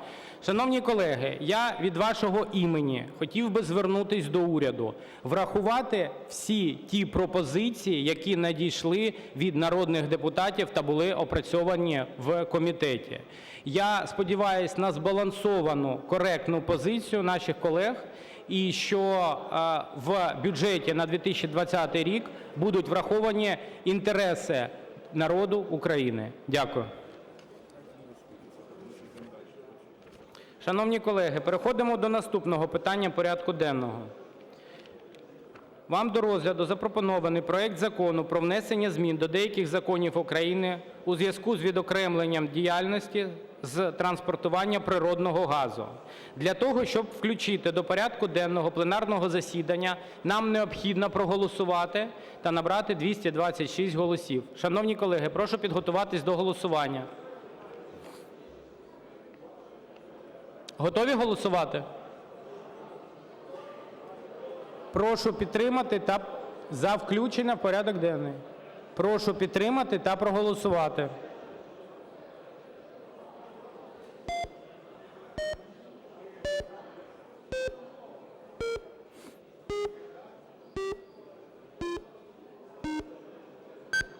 За – 292. Рішення прийнято. Дякую. Шановні колеги, нам необхідно скоротити наполовину строки внесення альтернативних законопроектів згідно статті 50 частини 3.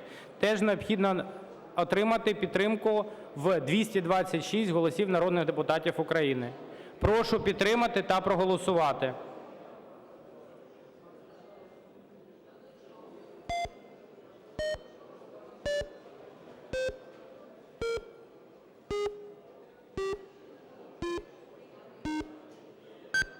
За – 270. Шановні колеги, пропонується застосувати процедуру ad hoc щодо розгляду та прийняття рішення на цьому пленарному засіданні. Також необхідно 226 голосів підтримки. Прошу підтримати та проголосувати.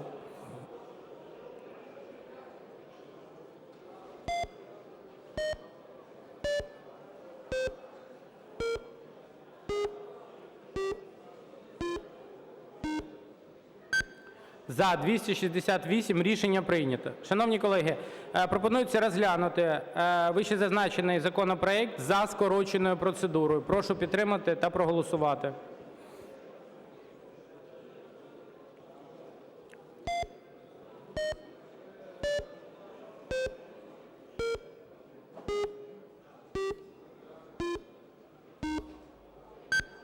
За – 255. Рішення прийнято. Шановні колеги, слово для доповіді надається голові підкомітету Комітету з питань енергетики та житлово-комунальних послуг Жупанину Андрію Вікторовичу. Дайте 4 хвилини, тому що він і доповідає як автор, і співавтор. І альтернативного, і... Шановні колеги, 9 квітня 2015 року було прийнято Закон про ринок природного газу. Даним законом передбачено, що оператор газотранспортної системи повинен отримати ліцензію на здійснення такої діяльності, що передбачає незалежність та відокремлену роботу такого оператора. Згідно із статтею 23 та 27 Закону України про ринок природного газу затверджено дві моделі відокремлення оператору транспортування газу. Перша модель, яка була затверджена Кабінетом Міністрів України постановою номер 840 від 18 вересня 2019 року, передбачає модель Independent System Operator, тобто незалежний оператор системи. Що означає Independent System Operator? Це означає, що Фонд державного майна України передасть газотранспортну систему України на праві господарського відання державній компанії, яка буде створена на базі компанії «Магістральні газопроводи України», яка буде підпорядкована Міністерству фінансів України. Також модель Independent System Operator передбачає, що повноваження Міністерства фінансів України та Кабінету Міністрів України будуть відокремлені в частині управління газотранспортною системою України.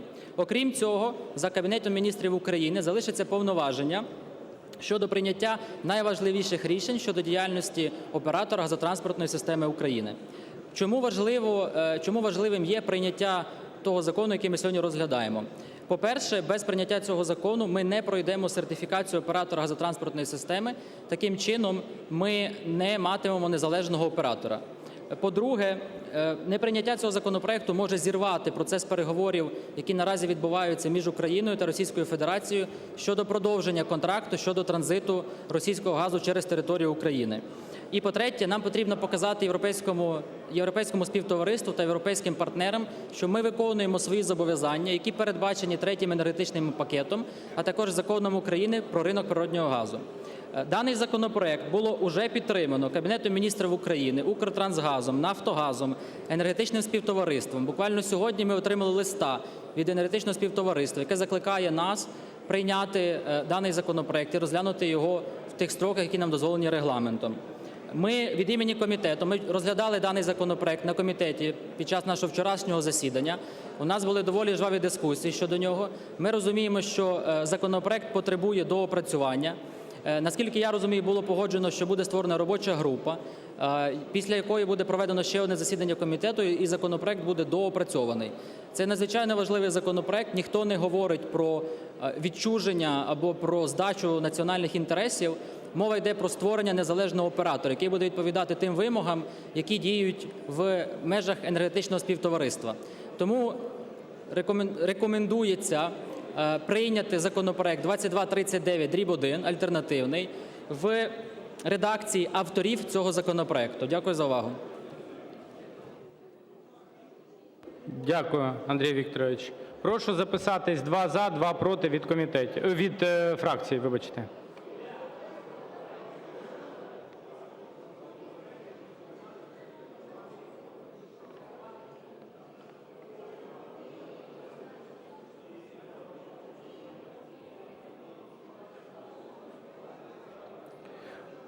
Устінова Олександра Юріївна. Прошу передати слово Юлії Клименко. Ще раз. Юлія Клименко. Юлія Леонідівна. Клименко. Включіть, будь ласка.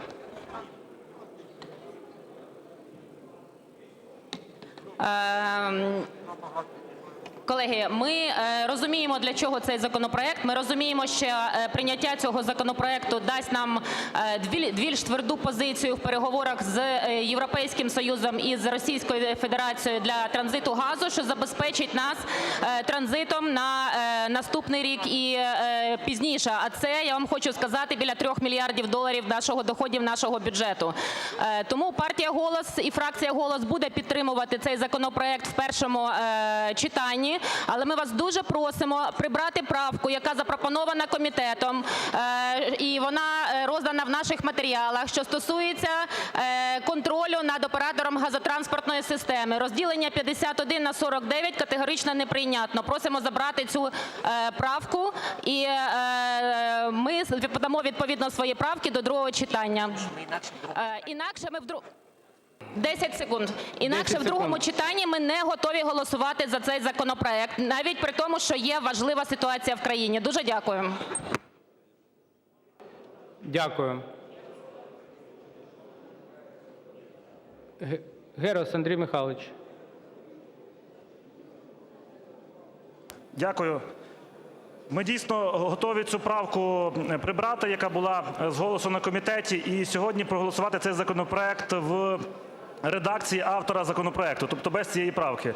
І те, що ми хочемо зробити, я сподіваюся, весь зал це підтримає, це між першим і другим читанням внести правку, де 100% компанії, яка є власником газотранспортної системи, буде належати тільки державі або державній компанії, у власності 100% акцій якої також у власності держави у вигляді Міністерства фінансів. Тобто ми забезпечимо 100% власність держави, і я думаю, це питання буде знято.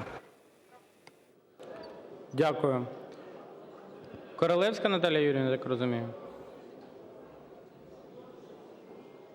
Шановні колеги, дійсно дуже важлива ситуація в країні.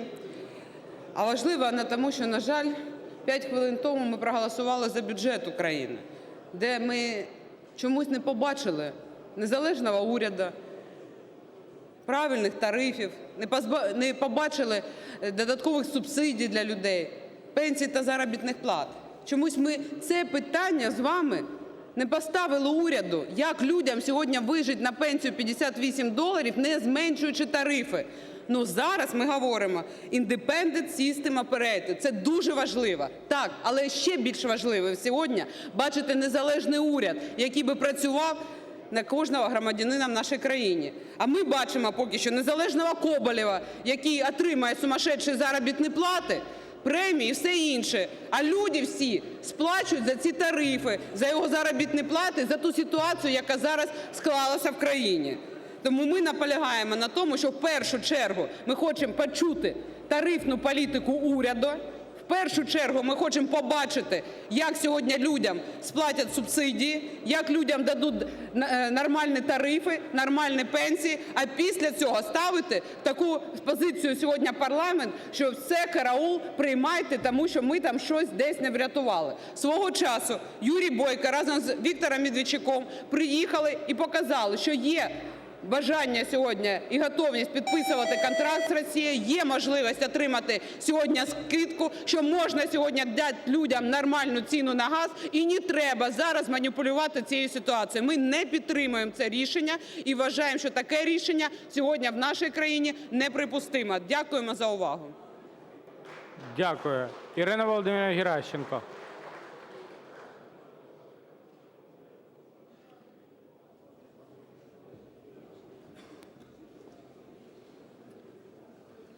Шановні колеги, шановні українці, то знаєте, я 12 років працюю в українському парламенті, але такого бардака і хаосу не бачила ніколи. Коли народні депутати України не просто від тільки опозиції, а більшості отримують один порядок денний, а по ходу дня з'ясовується, що порядок денний буде абсолютно інший. І що законопроект, який належить до енергетичної безпеки країни, який дійсно є надзвичайно важливим для нашого уряду і для держави, для того, щоб посилити переговорчі позиції влади, виноситься, по суті, з голосу, коли в нас бардак з комітетами, бардак з керівництвом, не розписуються вчасно пункти порядку денного. Це потрібно припинити, бо це погано закінчиться і для парламенту, і для країни. І ми ще і ще раз звертаємося до відповідальних за цей бардак. Це керівництво Верховної Ради, це уряд, які мають цьому безладу покласти край. Ми державники, і тільки тому наша політична сила сьогодні так само підтримала те, що потрібно цей закон розглянути, законопроект в першому читанні, виключно в першому читанні, просто для того, щоб посилити переговорчі позиції влади, яка наступного тижня згадала, що вона в понеділок їде на важливі переговори. Друзі, заглядайте в ваші календарі іноді. Я не знаю, там діджитал-календарі, письмові календарі, але дивіться на ваш графік. Це дійсно дуже важливий законопроект, який наближає нас до енергетичного співтовариства. Він відповідає нашим європейським зобов'язанням. І він є принциповим в контексті відокремлення видобутку газу і транспортування та природнього газу. Але наша політична сила категорично проти всіх спроб лобізм впихнути в цей закон. І ми вимагаємо підтримати позицію, вже озвучену нашими колегами по "Голосу", в тому числі поставити на голосування законопроект в редакції авторів, без всяких лобістських поправок, які намагалися впихнути туди під час засідання комітету. Дякую за увагу. Герус Андрій Михайлович, хвилина. Мотиви від комітету. Да, Юлія Володимирівна, я бачу, обов'язково я дам слово. І позиція щодо, яку редакцію ми розглядаємо. Шановний головуючий, шановні колеги, дійсно були деякі застереження з приводу законопроекту і з приводу того, яка може бути власність відповідно газотранспортної системи. Тому ми пропонуємо зараз в першому читанні підтримати в тій версії автора початковій, яка була, а до другого читання пропонується правка, де ми заборонимо: перше – приватизацію, друге – концесію, третє – оренду і четверте – управління третіми сторонами, що не є державою. І, окрім того, пропонується також, щоб 100% власності компанії, яка управляє цією газотранспортною системою, було у держави. Не так, як було раніше, не менше, ніж 51%, а саме зробити 100%. І цю правку ми будемо реєструвати між першим і другим читанням. Відповідно, я так розумію, на це буде консенсус залу. Дякую. Юлія Володимирівна Тимошенко. Дякую, Андрій Михайлович.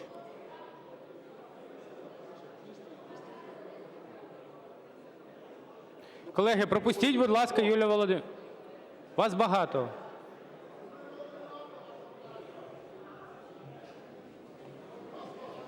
Я дивлюсь, фракція "Слуга народу" поповнюється представниками "Європейської солідарності". Шановні друзі, мова йде про газотранспортну систему. Я дам всього 2 цифри для того, щоб ми зрозуміли, з чим ми взагалі маємо справу.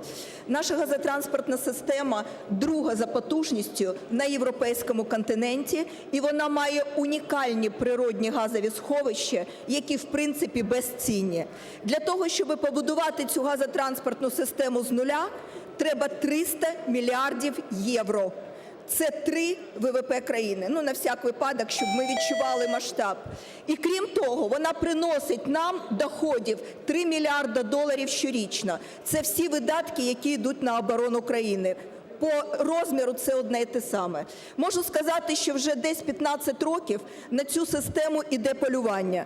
Полювання дуже просте. Її ніхто не збирається за 300 мільярдів євро купувати, але й хочуть привласнити через управління систему розпорядження прибутком і доходом в 3 мільярда доларів. Розумієте, куш непоганий. Тому наша позиція дуже проста. Да, треба виконати Дайте завершити, будь ласка. Треба виконати зобов'язання, які у нас є по енергетичному пакету з Європейським Союзом, і відділити газотранспортну систему від НАК «Нафтогазу», щоб їх не банкрутували і перехресно не субсидувалися.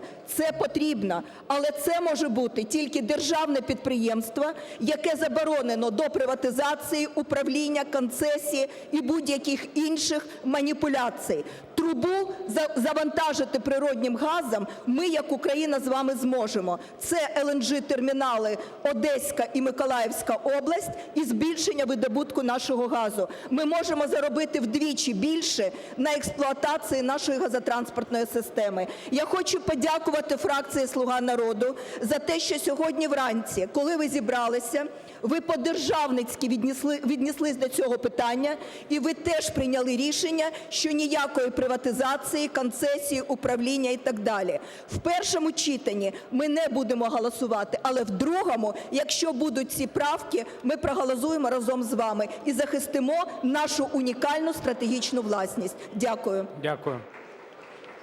Слово надається прем'єр-міністру України Гончаруку Олексію Валерійовичу. І, шановні колеги, після виступу прем'єр-міністра переходимо до голосування.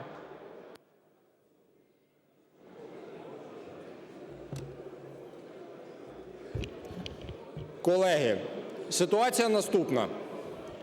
Ми зараз маємо контракт з Російською Федерацією на транспортування газу в Європу. Це дає нам можливість дійсно мати дохід в розмірі приблизно 3 мільярдів доларів. Це правда. І це надзвичайно важливий актив, який ми не повинні втратити. У нас є ситуація, коли цей контракт закінчується в кінці цього року. Росіяни хочуть не продовжувати цей контракт на тривалий термін. Для цього в тому числі вони будують свої потоки, про які ви дуже добре знаєте. Це не економіка, це політичні дії Російської Федерації для того, щоб створити на нас тиск, на Україну. Ми в Україні заінтересовані в тому, щоб отримати наступний довгостроковий контракт, гарантований. Для цього нам потрібна підтримка європейських партнерів, тому що ми разом знаходимося в переговорах. Для цього ми повинні привести нашого оператора цієї системи до європейських правил і починати укладати угоду з росіянами на європейських правилах. Це, як сказала Юлія Володимирівна, передбачає розподіл транспортування від видобування, від торгівлі. Про це цей законопроект. Нам дуже важливо сьогодні ухвалити його в першому читанні, для того, щоб на наступному тижні їхати на переговори з росіянами з сильною позицією. Після цього в другому читанні, до другого читання, ми з вами всі необхідні правки проговоримо і внесемо. Це не про приватизацію, оренду, концесію газотранспортної системи. Вона заборонена зараз Законом про приватизацію, і не йдеться про концесію, не йдеться про оренду газотранспортної системи. 10 секунд. Дякую. І про строки Колеги, підготовки. йдеться про те, щоб завершити переговори, складні для нас дуже переговори, без жодних гарантій, але завершити переговори і отримати довгостроковий контракт. Дайте завершити, будь ласка, прем'єр-міністр. Я вам дуже дякую. Вибачте, будь ласка, просто це дуже важливо. Це стратегічна історія. Так от, нам важливо закінчити переговори з росіянами, мати максимально сильну позицію, щоб мати максимальні шанси на досягнення успіху в цих переговорах. Ми готові поділитися з вами інформацією про стратегію переговорів, про те, що ми збираємось робити, але, звичайно, не з трибуни Верховної Ради. Ми думаємо, що треба поговорити про це, можливо, в трошки більш такому робочому режимі. Але нам дуже важливо в найближчі 10 днів до 1 листопада мати змінене законодавство, яке дозволить нам пройти сертифікацію нашого оператора до кінця року. Я хочу нагадати вам, що це мало бути зроблено багато років, тобто це не робилося протягом багатьох років. Ми зробили це в уряді, за 2 тижні прийняли модель. Через 10 днів, буквально 15, запропонували вам перший законопроект, 10 днів проговорили правки. З цим пов'язана швидкість, з якою ми зараз працюємо. Тому, друзі, у нас з вами єдина ціль, єдина мета. Я дуже прошу підтримати вас цей законопроект в першому читанні в редакції автора. Дякую. Дякую. Шановні колеги, про це вже було багато разів сказано, але я ще раз повторю. Це була позиція багатьох фракцій, озвучена і керівництва фракцій на зустрічі, яка сьогодні відбулася. Ми приймаємо цей важливий законопроект, даючи змогу Кабінету Міністрів мати серйозну позицію на міжнародних перемовинах. В першому читанні, звісно. Але про це говорили і представники політичної партії "Слуга народу", і "Батьківщина", про те, що принциповим для нас є, що вона не продається, не віддається в приватизацію, концесію, оренду або управління. Це було зазначено, і я сподіваюся, що всі це почули. Дякую вам, колеги. Я сподіваюся все ж таки на підтримку всіх політичних сил, які сьогодні є в залі. Шановні колеги, ставлю на голосування питання про прийняття за основу з урахуванням пропозицій комітету та необхідними... Ні, почекайте, тут треба розібратись. Комітет сказав, що вони цю правку прибирають. Чи ми повинні в редакції автора? В редакції, добре. Шановні колеги, ще раз, ставлю на голосування для прийняття за основу в редакції автора з необхідними техніко-юридичними правками проект Закону про внесення змін до деяких законів України у зв'язку з відокремленням діяльності з транспортування природного газу (реєстраційний номер 2239-1). Правильно все? -1. Готові голосувати? Прошу підтримати та проголосувати.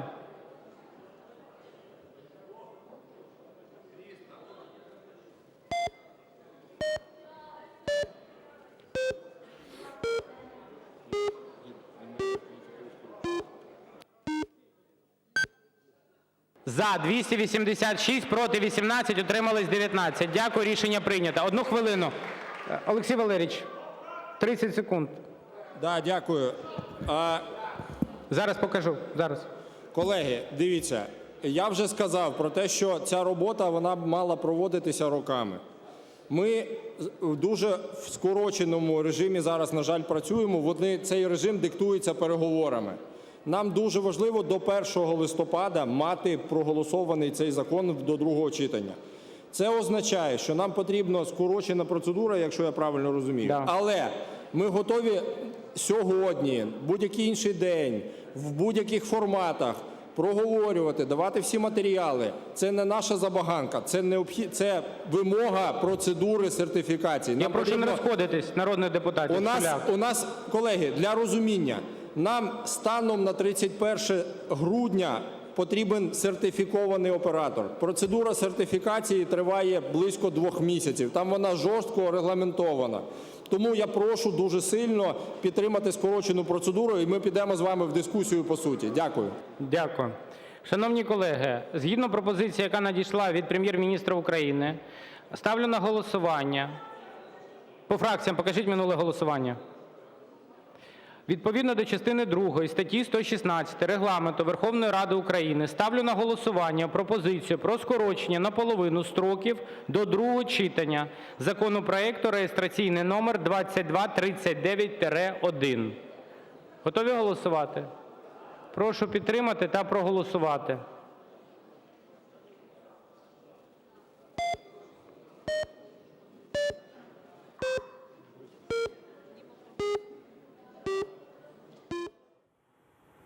Салям алейкум, хайрлах шамлар. Мы продолжаем информационный день на телеканале АТЭРа. Только что мы видели трансляцию Верховной Рады Украины, где народные депутаты приняли за основу и редакцию автора проект закона про внесение изменений в некоторые законы Украины в связи с отделением деятельности транспортировки природного газа. А также сегодня народные депутаты Украины в первом чтении проголосовали за проект бюджета на 2020 год.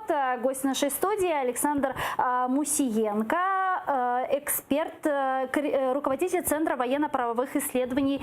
Витаю. Витаю. Ну вот, что касается ГТС, да, газотранспортную систему, которую обсудили и приняли народные депутаты в первом чтении. Вот смотрите, у меня тут возникает такой вопрос. Если мы отделяем трубу, да, от «Нафтогаза», то кому она должна и будет принадлежать? Хотя и премьер-министр Украины заверил, что не будет какой-либо приватизации, аренды, либо концессии, но все же, как вы думаете, как это будет в дальнейшем? Ну, по закону має бути виділений оператор цієї газотранспортної системи, тобто це публічне акціонерне товариство має бути створено, чи компанія виділена, якась державне підприємство зі структури «Нафтогазу», не структури, яке буде управляти безпосередньо цією системою. Загроза була в тому, про це Юлія Тимошенко говорила, там інші деякі депутати, що це може бути першим етапом до концесії, довгострокової оренди, приватизації тощо. В цьому були ризики. Ну, поки що такого немає. Зрештою, від нас вимагає закон України про ринок газу, який вже давно діє, зробити цю процедуру, так званий анбандлінг, те, що оцими словами нас іншомовного походження закидали, нам треба розподілити. Ми ж вже зараз звернули увагу, що тарифи теж змінюються. За транспортування буде платіж один, розбиватися за постачання і так далі. Тобто це теж і за обслуговування мереж. Ну, тобто все це розділяється. І тут так само. І ну, я тут не бачу поки що ніякої, що називається, зради. Це дійсно треба було зробити згідно законодавства. І згідно закону саме ця компанія-оператор, як вона буде називатись, має укласти договір про транзит. Вже не «Нафтогаз». В чому була причина затримки і переговорів там з росіянами, з іншими нашими постачальниками газу? В тому, що цієї компанії не було створено. І тут Гончарук дійсно правий, прем'єр, коли каже, що це дасть поштовх розблокувати і ми отримаємо. Ну, проблема в іншому. Це, знаєте, з ГТС там ми розділяємо, не розділяємо. Проблема стратегічно, як у нас буде взагалі з паливно-енергетичним комплексом. От що ми робимо? От у нас сусіди країни, в Польщі є стратегія. Вони побудували величезний термінал на півночі Польщі, який з Балтійського моря може отримувати газ, так, американський, скраплений. Да. Вони отримують. Зараз про що говориться? Що поляки нам пропонують, ми вам з вами спільно добудуємо трубу, ви будете там якихось 3, 4, 5 мільярдів, може, кубів прокачувати. У нас в Одесі теж вже скільки років строять термінал? Ну, з часів мера Гурвіца під Одесою була ця історія. І, на жаль, до речі, от він тоді, от у нього було якесь стратегічне бачення, тому що він розумів. Чому? Тому що цей скраплений газ, він дає можливість, перше, диверсифікуємо потоки. Так ми отримуємо. Ми зменшуємо залежність від Росії, що надзвичайно важливо, бо Росія завжди шантажувала і тиснула на Україну способом газу. Ми маємо цю залежність розривати. От візьміть приклад Польщі. Вони що сказали? Ми побудуємо Балтійський потік від Норвегії до Польщі, побудуємо термінал, і ми зменшуємо залежність від Росії там в рази. Александр, вот буквально несколько еще минут до завершения этого блока. Я все-таки хочу еще бюджет с вами обсудить, потому что сегодня, как мы уже видели, парламент рассмотрел бюджет и принял в первом чтении проект на 2020 год. Давайте послушаем. У статті доходів проєкту державного бюджету на 2020 рік передбачено 1079,5 мільярдів гривень, видатків – 1170 мільярдів гривень. Таким чином, дефіцит складатиме 90,5 мільярдів гривень. На 2020 рік закладено курс долару у розмірі 28,2 гривні, а мінімальна зарплата передбачена 4723 гривні. Ну, как вы думаете, с какой скоростью Верховная Рада Украины примет бюджет на 2020 год, учитывая, что предыдущие, вы помните, у нас в Верховной Раде под елочку принимали проекты бюджета. Как будет в этом году? Я думаю, що протягом місяця приймуть. Ну, тобто, десь на кінець листопада має бути готовий. Але ж питання в тому, що все одно він ще буде переглядатися потім. Ну, будуть вносити зміни. Ну, вот этот вот, то, что мы посмотрели, да, там зарплаты повышены на 500 гривен, если я не ошибаюсь. Ну, как вы думаете, вот этот проект представленный, он реалистичен к исполнению? Он удовлетворяет вот потребности украинского населения? Ну, звичайно, ні, тому що розумієте, головний індекс добробуту громадян – це купівельна спроможність. Ви можете отримувати мільйон, але якщо в країні інфляція, наприклад, як в Зімбабве була, чи в інших африканських країнах, де мільйон коштував там хліб один, то ми прекрасно розуміємо, що ви за них не можете. Тут і так і в нас. На 500 гривень отримуємо, а інфляція, грубо кажучи, там в абсолютних цифрах виросте на 650. Або там на 550 урівняється, і ви не помітите цього зростання. От в чому проблема? В тому проблема, що низька купівельна спроможність у наших громадян. І для цього треба укріпити гривню. Для цього треба, звичайно, підвищення зарплат, зростання економіки і зменшення інфляції. Це комплексна робота уряду і Національного банку. А давайте посмотрим основные статьи расходов на ключевые сферы, предусмотренные в проекте бюджета.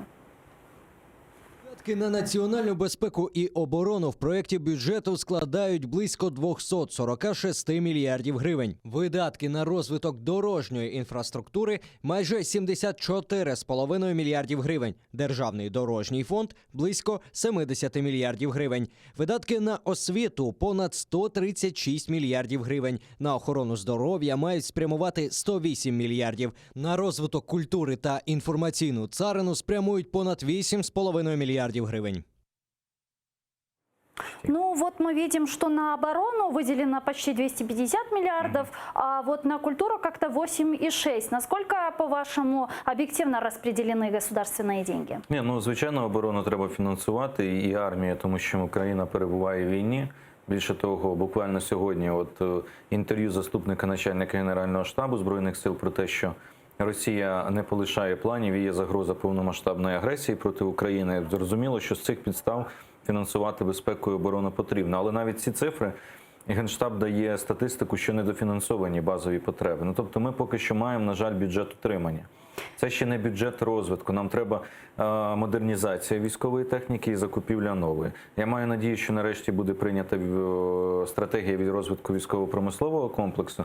І ми побачимо, що будуть затверджені цифри, буде затверджене оборонне замовлення, тому що ситуація така, що ми утримуємо бюджет там 60-70%, це ми просто утримуємо те, що є, а там приблизно 18% на розвиток. Це небагато. Спасибо большое. Александр Мусенко, руководитель Центра военно-правовых исследований, был гостем нашей студии. Я благодарю. Буквально через 5 минут смотрите новости на крымско-татарском языке. Не переключайтесь, подписывайтесь на наш YouTube-канал. Там мы выкладываем самые интересные фрагменты из наших эфиров. Коршкинч.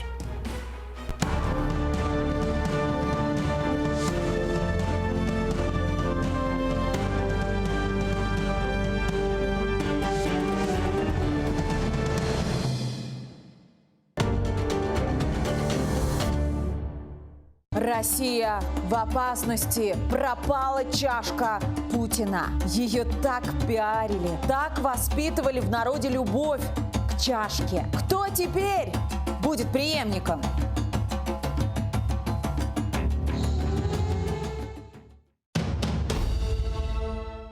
Как началось второе правление Менглигерая хана? Какие новые территории он окончательно закрепил за своими потомками? И кто добровольно присягнул крымскому хану на верность? А главное, какую роль в его жизни сыграла ногайская княжна Нурсултан Мангытская? В В конце 15 века в Крымском ханстве начинается настоящий строительный бум. Минглигерай инвестирует деньги в строительство новых крепостей и восстанавливает старые, особенно на берегу реки Днепр. Об этом смотрите в программе «Алтын-Девир» в новом цикле «История династии Гераев». В эту субботу, 19 октября, в 17:35 на телеканале АТР, 7-я серия. Мингли Герай, хан-реформатор, часть 4. Халқымыздың уста çalgıcısı, Қырымда нам қазанған артист,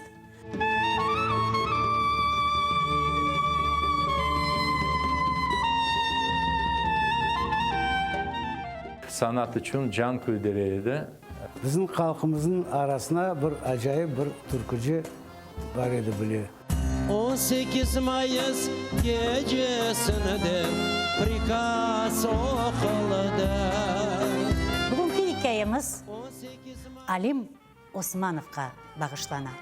Bak saray bizimdir de çevreçete yüzümüdür. Ah seni sevdirin iki de kara gözünüdür.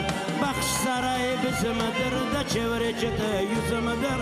Ah sana sevdirin iki kara gözünüdür. По всей Украине прошла волна акций протестов «Нет капитуляции». Я хочу мира, чтобы отводили войска. Вот этот мир, чем это все закончится? Не нужен нам мир любой ценой. Мы не капитулируем, мы не отдаем Крым. Має бути максимальне об'єднання влади і суспільства. Зараз відбувається спроба рухатися мінськими домовленостями. Мінські домовленості хибними, Україна не має їх виконувати абсолютно. Со стране хуже делает. Всі ці договоренності – це чисте предательство. Всюди Росія діє однаково. Вони просто брешуть і захоплюють. Треба чітко сказати всьому світові. Крим наш, ми його нікому не віддамо. Смотрите ток-шоу «Мост» в субботу в 20:00 на телеканале АТР.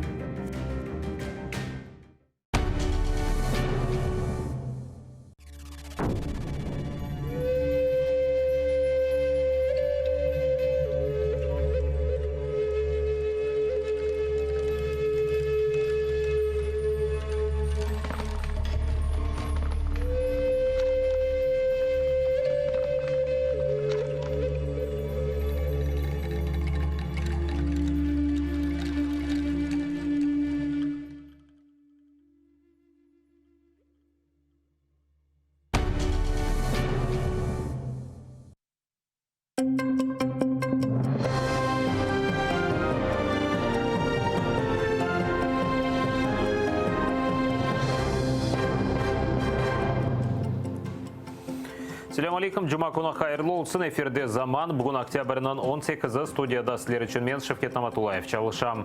Петровская ве Золотое шерлері жеварындар билер еді күнлік барышықтан сон четлештірілі біле. Бұны парламенте акиметке суаллер беру вақтында Мұдафа Назира Андрей Загороднюк айтты. Оның сөздеріне көре четлештіров екі тарафтан бір вақытта өткерілмелі. Учкун девамында екінленмелі. Бұл четлештіров әрекетлері ОБСЕ миссиясы незаретінде кечірілмелі. Ордына есе Евелден абадылаштырылған ерлерге кечірмелелер. Розведення сили засобів має здійснюватися при проведенні моніторингу зі спеціальною моніторинговою місією ОБСЄ, а також під контролем спеціальним центром контролю та координації синхронно і дзеркально з обох сторін та повинно бути завершено протягом 3 діб. Передумовою початку розведення сил і засобів від лінії розмежування має бути підтвердження спеціальної моніторингової місії ОБСЄ відсутності порушень режиму припинення вогню на вказаних ділянках тривалістю не менше 7 діб. Русия есе Донбассқа махсус статус дайме оларақ берілмесіні талап еті. Бұне берабер шәсте кіріс-чықыш нұқтасы açılmasына талап етелер. Бөле талапларына Русия темсілжілері Минсте өткерілге мұзакерелерде айтты. Бұны Украина тышышлер назирынан муавина Василий Бондар хабер етті. Оның сөздеріне көре парламент Донбассқа махсус статусыны учылға қабыл еткен еді. Кечкен сене депутатлар бұл статусны бұл сененің сонына қадар девам еттірді. Так звана формула Штайнмаєра визначає лише механізм введення в дію закону, що визначає певний особливий статус окремих районів. Діючи на сьогодні закон Він був введений в дію ще в 2014 році і продовжений до 31 грудня 2019 року. Філософією цього закону передбачало з самого початку, що він діятиме лише протягом 3 років. Зараз переговорна вимога, яка озвучується російською стороною Мінську, це запровадження особливого статусу на постійній основі. Але визначатиметься він законом, який прийматиме Верховна Рада. Тобто закон, який будете розробляти ви і впроваджуватиме Україна. Келешек сене бюджеті бірінші оқуда таздықланды. Бір ай велсі тақдим етілген бюджет лейхасына 255 депутат қол тұтты. Келешек сене бергілер арттырылмалы, милли хавсызлық ве мудафа üçün масрафлар да артажақ. Минимал айлық 5000 гривна севиесінде олмалы. Бюджет лейхасында долларынан фияты 28 гривна 20 капық севиесінде қайдетілген. Кеченлері бюджет комитеті тахменен 2000 деңішме кірсетті.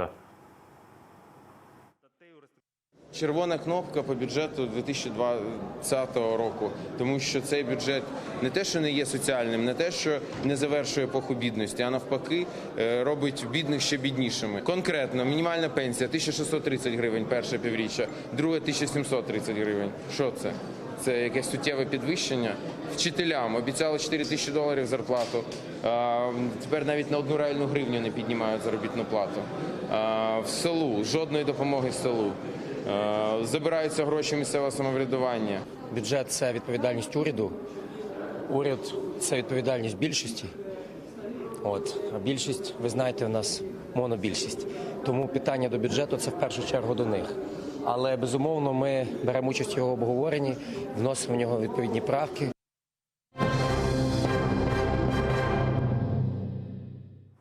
Президент Дональд Трамптың мемориеті Америка Бірлескен Девлетлері Украинаға басқа еткенін таздықлады. Сөз АБД президенті Украинаға мудафа ярдымы олырақ белгіленген $400 миллион айрылуы ұзатылғаны аққанда кете. Мик Малвани айтқанына көре бұл Украинада демократларға. Бұл сырада Трамптың келечек сайлауларда рақыбы Джо Байденға қаршы бақылған даванен бағлыдыр.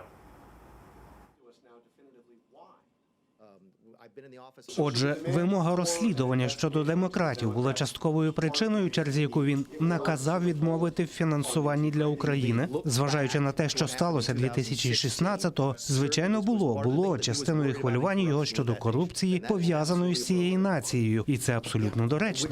Тобто це зіграло роль в затримці фінансування. Так, це врешті-решт з цього випливло. Бірқач күнлік барышық Америка президенті Дональд Трамп Түркияның Сурияда әрбей операциясы тоқтатылу қарарыны дестекледі. Да кеченлер Анкараға абыдының әйеті келгенде Түркия әрбей планларыны деңіштірмейді. Барышық менбасы деп адландырылған әрбей операция куртлар яшыған Сурияның шымалінде башланды. Анда силе алған инсанларына Реджеп Тайып Эрдоған террорист деп сая бошатылған ерде есе телекеслік зонасыны тешкіл етмеге істей. Операция девамында yüzlerce insan ilak oldu, 500'den ziyade yaralandı. ABD Türkiye'nin sanksiyalarından korkuzu başladı. Müzakereler neticesinde ateş 5 günge toxtatıldı. Türkler bu müzakerelerini galip edip saya, çünkü 5 gün devamında Kurtlar tehlikesizlik zonasında olған ağır silahını çıkarıp harbi tartibatlarını yok etmeli. Наша команда вже працює із курдськими силами у безпечній зоні для впорядкованого їхнього виведення за межі 20 миль. І ми збираємось разом рухатися до миру та безпеки в цьому регіоні. Я дуже впевнений у цьому. Русия дарбесі Башар Асадның истифақдашы Сурияның шымал ғарбында олған мескен ерлеріні үжім етті. Идлиб живарында 2 шерге бомбалар ташланған. Ең аз 2 иляк олған инсан аққанда қабер етілі. Бұл регионда ерлі жінкеберлер незарет ете. Бір елдан берлі о кергінлешу зонасы олар ақтаныла. Сонки еллары Асад ве руслардан үжімлері нәтижесінде ең аз 1000-ден зияде арби олмаған инсан иляк олды. Якынларından ilячыларына бермейлер. Адвокат Назим Шейхмамбетов СИЗОда тұтылған Олег Приходьканы зиярет етті. Оны ишгалжилер кечкен сене тұтты, кечкен афта тұтты. Адвокат айтқанына көре, мабус керекли илячыларына алмаса да, озны яқшыды яшымды Приходьканы карантин блокында тұталар. Біраздан ісе умми камераға кечірежеклер. Приходькаға қаршы жинайдава башлатып, терак hazırlanması ве патлайжы алет япылмасында қабатлайлар. Яқаланған қабатыны рет ете айтқан Қанна Кореуны Украина тарафдары олғаны үшін тақып етелер. Олег Аркадьевич выглядит удовлетворительно. Жалоб на здоровье на данный момент нет. Он со своей стороны заверил, что он далек от всякого рода преступлений. Он лишь высказывал свое мнение и был патриотом от государства Украины. И есть, и остается им. И будет бороться всеми доступными законными средствами, чтобы доказать свою невиновность. Отдельно он отметил поддержку крымско-татарского народа. Бірілік олған ве дөрт яраланған Ақмечет Кезлев елында Жигули айдабжысы қаршы елға чықып келген арабанен чатышты. Бұл ел қазасында бір ел жейлік олды. Дегер дөрт инсаны чешіт яраларынан хастаханеге еткізділер. Қырымда олған бұве дегер вақиялар аққында Невбеті Келев қамызны сейретіңіз. Балык еріне чоплюк вечеркев сувлар. Ижғал етілген керічте канализация тамам ерлі озен мелек чешмеге ақып түше. Ижғал девамында озен құруды вионы от басты. Анда бош шешелерні пакет ве башқа чоплюкны атып башладылар. Бұндан сон шер черкев сувларны да анда ақызы башладылар. Озендеки балык яваш-яваш оле. Ләкин канализация ақынтыларының сасығы ұлғаныны ижғал жилер акимиеті тек шымды таныды. Эсабатның санкедерсіненді табиатның қоллану зареты бойынша хизметке yolладылар. Зарарлар ise миллион рублеге етті. Пычылған фыстық тәреклері бойынша дава. Ақяр ижғалжи арбитраж махкемесі экологик жинайетінің бақылмасыны башлатты. Шерде сирек раст келген фыстық тәреклері өскен ерде қоруджилық башлатқанлар. Ақяр планына көре 2016 сенесіне қадар мында экозона бар еді. Ләкин айны вақыттан да чоқ қатлы ев үшін қоруджилық мейданыны азырлы башладылар. 2 елдан есе 2018 сенесі шернын ижғалжи акимиеті фыстықлық ерінде қоруджилық көткерілмесіне рұқсет берді. Біраздан қырмызы китапқа керсетілген тіреклерні кесмеге башладылар. Шымды дава махкемеде. Тіреклерні тек Ақяр янында дегілді, Ялта живарларында да пычалар. Умумен фыстық тіреклері Ақярдан Коктебелге қадар, бұндан ғайры Бақчасарай районында осе.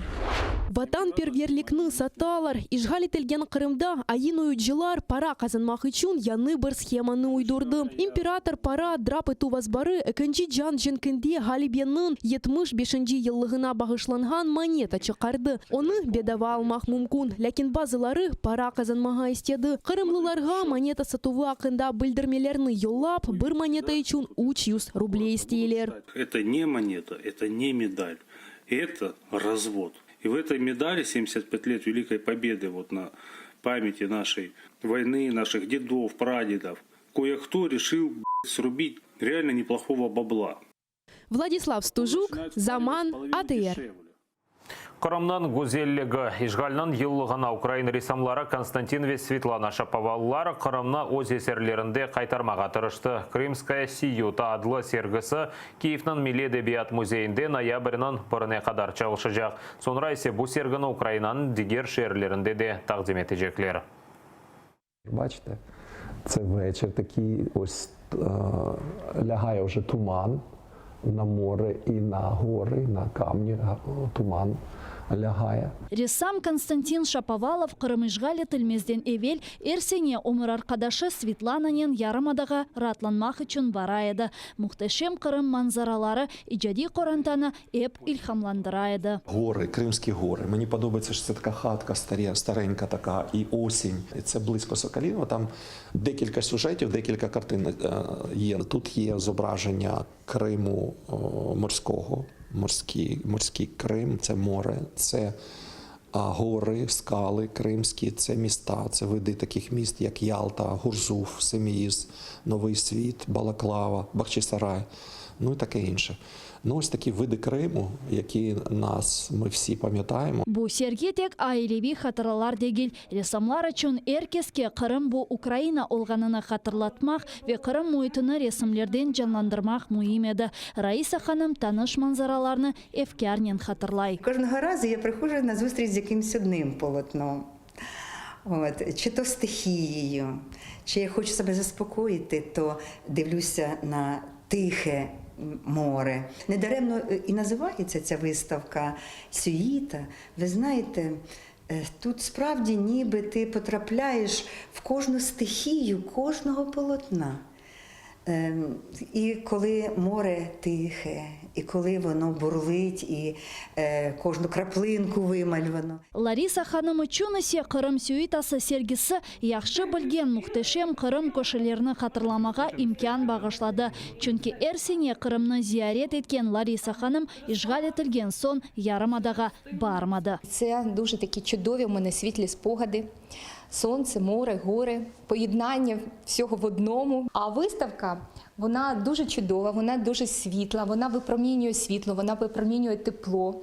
І вона мені нагадує про Крим. Сергей енді Чернигов, Черкасы, Винница шерлерінде тақдим етілді. Киевнің Эдебият Милли музейінде о 1 ноябрьге қадар ачылы олacak. Экспозиция біткен сон ресамлар әрбір музейде Қырым парчасыны, яғни бір қач ресімні қалдыра. Надея Михайлова, Павло Линик, Заман, АТР.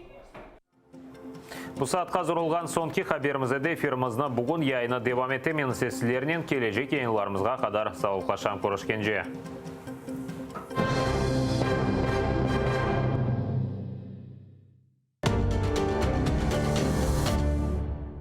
Россия в опасности. Пропала чашка Путина. Ее так пиарили, так воспитывали в народе любовь к чашке. Кто теперь будет преемником?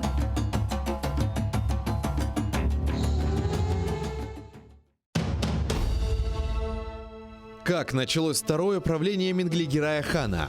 Какие новые территории он окончательно закрепил за своими потомками? И кто добровольно присягнул крымскому хану на верность? А главное, какую роль в его жизни сыграла ногайская княжна Нурсултан Мангытская? В конце 15 века в Крымском ханстве начинается настоящий строительный бум. Менгли-Гирай инвестирует деньги в строительство новых крепостей и восстанавливает старые, особенно на берегу реки Днепр. Об этом смотрите в программе «Алтын-Дивир» в новом цикле «История династии Гираев». В эту субботу, 19 октября, в 17:35 на телеканале АТР, 7-я серия. Менгли-Гирай. Хан-реформатор. Часть 4. Инсаниятлік, мераметлік ве ачық юрек бүгінгі яшайшымызда ең кереклі, ләкин кет-кете ең рас келген табиат чизгісідір. Ләкин бойлы инсанлар бар. Олар еш бір шеге бақмадан дайыма ярдымға келмеге азырдыр. Интернетті көресін, қаста бала чыға, сон яшылар чыға. И бет ажисын оларны, сон волонтерлар айталар ма, айшыты да ярдым етейік, айшыты да ярдым етейік. Юректе бар бізде, ханымызда бар ярдым етме адамларға.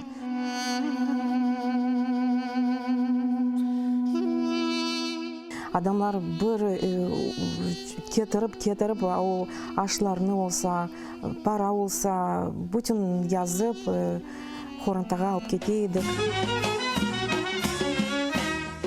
Милиайып, черепаха насыл? Бабаха. Малина насыл? Ахудут.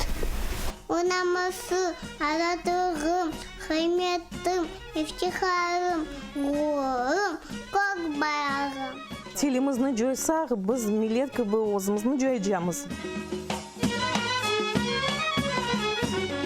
Бізді бабамыз айта, чоқ чара бала тапын, біз ананин ярдым етежеміз. Не қадар чоқ олса, қадар яқшы. Да, не қадар чоқ олса, бізге яқшы. Яшы жесір милеттім, бірлік олса, олыр бізде, әм келечек қызметтім.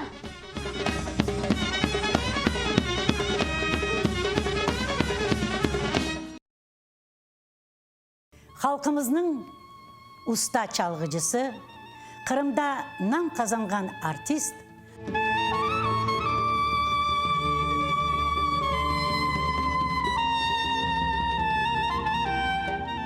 Sanat için can küldüreydi. Bizim halkımızın arasına bir acayip bir türkücü var idi biliyor. 18 Mayıs gecesinde prikaz okuldu. Бүгінгі хикаямыз Алим Османовқа бағышлана. Bax saray bizimdir de çevreci yüzümdür. Ah seni sevdirin iki de kara gözündür. Bax saray bizimdir de çevreci yüzümdür. Ah sana sevdirin iki kara gözündür. По всей Украине прошла волна акций протестов «Нет капитуляции». Я хочу мира, чтобы отводили войска. Вот этот мир, чем это все закончится? Не нужен нам мир любой ценой. Мы не капитулируем, мы не отдаем Крым. Має бути максимальне об'єднання влади і суспільства. Зараз відбувається спроба рухатися мінськими домовленостями. Мінські домовленості хибними, Україна не має їх виконувати абсолютно. Со стране хуже делает. Всі ці договоренності – це чисте предательство. Всюди Росія діє однаково. Вони просто брешуть і захоплюють. Треба чітко сказати всьому світові. Крим наш, ми його нікому не віддамо. Смотрите ток-шоу «Мост» в субботу в 20:00 на телеканале АТР. В январе-апреле 1988 года массовые демонстрации крымских татар продолжались. Они прошли в Абинске Краснодарского края, в Ташкенте, Бекабаде, Самарканде, Алмазаре, Янгиюле, Алмалыке Узбекской ССР, в Симферополе, в Новороссийске. Требования демонстрантов оставались неизменными. Возвращение крымских татар на родину, восстановление автономии, освобождение политзаключенных крымских татар. Представители власти всячески пытались противодействовать таким мероприятиям, однако остановить выступление крымских татар было уже практически невозможно. Продолжаем вспоминать события переломного в истории крымских татар 1988 года в осеннем цикле программы «Тарих Седосы» с Гульнарой Бекировой. Смотрите в воскресенье, 20 октября, в 18:00 на телеканале АТР.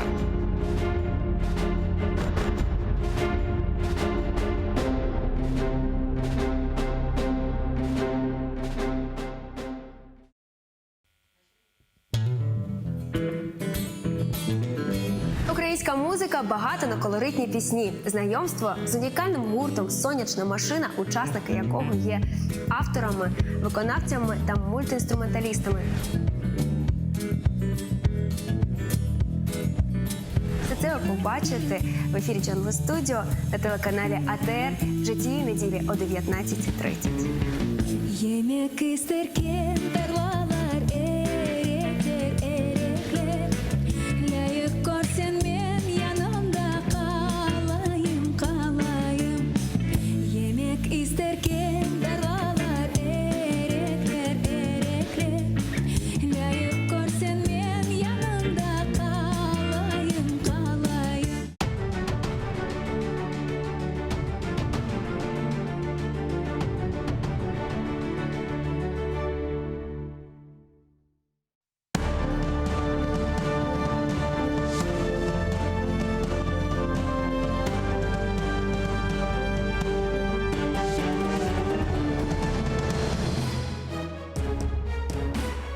Ассаляму алейкум, хайрлах шамлар. Витаю в эфире телеканала АТР. Мы продолжаем информационный день. Следующие полчаса мы будем говорить о самых актуальных новостях. Поговорим о работе и решениях Верховной Рады Украины, о том, как Украина готовится к разведению войск, а тем временем Российская Федерация к широкомасштабной агрессии. С вами я, Гульсум Халилова. Поехали.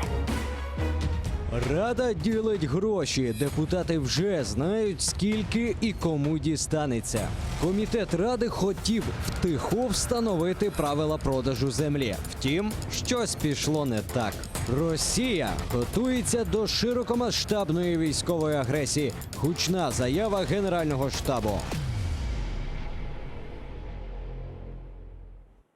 Гость студии Владимир Цибулько, политолог. Витаю. Добрый день. А в Верховной Раде Украины работает наша корреспондентка Милена Амиди. Она с нами сейчас на прямой связи. Милена, ассаляму алейкум. Рассказывай, какие у тебя новости, продолжают ли, возможно, работать народные депутаты в парламенте? Алейкум сілям, Гульсум. Уже зазвичай о 16-й годині розпочинається вечірнє засідання, але вийшло так, що сьогодні тільки о цій годині, буквально 10 хвилин тому, закінчилося засідання ранкове. І, звісно ж, обговорювали сьогодні дуже важливу тему – бюджет на наступний рік. 255 голосів за прийняття бюджету у першому читанні, у другому будемо розглядати вже трошки згодом. Опозиційна платформа «За життя», «Голос», «Батьківщина», «Європейська солідарність» ігнорували голосування. І от чому. опозиційній платформі кажуть, що недофінансування масштабне у цьому бюджеті. Олексій Гончарук від «Європейської солідарності» сказав, що взагалі вперше в бюджеті немає фінансування села, і також підтримав Мустафу Джемілєва, нашого лідера кримськотатарського народу, який запитав у прем'єра, у міністра фінансів, заступника міністра фінансів, де ж гроші на єдиний кримськотатарський телеканал АТР з державного фінансування. На що відповіли, що будуть ще доопрацьовувати до другого читання, і там вже будуть враховувати усі зауваження. Хоча я нагадаю, що до першого читання було запропоновано більше 2000 правок. Тож зараз я теж біжу до кулуарів спілкуватися з народними депутатами та питати, чи позбавлять АТР державного фінансування на наступний рік. Гульсум. Это была Милена Амиди, наша корреспондентка. Она работает в Верховной Раде Украины. И, как она отметила, сегодня парламент действительно проголосовал за бюджет на 2020 год в первом чтении. Ну и давайте посмотрим, какова процедура принятия главной сметы страны. До 20 жовтня Рада мала розглянути бюджет у першому читанні. Потому кошторисом знов займеться уряд. До 3 листопада Кабмін подає проект бюджету до Ради. Тепер вже із врахуванням пропозицій бюджетного комітету. До 20 листопада бюджет має бути ухвалений в другому читанні. До 1 грудня має відбутись третє читання бюджету. З врахуванням нових пропозицій бюджетного комітету головний кошторис країни мають ухвалити в цілому. Зрештою, протягом 15 днів після отримання бюджету його має підписати президент. Ну что ж, учитывая, что Верховную Раду Украины сравнивают с зеленым принтером, какова скорость принятия бюджета на 2020 год будет, как вы думаете? Ну, я б сказав, що за рівнем відповідальності Рада справді є принтером. Тобто, мені здається, що політики в нинішньому скликанні, вони діють на рівні такого колективного інстинкту і не готові особисто аналізувати бюджет. Тобто рівень кваліфікації їх не дозволяє занадто глибоко заходити в аналіз. Тому, скажімо, за законами зграї політичної всі календарні норми будуть витримані. Але мені здається, що уряд разом із зеленою більшістю, умовно кажучи, пішов далі, ніж попередні уряди попередників. В чому суть? Після кожного кварталу бюджет в Україні дорозглядався. Извините, я вас вынуждена перебить. Просто сейчас в Верховной Раде Украины в кулуарах дает интервью глава фракции «Слуга народа» Давид Арахамия. Давайте его послушаем. Щоб уник Роже деталі трагедії. Там і таке інше, да? І вони їх беруть, оборона, і збалансовану модель показують, а потім всі інші надходження балансують між першим та другим читанням. Чому це так робиться? По-перше, тому що є дуже такий тривалий, великий і складний бюджетний сам процес, виписаний в законодавстві. І для того, щоб не голосувати, як ми вам казали, постатейно, ми сьогодні повинні були такий, можна сказати, каркас бюджету прийняти сьогодні, а потім все на цей каркас нанізувати все вже конкретні бюджетні програми, які забезпечені іншими платежами бюджет, доходними. Так? Тобто, як це робиться зараз? Бюджетний комітет надає пропозиції КМУ розглянути такі-то програми і знайти джерела фінансування. І Кабмін, в свою чергу, працює в робочій групі і каже, якщо, наприклад, на будування там аеропорту потрібен мільярд, і вони знайшли, що, наприклад, завдяки закону про легалізацію гральної діяльності, грального бізнесу, є цей мільярд, прогнозований, тоді це раз є фактично і джерело цих коштів, і сам проєкт безпосередньо. Тоді це йде, як правка зарахована. Якщо не є, наприклад, якесь бажання щось здійснити, але немає грошей, тоді це не йде. І от таким от чином поступово там прогнозується десь декілька тисяч таких ітерацій, які мають пройти між першим та другим читанням. Там зробить дуже важливе питання для Криму. Чому нема у проєкті бюджету на наступний рік фінансування єдиного кримськотатарського телеканалу АТР?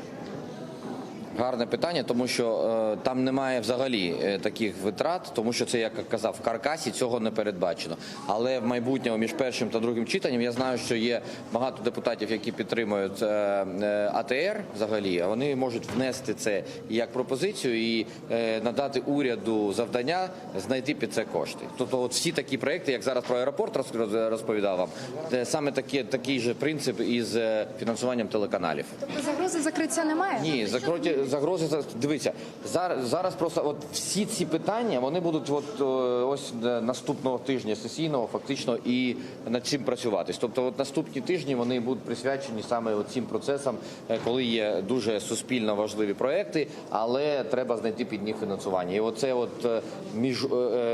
робота між парламентом та урядом повинна бути дуже така напружена для того, щоб все це збалансувати. Там на 600 гривень лише піднімається мінімальна заробітна плата, і вона має підніматися один раз. Ми розглядали таблиці з вашим колегою, з заступником голови бюджетного комітету. Він говорить про те, що розглядається такий варіант, що буде 2 підняття мінімальної заробітної плати. Саме так. Наскільки в ідеалі і наскільки реально, давайте так, можливо, дивіться, все залежить від цього, від цих інших надходжень до бюджету. Все ж це просто, це як в будь-якої родині. У вас є зарплата, є якісь, можливо, рентні платежі, і ви знаєте, це мій фінансовий бюджет, моєї родини. А є всі, діти щось хочуть, дружина щось хоче, ви щось хочете купити. Ви бачите і намагаєтесь знайти оцей баланс, правильно? Я просто не хочу зараз сказати глядачам якусь маячню, тому що ми дійсно обговорювали, що треба в два етапи підвищувати цю зарплату, але наскільки це має вирішити уряд, тому що вони роблять розрахунки, ми розрахунки не робимо. Законопроект щодо газотранспортної системи. Вот только что мы послушали главу фракции «Слуга народа» Давида Арахамия. И продолжая тему бюджета, давайте для начала посмотрим основные показатели сметы государств на следующий год и перейдем к беседе. У статті доходів проєкту державного бюджету на 2020 рік передбачено 1079,5 мільярдів гривень, видатків – 1170 мільярдів гривень. Таким чином, дефіцит складатиме 90,5 мільярдів гривень. На 2020 рік закладено курс долару у розмірі 28,2 гривні, а мінімальна зарплата передбачена 4723 гривні. Ну вот как вам такие цифры? И начиная с конца, с зарплаты, повышение на 500 гривен. Этого ли ждали українці? Добре, що підвищення взагалі є, тому що в порівнянні з поточним роком ріст економіки передбачається в межах 3%. Хоча, наприклад, другий квартал поточного року це було 4,5%. Тобто, зрозуміло вже, що нинішня урядова команда просто пригальмовує в силу, скажімо, низької кваліфікації і в силу політичних інтриг пригальмовує зростання економіки. Це дуже прикрий момент. А друге, по факту голосування за бюджет, можна сказати, я починав розвивати думку і тепер продовжую її, що в порівнянні з попередниками нинішній уряд пробує приховати більшу частину коштів. Я вынуждена опять вас перебить именно на этой мысли, потому что Юлия Тимошенко сейчас дает интервью в кулуарах Верховной Рады, лидер фракции «Батьківщина». Прямая речь. Господарської землі, в тому числі іноземців. І тому ми вимагали, щоб сьогоднішній комітет не рахувати як засідання комітету, тому що був порушений регламент, і його забрали таємно. По-друге, ми домоглися, що цей комітет через тиждень буде знову зібраний. Там будуть присутні аграрії, наша команда, громадські діячі, ветерани АТО, волонтери, всі, хто сьогодні стоїть на захисті від продажу української землі. І буде проведений комітет, і ми будемо все робити, щоб на цьому комітеті закони не були підтримані про продаж землі. Але цього недостатньо.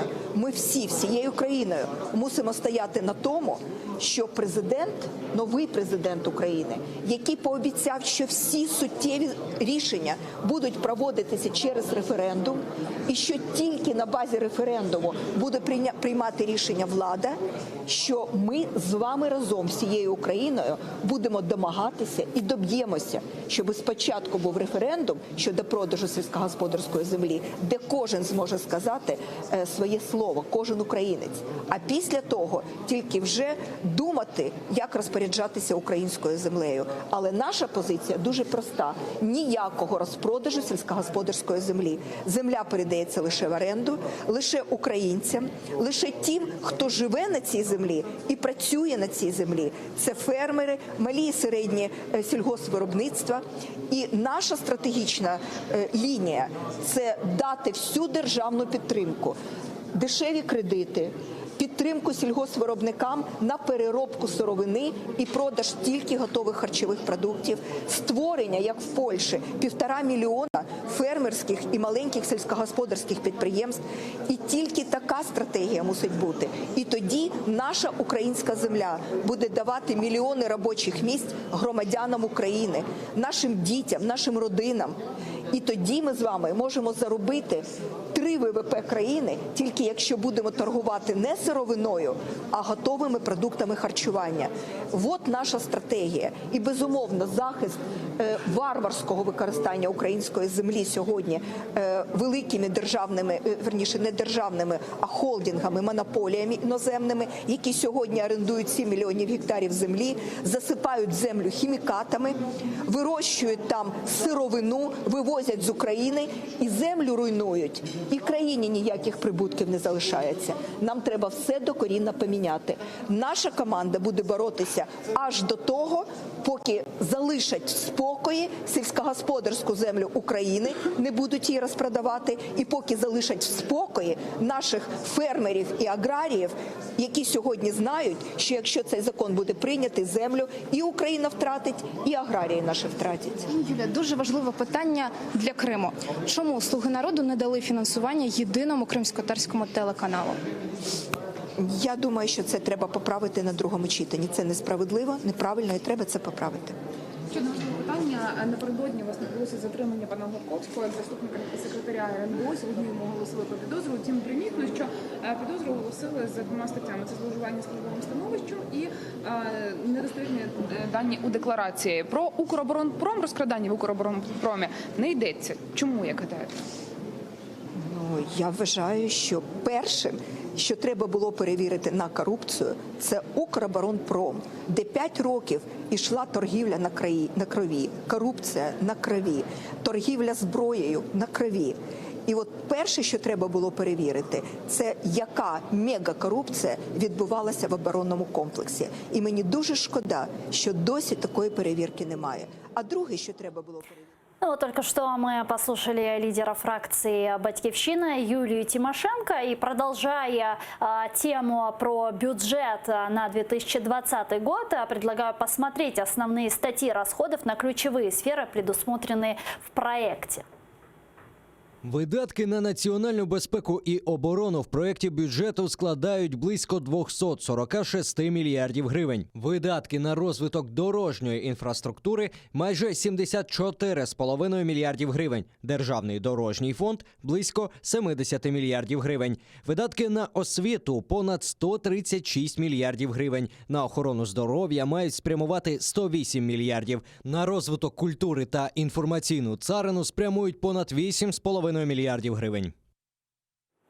Ну, вот как вам такие цифры, да? Для начала, вот национальная безопасность и оборона 245,8 миллиардов гривен, а вот возвращаясь к концу, да, там культура 8,6 миллиардов гривен. Почему так? Ну, культура завжди фінансується за остаточним принципом. Ми, здається, з цим вже змирилися, хоча нормально це мав би бути 1% валового продукту на культуру. Тепер ми маємо взагалі унікальну ситуацію, коли це таке мега-міністерство, куди закачали і туризм, і спорт, і молодь, і гуманітарну політику, інформаційну політику, і кіновиробництво. Тобто це таке, ну, мега-міністерство, а ще ж інфраструктура культури, ще театри, музеї, вони ж теж потребують Ну, і, вот бюджет, он реален к исполнению? Чесно кажучи, він за своїми параметрами, він не виходить дефіцит бюджету за 3%, і це схвально сприймається і Європою, і, наприклад, МВФ, і Світовим банком.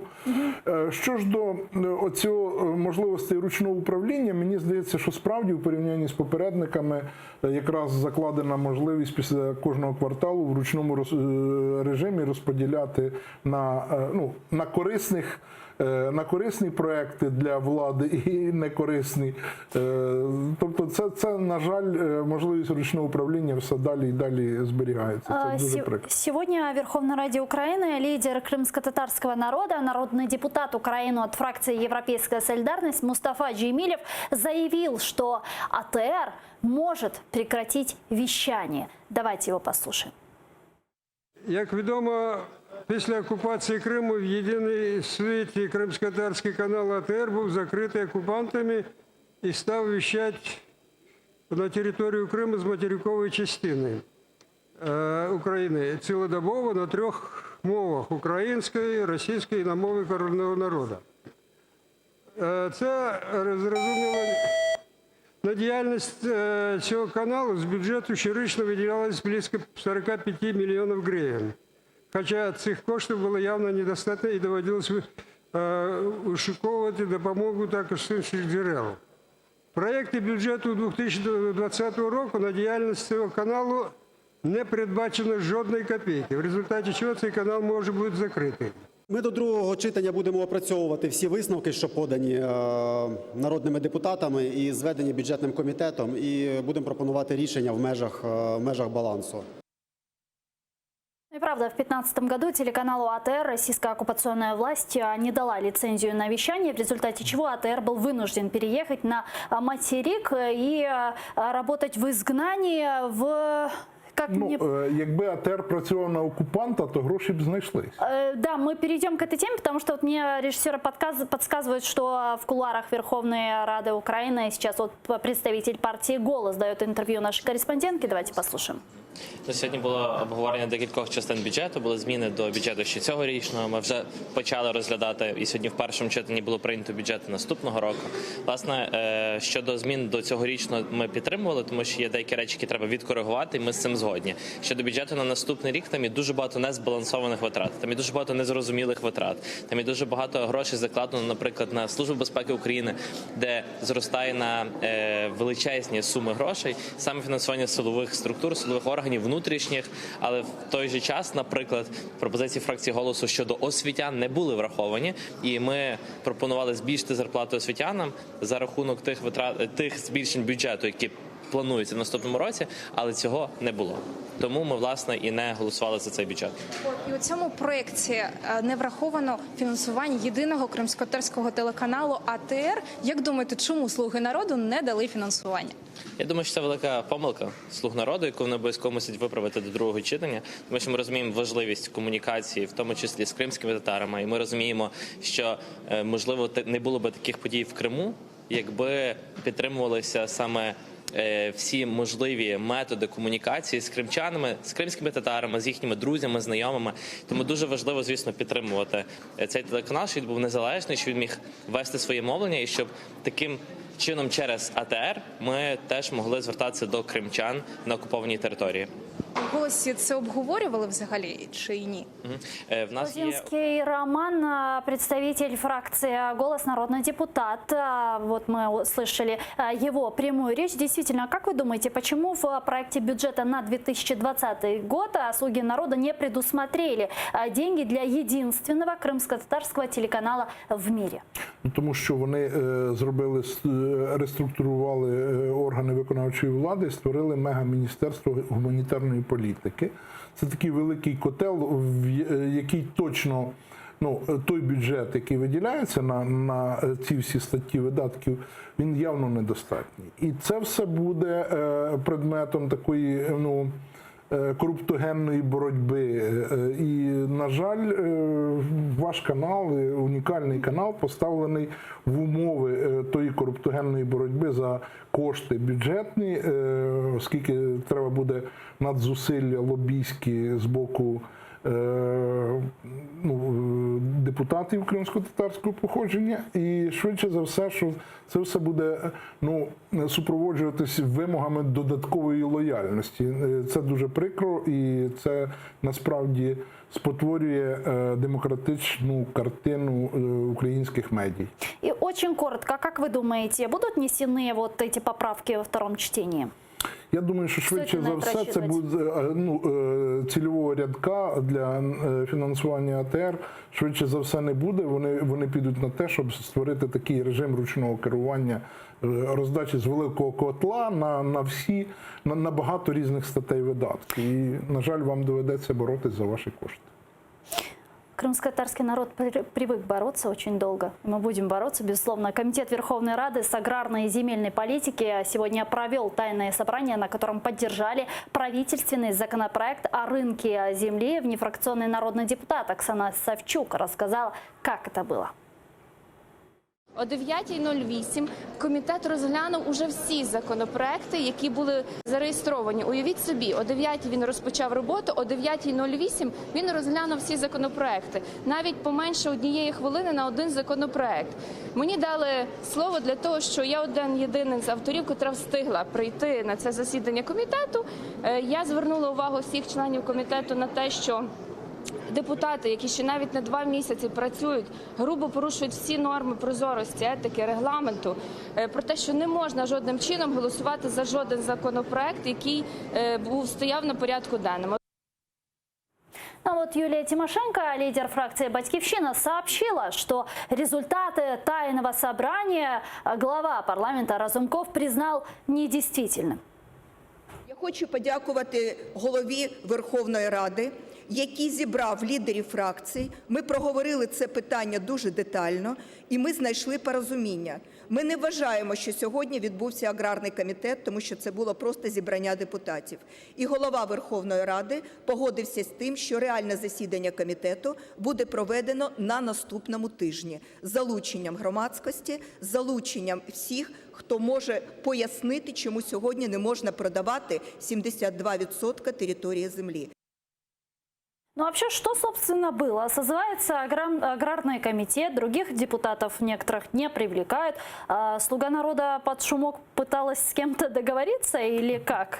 По-перше, Юлія Тимошенко займається шахрайством, коли говорить про продаж 70% землі. Насправді землі розпайовані, і право власника землі є правом власника. Він повинен гарантовано мати можливість продати або заставити в банку, тобто оперувати своїм. Ну не про ринок все-таки, а про комітет, який собрав. Що происходит?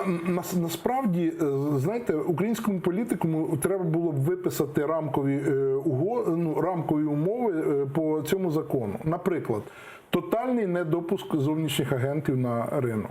Далі. Фінансування операцій по земельних оборудках виключно коштами українських банків. Без кредитів, без зовнішніх операцій. Тоді це створює зовсім інші умови. Бо одна з небезпек – це, до речі, захід капіталу агресора.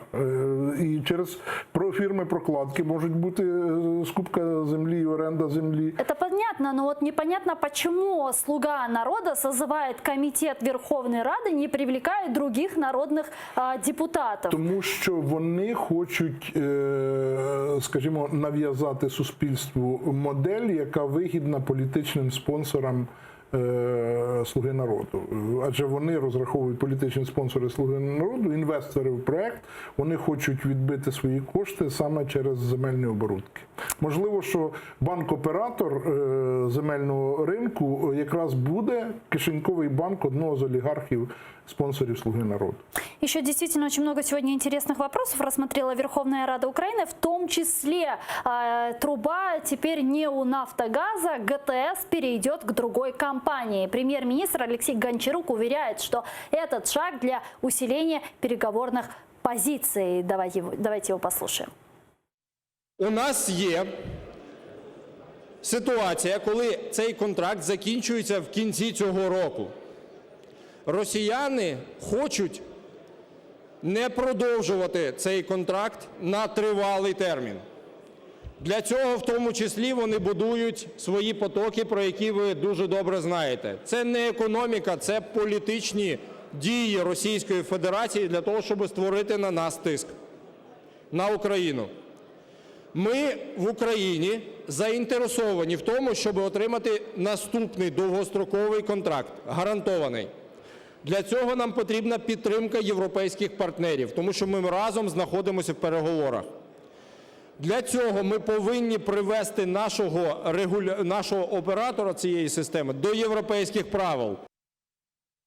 Ну, смотрите, если мы ГТС отделяем от «Нафтогаза», то кому труба будет принадлежать? Не приведет ли это к концессии, там, я не знаю, приватизации, к аренде, Ні, например? перше, справді для того, щоб нам отримати довготривалий контракт, ми повинні перейти повністю на європейські правила. А європейські правила не передбачають, скажімо, видобуток і транспортування в рамках одної компанії. Це відокремлені процеси. І зараз якраз цей процес, він іде дуже добре, що Україна не вигадує велосипеда, діє вузько в рамках такого загальноєвропейського енергетичного консенсусу, адже Росія вже зараз заявляє, що вона готова продавати газ Євросоюзу на кордоні Україна-Росія. Значить, це стимулює Україну до переходу на європейські правила.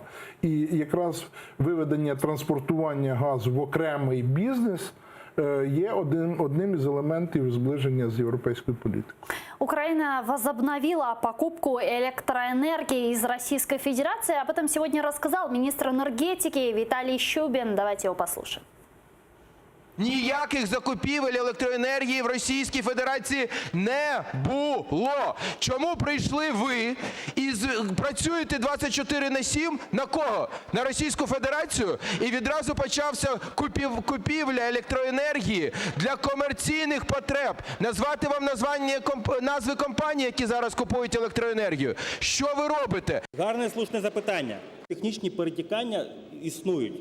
Це безперервний процес, який ми не можемо зупинити. Вибачте, я можу дати окрему довідку стосовно цього і стосовно обсягів. Є відповідні міждержавні контракти між операторами систем. Це перше. Друге.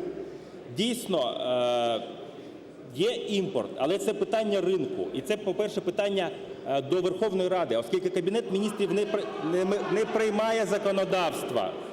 І якщо законодавець визначив, що є можливість імпортувати, то ринок відкрився. І, відповідно, гравці на ринку відреагували. Ми спостерігаємо певні навіть позитивні речі від цих речей. Ну, с газом-то понятно, у нас контракт заканчивается-то в этом году, и там его продлевать новый и так далее. И там транзит 3 миллиарда долларов. А что с электроэнергией? В 2015 году не покупали, прошло это время, и вдруг опять решили покупать. Что происходит? Купували. Справа в тому, що частина території Луганщини була заживлена якраз з Російської Федерації. Тому тут, правда, вже побудували перемички і почали. Насправді, тут проблема в тому, що закон про енергоринок, який виписаний, ринок електроенергії, який виписаний законодавцем, він дозволяє, скажімо, вільний доступ на український ринок різних операторів. Але щоб це була країна-агресор, це насправді дуже ризикований сценарій, якою б, скажімо, дешевою російська електроенергія не була, але за неї доведеться платити політично. І це буде коштувати в кінцевому результаті дорожче, ніж купувати українську. Ну вот пока мы покупаем электроэнергию у Российской Федерации, Россия тем временем готовится к полномасштабной агрессии. Об этом изданию «Тиждень» сообщил заместитель начальника Генерального штаба Алексей Таран. Росія готується до проведення широкомасштабної воєнної агресії. Ці плани цілком очевидні. Збройні сили України відповідно готуються до відсічі збройній агресії по всьому кордону України. Це стосується не лише ліній зіткнення, а й інших районів, починаючи з кордону з Білоруссю і далі поблизу Криму та Бессарабії. Как это понимать? Скоро война? Масштабна? Я думаю, що Путін починає шантажувати якраз в ході цього мінського процесу і напередодні очікуваного саміту Нормандської четвірки, Путін починає шантажувати Україну і розгортає війська не тільки біля кордонів, а наскільки мені відомо, діюча бригада російська зайшла на територію України в районі Іловайська з гарматами великого калібру, МСТА і системами залпового вогню. Тобто іде абсолютно відверта така гра м'язами з боку Російської Федерації, аби змусити Україну піти на поступки в так званій формулі Штайнмаєра. По суті... Тобто це шантаж такий, чи що? Так, це відвертий шантаж.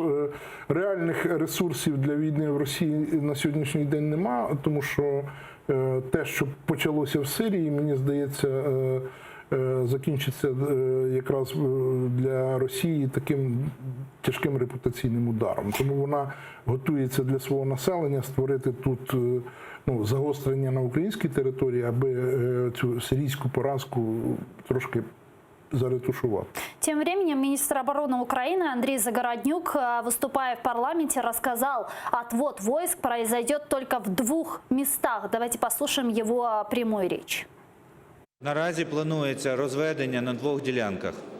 На цьому ми ставимо крапку поки що в коментарях щодо розведення. Інші розведення ми зараз не робимо. Звичайно, як європейська країна, ми маємо намагатися мирних рішень, а як Міністерство оборони ми маємо працювати щодо посилення спроможностей наших Збройних сил. Тому що коли наші Збройні сили будуть відповідати загрозам, то шанси на мир будуть набагато вищими. В ВСУ говорят, что Россия готовится к полномасштабной войне. Загороднюк говорит о том, что мы разводим войска. Опять какой-то, знаете, такой диссонанс непонятный. Ви знаєте, в чому небезпека відведення саме по Золотому і по цих 2 пунктах? Тому що це танконебезпечні напрямки. І якщо там Україна не просто знімає, скажімо, фортифікаційні споруди, ліквідує, а й розміновує ці напрямки, це означає, що в будь-який момент танковий наступ може початися саме з цих... С оккупационного острова. Так. Это дуже ризиковано. Так, подождите, вообще вот это разведение, да, о котором мы говорим, это Золотое, Петривский, вот только сегодня в Золотом 2 раза стреляли, вчера 3 раза стреляли, да, то есть з моменту оголошення про наміру про розведення загинуло вже до 10 людей там. Так, а если вот так будет продолжаться, да, вот это огонь и так далее, так есть ли смысл вообще разводить войска? Я так понимаю, что если огонь не прекратится, развода войск в принципе не будет. Але гірше Говорить буде, ли это о том, что Россия в этом не заинтересована? Гірше буде, коли ініціатором призупинки відведення військ виступить українська сторона. Тому Україна буде пробувати, скажімо так, змусити на дзеркальні дії окупанта, але оскільки дзеркальних дій не буде, то у нас буде такий реальний мотив відмовитись від відведення військ. Володимир Цибулько, политолог, был гостем нашей студии. Дуже дякую. А буквально через 5 минут смотрите новости на украинском языке. Подписывайтесь на наш YouTube-канал. Там мы выкладываем самые интересные фрагменты из наших эфиров. Корушкин Джарха дошла.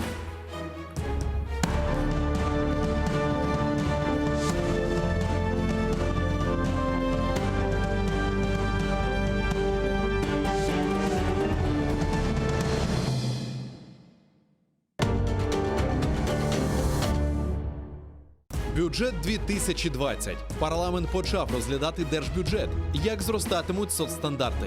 Розведення сил на Донбасі. Що зараз відбувається в зоні ООС? І чи відбудеться цього разу відведення військ? Кримсько-татарська автономія. Якою її бачить українська влада? Чи є Крим на порядку денному в парламенті? І чи існують плани щодо деокупації Криму? Про це говоримо із народним депутатом Європейської солідарності Ахтемом Чийгозом. Сьогодні о 19:30 на АТР. Сьогодні у Прайм Муждабаєв Йосиф Зісельс, дисидент-правозахисник, та Максим Музика, ветеран російсько-української війни. Говоримо про сучасні виклики перед Україною. Чи можливо домовитися з Путіним? Як встановити мир у теперішніх умовах? Чому в Росії ненавидять українських націоналістів? Як Кремль поповнює список політв'язнів? Які зараз виклики стоять перед кримцями та українцями? Дивіться у Прайм Муждабаєв о 21-й на телеканалі АТР. Россия в опасности. Пропала чашка Путина. Ее так пиарили, так воспитывали в народе любовь к чашке. Кто теперь будет преемником?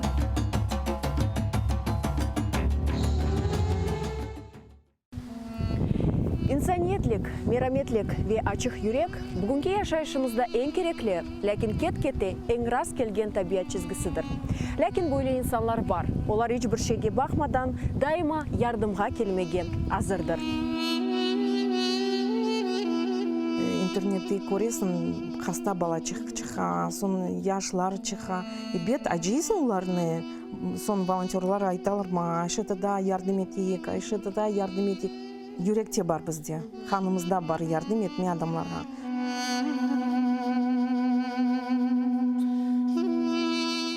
Адамлар бір кетіріп, ау ашларны олса, пара олса, бүтін язып, хорантаға алып кетейдік. Мелиайып черепаха насыл? Бабаха. Малина насыл? Ахудут. Унамасы, аратығым, хайметтім, ифтихарым, ғорым, көк баяғым. Телімізні жойсақ, біз милеткі бұл өзімізні жойжамыз. Бізді бабамыз айта, чоқ чара бала тапын, біз ананин ярдым етежеміз. Не қадар чоқ олса, қадар яқшы. Да, не қадар чоқ олса, бізге яқшы. Яшы жесір милеттім, бірлік олса, олур бізде, әм келечек қысметтім.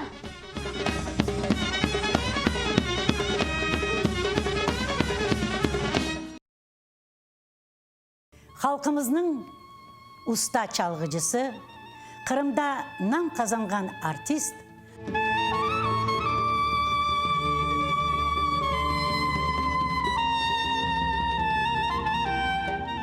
Sanat için can küldüreydi.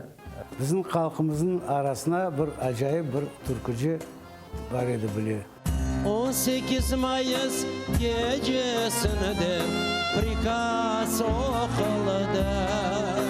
Bugünkü hikayemiz Alim Osmanov'a bağışlana. Bakış saray bizimdir de çevreçete yüzümüdür. Akı seni sevdirin iki de kara gözünüdür. Bakış saray bizimdir de çevreçete yüzümüdür. Akı sana sevdirin iki kara gözünüdür. По всей Украине прошла волна акций протестов «Нет капитуляции». Я хочу мира, чтобы отводили войска. Вот этот мир, чем это все закончится? Не нужен нам мир любой ценой. Мы не капітулюємо, ми не віддаємо Крим. Має бути максимальне об'єднання влади і суспільства. Зараз відбувається спроба рухатися мінськими домовленостями. Жаль, мінські домовленості хибними, Україна не має їх виконувати абсолютно. В стране хуже делает. Всі ці договоренності – це чисте предательство. Всюди Росія діє однаково. Вони просто брешуть і захоплюють. Треба чітко сказати всьому світові. Крим наш, ми його нікому не віддамо. Смотрите ток-шоу «Мост» в субботу в 20:00 на телеканале АТР.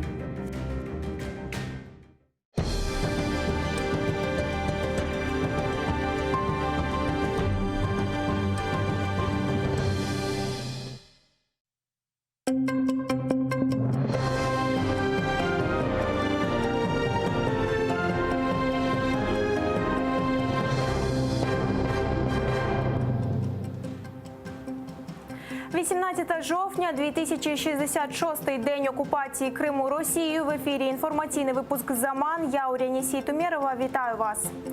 Розведення військ у Петрівському та Золотому можливе лише після 7 днів тиші. Про це під час години запитань до уряду у парламенті заявив міністр оборони Андрій Загороднюк. За його словами, сам процес розведення має відбуватися синхронно та завершитися протягом 3 діб. А розведення сил від лінії розмежування має здійснюватися під наглядом місії ОБСЄ. Саме ж відведення проводитиметься поетапно на заздалегідь підготовлені позиції. Їх мають обладнати укриттям та створити належні умови для проживання бійців. Розведення сил і засобів має здійснюватися при проведенні моніторингу зі спеціальною моніторинговою місією ОБСЄ, а також під контролем спеціальним центром контролю та координації синхронно і дзеркально з обох сторін та повинно бути завершено протягом 3 діб. Передумовою початку розведення сил і засобів від лінії розмежування має бути підтвердження спеціальної моніторингової місії ОБСЄ відсутності порушень режиму припинення вогню на вказаних ділянках тривалістю не менше 7 діб.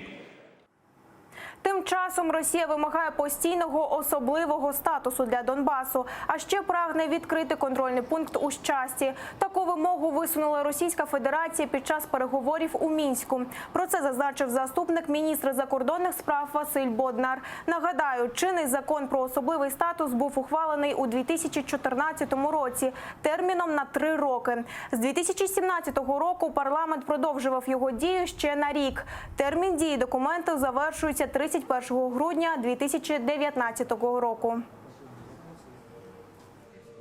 Так звана формула Штайнмаєра визначає лише механізм введення в дію закону, що визначає певний особливий статус окремих районів. Діючи на сьогодні закон, введений, він був введений в дію ще в 2014 році і продовжений до 31 грудня 2019 року. Філософією цього закону передбачало з самого початку, що він діятиме лише протягом 3 років. Зараз переговорна вимога, яка озвучується російською стороною Мінську, це запровадження особливого статусу на постійній основі. Але визначатиметься він законом, який прийматиме Верховна Рада. Тобто закон, який будете розробляти ви і впроваджуватиме Україна. Бюджет 2020 народні обранці ухвалили у першому читанні головний кошторис країни. Проект держбюджету уряд презентував місяць тому. Наступного року передбачається зменшення податків, збільшення витрат на нацбезпеку та оборону та підвищення мінімальної зарплати майже до 5 тисяч гривень. Середній курс долара закладений у бюджет 2020 – 28 гривень 20 копійок. Напередодні бюджетний комітет Верховної Ради ухвалив понад 2 тисячі поправок. Прошу підтримати та проголосувати.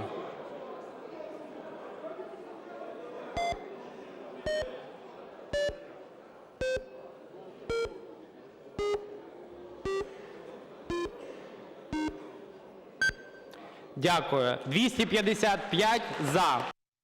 Червона кнопка по бюджету 2020 року, тому що цей бюджет не те, що не є соціальним, не те, що не завершує епоху бідності, а навпаки робить бідних ще біднішими. Конкретно, мінімальна пенсія 1630 гривень перше півріччя, друге 1730 гривень. Що це? Це якесь суттєве підвищення. Вчителям обіцяли 4 тисячі доларів зарплату, тепер навіть на 1 реальну гривню не піднімають заробітну плату. В селу жодної допомоги селу. Забираються гроші місцевого самоврядування. Бюджет – це відповідальність уряду. Уряд – це відповідальність більшості. А більшість, ви знаєте, у нас монобільшість. Тому питання до бюджету – це в першу чергу до них. Але, безумовно, ми беремо участь в його обговоренні, вносимо в нього відповідні правки. Приголомшливе зізнання. Керівник адміністрації Дональда Трампа визнав тиск Сполучених Штатів на Україну. Йдеться про рішення президента Сполучених Штатів призупинити надання оборонної допомоги Україні у розмірі $400 мільйонів. Мік Мальвані зізнався, що це було пов'язано з розслідуванням проти демократів щодо справи злому сервера Демократичного національного комітету на американських виборах 2016 року. Напередодні один із свідків у справі імпічменту заявив про тиск адміністрації президента США на Київ щодо антикорупційних розслідувань українського втручання у минулі американські вибори та проти родини головного конкурента Трампа на майбутніх Джо Байдена. Отже, вимога розслідування щодо демократів була частковою причиною, через яку він наказав відмовити в фінансуванні для України. Зважаючи на те, що сталося 2016-го, звичайно, було частиною хвилювання його щодо корупції, пов'язаної з цією нацією. І це абсолютно доречно. Тобто це зіграло роль в затримці фінансування. Так, це врешті-решт з цього випливло. Мир на кілька днів. Президент США Дональд Трамп привітав рішення Туреччини призупинити військову операцію у Сирії. Ще напередодні візиту до Анкари американської делегації, яку очолили віце-президент Пенс та держсекретар Помпео, Туреччина була налаштована войовничо. Військова операція «Джерело миру» розгорнулася на півночі Сирії, де мешкають курди. Саме їх Реджеп Таїп Ердоган вважає терористами та хоче на цих територіях облаштовувати зону безпеки. В ході операції загинули сотні людей, більше ніж 5000 поранені. США погрозили Анкарі санкціями із пекла. В ході переговорів вдалося домовитися про 5-денне припинення вогню. Туреччина вважає переговори своєю перемогою, бо за час перемир'я курди мають вивести важке озброєння із зони безпеки і знищити там свої оборонні споруди. Наша команда вже працює із курдськими силами у безпечній зоні для впорядкованого їхнього виведення за межі 20 миль. І ми збираємось разом рухатися до миру та безпеки в цьому регіоні. Я дуже впевнений у цьому. Убивчий удар Росії. Союзники режиму Асада атакували з повітря населені пункти на північному заході Сирії. Бомби скинули на 2 міста в районі Ідліба, а також на селище Урум-аль-Кюбра на заході Алеппо.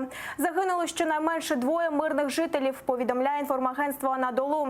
Ці регіони частково контролюють місцеві джихадисти. З вересня минулого року території входять до так званої зони дислокації. За цей час в результаті атак сил режиму Асада і росіян загинуло більше 1000 цивільних.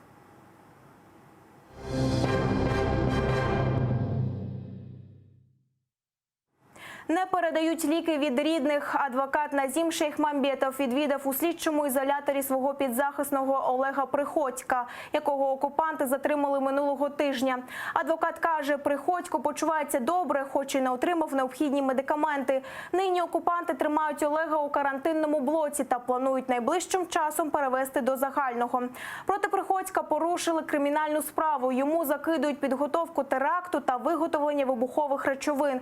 Сам затриманий вину заперечує і вважає своє затримання переслідуванням через його проукраїнську позицію. Адже після анексії Криму Росією він відкрито виступав проти окупантів. Олег Аркадьевич выглядит удовлетворительно. Жалоб на здоровье на данный момент нет. Он со своей стороны заверил, что он далек от всякого рода преступлений. Он лишь высказывал свое мнение и был патриотом от государства Украины. И есть, и остается им. И будет бороться всеми доступными законными средствами, чтобы доказать свою невиновность. Отдельно он отметил поддержку крымско-татарского народа. 1 загиблий і 4 травмовані. На трасі Чорноморська Євпаторія водій «Жигулів» виїхав на зустрічну смугу. Саме в цей момент на зустріч мчав інший легковик. Лобового зіткнення уникнути не вдалося. У страшній автотрощі загинув 1 пасажир. Решту 4 постраждалих з травмами доправили до лікарні. Про інші події в житті окупованого півострова далі в огляді. Замість риби – сміття і нечистоти. В окупованій Керчі раптово зрозуміли, що каналізаційні стоки течуть прямісінько у місцеву річку Мілек-Чесме. За часи окупації водойма без дніпровської води зміліла і заросла чагарниками. Туди почали скидати порожні пляшки, пакети та інший мотлох. Слідом пустили міську каналізацію. Відтак риба поступово вмирає. Однак смердючий нюанс окупаційна влада виявила тільки зараз. Звіт вже буцімто направили в Росприроднадзор, а збитків нарахували на 1 мільйон рублів. Справа зрубаних фісташок. Окупаційний арбітражний суд Севастополя почав розгляд екологічного злочину. У місті забудовують гай рідкісних фісташкових дерев. До 2016 року, згідно з планом Севастополя, це була екозона. Однак тоді ж почали готувати будівельний майданчик для багатоповерхівки. А за 2 роки, у 2018-му, окупаційна влада міста дозволила забудову гаю. Згодом червонокнижні дерева почали рубати Тепер справа у суді. Червонокнижні дерева окупанти вирубують не лише поблизу Севастополя, а й поблизу Ялти. Загалом фісташкові дерева ростуть від Севастополя до Коктебеля, а також в районі Бахчисарая. Патріотизм на продаж. В окупованому Криму спритники придумали схему заробітку на побєдобєсії. Імператорський монетний двір випустив серію медалей до 75-ї річниці перемоги у Другій світовій війні. Монета безкоштовна, але хтось вирішив на них заробити. Розсилають кримчанам листівки про продаж монет і беруть недорого – 300 рублів або 116 гривень. Это не монета, это не медаль, это развод.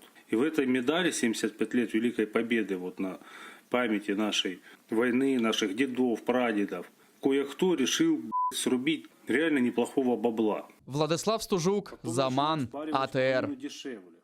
Побачити красу Криму. До роковин анексії півострова українські художники Константин та Світлана Шаповалови спробували повернути Крим поки хоча б на своїх полотнах. Виставка картин «Кримська сюїта» триватиме до 1 листопада у Національному музеї літератури у Києві, а потім помандрує Україною далі. Побували на виставці і наші журналісти. Бачите, це вечір такий, ось лягає вже туман. На море і на гори, на камні туман лягає. Художник Костянтин Шаповалов до анексії Криму щороку разом із дружиною Світланою їздив туди відпочивати. Згадки про чарівну атмосферу надихнули подружжя митців створити цілу серію, присвячену півострову. Гори, Кримські гори. Мені подобається, що це така хатка старенька така, і осінь. І це близько Соколіного. Там декілька сюжетів, декілька картин є. Тут є зображення Криму морського. Морський Крим, це море, це гори, скали кримські, це міста, це види таких міст, як Ялта, Гурзуф, Семіїз, Новий Світ, Балаклава, Бахчисарай, ну і таке інше.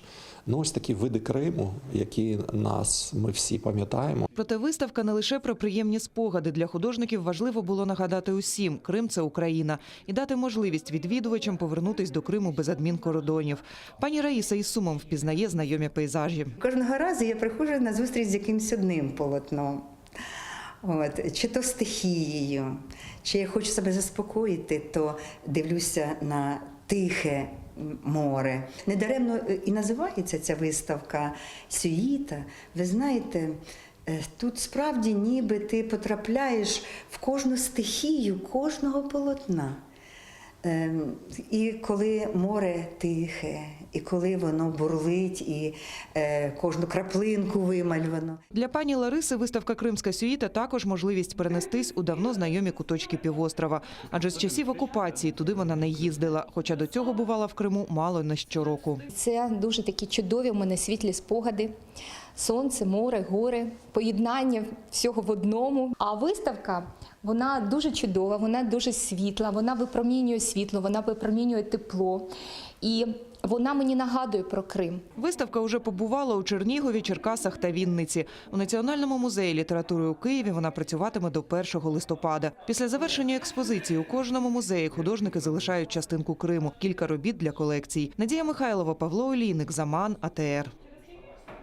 Елементи традиційного кримсько-татарського одягу відтепер на футболках. Стилісти каналу АТР створили лінійку сучасного одягу, який підкреслює національну ідентичність. Тепер на сайті каналу можна придбати футболку з принтами традиційного кримсько-татарського жіночого поясу кушах та національної прикраси кокуслюк. На кожній футболці також міститься символічне для кримських татар слово «бойсун-маган». У перекладі це означає «нескорений». Подбали стилісти і про дитячий гардероб. Для них підготували футболки із зображенням дівчинки та хлопчика у національних костюмах. Увесь одяг якісний та універсальний, підкреслюють його розробниці. У футболки очень классное, приятное качество, которое будет приятно носить и которое очень красивого силуэта. Рукава достаточно длинные, они нестандартные, они чуть-чуть длиннее, чем обычно. Футболки, они являются основой, их можно надеть как под классический пиджак, так и под стиль casual. Будет очень органично смотреться и стильно. Це все на цю мить. Більше вже за годину кримсько-татарською розповість Шевкет Наматулаєв. А найцікавіші фрагменти нашого ефіру переглядайте на YouTube-каналі АТР. Дякуємо за довіру. Залишайтеся із нами.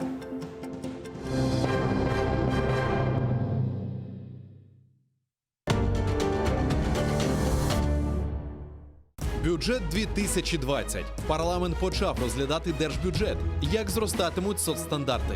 Розведення сил на Донбасі. Що зараз відбувається в зоні ООС? І чи відбудеться цього разу відведення військ? Кримсько-татарська автономія. Якою її бачить українська влада? Чи є Крим на порядку денному в парламенті? І чи існують плани щодо деокупації Криму? Про це говоримо із народним депутатом Європейської солідарності Ахтемом Чийгозом. Сьогодні о 19:30 на АТР. Россия в опасности. Пропала чашка Путина. Ее так пиарили, так воспитывали в народе любовь к чашке. Кто теперь будет преемником?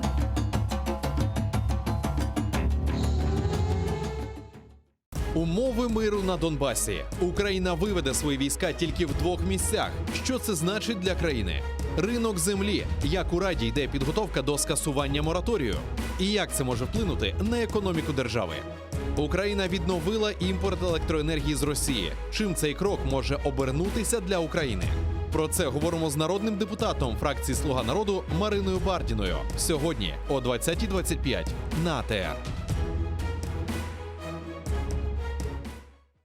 Сьогодні у Прайм Муждабаєв Йосиф Зісельс, дисидент, правозахисник, та Максим Музика, ветеран російсько-української війни. Говоримо про сучасні виклики перед Україною. Чи можливо домовитися з Путіним? Як встановити мир у теперішніх умовах? Чому в Росії ненавидять українських націоналістів? Як Кремль поповнює список політв'язнів? Які зараз виклики стоять перед кримцями та українцями? Дивіться у Прайм Муждабаєв о 21:00 на телеканалі АТР. Как началось второе правление Менглигерая хана? Какие новые территории он окончательно закрепил за своими потомками? И кто добровольно присягнул крымскому хану на верность? А главное, какую роль в его жизни сыграла ногайская княжна Нурсултан Мангытская? В конце 15 века в Крымском ханстве начинается настоящий строительный бум. Менглигерай инвестирует деньги в строительство новых крепостей и восстанавливает старые, особенно на берегу реки Днепр. Об этом смотрите в программе «Алтын-Девир» в новом цикле «История династии Гераев». В эту субботу, 19 октября, в 17:35 на телеканале АТР, 7-я серия. Менглигерай. Хан-реформатор. Часть 4. Халқымыздың уста çalgıcısı, Kırım'da nam kazangan artist,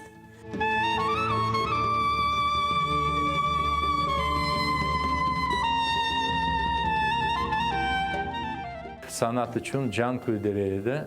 Bizim halkımızın arasına bir acayip bir türkücü var idi biliyor. 18 Mayıs gecesinde prikaz okuldu. Bugünkü hikayemiz Alim Osmanov'a bağışlanan. Baksaray bizimdir de çevreçete yüzümüdür. Ah seni sevdirin iki de kara gözünüdür. Baksaray bizimdir de çevreçete yüzümüdür. Ah sana sevdirin iki kara gözünüdür. По всей Украине прошла волна акций протестов «Нет капитуляции». Я хочу мира, чтобы отводили войска. Вот этот мир, чем это все закончится? Не нужен нам мир любой ценой. Ми не капітулюємо, ми не віддаємо Крим. Має бути максимальне об'єднання влади і суспільства. Зараз відбувається спроба рухатися мінськими домовленостями. Мінські домовленості хибними, Україна не має їх виконувати абсолютно. Це країні хуже делает. Всі ці договоренності – це чисте предательство. Всюди Росія діє однаково. Вони просто брешуть і захоплюють. Треба чітко сказати всьому світові. Крим наш, ми його нікому не віддамо.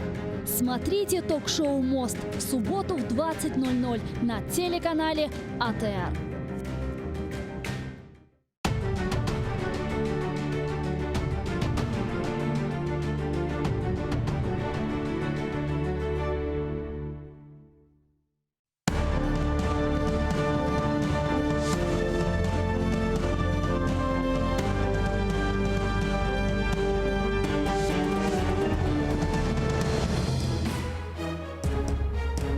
Ассаляму алейкум, хайрлах шамлар, витаю. В эфире телеканала АТР. Мы продолжаем информационный вечер. Следующие полчаса мы будем говорить о самых актуальных новостях, которые появились в информповестке дня. Поговорим о работе и решениях Верховной Рады Украины, о том, как Украина готовится к разведению войск и многое другое. С вами я, Гульсум Халилова. Поехали! Рада ділить гроші. Депутати вже знають, скільки і кому дістанеться. Комітет Ради хотів втиху встановити правила продажу землі. Втім, щось пішло не так. Росія готується до широкомасштабної військової агресії. Гучна заява Генерального штабу. Гость студии Володимир Пилипенко, український політичний діяч. Вітаю. Доброго вечера. Сегодня парламент проголосовал за бюджет на 2020 год в первом чтении. Давайте посмотрим основные показатели сметы государства на следующий год. У статті доходів проєкту державного бюджету на 2020 рік передбачено 1079,5 мільярдів гривень, видатків – 1170 мільярдів гривень. Таким чином, дефіцит складатиме 90,5 мільярдів гривень. На 2020 рік закладено курс долару у розмірі 28,2 гривні, а мінімальна зарплата передбачена 4723 гривні. Ну, для начала, как вам такие цифры? Что касается зарплаты, да, такой ли зарплаты ожидали украинцы? И с какой скоростью все-таки будет принят проект бюджета на 2020 год?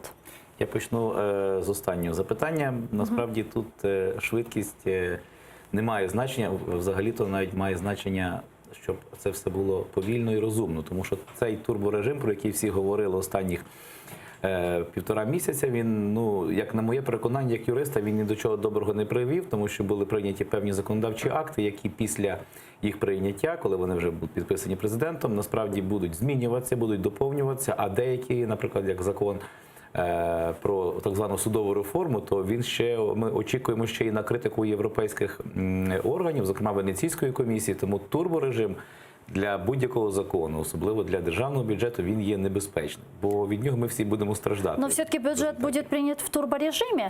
Я не думаю, що в турборежимі. Зверніть увагу, як сьогодні відбувалися події під час голосування. Бюджет повинен був бути прийнятий ще до 2-ї години дня. Але депутатів правлячої коаліції, правлячої монофракції «Слуга народу» запросив уряд на зустріч. І як передають журналісти і інсайди, що там відбулася досить непроста розмова, тому що з Гончаруком. Да, вийшло так, що для окремих депутатів, особливо з мажоритарних округів, деяких були виписані статті в бюджеті, які передбачали кошти на соціально-економічний розвиток їхніх округів, а на більш ніж 100 депутатів таких коштів не стало. І коли це почали розбирати, то вийшов, наскільки я розумію, скандал, і в результаті того уряд погодився, що він поки що погано підготував той бюджет навіть для своїх депутатів. Через це така була затримка. Врешті-решт, в загальному дійшли до консенсусу, що ще будуть працювати, як казали правильно ви в передачі початку, будуть ділити гроші, ділити бюджет для того, щоб насправді його прийняти. Ну, мене, як і будь-кого з українців, цікавить ті показники, які безпосередньо нас будуть з вами стосуватися. І стосуватися пенсій, стосуватися заробітних плат. Ми сьогодні почули при обговоренні, що тих сільгоспвиробників підтримка, яка передбачалася в бюджеті попередньому від 1%, то в цьому чомусь записано до 1%. А як вони хочуть, скажімо, продавати землю, якщо вони не хочуть стимулювати українських фермерів? За що тоді українські фермери зможуть ту землю придбати? Ну, давайте посмотрим основные статьи расходов на ключевые сферы, предусмотренные в проекте бюджета. На что, собственно, будут тратить деньги? Видатки на національну безпеку і оборону в проєкті бюджету складають близько 246 мільярдів гривень. Видатки на розвиток дорожньої інфраструктури – майже 74,5 мільярдів гривень. Державний дорожній фонд – близько 70 мільярдів гривень. Видатки на освіту – понад 136 мільярдів гривень. На охорону здоров'я мають спрямувати 108 мільярдів. На розвиток культури та інформаційну царину спрямують понад 8,5 мільярдів гривень. Ну, вот как вам такие цифры и проект бюджета, и бюджет на 2020 год, насколько реалистичен к исполнению?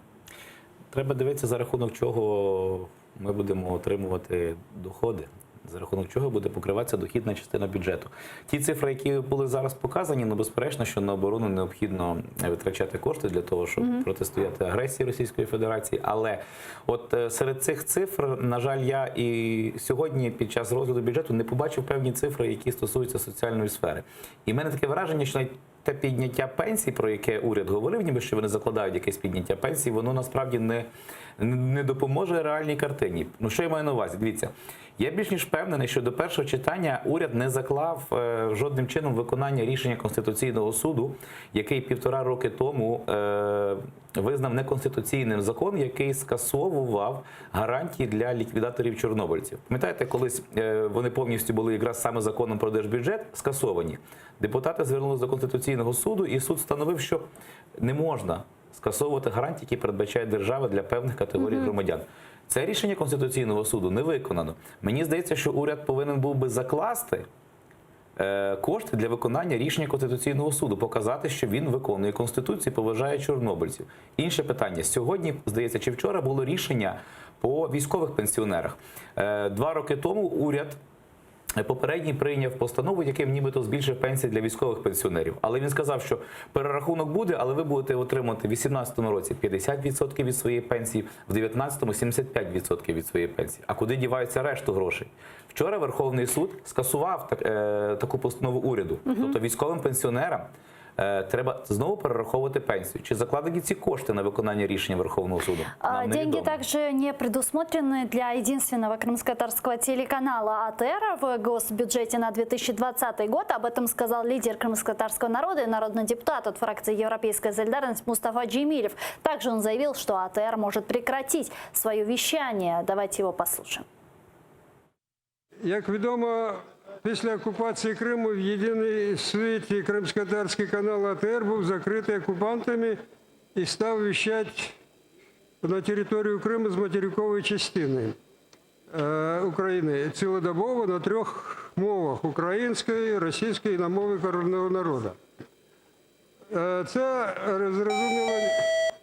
На діяльність цього каналу з бюджету щорічно виділялось близько 45 мільйонів гривень. Хоча цих коштів було явно недостатньо і доводилось ушуковувати допомогу також з інших джерел. В проєкті бюджету 2020 року на діяльність цього каналу не передбачено жодної копійки, в результаті чого цей канал може бути закритий. Ми до другого читання будемо опрацьовувати всі висновки, що подані народними депутатами і зведені бюджетним комітетом, і будемо пропонувати рішення в межах балансу. Ну и мы поинтересовались у народных депутатов Украины, почему в бюджете на 2020 год не нашлось места для телеканала АТР.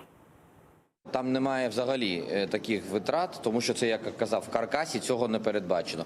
Але в майбутньому між першим та другим читанням я знаю, що є багато депутатів, які підтримують АТР взагалі, а вони можуть внести це як пропозицію і надати уряду завдання знайти під це кошти. Я думаю, що це треба поправити на другому читанні. Це несправедливо, неправильно і треба це поправити. І у цьому проєкті не враховано фінансування єдиного кримськотатарського телеканалу АТР. Як думаєте, чому «Слуги народу» не дали фінансування? Я думаю, що це велика помилка «Слуг народу», яку вони обов'язково мусять виправити до другого читання, тому що ми розуміємо важливість комунікації, в тому числі з кримськими татарами, і ми розуміємо, що, можливо, не було б таких подій в Криму, якби підтримувалися саме всі можливі методи комунікації з кримчанами, з кримськими татарами, з їхніми друзями, знайомими. Тому дуже важливо, звісно, підтримувати цей телеканал, щоб він був незалежний, щоб він міг вести своє мовлення і щоб таким чином через АТР ми теж могли звертатися до кримчан на окупованій території. Ну а вы как думаете, почему в госбюджете на 2020 год не предусмотрены деньги для единственного крымско-татарского телеканала, который был вынужден переехать на материк из-за оккупации Крыма, из-за давления российских оккупационных властей? И стоит ли рассчитывать на то, что во втором чтении все-таки поправки будут введены? Я б скажу так, що хочеш виграти війну в 21 столітті, перш за все необхідно виграти її інформаційно. І в цьому є саме велика необхідність інформаційно доносити правду і в Крим, і на окуповані території Донбасу, Луганської областей. Те, що на телеканал, який фактично доносить інформацію, правдиву інформацію безпосередньо в Крим на 3 мовах, не передбачено в бюджеті коштів, для мене це дійсно несподіванка. Я досить, в принципі, здивований, хоча я сходу можу сказати, яким чином можна знайти вже кошти. Давайте подивимося. По-моєму, вчора Верховна Рада ухвалила закон про електронний документообіг. Тобто це передбачається, що не будуть тонни паперів закуповуватися Верховною Радою для того, щоб потім їх всіх розкидали, ці всі проекти законів, постанов, які є. Вже можна зекономити на цьому і вже звідти можна я думаю, що багато відсотків з цього можна передати на фінансування цього каналу. Так само можна знайти і з інших статей, зокрема з діяльності Національного банку. Він отримує надприбутки. Виявляється, що не всі прибутки Національного банку йдуть до держбюджету. Деякі прибутки у нього осідають, і за рахунок цього дехто має дуже великі зарплати. Це теж можна ці статті доходів зменшити. Повірте мені, фракция «Слуга народу» зобов'язана знайти гроші на фінансування каналу АТР. Спасибо. И вот Комитет Верховной Рады с аграрной и земельной политики сегодня провел тайное собрание, на котором поддержали законопроект о рынке земли. Внефракционный народный депутат Оксана Савчук рассказала, как это было. О 9:08 комітет розглянув уже всі законопроекти, які були зареєстровані. Уявіть собі, о 9:00 він розпочав роботу, о 9:08 він розглянув всі законопроекти. Навіть поменше 1 хвилини на один законопроект. Мені дали слово для того, що я один єдиний з авторів, котра встигла прийти на це засідання комітету. Я звернула увагу всіх членів комітету на те, що депутати, які ще навіть не 2 місяці працюють, грубо порушують всі норми прозорості, етики, регламенту, про те, що не можна жодним чином голосувати за жоден законопроект, який стояв на порядку денному. А вот Юлия Тимошенко, лидер фракции «Батьківщина», сообщила, что результаты тайного собрания глава парламента Разумков признал недействительными. Я хочу подякувати голові Верховної Ради, який зібрав лідерів фракцій. Ми проговорили це питання дуже детально і ми знайшли порозуміння. Ми не вважаємо, що сьогодні відбувся аграрний комітет, тому що це було просто зібрання депутатів. І голова Верховної Ради погодився з тим, що реальне засідання комітету буде проведено на наступному тижні з залученням громадськості, з залученням всіх, хто може пояснити, чому сьогодні не можна продавати 72% території землі. А почему это «Слуга народа» вдруг втихаря собирает аграрный комитет и поддерживает законопроект о рынке земли? Как-то странно получается. А я б взагалі не вважав це засіданням комітету. У нас по закону про комітети Верховної Ради, про регламент і засідання Верховної Ради, засідання комітетів, вони відбуваються в відкритому режимі. Таким чином, якщо не було відкритого режиму, я не вважаю юридично, що це було засідання відповідно до закону про комітети Верховної Ради. Ну, прийшли депутати на свої якісь збори. Бо якщо робити з цього якісь юридичні висновки, що цей комітет щось прийняв, вибачте, у нас більше половини громадян України проти продажу землі. То навпаки, для того, щоб їх переконати, що це правильно, що це буде краще для держави, для громадян, то треба публічно максимально робити, не на 100, на 200%. А тут депутати зібралися тишком-нишком щось собі придумати. То це таке враження, що все-таки будуть красти. Ну, якщо раптом тихенько збираються без преси, без нічого, щось приймають, то хіба люди будуть їм довіряти в питанні продажу землі? Навпаки, ні. Ще більше процент недовіри буде. Хотя Разумков сказал, что результаты недействительны. А я б ще на регламентний комітет виніс поведінку депутатів. Еще несколько решений Верховной Рады Украины хотелось бы обсудить. Теперь труба не у «Нафтогаза». ГТС перейдет к другой компании. Премьер-министр Алексей Гончарук уверяет, этот шаг для усиления переговорных позиций. Давайте слушать премьер-министра. У нас є ситуація, коли цей контракт закінчується в кінці цього року. Росіяни хочуть не продовжувати цей контракт на тривалий термін. Для цього, в тому числі, вони будують свої потоки, про які ви дуже добре знаєте. Це не економіка, це політичні дії Російської Федерації для того, щоб створити на нас тиск, на Україну.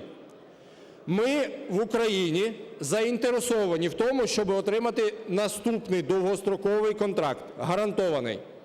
Для цього нам потрібна підтримка європейських партнерів, тому що ми разом знаходимося в переговорах.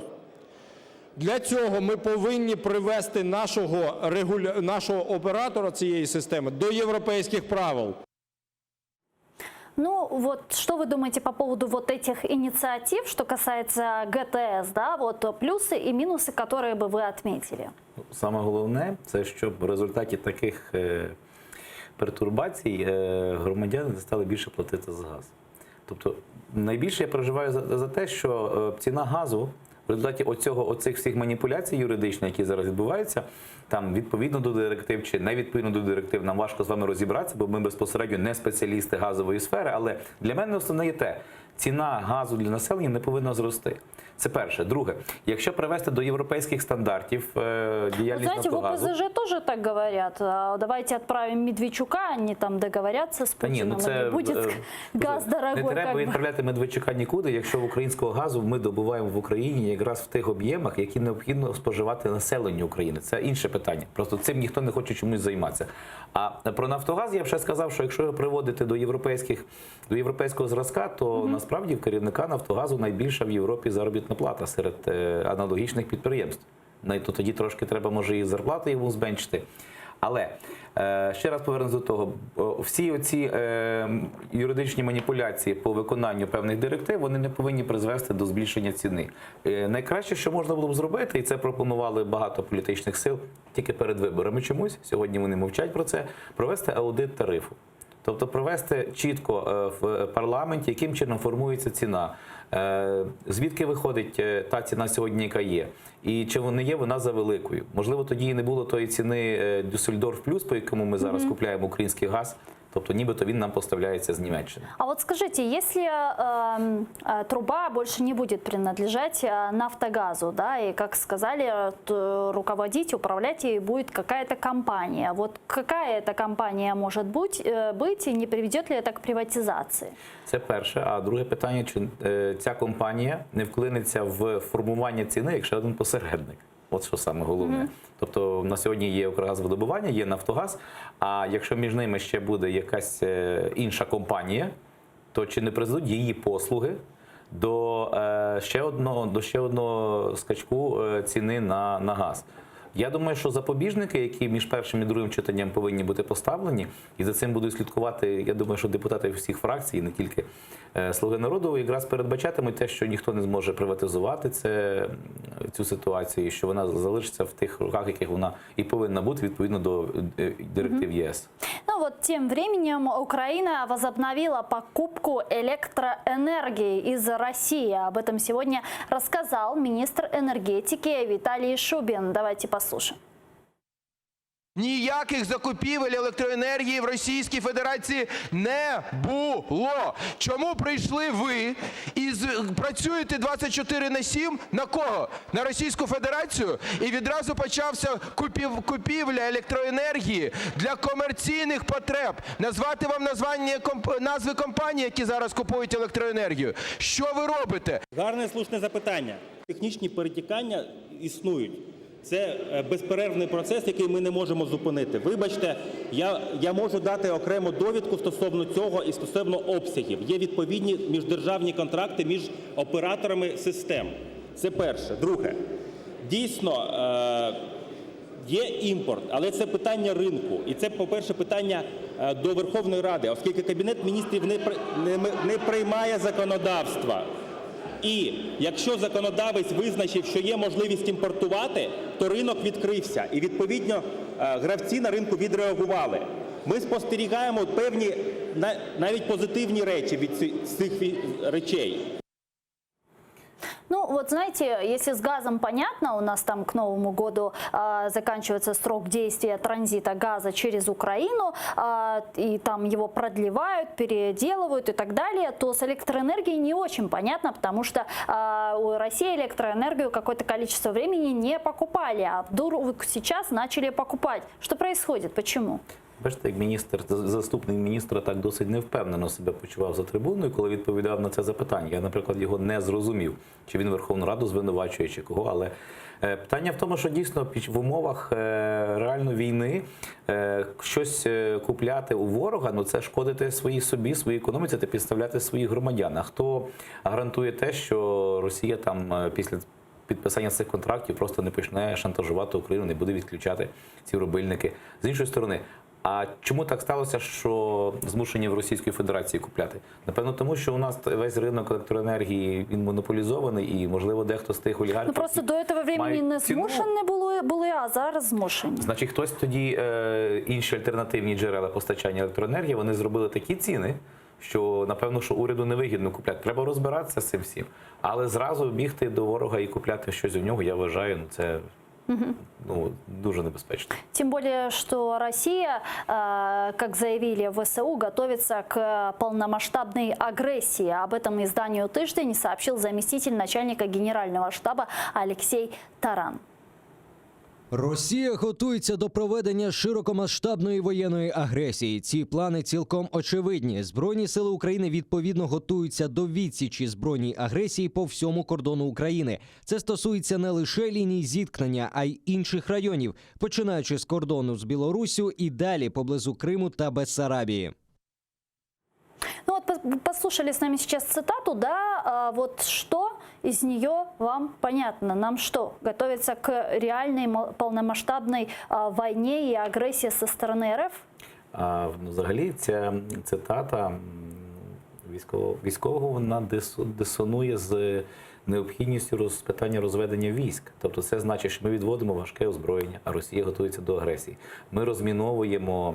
О чем сказал, кстати, министр обороны Украины в Верховной Раде сегодня. Давайте его послушаем и вернемся. Да. Так. Наразі планується розведення на 2 ділянках. На цьому ми ставимо крапку поки що в коментарях щодо розведення. Інші розведення ми зараз не робимо. Звичайно, як європейська країна, ми маємо намагатися мирних рішень, а як Міністерство оборони ми маємо працювати щодо посилення спроможностей наших Збройних сил. Тому що, коли наші Збройні сили будуть відповідати загрозам, то шанси на мир будуть набагато вищими. А вот сопредседатель фракции «Европейская солидарность» Артур Герасимов считает, что разведение войск – просто сдача позиций. Були дуже конкретні питання відносно розведення військ. Що ми почули? Відводяться на позиції 16-го року. Тобто ми здаємо українську землю. І, вибачте, виводити з укріплень в поле, а саме це ми сьогодні і почули, що укріплення будуть будуватися, будуть відновлюватися. Шановні, ви ж декілька днів тому говорили, що все готове, просто йде передислокація. І крім цього, ми зрозуміли, що взагалі не враховується оперативна обстановка, тому що одна справа – відходити з рівнини на рівнину, а інша справа – залишати керівні висоти, за які покладені життя наших воїнів. Ну вот действительно возникает какой-то когнитивный диссонанс. С одной стороны, разведению готовимся, с другой стороны, заявляем о том, что Российская Федерация готовится к полномасштабной агрессии. Вопрос лишь в отсутствии коммуникации, либо же нельзя только на это скидывать? Ну, я не думаю, що тут лише сама відсутність комунікації. Хоча насправді це досить важливо, коли представник Генерального штабу фактично застерігає українців, намагаючись нас всіх мобілізувати, тому що от-от почнеться агресія. Та агресія триває вже з 2014 року. І я б хотів сказати, що Росія завжди готова до агресії. Подивіться, вона мілітаризувала Крим. У них вся інформаційна, вся соціальна політика направлена на те, щоб Росії всі були готові до агресії. Інакше вона просто розлетиться, розвалиться. Вони мобілізовані до агресії. І те, що вона готова сьогодні до агресії, ми будемо там від Бессарабії там, до Чернігівщини захищатися. Те, про що ми з вами говорили, когнітивний дисонанс, відводяться війська, залишаються просто солдати без важкого озброєння, розміновуються мінні поля, які захищали від прямого наступу. Ну, яким чином тоді ми готуємося до відсічі цієї повномасштабної, скажімо так, агресії? Мы каждый день видим, что в районе Золотого, там, где планируется разведение войск, Постоянно оккупанты бьют с гранатометов. Вот сегодня использовали гаубицы, если я не ошибаюсь, да, гаубица в Золотом. Так кому нужно это разведение войск? Мы понимаем, что с оккупационной стороны как бы стреляют, им это не очень нужно. А Украина говорит, вот когда перестанете стрелять, тогда будет разведение. Так получается, что разведение нужно только нам, не так ли? Більш того, я вважаю, що Росія через свої окупаційні терористичні війська на Сході, вона змушує Україну, змушує нову владу, яка вона бачить, що вона, можливо, не настільки політично і мілітарно підкована по-бойовому, як була минула, коли почалася агресія, йти на якісь певні поступки, самі собі суперечити. Бо не можна виключати той варіант, що розведення військ Росії може бути вигідно, коли 7 днів тиші нема. Тобто ми тоді будемо, вже українська сторона буде винувата, що вона говорила, треба 7 днів чекати, а давайте розводьте, і тут десь стріляють, а Україна все-таки вирішує розводити війська. Тобто це на руку Росії показати всьому світові, що це Україна порушує ці домовленості, це Україна порушує все те, що було там в нормандському форматі. Знову ж таки, мені здається, що цим всім Росія показує поки що небажання зустрічатися в нормандському форматі. Можливо, через те, що я не знаю, які були домовленості під час обміну військовополоненими. Слава Богу, що всі вернулися додому, тих, кого вдалося обміняти. Ну, не всі ми будемо продовжувати через президента і через всі канали, які є, щоб вони повернулися. Але, можливо, і там були якісь такі переговори, про які ми з вами ніколи не знаємо, де щось взамін мало б відбуватися з точки, там якраз на лінії розмежування. Можливо, це поки що не відбувається. Тому Росії вигідно постійно там нагнітати, шкода тільки, що солдати наші гинуть. Украина вынуждена идти путем Минских соглашений. Об этом в парламенте сообщил министр иностранных дел Вадим Пристайко. Давайте его послушаем. Що стосується Мінських домовленостей, я ще раз хочу нагадати, 5 років, це не зараз ми не придумали з вами, не зараз не уклали. Ми вимушені рухатись тим шляхом, який 5 років тому був начертаний нашою попередньою владою. Що стосується, чи наскільки ми чітко усвідомлюємо і яким чином ми принесемо мир, і що ми для цього робимо, наша задача профінансувати і допомогти нашим Збройним силам розвинутися до стану достатнього для забезпечення нашої безпеки. Це дуже складно реалізувати, але над цим зараз працює уряд український, зокрема. Дякую. Що стосується, наскільки ми відчуваємо, що Росія готова рухатись, саме для цього президент України Зеленський зараз намагається зробити все можливе для проведення зустрічі на нормандському форматі. Ми сподіваємося, що наступного місяця ця зустріч відбудеться, і ми з вами станемо свідками готовності просуватися на всіх 4 напрямках, які начертані в Мінських домовленостях. В трехсторонней контактной группе в Минске Украина выдвинула условия выполнения Минских соглашений. Давайте посмотрим, какие именно. Виконання політичного блоку Мінських угод є можливим виключно за умови розпуску квазі-угрупувань ЛДНР, обов'язкове і повне припинення вогню та забезпечення ефективного моніторингу СММ ОБСЄ на всій території України. Черговий пункт – виведення з території України збройних формувань іноземних військ і військової техніки та розведення сил та засобів вздовж всієї лінії зіткнення. Серед іншого, забезпечення роботи Центральної виборчої комісії України, українських політичних партій, засобів масової інформації та іноземних спостерігачів. Обов'язковою умовою є й встановлення контролю за непідконтрольною Україні ділянкою українсько-російського кордону. Ну вот, Пристайко сказал, что Украина вынуждена идти путем Минских соглашений, и в «Слуге народа» не раз говорили о том, что в 2014 году подписаны Минские соглашения, и мы должны идти по этим путем. Вот вам не кажется немного некорректным, да, сравнивать события еще 2014-2015 года, когда были реалии совсем другие, и вот уже 2019 год, когда реалии тоже немного другие? Дійсно, сьогодні не ведеться активних бойових дій на лінії зіткнення, немає котлів, але українські військові продовжують гинути. На цьому тижні теж загинуло, я вважаю, багато, оскільки, по-моєму, більше, ніж 3 чоловік. Просто в 2014 году, помните, еще были угрозы, говорили Херсон и дальше так були далее. Погрози, і тоді якраз були і Іловайський котел, тоді якраз було і Дебальцево, якраз тоді, коли підписувався Мінськ-2, якщо не помиляюсь. Дивіться, питання в тому, яким чином, в якому порядку це все буде виконуватися. Поки що, я так розумію, що українці до кінця не розуміють, який порядок для себе вибрала чинна влада. Тому що, якщо б цей порядок був оголошений, він був такий, який сприймає його більшість українців, спочатку виведення військ, а вже потім, після встановлення контролю над кордоном, вже потім проведення виборів, коли там будуть контролювати українські війська, українські поліцейські, коли будуть контролювати цю всю територію України, тоді там тільки можливі будуть проводити вибори. І то я не вважаю, що їх треба проводити зразу на другий день після того, як ми отримали контроль над кордоном. Необхідно прийняти закон про колаборантів, визначити чітко, хто яку має нести відповідальність за те, що він співпрацював із окупаційним російським режимом. Це дуже важливо. Ну вот Украина выдвигает по справедливости и по праву свои условия, да, вот, которые мы увидели в графике. Бо то на нашу землю прийшли з війною, Безусловно. звичайно. Россия, очевидно, что эти условия выполнять не собирается. Так это может тогда длиться бесконечно, и Минск в очередной раз показывает, что он неэффективный. Бачите, уже обережно лунають заяви від президента, від міністра закордонних справ. Поки що вони розмиті. Вони сказали, що якщо Мінськ не буде виконуватися, не буде прогресу в найближчі місяці чи до року часу, ми будемо виходити на інший формат. Мені здається, поки що іншого формату навіть вони собі не розуміють. Але вони розуміють, що ще 5 років так продовжуватися не може. Тому що якщо ми порахуємо тижні, місяці і роки, яких просто відстрілюють військовослужбовців, я вважаю, що це ганьба для будь-якої влади.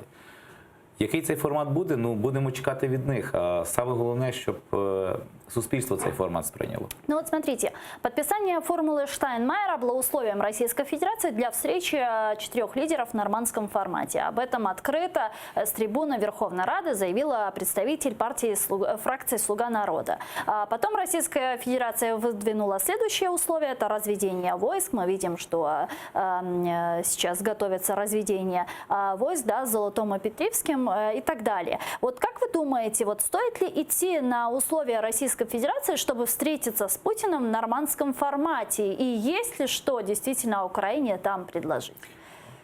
В Російській Федерації одна умова. Вона хоче захопити всю Україну. І фізично, і інформаційно, і зробити її ще раз своєю колонією, як вона це робила століттями. Тому насправді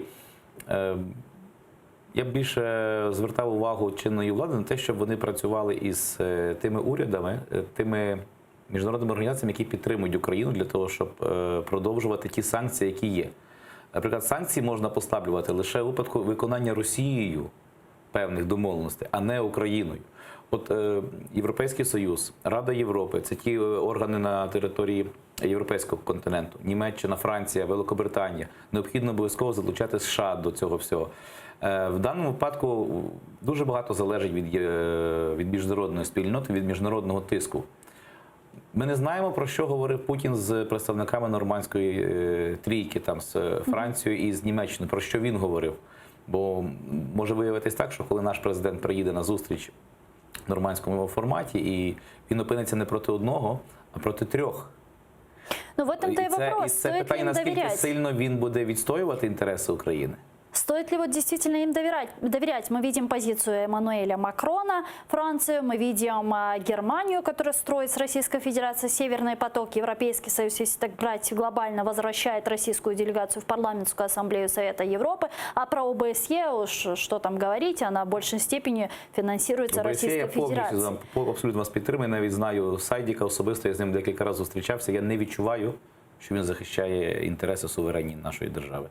А чи варто довіряти? Насправді, дійсно, кожна держава, вона відстоює свої власні інтереси. Ми це повинні розуміти. Проте, якщо хтось гарантує нам певну підтримку, ми повинні принаймні показувати їм, що ми цінуємо цю підтримку. Бо, наприклад, я доведу дуже простий приклад сьогоднішньої влади. Прийнятий закон про судову реформу. Проти нього виступила Рада Європи, Європейський Союз виступив, посли Німеччини, Канади.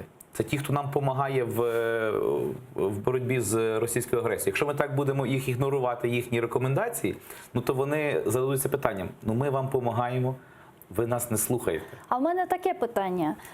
Что с Крымом?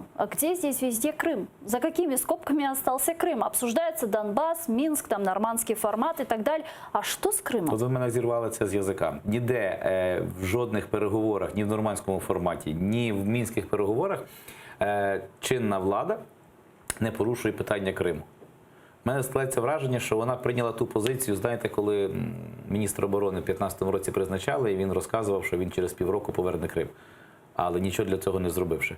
Ну, насправді це дуже велика проблема, і навіть те, що урізається бюджетне фінансування Кримсько-татарського каналу, який є в інформаційній війні, це, очевидна, зброя, то це теж певний показник. Чому так робиться? Треба запитати. Володимир Пилипенко, український політичний діяч, був гостем нашої студії. Дуже дякую. Дякую вам. А я вынуждена завершать этот блок. Буквально через 5 минут смотрите новости на крымско-татарском языке, а после эстафету принимает моя коллега Катерина Вишневская. Не пропустите.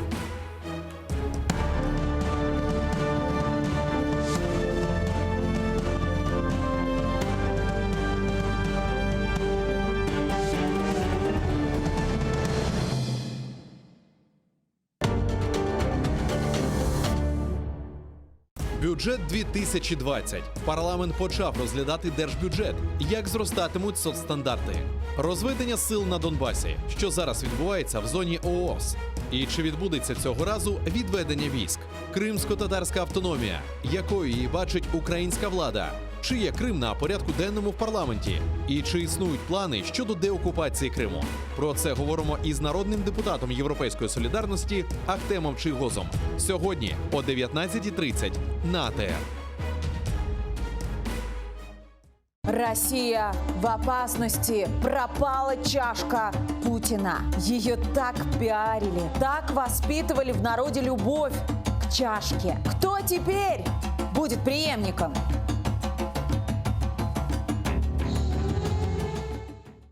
Умови миру на Донбасі. Україна виведе свої війська тільки в 2 місцях. Що це значить для країни? Ринок землі. Як у Раді йде підготовка до скасування мораторію? І як це може вплинути на економіку держави? Україна відновила імпорт електроенергії з Росії. Чим цей крок може обернутися для України? Про це говоримо з народним депутатом фракції «Слуга народу» Мариною Бардіною. Сьогодні о 20:25 на АТР. Сьогодні у Прайм Муждабаєв Йосиф Зісельс, дисидент-правозахисник, та Максим Музика, ветеран російсько-української війни. Говоримо про сучасні виклики перед Україною. Чи можливо домовитися з Путіним? Як встановити мир у теперішніх умовах? Чому в Росії ненавидять українських націоналістів? Як Кремль поповнює список політв'язнів? Які зараз виклики стоять перед кримцями та українцями? Дивіться у Прайм Муждабаєв о 21:00 на телеканалі АТР. Халқымыздың уста çalgıcısı, Қырымда нам қазанған артист,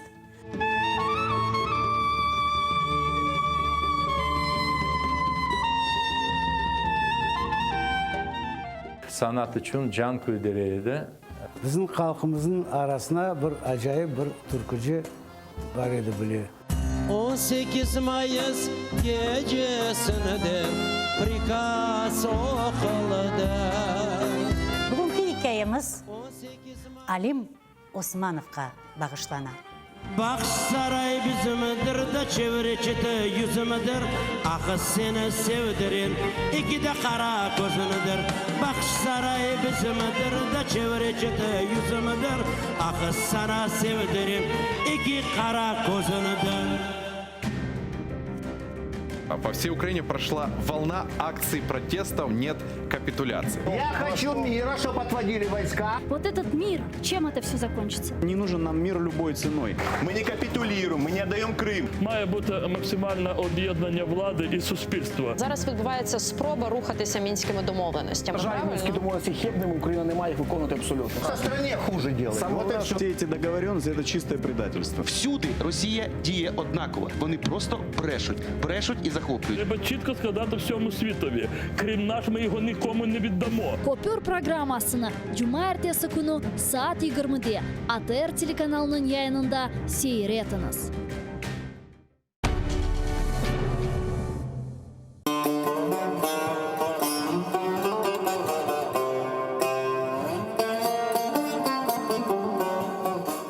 Enfes Kırım Tatar kahvesi.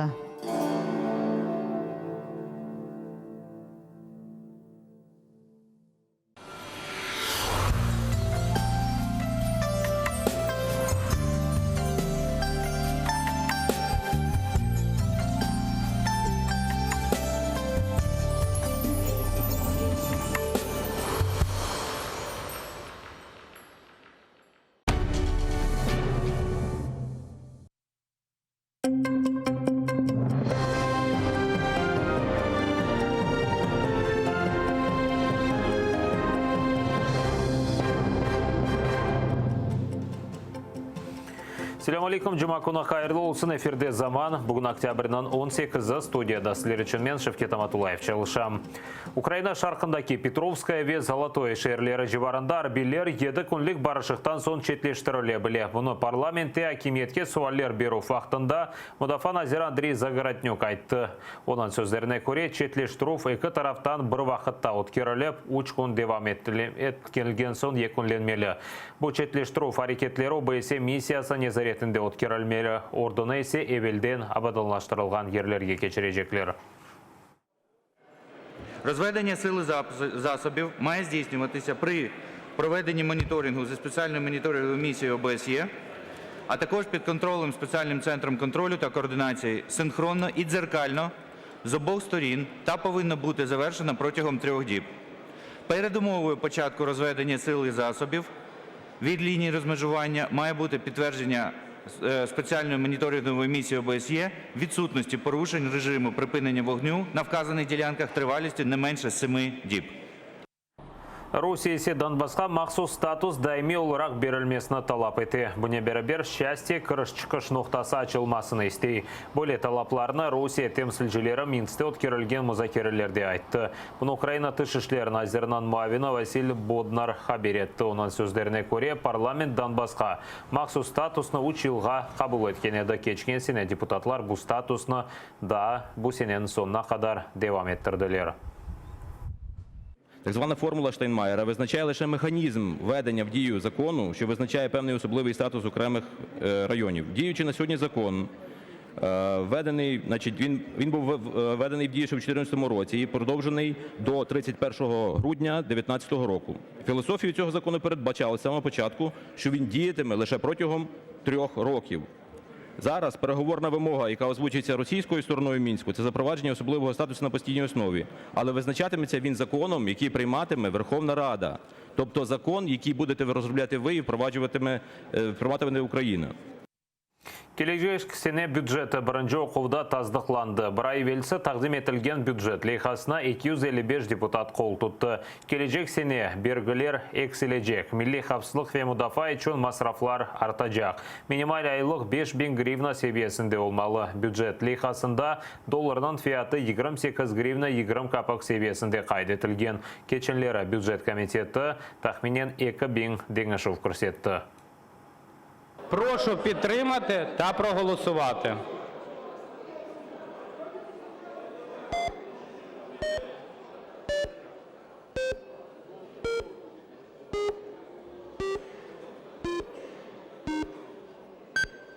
Дякую. 255 за. Червона кнопка по бюджету 2020 року, тому що цей бюджет не те, що не є соціальним, не те, що не завершує епоху бідності, а навпаки робить бідних ще біднішими. Конкретно, мінімальна пенсія 1630 гривень перше півріччя, друге 1730 гривень. Що це?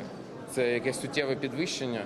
Вчителям обіцяли $4000 зарплату, тепер навіть на 1 реальну гривню не піднімають заробітну плату. В селу, жодної допомоги селу. Забираються гроші місцевого самоврядування. Бюджет – це відповідальність уряду. Уряд – це відповідальність більшості.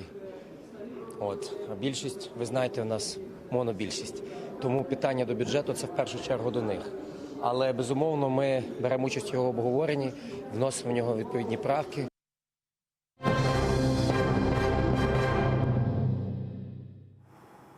Президент Дональд Трамптың мемориеті Америка Бірлескен Девлетлері Украинаға басқа еткенні таздықлады. Сөз АБД президенті Украинаға мудафа ярдым оларақ белгіленген $400 миллион айырылығы ұзатылған аққанда кете. Мик Малвани айтқанына көре бұл Украинада демократларға бұл сырада Трамптың келечек сайлауларда рақыбы Джо Байденге қаршы басқынен бағлы ола біле. Отже, вимога розслідування щодо демократів була частковою причиною, через яку він наказав відмовити в фінансуванні для України. Зважаючи на те, що сталося 2016-го, звичайно, було частиною хвилювання його щодо корупції, пов'язаної з цією нацією. І це абсолютно доречно. Тобто це зіграло роль в затримці фінансування. Так, це врешті-решт з цього випливло. Бірқач күнлік барышық Америка президенті Дональд Трамп Түркияның Сүрияде арби операциясыны тоқтатмақ қарарыны дестекледі. Да кеченлер Анкараға абыдынан эйдеті. Келгенде Түркия арби планларыны деңіштірмейді. Барышық менбасы деп адландырылған арби операция куртлар яшаған Сүрияның шымалінде башланды. Анда селе алған инсанларына Реджеп Тайып Эрдоган террорист деп сая. Бошатылған ерде есе телекеслік зонасыны тешкіл етмеге істей. Операция девамында yüzler же insan ile oldu, 500'den ziyade yaralandı. ABD, Türkiye'ni sanksiyalardan korkuzu başladı. Müzakereler neticesinde ateş 5 günge toxtatıldı. Türkler bu müzakerelerini galip edip saya, çünkü 5 gün devamında kurtlar tehlikesizlik zonasında olgan ağır silahını çıkarıp harbi tertibatlarını yok etmeli. Наша команда вже працює із курдськими силами у безпечній зоні для упорядкованого їхнього виведення за межі 20 миль. І ми збираємось разом рухатися до миру та безпеки в цьому регіоні. Я дуже впевнений у цьому. Rusия darбесі Башар Асадның иттифақдашы Сүрияның шымали ғарбында олған мескен ерлерге ұжым етті. Идлиб живарында 2 шерге бомбалар ташланған. Ең аз 2 илак олған инсан ақында қабер етілі. Бұл регионда ерлі женкеверлер незарет еті. Бір елдан берлі о кергінлешу зонасы олар ақтанылы. Сонки еллары Асад вирусларынан ұжымжілері нәтижесінде ең аз 1000-ден зияде арби олмаған инсан илак олды.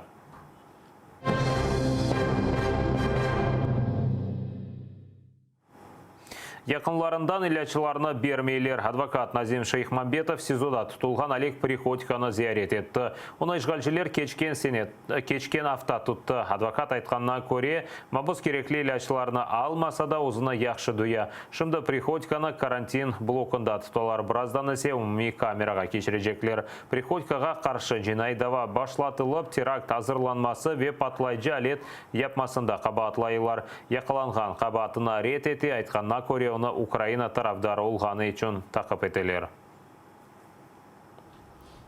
Олег Аркадьевич выглядит удовлетворительно. Жалоб на здоровье на данный момент нет. Он со своей стороны заверил, что он далек от всякого рода преступлений. Он лишь высказывал свое мнение и был патриотом от государства Украины. И есть, и остается им. И будет бороться всеми доступными законными средствами, чтобы доказать свою невиновность. Отдельно он отметил поддержку крымско-татарского народа. Бір илак олған ve 4 яраланған. Ахмечет Кезлев yolunda Жигули айдавчысы қаршы yolға шығып келген арабанен чатышты. Бұл yol қазасында бір yolcu илак oldu. Дигер 4 insanны чешет яраларынан хастаханеге еткізділер. Қырымда olған бұл дигер вақайлар аққында Невбеде Келев қамыз. Балык еріне чоплюк вечеркев сувлар. Ижғал етілген керичте канализация тамам ерлі озен мелек чешмеге ақып түше. Ижғал девамында озен құруды веоны от басты. Анда бош шешелерні пакет ве башқа чоплюкны атып башладылар. Бұндан сон шер черкев сувларны да анда ақызы башладылар. Озендеки балык яваш-яваш оле. Ләкин канализация ақынтыларының сасығы ұлғаныны ижғал жилер акимиеті тек шымды таныды. Эсабатның санкедерсіненді табиатның қоллану зареты бойынша хызметке yolладылар. Зарарлар ise миллион рублеге етті. Пычылған фыстық тереклері бойынша дава. Ақяр ишғалжи арбитраж махкемесі экологик жинайетінің бақылмасыны башлатты. Шерде сирек раст келген фыстық тереклері өскен ерде қоруджилық башлатқанлар. Ақяр планына көре 2016 сенесіне қадар мында экозона бар еді. Ләкин айны вақыттан да чоқ қатлы евы чун қоруджилық мейданыны азырлы башладылар. 2 елдан есе 2018 сенесі шернын ишғалжи акимиеті фыстықлық ерінде қоруджилық көткерілмесіне рұқсет берді. Біраздан қырмызы китапқа керсетілген тереклерні кесмеге башладылар. Шымды дава махкемеде. Тереклерні тек Ақяр янында дегілді, Ялта живарларында да пычалар. Умумен фыстық тереклері Ақярдан Коктебелге қадар, бұндан ғайры Бақчасарай районында осе. Ватан перверлікні саталар. Ишғал етілген Қырымда айын ойуджилар пара қазанмақ үшін яны бір схеманы уйдурды. Император пара драп ету вазбары әкінжі жан жінкінде Галибеннің 75-ші еллығына бағышланған монета чықарды. Оны бедава алмақ мүмкін, ләкин базылары пара қазанмаға істеді. Қырымлыларға монета сатуы ақында білдірмелерні йоллап, бір монета үшін 300 рублей істейлер. Это не монета, это не медаль. Это развод. И в этой медали 75 лет Великой Победы вот на памяти нашей войны, наших дедов, прадедов, кое-кто решил срубить реально неплохого бабла. Владислав Стужук, Заман, АТР. Қырымнан гүзеллігі, ешғалынан елғана Украина ресамлары Константин ве Светлана Шаповаловлар Қырымнан өз әсерлерінде қайтармаға тырышты. Крымская сиюта адлы сергісіні Киевнан Милли Эдебият музейінде тақдим етіп, о ноябрьнан біріне қадар чалышы жақ. Сонра есе бұл сергіні Украинанын дигер шерлерінде де тақдим етежеклері. Бачите, це вечір такий, ось лягає вже туман. На море и на горы, на камни туман лягая. Ресам Константин Шаповалов Қырым тілмезден евел эрсене омыр арқадашы Светлананен ярымадаға ратланмақ үшін барайды. Мұқтешем Қырым манзаралары ижади қорантаны еп ілхамландырайды. Гори, Кримські гори. Мені подобається, що це така хатка старенька така, і осінь. І це близько Соколіного. Там декілька сюжетів, декілька картин є. Тут є зображення Криму морського. Морський Крим, це море, це гори, скали кримські, це міста, це види таких міст, як Ялта, Гурзуф, Семіїз, Новий Світ, Балаклава, Бахчисарай, ну і таке інше. Ну, ось такі види Криму, які ми всі пам'ятаємо. Бу сергетек айлеви хатırалар дегил. Ресамлар үшін эркеске Қырым бу Украина олғанына хатırlatмақ ве Қырым мойытыны ресамлерден жанландырмақ мұйым еді. Раиса ханым таныш манзараларны ефкярнен хатырлай. Кожного разу я приходжу на зустріч з якимось одним полотном. Чи то стихією, чи я хочу себе заспокоїти, то дивлюся на тихе море. Недаремно і називається ця виставка «Сюїта». Ви знаєте, тут справді ніби ти потрапляєш в кожну стихію, кожного полотна. І коли море тихе, і коли воно бурлить, і кожну краплинку вимальвано. Лариса ханым үшін ісе Қырым сюитасы сергісі яқшы білген мұқтешем Қырым көшелеріні хатырламаға имкан бағышлады. Чүнки әрсене Қырымны зиярет еткен Лариса ханым ішғал етілген сон ярымадаға бармады. Це дуже такі чудові в мене світлі спогади. Сонце, море, гори, поєднання всього в одному. А виставка, вона дуже чудова, вона дуже світла, вона випромінює світло, вона випромінює тепло. І вона мені нагадує про Крим. Сергей енді Чернигов, Черкасы ве Винница шерлерінде тақдим етілді. Киевнің Эдебият Милли музейінде о 1 ноябрьге қадар ачылы олажақ. Экспозиция біткен сон ресамлар әрбір музейде Қырым парчасыны, яғни бір қач ресімні қалдыра. Надея Михайлова, Павло Линик, Заман, АТР. Қырым татар милли киімлерінің элементлері енді футболкаларда. АТР стилистлері Қырым татарларының кімлігіні акс еткен урбай ішлеп шығарды. Енді каналымыздың сайтында қушақ ве кокуслек ресімлерінен футболкалар сатын алмақ мүмкін. Бұне бері футболкада Қырым татарларға тимсали олған бойсун маған созыда язылған. Балалар ішінде футболкалар бар. Анда милли урбада қыз ве оғланчық акс етілген. У футболки очень классное, приятное качество, которое будет приятно носить и которое очень красивого силуэта. Рукава достаточно длинные, они нестандартные, они чуть-чуть длиннее, чем обычно. Футболки, они являются основой, их можно надеть как под классический пиджак, так и под стиль casual. Будет очень органично смотреться и стильно. Құрылған сонки хаберімізді эфирімізді бүгін яйны девам етемен сеслерінен кележек еңіларымызға қадар салықлашам көрішкенже.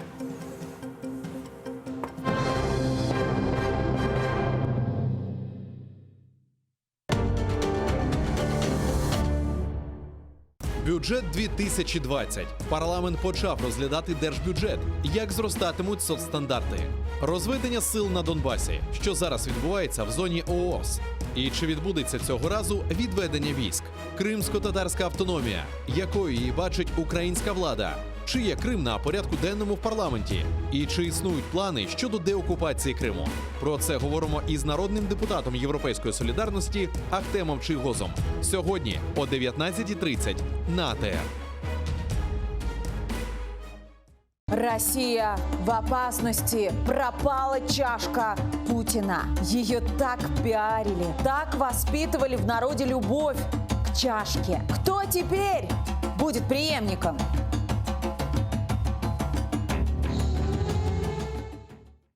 Сьогодні у Прайм Муждабаєв Йосиф Зісельс, дисидент, правозахисник, та Максим Музика, ветеран російсько-української війни. Говоримо про сучасні виклики перед Україною. Чи можливо домовитися з Путіним? Як встановити мир у теперішніх умовах? Чому в Росії ненавидять українських націоналістів? Як Кремль поповнює список політв'язнів? Які зараз виклики стоять перед кримцями та українцями? Дивіться у Прайм Муждабаєв о 21-й на телеканалі АТР. Как началось второе правление Менглигерая хана? Какие новые территории он окончательно закрепил за своими потомками? И кто добровольно присягнул крымскому хану на верность? А главное, какую роль в его жизни сыграла ногайская княжна Нурсултан Мангытская? В конце 15 века в Крымском ханстве начинается настоящий строительный бум. Менглигерай инвестирует деньги в строительство новых крепостей и восстанавливает старые, особенно на берегу реки Днепр. Об этом смотрите в программе «Алтын Девир» в новом цикле «История династии Гераев». В эту субботу, 19 октября, в 17:35 на телеканале АТР, 7-я серия. Менглигерай. Хан-реформатор. Часть 4. Халқымыздың уста çalgıcısı, Kırım'da nam kazangan artist,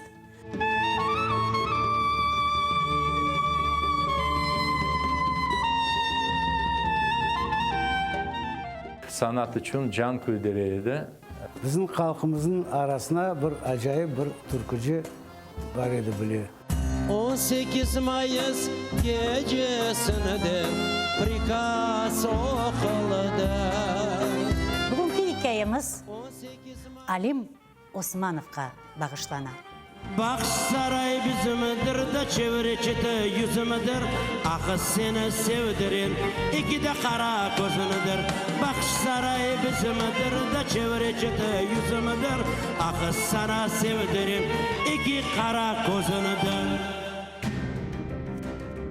По всей Украине прошла волна акций протестов «Нет капитуляции». Я хочу мира, чтобы отводили войска. Вот этот мир, чем это все закончится? Не нужен нам мир любой ценой. Мы не капитулируем, мы не отдаем Крым. Має бути максимальне об'єднання влади і суспільства. Зараз відбувається спроба рухатися мінськими домовленостями. Мінські домовленості хибними, Україна не має їх виконувати абсолютно. Со стране хуже делает. Всі ці договоренности – це чисте предательство. Всюди Росія діє однаково. Вони просто брешуть і захоплюють. Треба чітко сказати всьому світові. Крим наш, ми його нікому не віддамо. Смотрите ток-шоу «Мост» в субботу в 20:00 на телеканале АТР.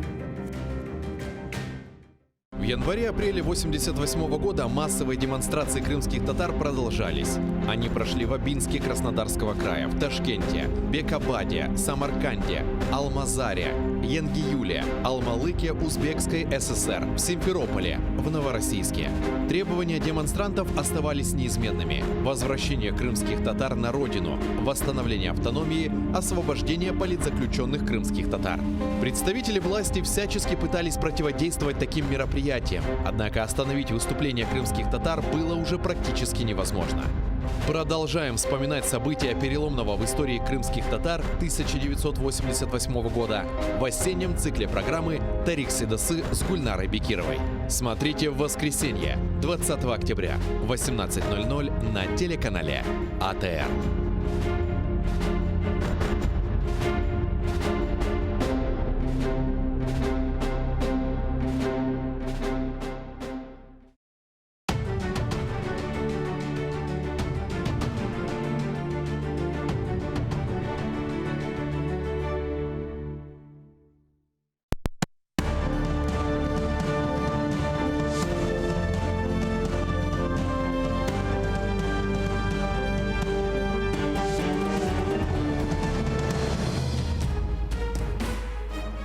Ефір АТР триває. Інформаційну естафету приймаю я, Катерина Вишневська. І найближчі 3 години про головні події у житті країни та світу. Тож робіть АТР гучніше, ми починаємо. Рада ділить гроші. Депутати вже знають, скільки і кому дістанеться. Комітет Ради хотів втиху встановити правила продажу землі. Втім, щось пішло не так. Росія готується до широкомасштабної військової агресії. Гучна заява Генерального штабу. Вітаю всіх, хто долучився до прямого ефіру телеканалу АТР. Катерина Вишневська разом із вами до 21-ї години задля обговорення найактуальніших тем. Я вітаю наших гостей. Дмитро Сіманський, політолог, добрий вечір. Та Євген Балицький, народний депутат України 7-го та 8-го скликання. Добрий вечір. Верховна Рада сьогодні проголосувала за проект бюджету на 2020 рік у першому читанні. Задоволені кошторисом не всі.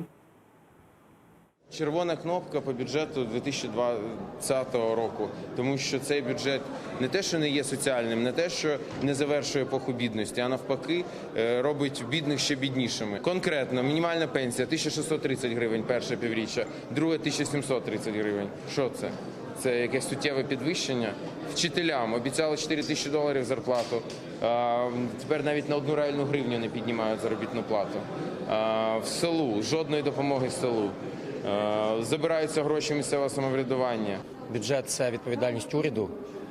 Уряд – це відповідальність більшості. А більшість, ви знаєте, у нас монобільшість. Тому питання до бюджету – це в першу чергу до них. Але, безумовно, ми беремо участь у його обговоренні, вносимо в нього відповідні правки. Ну а зараз давайте подивимося на основні статті видатків на ключові сфери, які передбачені у проєкті бюджету. Видатки на національну безпеку і оборону в проєкті бюджету складають близько 246 мільярдів гривень. Видатки на розвиток дорожньої інфраструктури – майже 74,5 мільярдів гривень. Державний дорожній фонд – близько 70 мільярдів гривень. Видатки на освіту – понад 136 мільярдів гривень. На охорону здоров'я мають спрямувати 108 мільярдів. На розвиток культури та інформаційну царину спрямують понад 8,5 мільярдів гривень. Ось такі видатки маємо і розпочнемо, мабуть, з них. Так, як вам такі показники, пане Дмитре? Я не бачу, що бюджет якось фундаментально відрізнявся від тих бюджетів, що були раніше. Більш того, добре, що він поданий вчасно, добре, що всі ці процедури, які закладені в бюджетному кодексі, виконуються вчасно. В історії українського парламентаризму це було не кожен рік.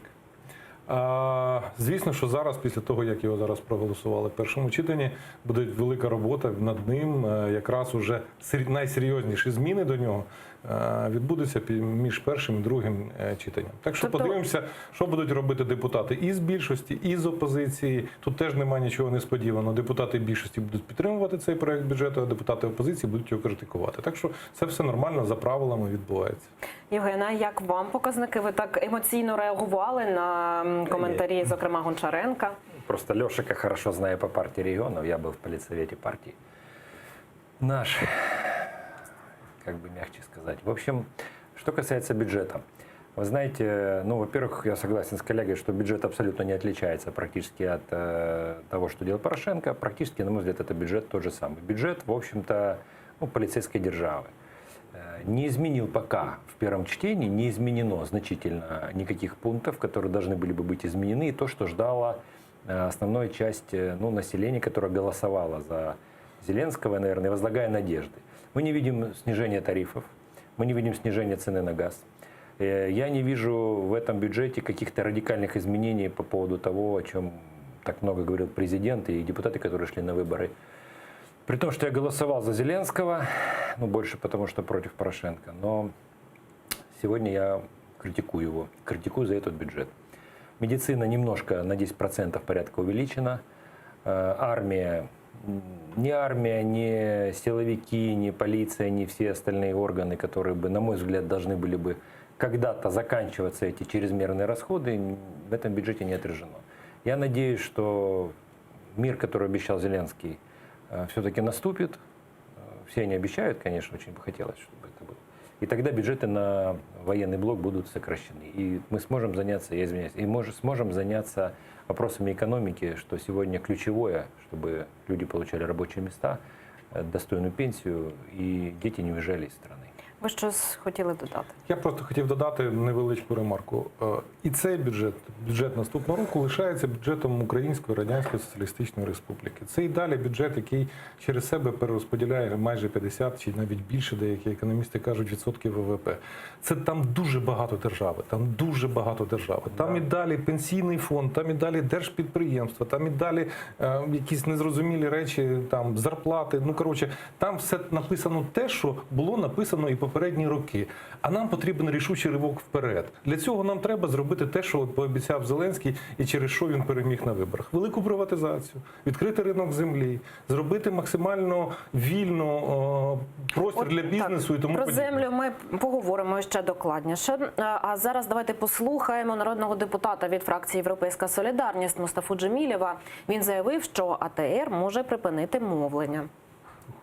Як відомо, після окупації Криму в єдиний світі кримськотатарський канал АТР був закритий окупантами і став віщати на територію Криму з материкової частини України цілодобово на 3 мовах – української, російської і на мові корінного народу. Це зрозуміло. На діяльність цього каналу з бюджету щорічно виділялось близько 45 мільйонів гривень. Хоча цих коштів було явно недостатньо і доводилось вишуковувати допомогу також з інших джерел. В проєкті бюджету 2020 року на діяльність цього каналу не передбачено жодної копійки, в результаті чого цей канал може бути закритий. Ми до другого читання будемо опрацьовувати всі висновки, що подані народними депутатами і зведені бюджетним комітетом, і будемо пропонувати рішення в межах балансу. Ми поцікавилися у народних депутатів, чому в бюджеті не знайшлося місця для телеканалу АТР, і ось що ми почули у відповідь. Там немає взагалі таких витрат, тому що це, як я казав, в каркасі цього не передбачено. Але в майбутньому між першим та другим читанням я знаю, що є багато депутатів, які підтримують АТР взагалі, а вони можуть внести це як пропозицію і надати уряду завдання знайти під це кошти. Я думаю, що це треба поправити на другому читанні. Це несправедливо, неправильно і треба це поправити. І у цьому проєкті не враховано фінансування єдиного кримськотатарського телеканалу АТР. Як думаєте, чому «Слуги народу» не дали фінансування? Я думаю, що це велика помилка «Слуг народу», яку вони обов'язково мусять виправити до другого читання, тому що ми розуміємо важливість комунікації, в тому числі з кримськими татарами, і ми розуміємо, що, можливо, не було б таких подій в Криму, якби підтримувалися саме всі можливі методи комунікації з кримчанами, з кримськими татарами, з їхніми друзями, знайомими. Тому дуже важливо, звісно, підтримувати цей телеканал, щоб він був незалежний, щоб він міг вести своє мовлення і щоб таким чином через АТР ми теж могли звертатися до кримчан на окупованій території. Отже, шановні гості, на вашу думку, чому не було передбачено фінансування у проєкті держбюджету? Просто треба розуміти, там от останній народний депутат, що говорив, він чомусь вирішив наїхати на фракцію «Слуги народу», я не те, щоб захищав фракцію «Слуги народу», але це мінфіновські цифри, це пропозиції Міністерства фінансів. А Міністерство фінансів завжди хоче менше витрачати грошей. Ну, це нормальна логіка будь-якого бюджетного процесу. Мінфін хоче, щоб менше було в витратах і більше в доходах, а депутати хочуть, щоб було більше в витратах і менше в надходженнях, тому що надходження – це податки. Тому тут нічого дивного не відбувається. Я ж кажу, між першим і другим читанням будуть коригувати бюджет, серйозно будуть коригувати. Я переконаний, що канал АТР отримає достатню кількість грошей, щоб ви і далі працювали собі нормально, спокійно, робили те, що робите. Євгене, ви погоджуєтесь? Ну, я благодарен, что вы меня пригласили, но вынужден сказать непопулярную вещь на вашем канале. Я считаю, что никакие телевизионные средства массовой информации и вообще другие средства массовой информации не должны иметь прямую дотацию из бюджета, иметь строку бюджета, как это идет в наших выдатках. Не должны. Другой вопрос, что учитывая ситуацию, в которой сейчас оказывается канал, который представляет крымско-татарский народ, должен финансироваться за счет грантов и за счет отдельных фондов. Это не должно быть за деньги налогоплательщиков впрямую. В противном случае мы с вами попадаем в сложную ситуацию. Почему вы, а не другие? Почему не болгарский, или не венгерский, или не еврейский канал, который тоже скажет, дайте нам тоже денег. Мы тоже пострадали, например, от Холокоста. У татар своя история по переселению, по всему, что... Ну, Крымских. Крымских татар, да, я извиняюсь. Но вообще-то это неправильно. С бюджета за деньги налогоплательщиков платиться на поддержку средств массовой информации не должно. Существует у государства целый ряд программ, которые должны происходить в объеме, как я уже сказал, или же грантов, или же отдельных специальных фондов. Ну, добре, якщо з бюджету нема, де ці гроші брати? От ви особисто готові? Я могу сказать, что, ну нет, поймите, это не должно за счет побирательства, там, а вы готовы, а вот я сейчас возьму популизмом, займусь, достану из кармана 500 гривен, гульнем. Нет. Мало. Ну, я вам, в принципе, да, может, я больше не могу. Вопрос в чем, поймите, вы не должны попрошайничать. Вы телеканал, который представляет один из, ну, не знаю, как это некрасиво можно сказать, и уж простите меня, но из народов, который пережил очень сложную судьбу. И поэтому это государство, если оно хочет, наше государство Украины, если оно хочет заботиться принимать в судьбе этого народа свою роль, то необходимо подумать, как это сделать. Но не делать это так, чтобы ущемлять другие. Иначе другой канал, я вам уже сказал, тоже заявит права на это. А я вам сказал, миллион механизмов, я прошу прощения, миллион механизмов есть, как это сделать так, как это делают европейские страны. Ви хочете дати більше, ніж 500 гривень? Абсолютно слушно щодо того, що держава не має фінансувати медіа. Але ми маємо розуміти, що робота вашого каналу і ще кількох медіа – це реальні дії влади з деокупації Криму. І це наше, ну, просто зобов'язання нас, як України, підтримувати і кримсько-татарський народ в цілому, і кримсько-татарський канал АТР. Ну, почему только тогда крымско-татарский? Там и болгары, и венгры, и греки, кстати, тоже. Почему нет?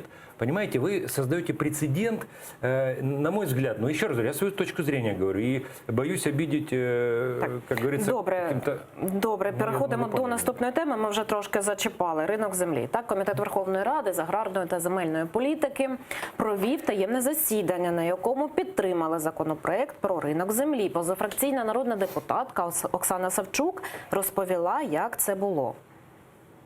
О 9:08 комітет розглянув уже всі законопроекти, які були зареєстровані. Уявіть собі, о 9:00 він розпочав роботу, о 9:08 він розглянув всі законопроекти. Навіть поменше однієї хвилини на один законопроект. Мені дали слово для того, що я один єдиний з авторів, котра встигла прийти на це засідання комітету.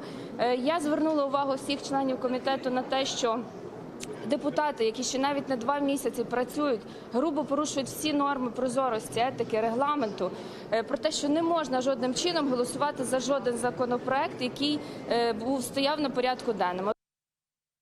Фракції «Батьківщина» Юлія Тимошенко повідомила, що результати таємного засідання голова парламенту Дмитро Разумков визнав недійсними. Я хочу подякувати голові Верховної Ради, який зібрав лідерів фракцій. Ми проговорили це питання дуже детально і ми знайшли порозуміння. Ми не вважаємо, що сьогодні відбувся аграрний комітет, тому що це було просто зібрання депутатів. І голова Верховної Ради погодився з тим, що реальне засідання комітету буде проведено на наступному тижні з залученням громадськості, з залученням всіх, хто може пояснити, чому сьогодні не можна продавати 72% території землі. Ну, власне, стосовно цієї новини, тут не стільки йдеться про ринок землі, власне, так, як про це таємне засідання. Адже ми маємо монобільшість і у комітеті кворум, навіщо було ось так потайки збиратися, щось ухвалювати, ваша думка, Дмитре? Нічого несподіваного не відбулося.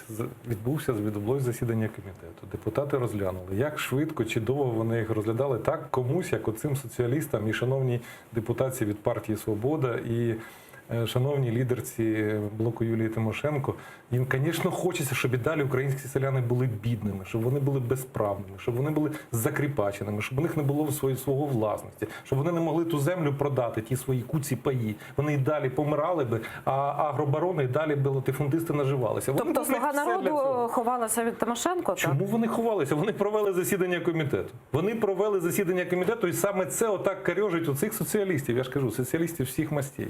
Євгена ваша думка?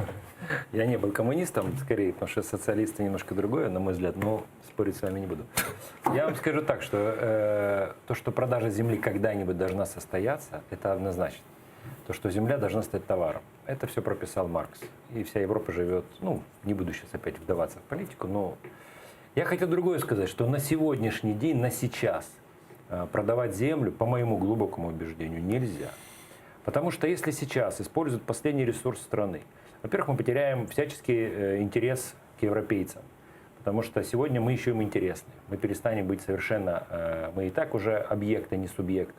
Второе. Земля абсолютно не готова к продаже с точки зрения того, что нет кадастра. И никто пока не говорит, когда он будет. А вы помните же времена из истории Калиевщины, что происходит с украинским селянином, когда у него отнимают землю. Всего 7% населения имеют землю, а мы с вами, скажем так, большинство страны не имеют земли. А вы помните, как была приватизация? Ну, вы молодая, вы, может быть, не совсем помните это время, или, по крайней мере, из истории знаете, а я в этом участвовал. С точки зрения, я был тогда офицером, военным летчиком, но я помню, как это происходило, когда всем раздали нам ваучеры и сказали, завтра вам будет добро. И в конечном итоге все эти предприятия, Мотор Сичи, все эти Запорожстали, и все оказалось в одних руках. Ну, у тех, кому положено. Поэтому продажа земли должна быть, но только когда мы поднимем стоимость земли через благосостояние и экономику нашей страны до соответствующего уровня. Это раз. Второе. Необходимо сделать биржу и банк земли для того, чтобы это происходило через государственные институции, а не происходило. И последнее. Очень важно, чтобы земля попала в руки украинцев, а не попала в руки іностранних... Це буде займатися ще Верховна Рада. Я думаю, цим питанням не один день. Давайте, я так сказав. Давайте все-таки до наступної теми. Одну фразу. Чим більше обмежень, ми кажемо, не можна іноземцям продавати, земля дешевше стає. Не можна продавати великі шматки землі, земля стає дешевше. Чим більше обмежень на ринку землі, тим дешевше коштує наша земля. Чим довше вона відкладається, продаж, тим вона буде сьогодні дешевше. Тим більше її будуть виснажувати. Кукурудзою. У вас, ви ж Запоріжжя, здається. У вас же там уже нема що сіяти. У вас асфальт уже скоро буде з тієї землі. Ну, асфальта, надеюсь, не будет. Я с вами согласен, я понимаю вашу либеральную идею. На самом деле я тоже хочу, чтобы каждый человек жил сегодня хорошо, а не в каком-то завтрашнем коммунистическом будущем. Я это поддерживаю. Сотни тысяч людей померли, не дочекалися землі. Простите, пожалуйста. Поймите, сегодня 87% населения не имеют земли. Как вы хотите ее разделить? Вы имеете свой участок земли? Нет. И я думаю, что и вы не имеете, и я не имею. Вопрос в том, что как мы с вами будем участвовать? Механизма нет. Вы сейчас говорите, побыстрее раздать. Как раздать? У нас есть государственная земля, у нас есть городская земля, у нас не размежованные земли, нет кадастра, нету банка через государственный банк, как она должна продаваться. И в конце концов, поймите, сегодня продать землю – это отдать последнее, что у нас сегодня есть. И мы будем опять попадем в Калиевщину. Это будет та же приватизация, с которой нас всех кинули. Опять олигархи заберут. Я читал тот закон. Там 1000 як то кажуть, українському незручностей. Потому что если я гражданин Польши, а вы гражданка Украины, представьте себе, ну, виртуально. Мы с вами вступили в брак, у вас есть земля, а у меня нет. И я, гражданин Польши, уже стал собственником земли. Это в законе не прописано. Не прописано, как можно через аффилированные компании зайти. Элементарно. Аффилированные компании зайдут, купят те, кто не мы с вами снова, не те селяне. И селяне, я выскажу последнюю фразу, я извиняюсь, что долго говорю. Я выскажу последнюю, на мой взгляд, на сегодняшний день, на мой взгляд, интересную идею. Нам необходимо сделать, чтобы пай был дороже, чтобы люди дороже его сдавали. Они продали сейчас по нищете по своей, потому что им лекарства не за что купить. Вот в чем вопрос. Вот этот дисбаланс надо урегулировать, а после этого подойти к вопросу о продаже земли. Поживемо, побачимо з ринком землі. А от до питань, які сьогодні теж Верховна Рада встигла ухвалити, труба тепер не у Нафтогазі. Газотранспортна система перейде до іншої компанії. Прем'єр-міністр Олексій Гончарук запевнює, це крок до посилення переговорних позицій. Давайте послухаємо очільника уряду. У нас є ситуація, коли цей контракт закінчується в кінці цього року. Росіяни хочуть не продовжувати цей контракт на тривалий термін. Для цього, в тому числі, вони будують свої потоки, про які ви дуже добре знаєте. Це не економіка, це політичні дії Російської Федерації для того, щоб створити на нас тиск. на Україну. Ми в Україні заінтересовані в тому, щоб отримати наступний довгостроковий контракт, гарантований. Для цього нам потрібна підтримка європейських партнерів, тому що ми разом знаходимося в переговорах. Для цього ми повинні привести нашого оператора цієї системи до європейських правил. Як вам такі ініціативи нового уряду, Дмитре? Чим менше буде величезних державних монстрів, таких як «Нафтогаз України», тим краще. Величезні, абсолютно неповороткі, в більшості свої збиткові, або там, де крадуть, як з чорної діри, тим краще. Якщо вдасться розділити окремо газотранспортну систему, окремо там мережі, окремо там ці ємкості для зберігання, якщо це будуть окремі самостійні компанії, і вони будуть працювати в єдиній законодавчій, взагалі в єдиній економічній системі з європейським, це буде прекрасно. Я розумію прем'єра, який переживає саме з цієї точки зору. Для нас з вами не треба хапатися за цю трубу, яка вже проживіла, яка вже ось-ось, буквально завтра, післязавтра перестане мати будь-яку цінність, якщо росіяни зупинять цей транзит. За що ми будемо далі тоді боротися? Ви погоджуєтесь? Нет, я не согласен. Ну, во-первых, завтра и послезавтра нам еще надо как-то жить. И жить надо людям, которые рождаются в стране, ну, умирают, женятся и так далее. То есть у нас страна живет. И говорить о том, что завтра-послезавтра она уже развалится, не факт. Нам надо бороться за эту трубу. Но я, когда видел выступление Гончарука, я вам скажу, я видел выступление вот сейчас не профессионального экономиста и человека дела, я видел выступление политика. Ну, человек вышел с закатанными рукавами, знаете, так по-коммунистически, так вот, председатель колхоза такой вышел, так еще бы кулаком по столу ударил или тапком Кузькину мать показал. Вот Ну, чому? Обама теж так у сорочці ходив? Нет, я закончу свою мысль, вы поймете. И когда начинает премьер-министр рассуждать о политике, и рассуждать, что там россияне тыск, что на нас хотят оказать и так далее, да не его дело думать о том, что там думают в Кремле, в Германии или еще где-то. Его задача дело делать, работу работать. Сделай так, чтобы в этой трубе осталось, чтобы наши все трубы, магистрали, которые идут через страну, это азот, аммиак, нефть, газ и так далее, чтобы все это оставалось в трубах и работало на наше благо, чтобы оно двигалось и давало нам транзит. Вот его задача. А не рассуждать о том, кто, что, и опять плач Ярославны устраивать. С 1 числа, с 1 января мы потеряем 3 миллиарда в нашем бюджете. Это для нас там, ну, огромная сумма. И то, что русские строят, Россия, вернее, строит сегодня Северный поток, Южный поток, это не только потому, что тиск, як то кажуть, хотів оказати. Сейчас я закончу, но просто, чтобы не перебивали, иначе будет у вас в студии перепалка. А потому что экономически сегодня выгоднее строить по дну. Это не платится аренды. Трубы кладутся там новые у них. Ну, я изучал этот вопрос. Плюс они продают более быстро на хаб, сразу выдают. В Турцию они ведут трубу в обход Украины. Так мы себя должны показывать как стабильный партнер. Нам как можно быстрее надо заканчивать войну. Как можно быстрее становиться сильными, достойным игроком. Тогда с нами будет считаться. А когда вот это выступление, перед ним также точно Гройсман выступал. Политика, Россия творы шкоды. Ну, бесконечно можно об этом говорить. Людям надо жить сегодня, завтра и послезавтра. И чтобы наши дети не выезжали из страны, восстановите мир, восстановите отношения, создайте рабочие места. У меня все, спасибо. Це ми втратимо транзит не тому, що у нас прем'єр Гончарук, а тому, що у нас війна з Росією. У нас окупант, який окупував Крим, який окупував частину Донецької, Луганської областей, і через війну, з яким загинули тисячі наших людей, мільйони лишилися біженцями і тимчасовими переселенцями. Розумієте? Ось тому у нас проблеми з транзитом, ось тому у нас проблеми з постачанням на нашу територію для наших підприємств нафти і газу. Ось тут у нас проблема. І зупинити її не може ні Гончарук, ні Зеленський, ні партія «Слуга народу», ні Верховна Рада, ні мій шановний колега на цьому ефірі не може зупинити, тому що Росія веде свою війну проти України. Ну, і все. Війну то Росія веде, але Україна поновила закупівлю електроенергії з Росії. Про це сьогодні розповів міністр енергетики Віталій Шубін. Ніяких закупівель електроенергії в Російській Федерації не було. Чому прийшли ви і працюєте 24/7 на кого? На Російську Федерацію? І відразу почався купівля електроенергії для комерційних потреб. Назвати вам назви компаній, які зараз купують електроенергію. Що ви робите? Гарне слушне запитання. Технічні перетікання існують. Це безперервний процес, який ми не можемо зупинити. Вибачте, я можу дати окрему довідку стосовно цього і стосовно обсягів. Є відповідні міждержавні контракти між операторами систем. Це перше. Друге. Дійсно, є імпорт, але це питання ринку. І це, по-перше, питання до Верховної Ради, оскільки Кабінет міністрів не приймає законодавства. І якщо законодавець визначив, що є можливість імпортувати, то ринок відкрився. І, відповідно, гравці на ринку відреагували. Ми спостерігаємо певні навіть позитивні речі від цих речей.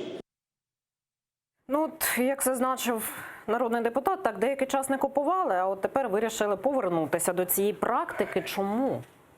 Розпочнемо традиційно Є з піки, вас. є перетоки, є єдина енергетична система з Росією. Це є. Але ми справді кілька років не купляли, не імпортували електроенергію з Росії. Це створювало проблеми для української енергетики. І звісно, що професіонали ринку, люди, які далеко від політики, які не розуміють, мабуть, що у нас війна з Росією, вони вирішили, а щоб нам не повернутися до звичної практики, коли ми перекриваємо піки там за рахунок імпорту електроенергії з Росії. Я вважаю, що це глибоко помилкове політичне рішення. Але звісно, що економіка в цьому сенсі буде вигравати. Тому я розумію те, що говорить міністр енергетики.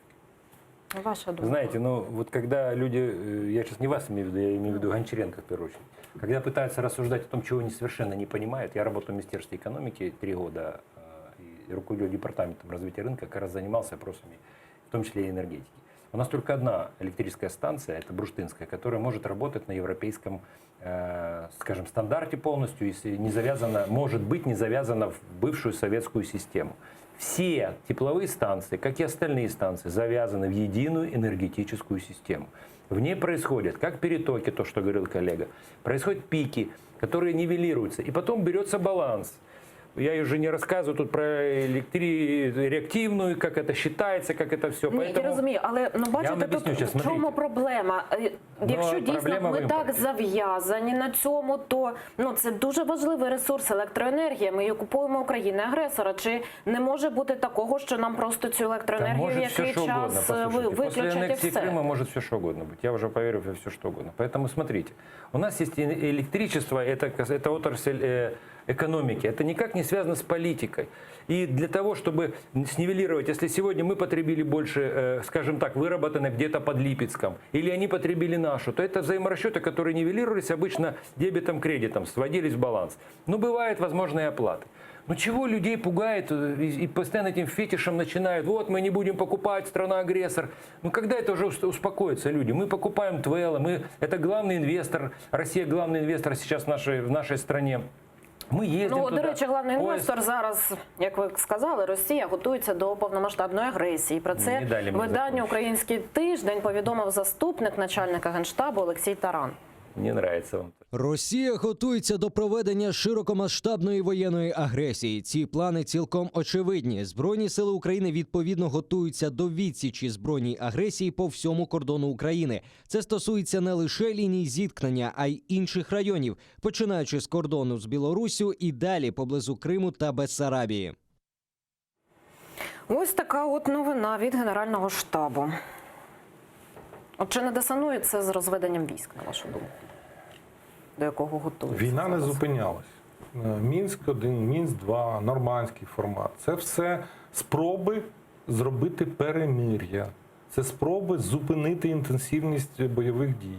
Це спроби зупинити інтенсивність вбивства, загибелі наших солдатів. Але вони й далі продовжують гинути щодня. Можливо, там хтось не помічає цього, не хоче помічати. В дискусіях там про енергоринок, наприклад. Але війна триває. І людина, якій я довіряю, заступник начальника Генерального штабу, який точно знає, про що він говорить, коли він це не політик, який може там щось собі домислювати, а людина, яка цілком конкретно аналізує, отримує розвіддані, в тому числі дані наших партнерів, в тому числі американських партнерів. Він знає, про що говорить. Коли він говорить про те, що треба підвищувати обороноздатність країни і боєздатність української армії, він точно знає, про що говорить. А ваша думка? Чи дійсно готується Росія до повномасштабної війни? Вот, я офицер советской армии, уже потом украинской армии, военный летчик. Я вам скажу, что Генштаб обязан иметь карты и планы по как отражению агрессии, так и вторжению. Это то, что все страны должны иметь планы эти, это понятно. То, что готовятся они, даже не сомневайтесь. И мы должны быть готовы. Просто глупо этого бояться, потому что на самом деле, к сожалению, перевес сил совсем не в нашу пользу. А что касается войны, там рассуждений, что там кто-то рассуждает про экономику, еще что-то. Ну, очень большое количество сегодня людей на этом зарабатывают. Кто политические дивиденды, кто экономические моменты какие-то зарабатывают. Поэтому война продолжается. А гибнут с обоих сторон люди, граждане Украины, с украинскими паспортами. В первую очередь. Я что-то не видел эти караваны гробов с российскими солдатами. А наших постоянно хоронят. И это будет постоянно продолжаться, пока это выгодно. А это выгодно сегодня. И с той стороны Путин выигрывает на своей территории во внутреннем политикуме, потому что пока, смотрите, какие там хохлы безмозглые, они ничего не умеют делать. И воюют, только убивают друг друга. Мы выигрываем. Мы, к сожалению, хороним украинцев, лучших наших ребят, самых отважных, самых смелых, скажем так, которых по разным причинам оказались там. Но мы в любом случае должны понимать, что с обоих сторон гибнут люди с украинскими паспортами. Но это выгодно всем, кроме нас. И это не остановится, пока мы сами этого не будем хотеть. От давайте зараз послухаємо міністра оборони Андрія Загороднюка. Він під час виступу у парламенті розповів, що розведення військ проводитиметься лише у 2 місцях. Ну і повернемося до обговорення. Наразі планується розведення на 2 ділянках. На цьому ми ставимо крапку поки що в коментарях щодо розведення. Інші розведення ми зараз не робимо. Звичайно, як європейська країна, ми маємо намагатися мирних рішень, а як Міністерство оборони ми маємо працювати щодо посилення спроможностей наших Збройних сил. Тому що коли наші Збройні сили будуть відповідати загрозам, то шанси на мир будуть набагато вищими. Ну, дещо так, дисонується заява із попередньою заявою від Генштабу. Ну, так це окремі організації, я вам скажу. Міністерство оборони – це одна історія, Генеральний штаб – це інша історія. І я згоден з міністром оборони, нам треба звільняти і Крим, де окупати, і окремі райони Луганської, Донецької областей. Якщо цьому буде сприяти розведення військ на тих чи інших ділянках, то треба це робити. Тим більше, що це записано в наших зобов'язаннях і в Мінськ-1, і в Мінськ-2. А вы что думаете? Я считаю, что мы все хотим, чтобы Крым, как и вся Богом данная нам земля в 1991 году, была нашим детям пошла в полном составе. Но только пути у нас разные. Я считаю, что нам на первом этапе надо выполнить формулу Штайнмайера, ту европейскую формулу, по которой мы хоть как-то можем восстановить украинскую границу. Потому что при всех раскладах обмен пленных, да, нам придется пойти на амнистию, да, нам придется пойти на многие жертвы. Но все проходили Испания гражданскую войну, после которой они все-таки примирились. А в гражданской войне у них участвовали и русские, и немцы, и американцы, все участвовали. И Северная война между северянами и южанами, которая была в Америке. У нас на громадянской. Я заканчиваю. Это, знаете, это потом историки назовут, какая она была, потому что в Испании тоже тогда она была... Ладно, не в этом вопрос. Поймите, мы должны идти на определенные компромиссы ради того, чтобы восстановить границы нашей страны. Когда мы восстановим границу, мы потихонечку разберемся с особыми статусами, и кто виноват, кто не виноват. Но, по крайней мере, мы сделаем реальный шаг, а не будем заниматься болтовней, которую сегодня продолжает, к сожалению, эта власть тоже. Ну, взагалі є така версія сьогодні, і, зокрема, висловлювали деякі експерти, що от ця заява про те, що Росія там якусь підготовку веде до широкомасштабної війни, це саме може бути таке бряцання зброєю саме напередодні зустрічі Нормандської четвірки. От ваша думка, може бути таке? До того, як можливо збереться Нормандська четвірка, там місяць.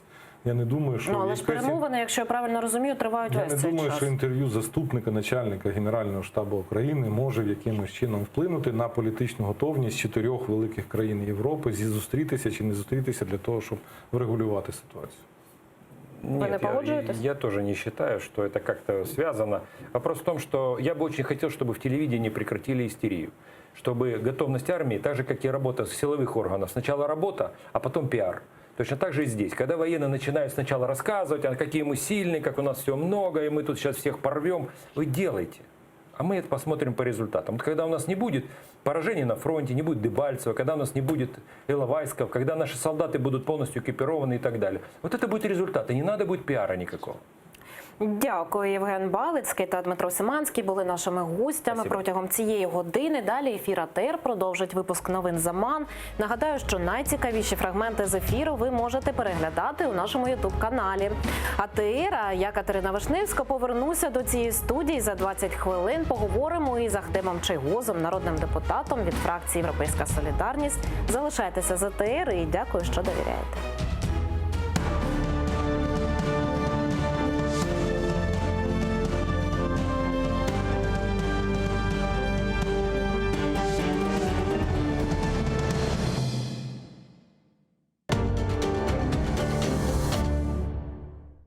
Бюджет 2020. Парламент почав розглядати держбюджет. Як зростатимуть соцстандарти? Розведення сил на Донбасі, що зараз відбувається в зоні ООС. І чи відбудеться цього разу відведення військ? Кримсько-татарська автономія, якою її бачить українська влада? Чи є Крим на порядку денному в парламенті? І чи існують плани щодо деокупації Криму? Про це говоримо із народним депутатом Європейської солідарності Ахтемом Чийгозом. Сьогодні о 19:30 на АТР.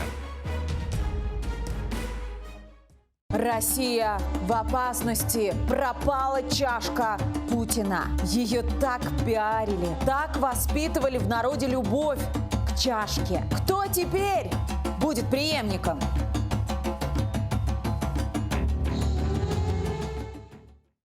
Сьогодні у Прайм Муждабаєв Йосиф Зісельс, дисидент-правозахисник, та Максим Музика, ветеран російсько-української війни. Говоримо про сучасні виклики перед Україною. Чи можливо домовитися з Путіним? Як встановити мир у теперішніх умовах? Чому в Росії ненавидять українських націоналістів? Як Кремль поповнює список політв'язнів? Які зараз виклики стоять перед кримцями та українцями? Дивіться у Прайм Муждабаєв о 21:00 на телеканалі АТР. Как началось второе правление Менглигерая хана? Какие новые территории он окончательно закрепил за своими потомками? И кто добровольно присягнул крымскому хану на верность? А главное, какую роль в его жизни сыграла ногайская княжна Нурсултан Мангытская? В конце 15 века в Крымском ханстве начинается настоящий строительный бум. Менглигерай инвестирует деньги в строительство новых крепостей и восстанавливает старые, особенно на берегу реки Днепр. Об этом смотрите в программе «Алтын Девир» в новом цикле «История династии Гераев». В эту субботу, 19 октября, 17:35 на телеканале АТР, 7-я серия. Менглигерай, хан-реформатор, часть 4. Халқымыздың уста çalgıcısı, Kırım'da nam kazangan artist,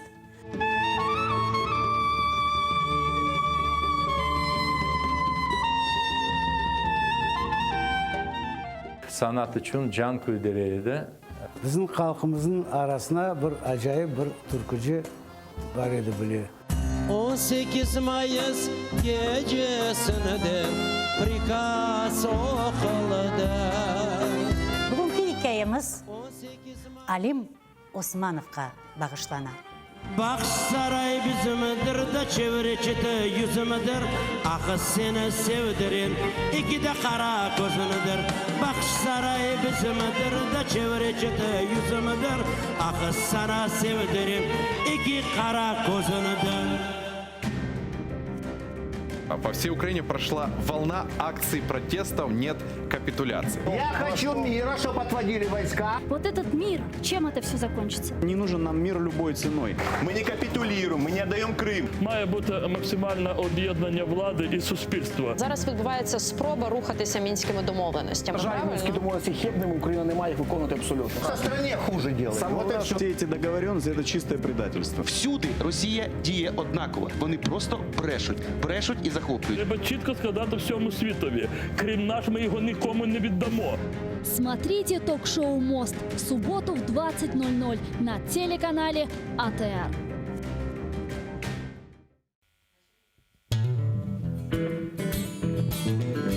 Українська музика багата на колоритні пісні. Знайомство з унікальним гуртом «Сонячна машина», учасники якого є авторами, виконавцями та мультиінструменталістами.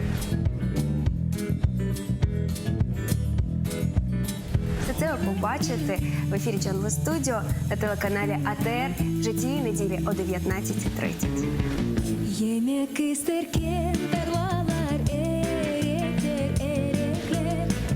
Layık görsen men yanımda kalayım kalayım. Yemek isterken tarlalar erekler erekler. Layık görsen men yanımda kalayım kalayım.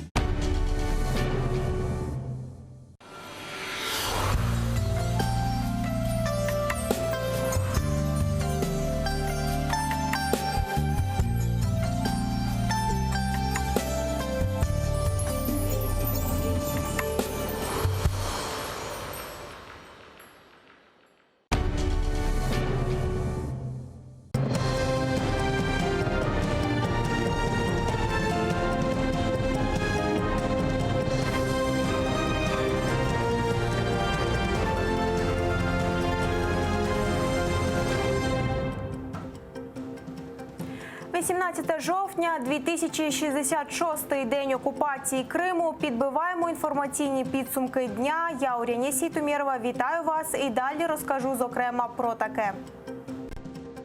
Позиція України незмінна. 7 днів цілковитої тиші і розведення на Донбасі відбудеться.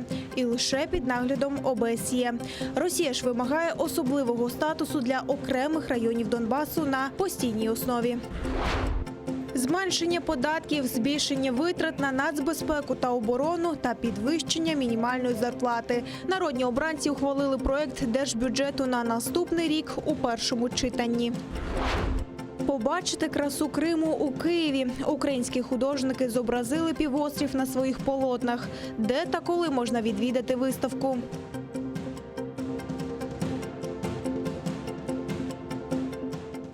На сході ворог не припиняє вогонь. З початку доби 5 обстрілів, усі прицільні. З опівночі поблизу Новотошківського окупанти застосували автоматичні, станкові та ручні протитанкові гранатомети, а також стрілецьку зброю. Вели вогонь з великокаліберних кулеметів у районі Золотого 4. Під обстрілами окупантів опинилися оборонці Талаківки та Водяного. Втрат серед наших героїв немає. Російська Федерація вимагає постійного особливого статусу для Донбасу, а ще прагне відкрити контрольний пункт у Щасті. Про це зазначив заступник міністра закордонних справ Василь Боднар. На заяву вже відреагували народні обранці. Що кажуть про особливий статус на постійній основі та хто зацікавлений у тому, аби зірвати розведення сил на Донбасі, Вікторія Козуб розкаже. Робочий день для народних обранців розпочинається з години запитань до уряду. Сьогодні вперше Кабмін виходить на публічний діалог із новообраними парламентарями. Першочергово тут беруться до обговорення безпекових питань. Про процес розведення військ у Петрівському та Золотому звітує міністр оборони. Каже, такий сценарій можливий лише після 7 днів тиші, а відведення сил має відбуватися синхронно та завершитися протягом 3 діб. І все це під наглядом місії ОБСЄ. Розведення сил і засобів має здійснюватися при проведенні моніторингу зі спеціальною моніторинговою місією ОБСЄ, а також під контролем спеціальним центром контролю та координації синхронно і дзеркально з обох сторін та повинно бути завершено протягом 3 діб. Передумовою початку розведення сил і засобів від лінії розмежування має бути підтвердження спеціальної моніторингової місії ОБСЄ відсутності порушень режиму припинення вогню на вказаних ділянках тривалістю не менше 7 діб. Саме ж відведення проводитиметься поетапно на заздалегідь підготовлені позиції. Їх мають обладнати укриттями та створити належні умови для проживання бійців. Однак такий сценарій розвитку подій на Донбасі підтримують не всі. У «Європейській солідарності» цей процес вважають ризиковим. Укріплення будуть будуватися, будуть відновлюватися. Шановні, ви ж декілька днів тому говорили, що все готове, просто йде передислокація. І крім цього, ми зрозуміли, що взагалі не враховується оперативна обстановка, тому що одна справа – відходити з рівнини на рівнину, а інша справа – залишати керівні висоти, за які покладені життя наших воїнів. Тим часом про тиск з боку Росії заявляють в МЗСі. Кажуть, Федерація прагне відкрити контрольний пункт у Щасті. Та найголовніше – вимагає постійного особливого статусу для Донбасу. Діючи на сьогодні закон, введений, він був введений в дію ще в 2014 році і продовжений до 31 грудня 2019 року.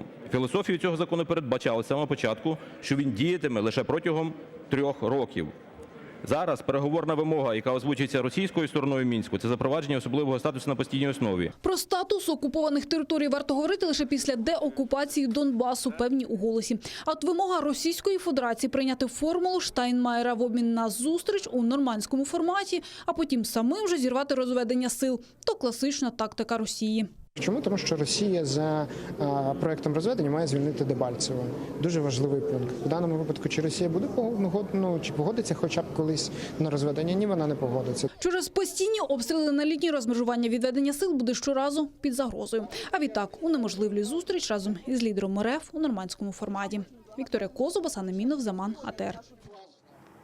Бюджет 2020. Народні обранці ухвалили у першому читанні головний кошторис країни. Проект держбюджету уряд презентував місяць тому. Наступного року передбачається зменшення податків, збільшення витрат на нацбезпеку та оборону та підвищення мінімальної зарплати майже до 5 тисяч гривень. Середній курс долара, закладений у бюджет 2020, становить 28 гривень 20 копійок. Напередодні бюджетний комітет Верховної Ради ухвалив понад 2000 поправок. Прошу підтримати та проголосувати.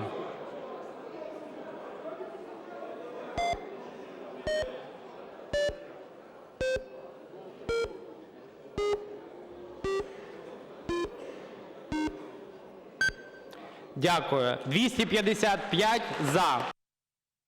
Червона кнопка по бюджету 2020 року, тому що цей бюджет не те, що не є соціальним, не те, що не завершує епоху бідності, а навпаки робить бідних ще біднішими. Конкретно, мінімальна пенсія 1630 гривень перше півріччя, друге 1730 гривень. Що це? Це якесь суттєве підвищення. Вчителям обіцяли $4000 зарплату, тепер навіть на 1 реальну гривню не піднімають заробітну плату. В селу жодної допомоги селу. Забираються гроші місцевого самоврядування. Бюджет – це відповідальність уряду. Уряд – це відповідальність більшості. А більшість, ви знаєте, у нас монобільшість. Тому питання до бюджету – це в першу чергу до них. Але, безумовно, ми беремо участь у його обговоренні, вносимо в нього відповідні правки. Ювілейний пленарний тиждень. Депутати відпрацювали цілих 50 днів. Чим вони запам'яталися українцям і чи планують народні обранці збавляти темп? Наша Олена Стецюк розповість. Думали, депутати вже нічим не здивують? Цього тижня їм це вдалося. За останні місяці країна потроху звикла до роботи народних обранців до пізнього вечора та голосувань майже без обговорень. Одним словом, до славнозвісного турборежиму. І от тобі на, затища. Навіть на перерву нардепів відпускають раніше. Що ж трапилося? Давайте розбиратися разом. Законотворчий марафон почався чи не з першого дня роботи Ради нового скликання. Що тут скажеш, якщо навіть спікер парламенту Дмитро Разумков, не покладаючи рук, працює навіть в автівці? Та ще й до пізньої ночі. Навіть оператора підключив ролик записати. Ну ви зрозуміли, щоб напряму поспілкуватися з народом. Верховна Рада 9-го скликання живе в так званому турборежимі. В нас фактично день за два. Тому і підсумки роботи ми підбиваємо вдвічі швидше. Звітує, за 50 днів роботи зареєстрували понад 800 законопроєктів, розглянули понад 200, а 56 ухвалили в цілому. Так би й далі, але щось пішло не так. Прем'єр-міністр Олексій Гончарук заявив, годі, час пригальмувати.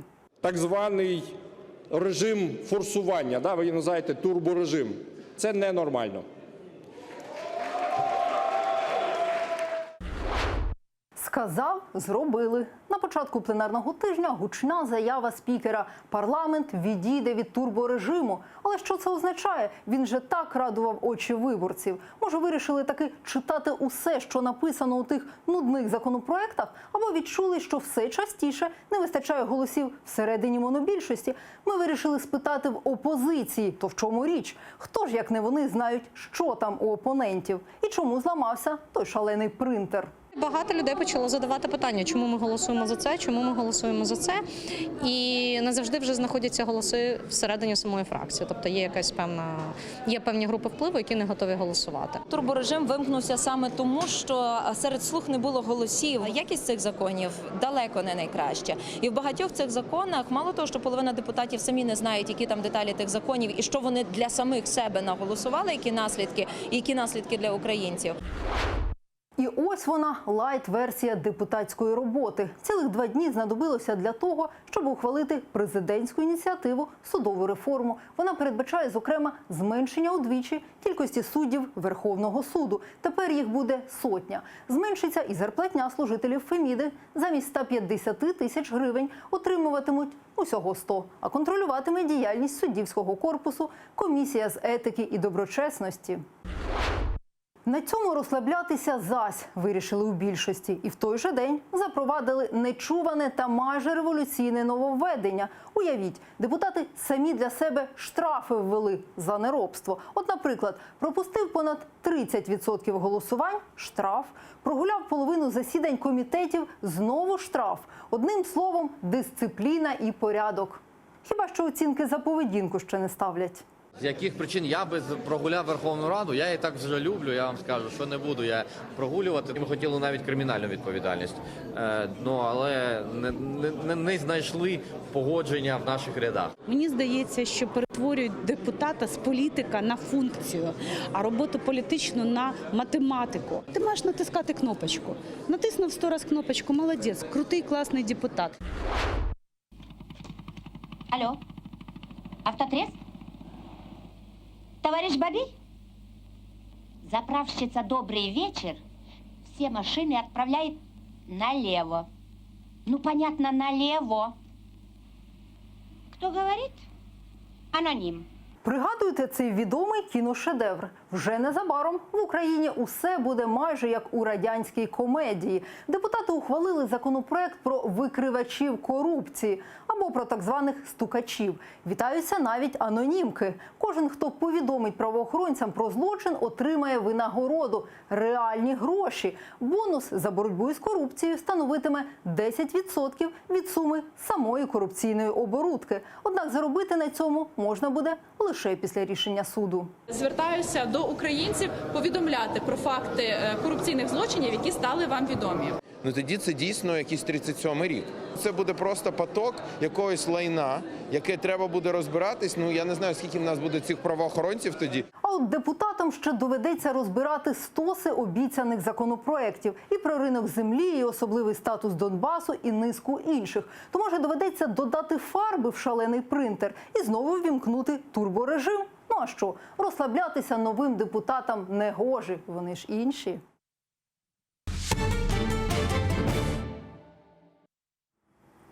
Колишньому першому заступнику секретаря РНБО Олегу Гладковському повідомлено про підозру. Прокурори закидують йому зловживання службовим становищем та декларування недостовірної інформації. Нагадую, в лютому цього року журналісти викрили корупційну схему за участі Олега Гладковського, його сина Ігоря та посадовців Укрборонпрому. Вони буцімто продавали українським оборонним заводам російські комплектуючі через фірми-прокладки. За підрахунками прокуратури державі було завдано збитків на суму майже 11 мільйонів гривень. Адвокати ж Гладковського кажуть, затримання Олега Гладковського має виключно політичні підстави. Запобіжний захід для Гладковського обиратимуть завтра. Колишній нардеп Сергій Пашинський залишатиметься за ґратами, принаймні до 4 грудня. Судді відхилили апеляцію на тримання його під вартою. Нагадаю, Пашинського звинувачують у заподіянні тяжкого тілесного ушкодження В'ячеславу Хімікусу. Інцидент стався 3 роки тому, 31 грудня. Після словесної перепалки Пашинський поцілив чоловікові в ногу. Сам Пашинський стверджує, що оборонявся. Кримінальну справу закрили ще 2017-го. І от на початку жовтня цього року Державне бюро розслідувань повідомило про нову підозру колишньому народному депутатові у цій самій справі. Не передають ліки від рідних. Адвокат Назім Шейхмамбетов відвідав у слідчому ізоляторі свого підзахисного Олега Приходько, якого окупанти затримали минулого тижня. Адвокат каже, Приходько почувається добре, хоч і не отримав необхідні медикаменти. Нині окупанти тримають Олега у карантинному блоці та планують найближчим часом перевести до загального. Проти Приходька порушили кримінальну справу. Йому закидують підготовку теракту та виготовлення вибухових речовин. Сам затриманий вину заперечує, вважає своє затримання переслідуванням через його проукраїнську позицію. Адже після анексії Криму Росією він відкрито виступав проти окупантів. Олег Аркадьевич выглядит удовлетворительно. Жалоб на здоровье на данный момент нет. Он со своей стороны заверил, что он далек от всякого рода преступлений. Он лишь высказывал свое мнение и был патриотом от государства Украины. И есть, и остается им. И будет бороться всеми доступными законными средствами, чтобы доказать свою невиновность. Отдельно он отметил поддержку крымско-татарского народа.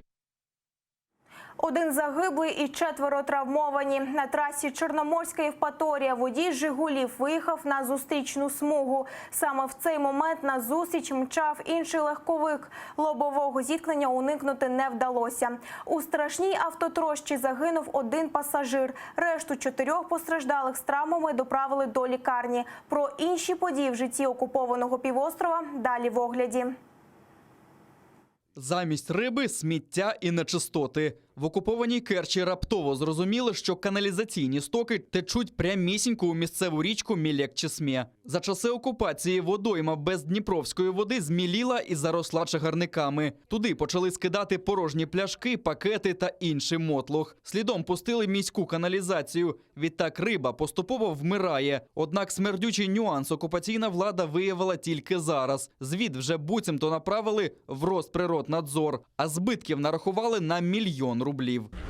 Справа зрубаних фісташок. Окупаційний арбітражний суд Севастополя почав розгляд екологічного злочину. У місті забудовують гай рідкісних фісташкових дерев. До 2016 року, згідно з планом Севастополя, це була екозона. Однак тоді ж почали готувати будівельний майданчик для багатоповерхівки. А за 2 роки, у 2018-му, окупаційна влада міста дозволила забудову гаю. Згодом червонокнижні дерева почали рубати. Тепер справа у суді. Червонокнижні дерева окупанти вирубують не лише поблизу Севастополя, а й поблизу Ялти. Загалом фісташкові дерева ростуть від Севастополя до Коктебеля, а також в районі Бахчисарая. Патріотизм на продаж. В окупованому Криму спритники придумали схему заробітку на побєдобєсії. Імператорський монетний двір випустив серію медалей до 75-ї річниці перемоги у Другій світовій війні. Монета безкоштовна, але хтось вирішив на них заробити. Розсилають кримчанам листівки про продаж монет і беруть недорого – 300 рублів або 116 гривень. Це не монета, це не медаль, це розвод. И в этой медали 75 лет Великой Победы вот на памяти нашей войны, наших дедов, прадедов, кое-кто решил срубить реально неплохого бабла. Владислав Стужук, Заман, АТР. Режим тиші. Туреччина погодилася призупинити військову операцію на північному сході Сирії. Від ідеї створити тут зону безпеки для біженців не відмовилися, але дали угрупуванням місцевих курдів 5 днів, щоб ті покинули регіон. Чи змовкла зброя? Дивіться далі. Була майже ніч, коли американська делегація рушила з Анкари додому. Позаду кілька годин виснажливих переговорів з президентом Реджепом Таїпом Ердоганом. До нього лідер США Дональд Трамп відрядив своїх найближчих соратників – віце-президента Майка Пенса і держсекретаря Майка Помпео. Зрештою, їм вдається порозумітися. Туреччина зупиняє військову операцію на північному сході Сирії на 5 днів. Ми визнаємо важливість і цінність зони безпеки, яка створить буфер між сирійським та курдським населенням та турецьким кордоном. Із цієї угоди, як ви бачите, виходить, що у випадку тимчасового припинення вогню Сполучені Штати не будуть запроваджувати проти Туреччини нові санкції. Ба більше, всі обмеження знімуть, щойно режим тиші запрацює на постійній основі. Отже, ми подивимось упродовж ще 5 днів. Чи зможемо ми остаточно з усім цим покінчити? Я думаю, так і буде. Туреччина буде щасливою і курди будуть щасливими. Бойовики Ісламської держави будуть нещасними. Якби там не було, ці 5 днів Анкара дала угрупованням сирійських курдів, щоб вони пішли з регіону. Тут вздовж кордону планують створити зону безпеки для біженців завширшки 30 кілометрів і не хочуть бачити озброєних людей, яких до всього вважають терористами. Це не припинення вогню. Угоду про припинення вогню можна укласти тільки з законною стороною. Ми всього лише ставимо операцію на паузу, щоб дати змогу терористичним групам, які є ціллю нашої операції, покинути зону безпеки. Доброю ця новина стала для жителів містечок по обидва боки турецько-сирійського кордону, а також для біженців, яких майже 200 тисяч. Перш за все тому, що принаймні якийсь час не буде обстрілів ні з одного боку, ні з іншого. Ми, звісно, радіємо через це. Ми підтримуємо припинення вогню. Безумовно, наші серця з нашою країною та громадянами. Ми сподіваємося, що всі військові операції скінчаться. Ця угода дуже добра і для Туреччини, і для всього регіону. Таким чином ми показали світові свою силу. Туреччина – наймогутніша країна. Сирійські курди раніше воювали на боці американських військових проти бойовиків угруповання «Ісламська держава». Солдати США регіон покинули якраз перед початком турецької військової операції тиждень тому. Нині загони курдів теж почали відступати з буферної зони, заявив віце-президент США Майк Пенс. Однак цілковитої тиші в регіоні поки що немає. Зокрема, зранку біля сирійського міста Рас-ель-Айн знову лунали кулеметні черги. Анна Макаренко, Заман, АТР.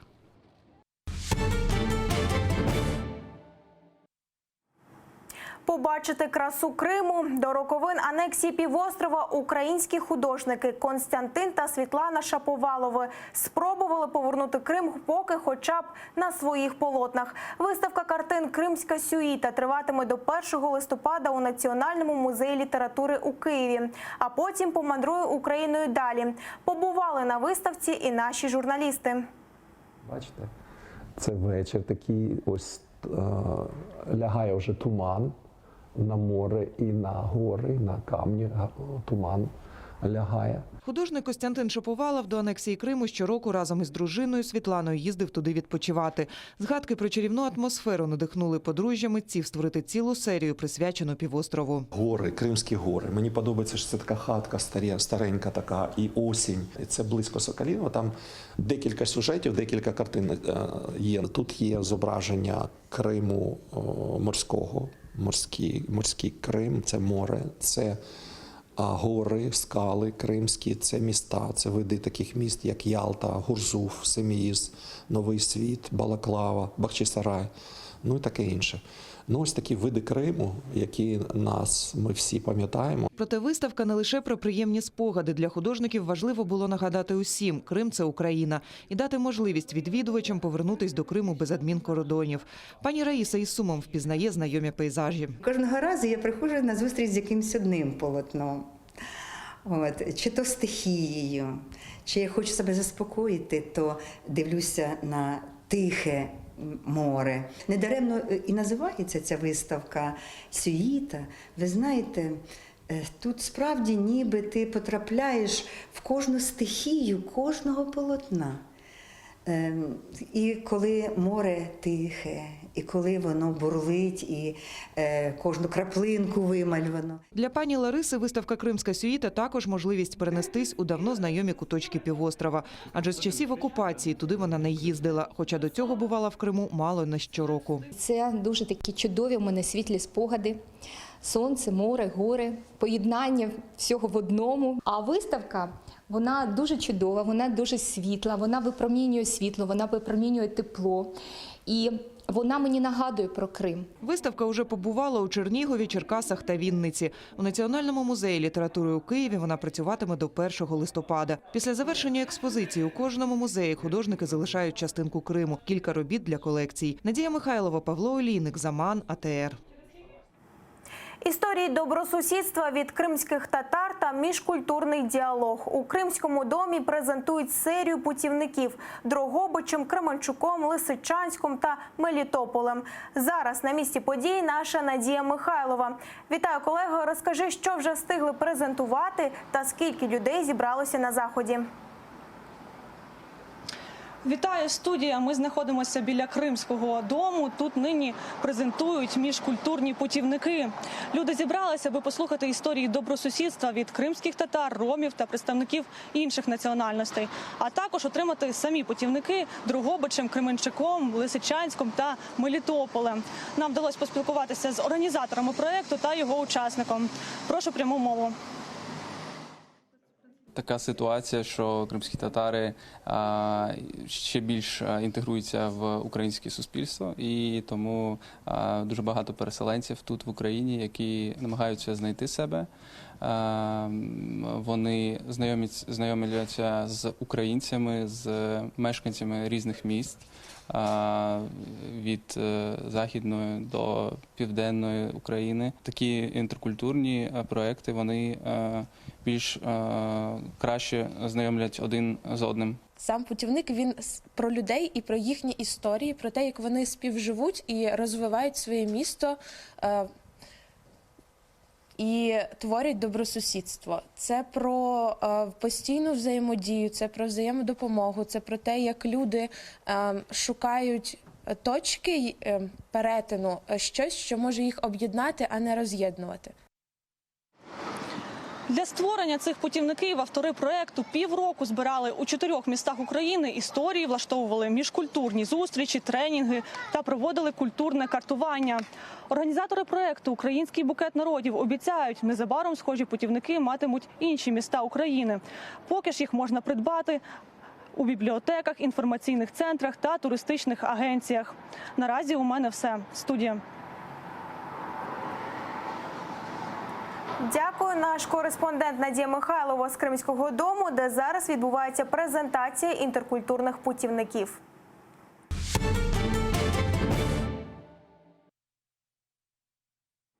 Елементи традиційного кримсько-татарського одягу відтепер на футболках. Стилісти каналу АТР створили лінійку сучасного одягу, який підкреслює національну ідентичність. Тепер на сайті каналу можна придбати футболку з принтами традиційного кримсько-татарського жіночого поясу кушак та національної прикраси кокуслюк.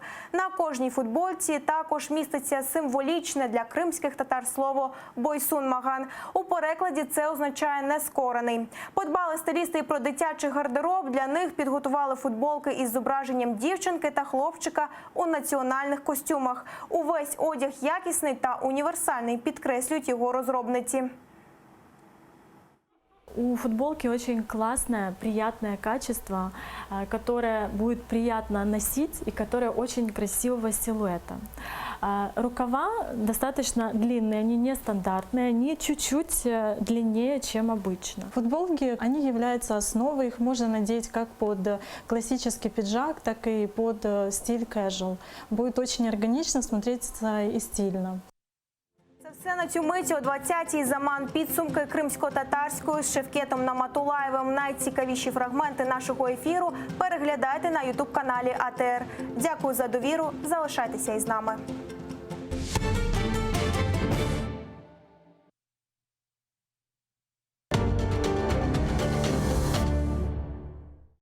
Сьогодні у Прайм Муждабаєв Йосиф Зісельс, дисидент-правозахисник, та Максим Музика, ветеран російсько-української війни. Говоримо про сучасні виклики перед Україною. Чи можливо домовитися з Путіним? Як встановити мир у теперішніх умовах? Чому в Росії ненавидять українських націоналістів? Як Кремль поповнює список політв'язнів? Які зараз виклики стоять перед кримцями та українцями? Дивіться у Прайм Муждабаєв о 21-й на телеканалі АТР. Россия в опасности. Пропала чашка Путина. Ее так пиарили, так воспитывали в народе любовь к чашке. Кто теперь будет преемником?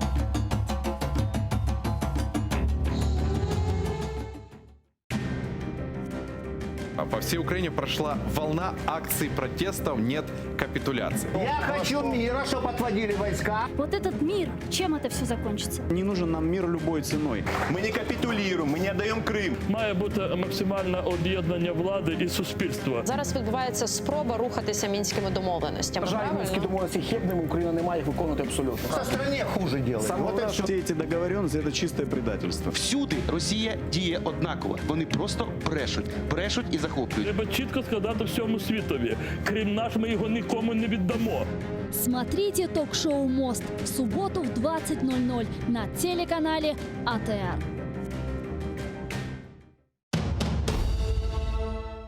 Как началось второе правление Менглигерая хана? Какие новые территории он окончательно закрепил за своими потомками? И кто добровольно присягнул крымскому хану на верность? А главное, какую роль в его жизни сыграла ногайская княжна Нурсултан Мангытская?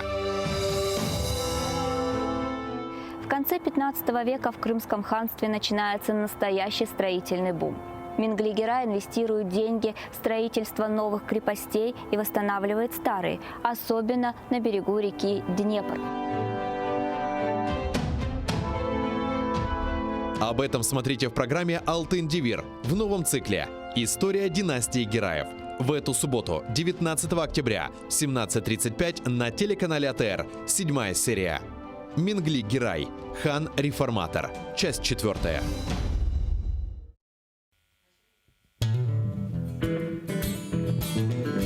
Українська музика багата на колоритні пісні. Знайомство з унікальним гуртом «Сонячна машина», учасники якого є авторами, виконавцями та мультиінструменталістами. Все це ви побачите в ефірі Джанго Студіо на телеканалі АТР вже цієї неділі о 19:30. Yemek isterken tarlalar erekler erekler. Layık görsen men yanımda kalayım kalayım. Yemek isterken tarlalar erekler erekler. Layık görsen men yanımda kalayım kalayım.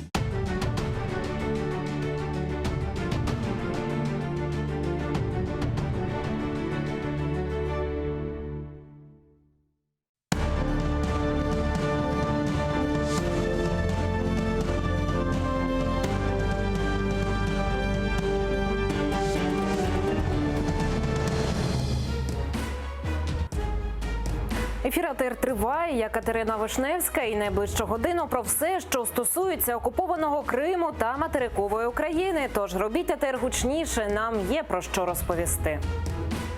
Рада ділить гроші. Депутати вже знають, скільки й кому дістанеться. Росія готується до широкомасштабної військової агресії. Гучна заява Генерального штабу. Рада повертатиме Кубань в культурне і соціальне поле України. Створено міжфракційне об'єднання. Вітаю всіх, хто долучився до прямого ефіру телеканалу АТР. Катерина Вишневська разом із вами до 21 години задля обговорення найактуальніших тем. Я вітаю нашого гостя. Ахтем Чийгоз, народний депутат України від фракції «Європейська солідарність». Добрий вечір. Селям алейкум. Алейкум селям. Верховна Рада сьогодні проголосувала за проект бюджету на 2020 рік. У першому читанні пропоную подивитися основні статті видатків на ключові сфери, передбачені у проекті бюджету. Видатки на національну безпеку і оборону в проєкті бюджету складають близько 246 мільярдів гривень. Видатки на розвиток дорожньої інфраструктури – майже 74,5 мільярдів гривень. Державний дорожній фонд – близько 70 мільярдів гривень. Видатки на освіту – понад 136 мільярдів гривень. На охорону здоров'я мають спрямувати 108 мільярдів. На розвиток культури та інформаційну царину спрямують понад 8,5 мільярдів гривень. Ось такі показники маємо, принаймні, на цей момент. Ахтем Агай, як ви голосували за цей проект бюджету? Проти. Я голосував по декільким причинам. Вообще, конечно, когда выступал премьер Украины и говорил о том, что, знаете, я не такой большой специалист в области бюджета, однако в выступлении, когда он говорит о том, что макропоказатели будем сверять в начале года, когда они будут, и будем соизмерять его с Меджлисом, с бюджетом, извините, это было даже для меня, в общем-то, мягко говоря, непонятным. То есть сегодня иметь, в общем-то, уже показатели необходимо было, и по ряду статей должно было быть очевидным. Да? Сильно критиковала наша фракция, да и другие фракции, то, что отсутствует в социальной сфере увеличение фінансування, то, що вони обіцяли. 255 за, і, власне, монобільшість, деякі депутати, так мало хто підтримав цей проект бюджету. И, кроме того, с трибуны звучали, в общем-то, напоминания слугам народа, с чем они шли на выборах. И сегодня они пытаются говорить о той реальности, которая существует в стране. Так реальность была гораздо лучше, которую они сегодня представляют, потому что постоянно шел такой прирост, да, и ВВП, и на социальные вытраты шли увеличение в этом плане.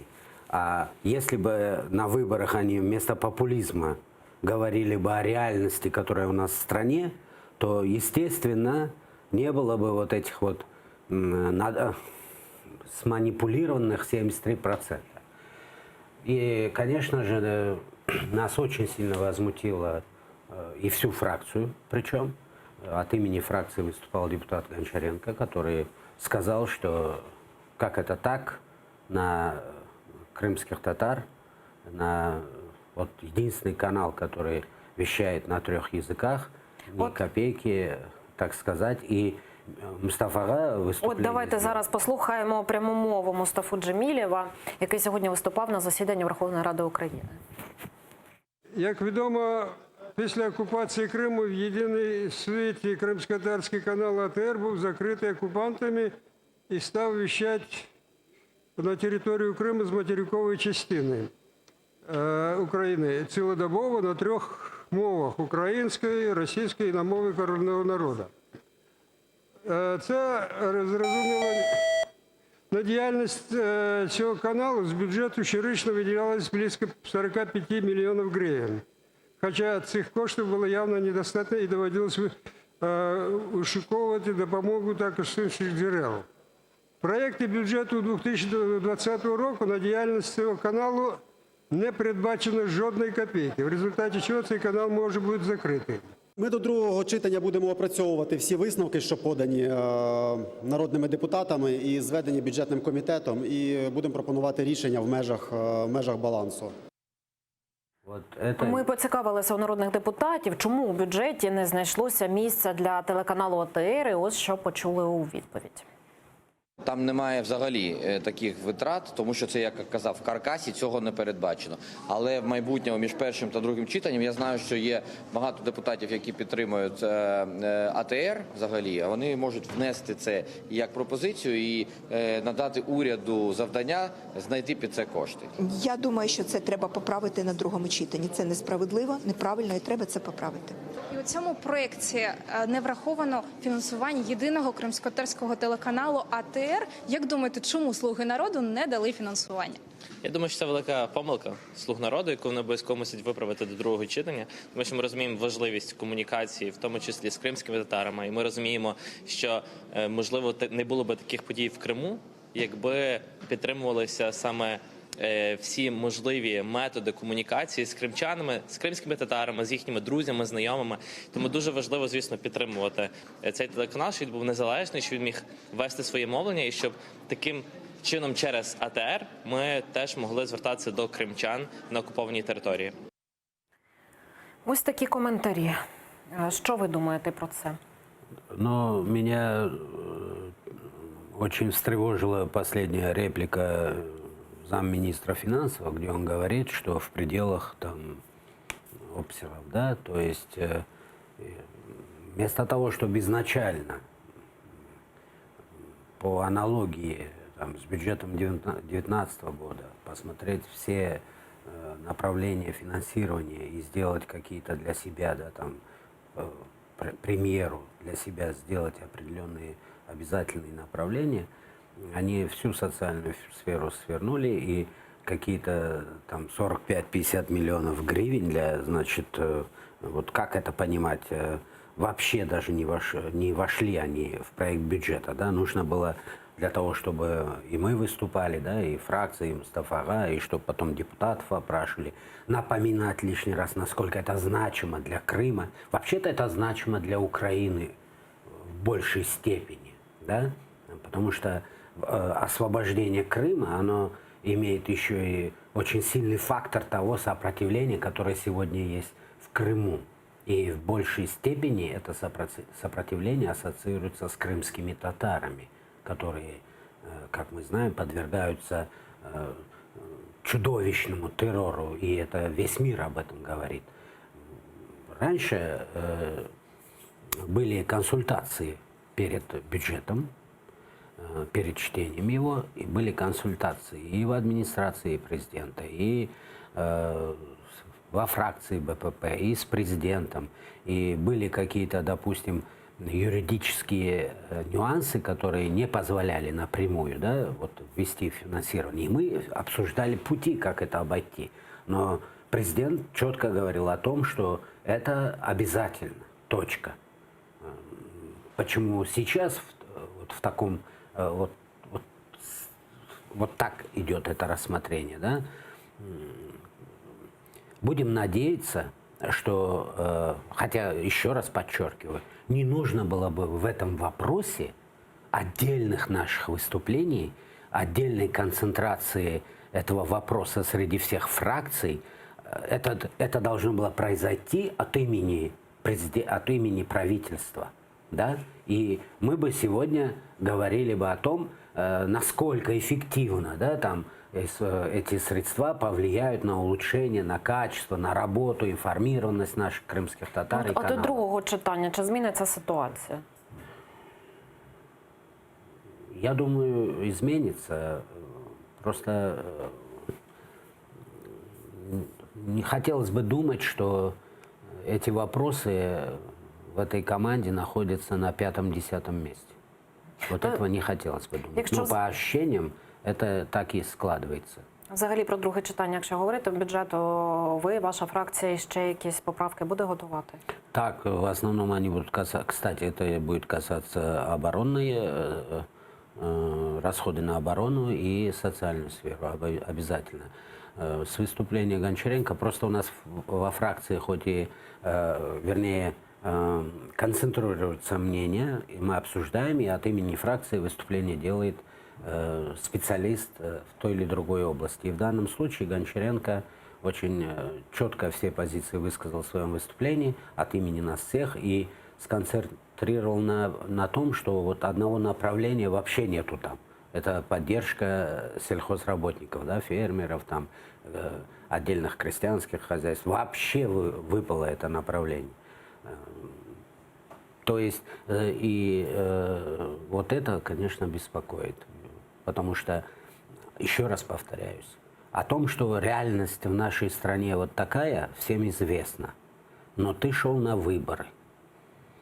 Ты занимался популизмом. На этом ты взял хорошие проценты. И ты сегодня с трибуны говоришь теперь о реальности. О том, что нужно сводить баланс. Так, у реальности не лише треба зводити баланс. Кстати, там были такие выступления, когда речь шла о том, что вот те обещания, которые давались по офшорам, по теневым схемам, там, таможне и так далее, вот уже практически там 4 месяца прошло, вообще никаких мер не принимается, и это тоже возмущало ряд фракций.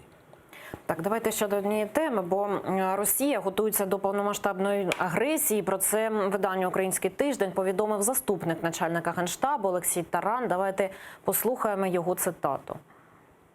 Росія готується до проведення широкомасштабної воєнної агресії. Ці плани цілком очевидні. Збройні сили України відповідно готуються до відсічі збройній агресії по всьому кордону України. Це стосується не лише ліній зіткнення, а й інших районів, починаючи з кордону з Білоруссю і далі поблизу Криму та Бессарабії. Ну, от такі заяви на тлі розмов про розведення військ, чи вони не дисонують одна з одною? Ну, мы в последнее время, в общем-то, такую вот разбалансированность в подходах команды президента постоянно слышим. То достаточно высокопоставленные лица выходят, одну информацию дают, следом другой опровергает ее, потом выходит третий, еще что-то говорит. Вчера президент сам в выступлении говорит о том, что у нас уже 2 дня 1000, а у нас убитые на востоке Украины. И это все говорит о том, что что-то там не очень, либо, вернее, и непрофессионально, и в том числе какой-то вот есть, как говорят, лебедь, рак и щука, да, вот во все стороны. Пристайка, как От, до речі, так сьогодні виступали у Верховній Раді очільники міністра оборони і МЗС. От вас влаштували їхні відповіді на питання? На самом деле все мы пришли к тому, что відповіді ми не почули ні на одно із конкретних запитань. Міністр оборони той заздалегідь, які питання поступили від фракції, він більш-менш дав відповіді і є розуміння таке. Європейська солідарність, яке питання йому ставили? У нас касалось отведения на линии разграничения. Золотий і Петрівський, про це, так? Там, ну, вообще, в общем-то, было удивительно слышать эти обтекаемые вопросы и с уст министра иностранных дел, и там выступали члены правительства. Все было вот так вот обтекаемо. Замминистра, сейчас не памятаю. Ну, тобто... Потом сам премьер-министр пришел и тоже выступал. И вопросов...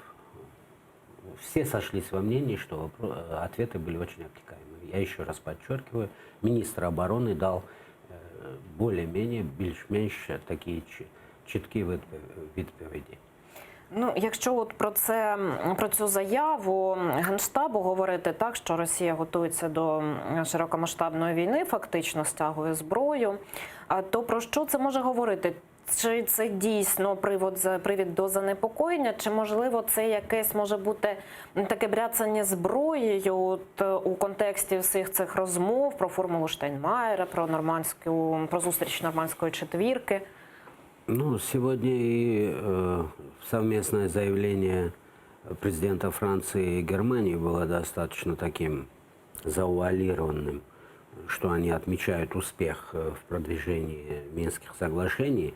О каком успехе они говорят, я не знаю, потому что здесь налицо провал команды Зеленского на международных площадках. Полный провал, потому что сотни тысяч людей по Украине вышли на акции протеста против этой так называемой формулы Штайнмайера-Путина. И мы увидели ряд заявлений после того, как была поставлена подпись под этим самообманом, я бы так назвал, да, под этой формулой украинской стороны, представителей на Минской группе.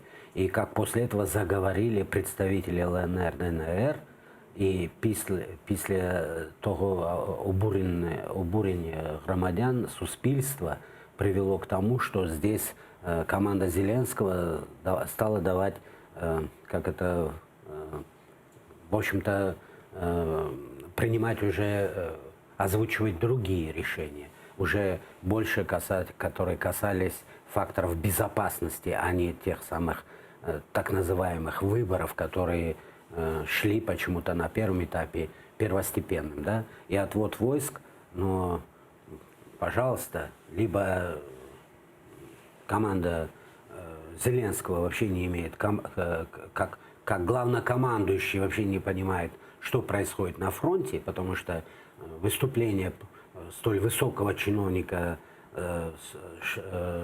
штаба вооруженных сил, да, тут говорит о том, что нет либо представления, или пытается президент, как главнокомандующий, просто отодвинуться от этой проблемы, потому что концентрация войск России на этой границе, и в Крыму в том числе, ни на один день не прекращалась.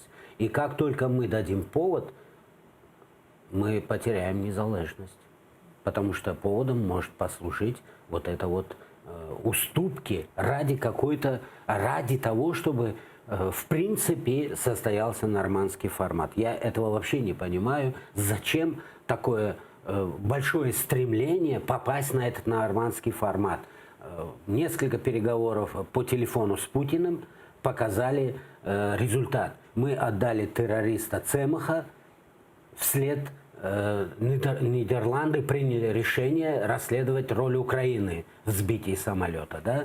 И все попытки до этого объяснить это, что ничего страшного, главное, мы там наших ребят забрали, что даже такой ценой, да, что все следствия уже по Цемаху были проведены, и в том числе голландскими следователями оказалось ложью, потому что сегодня мы видим факт того, что Нидерланды высказали недовольство по отношению к нам. Поэтому це ми вже так з вами пішли дуже далеко. Я это говорю к тому, что сегодня появиться на нормандском формате, а потом до этого иметь полный провал на встрече с Трампом, иметь скандал, который имеет очень серьезные последствия для Украины, как бы не хотели они это завуалировать, но скандал, он не останавливается. Так, добре. Поэтому такие встречи нужно проводить, имея очень серьезные аргументы, имея очень серьезную поддержку здесь, в первую очередь, в суспільстве Украины и среди политического суспільства, иметь поддержку в Верховной Раде, а потом ты туда приезжаешь и чувствуешь себя уверенным. И скорее всего, тебя как лидера страны, если ты таковым являешься, тебя сами позовут и будут предлагать варіанти, які не будуть ущемляти інтереси України. От з приводу ще однієї події, цікаво дізнатися вашу думку. От ваш колега Олексій Гончаренко написав у Фейсбуці, що працівники Кримського управління Мінтоту отримали повідомлення про звільнення і самі про це пишуть у Фейсбуці. Чи вам щось про це відомо і що це, власне, може означати? Немножко я слышала об этом, потому что заместитель министра Мінтота Юсуф Курчи уходит уволенный уже на моей памяти, в общем-то, месяц, наверное. И о том, что все отделы расформировывают, такая информация поступала. Видимо, сегодня это уже выразилось в официальной форме. От і ще до однієї теми. Обмаль часу у нас, на жаль, у Верховній Раді створили міжфракційне об'єднання «Кубань», очолив об'єднання народний депутат від «Європейської солідарності» Олексій Гончаренко. Давайте подивимося, як це було. Оголошення. Відповідно до статті 60 прим. Регламенту Верховної Ради відбулося створення в Верховній Раді 9-го скликання міжфракційного депутатського об'єднання «Кубань». Головою цього об'єднання обрано народного депутата України Гончаренка Олексія Олексійовича. Наше завдання – розробка політики щодо повернення в культурне і соціальне поле українських етнічних територій і етнічних українців. У першу чергу займемося Кубанню, але й інші регіони, в яких проживають компактно українці, теж знаходитимуться під нашою пильною увагою. Так, ви увійшли до цього міжфракційного об'єднання. А як же ж? Я практично, як і десятки тисяч крымских татар проживали до возвращения на родину на территории Кубани. Кубань сотні років був в составі Кримського ханства, потім він був в українській території, і з тих років, століття, там заселялися українці, які потім таке самоназвання кубанці. Да? І я дуже добре знаю и общался, и жил среди них. Они, многие из них до сих пор придерживаются украинских традиций. Они разговаривают суржиком, но українською мовою. Вони до окупації России, Крыма, в Крым приезжали и считали это территорией Украины, и приезжали как в Украину. Зараз дуже добра ідея, і я її цілком підтримую. Ну, але так, натомість, ми маємо на сьогодні ж, знову ж таки, окупований Крим і райони Донецької, Луганської області теж під окупацією. От зараз, Кубань трохи якось не на часі. Як ми її будемо повертати? Ну, от як ми будемо її повертати? Поддерживать связи с украинцами этническими у нас очень хорошо получается, потому что Украина, ее очень такая сильная повага в мире. И я вот был в диаспорах, там, Канады, да, очень влиятельная диаспора, например, в Португалии, например, в Польше. по всьому світу, да? Так чому нам не підтримувати такі зв'язки з нашою діаспорою на Кубані, потім в Ростові, потім у нас ми знаємо, що в Сибірі, пусть як колись кримські татари депортовані були, так і українці були депортовані в Сибір, і там вони теж украинскую мову сохранили, традиции, культуру. Мы должны, как государство, очень активно участвовать в поддержке таких связей. И как в Канаде, например, так и в России украинская наша спільнота должна дуже активно влиять на российскую власть.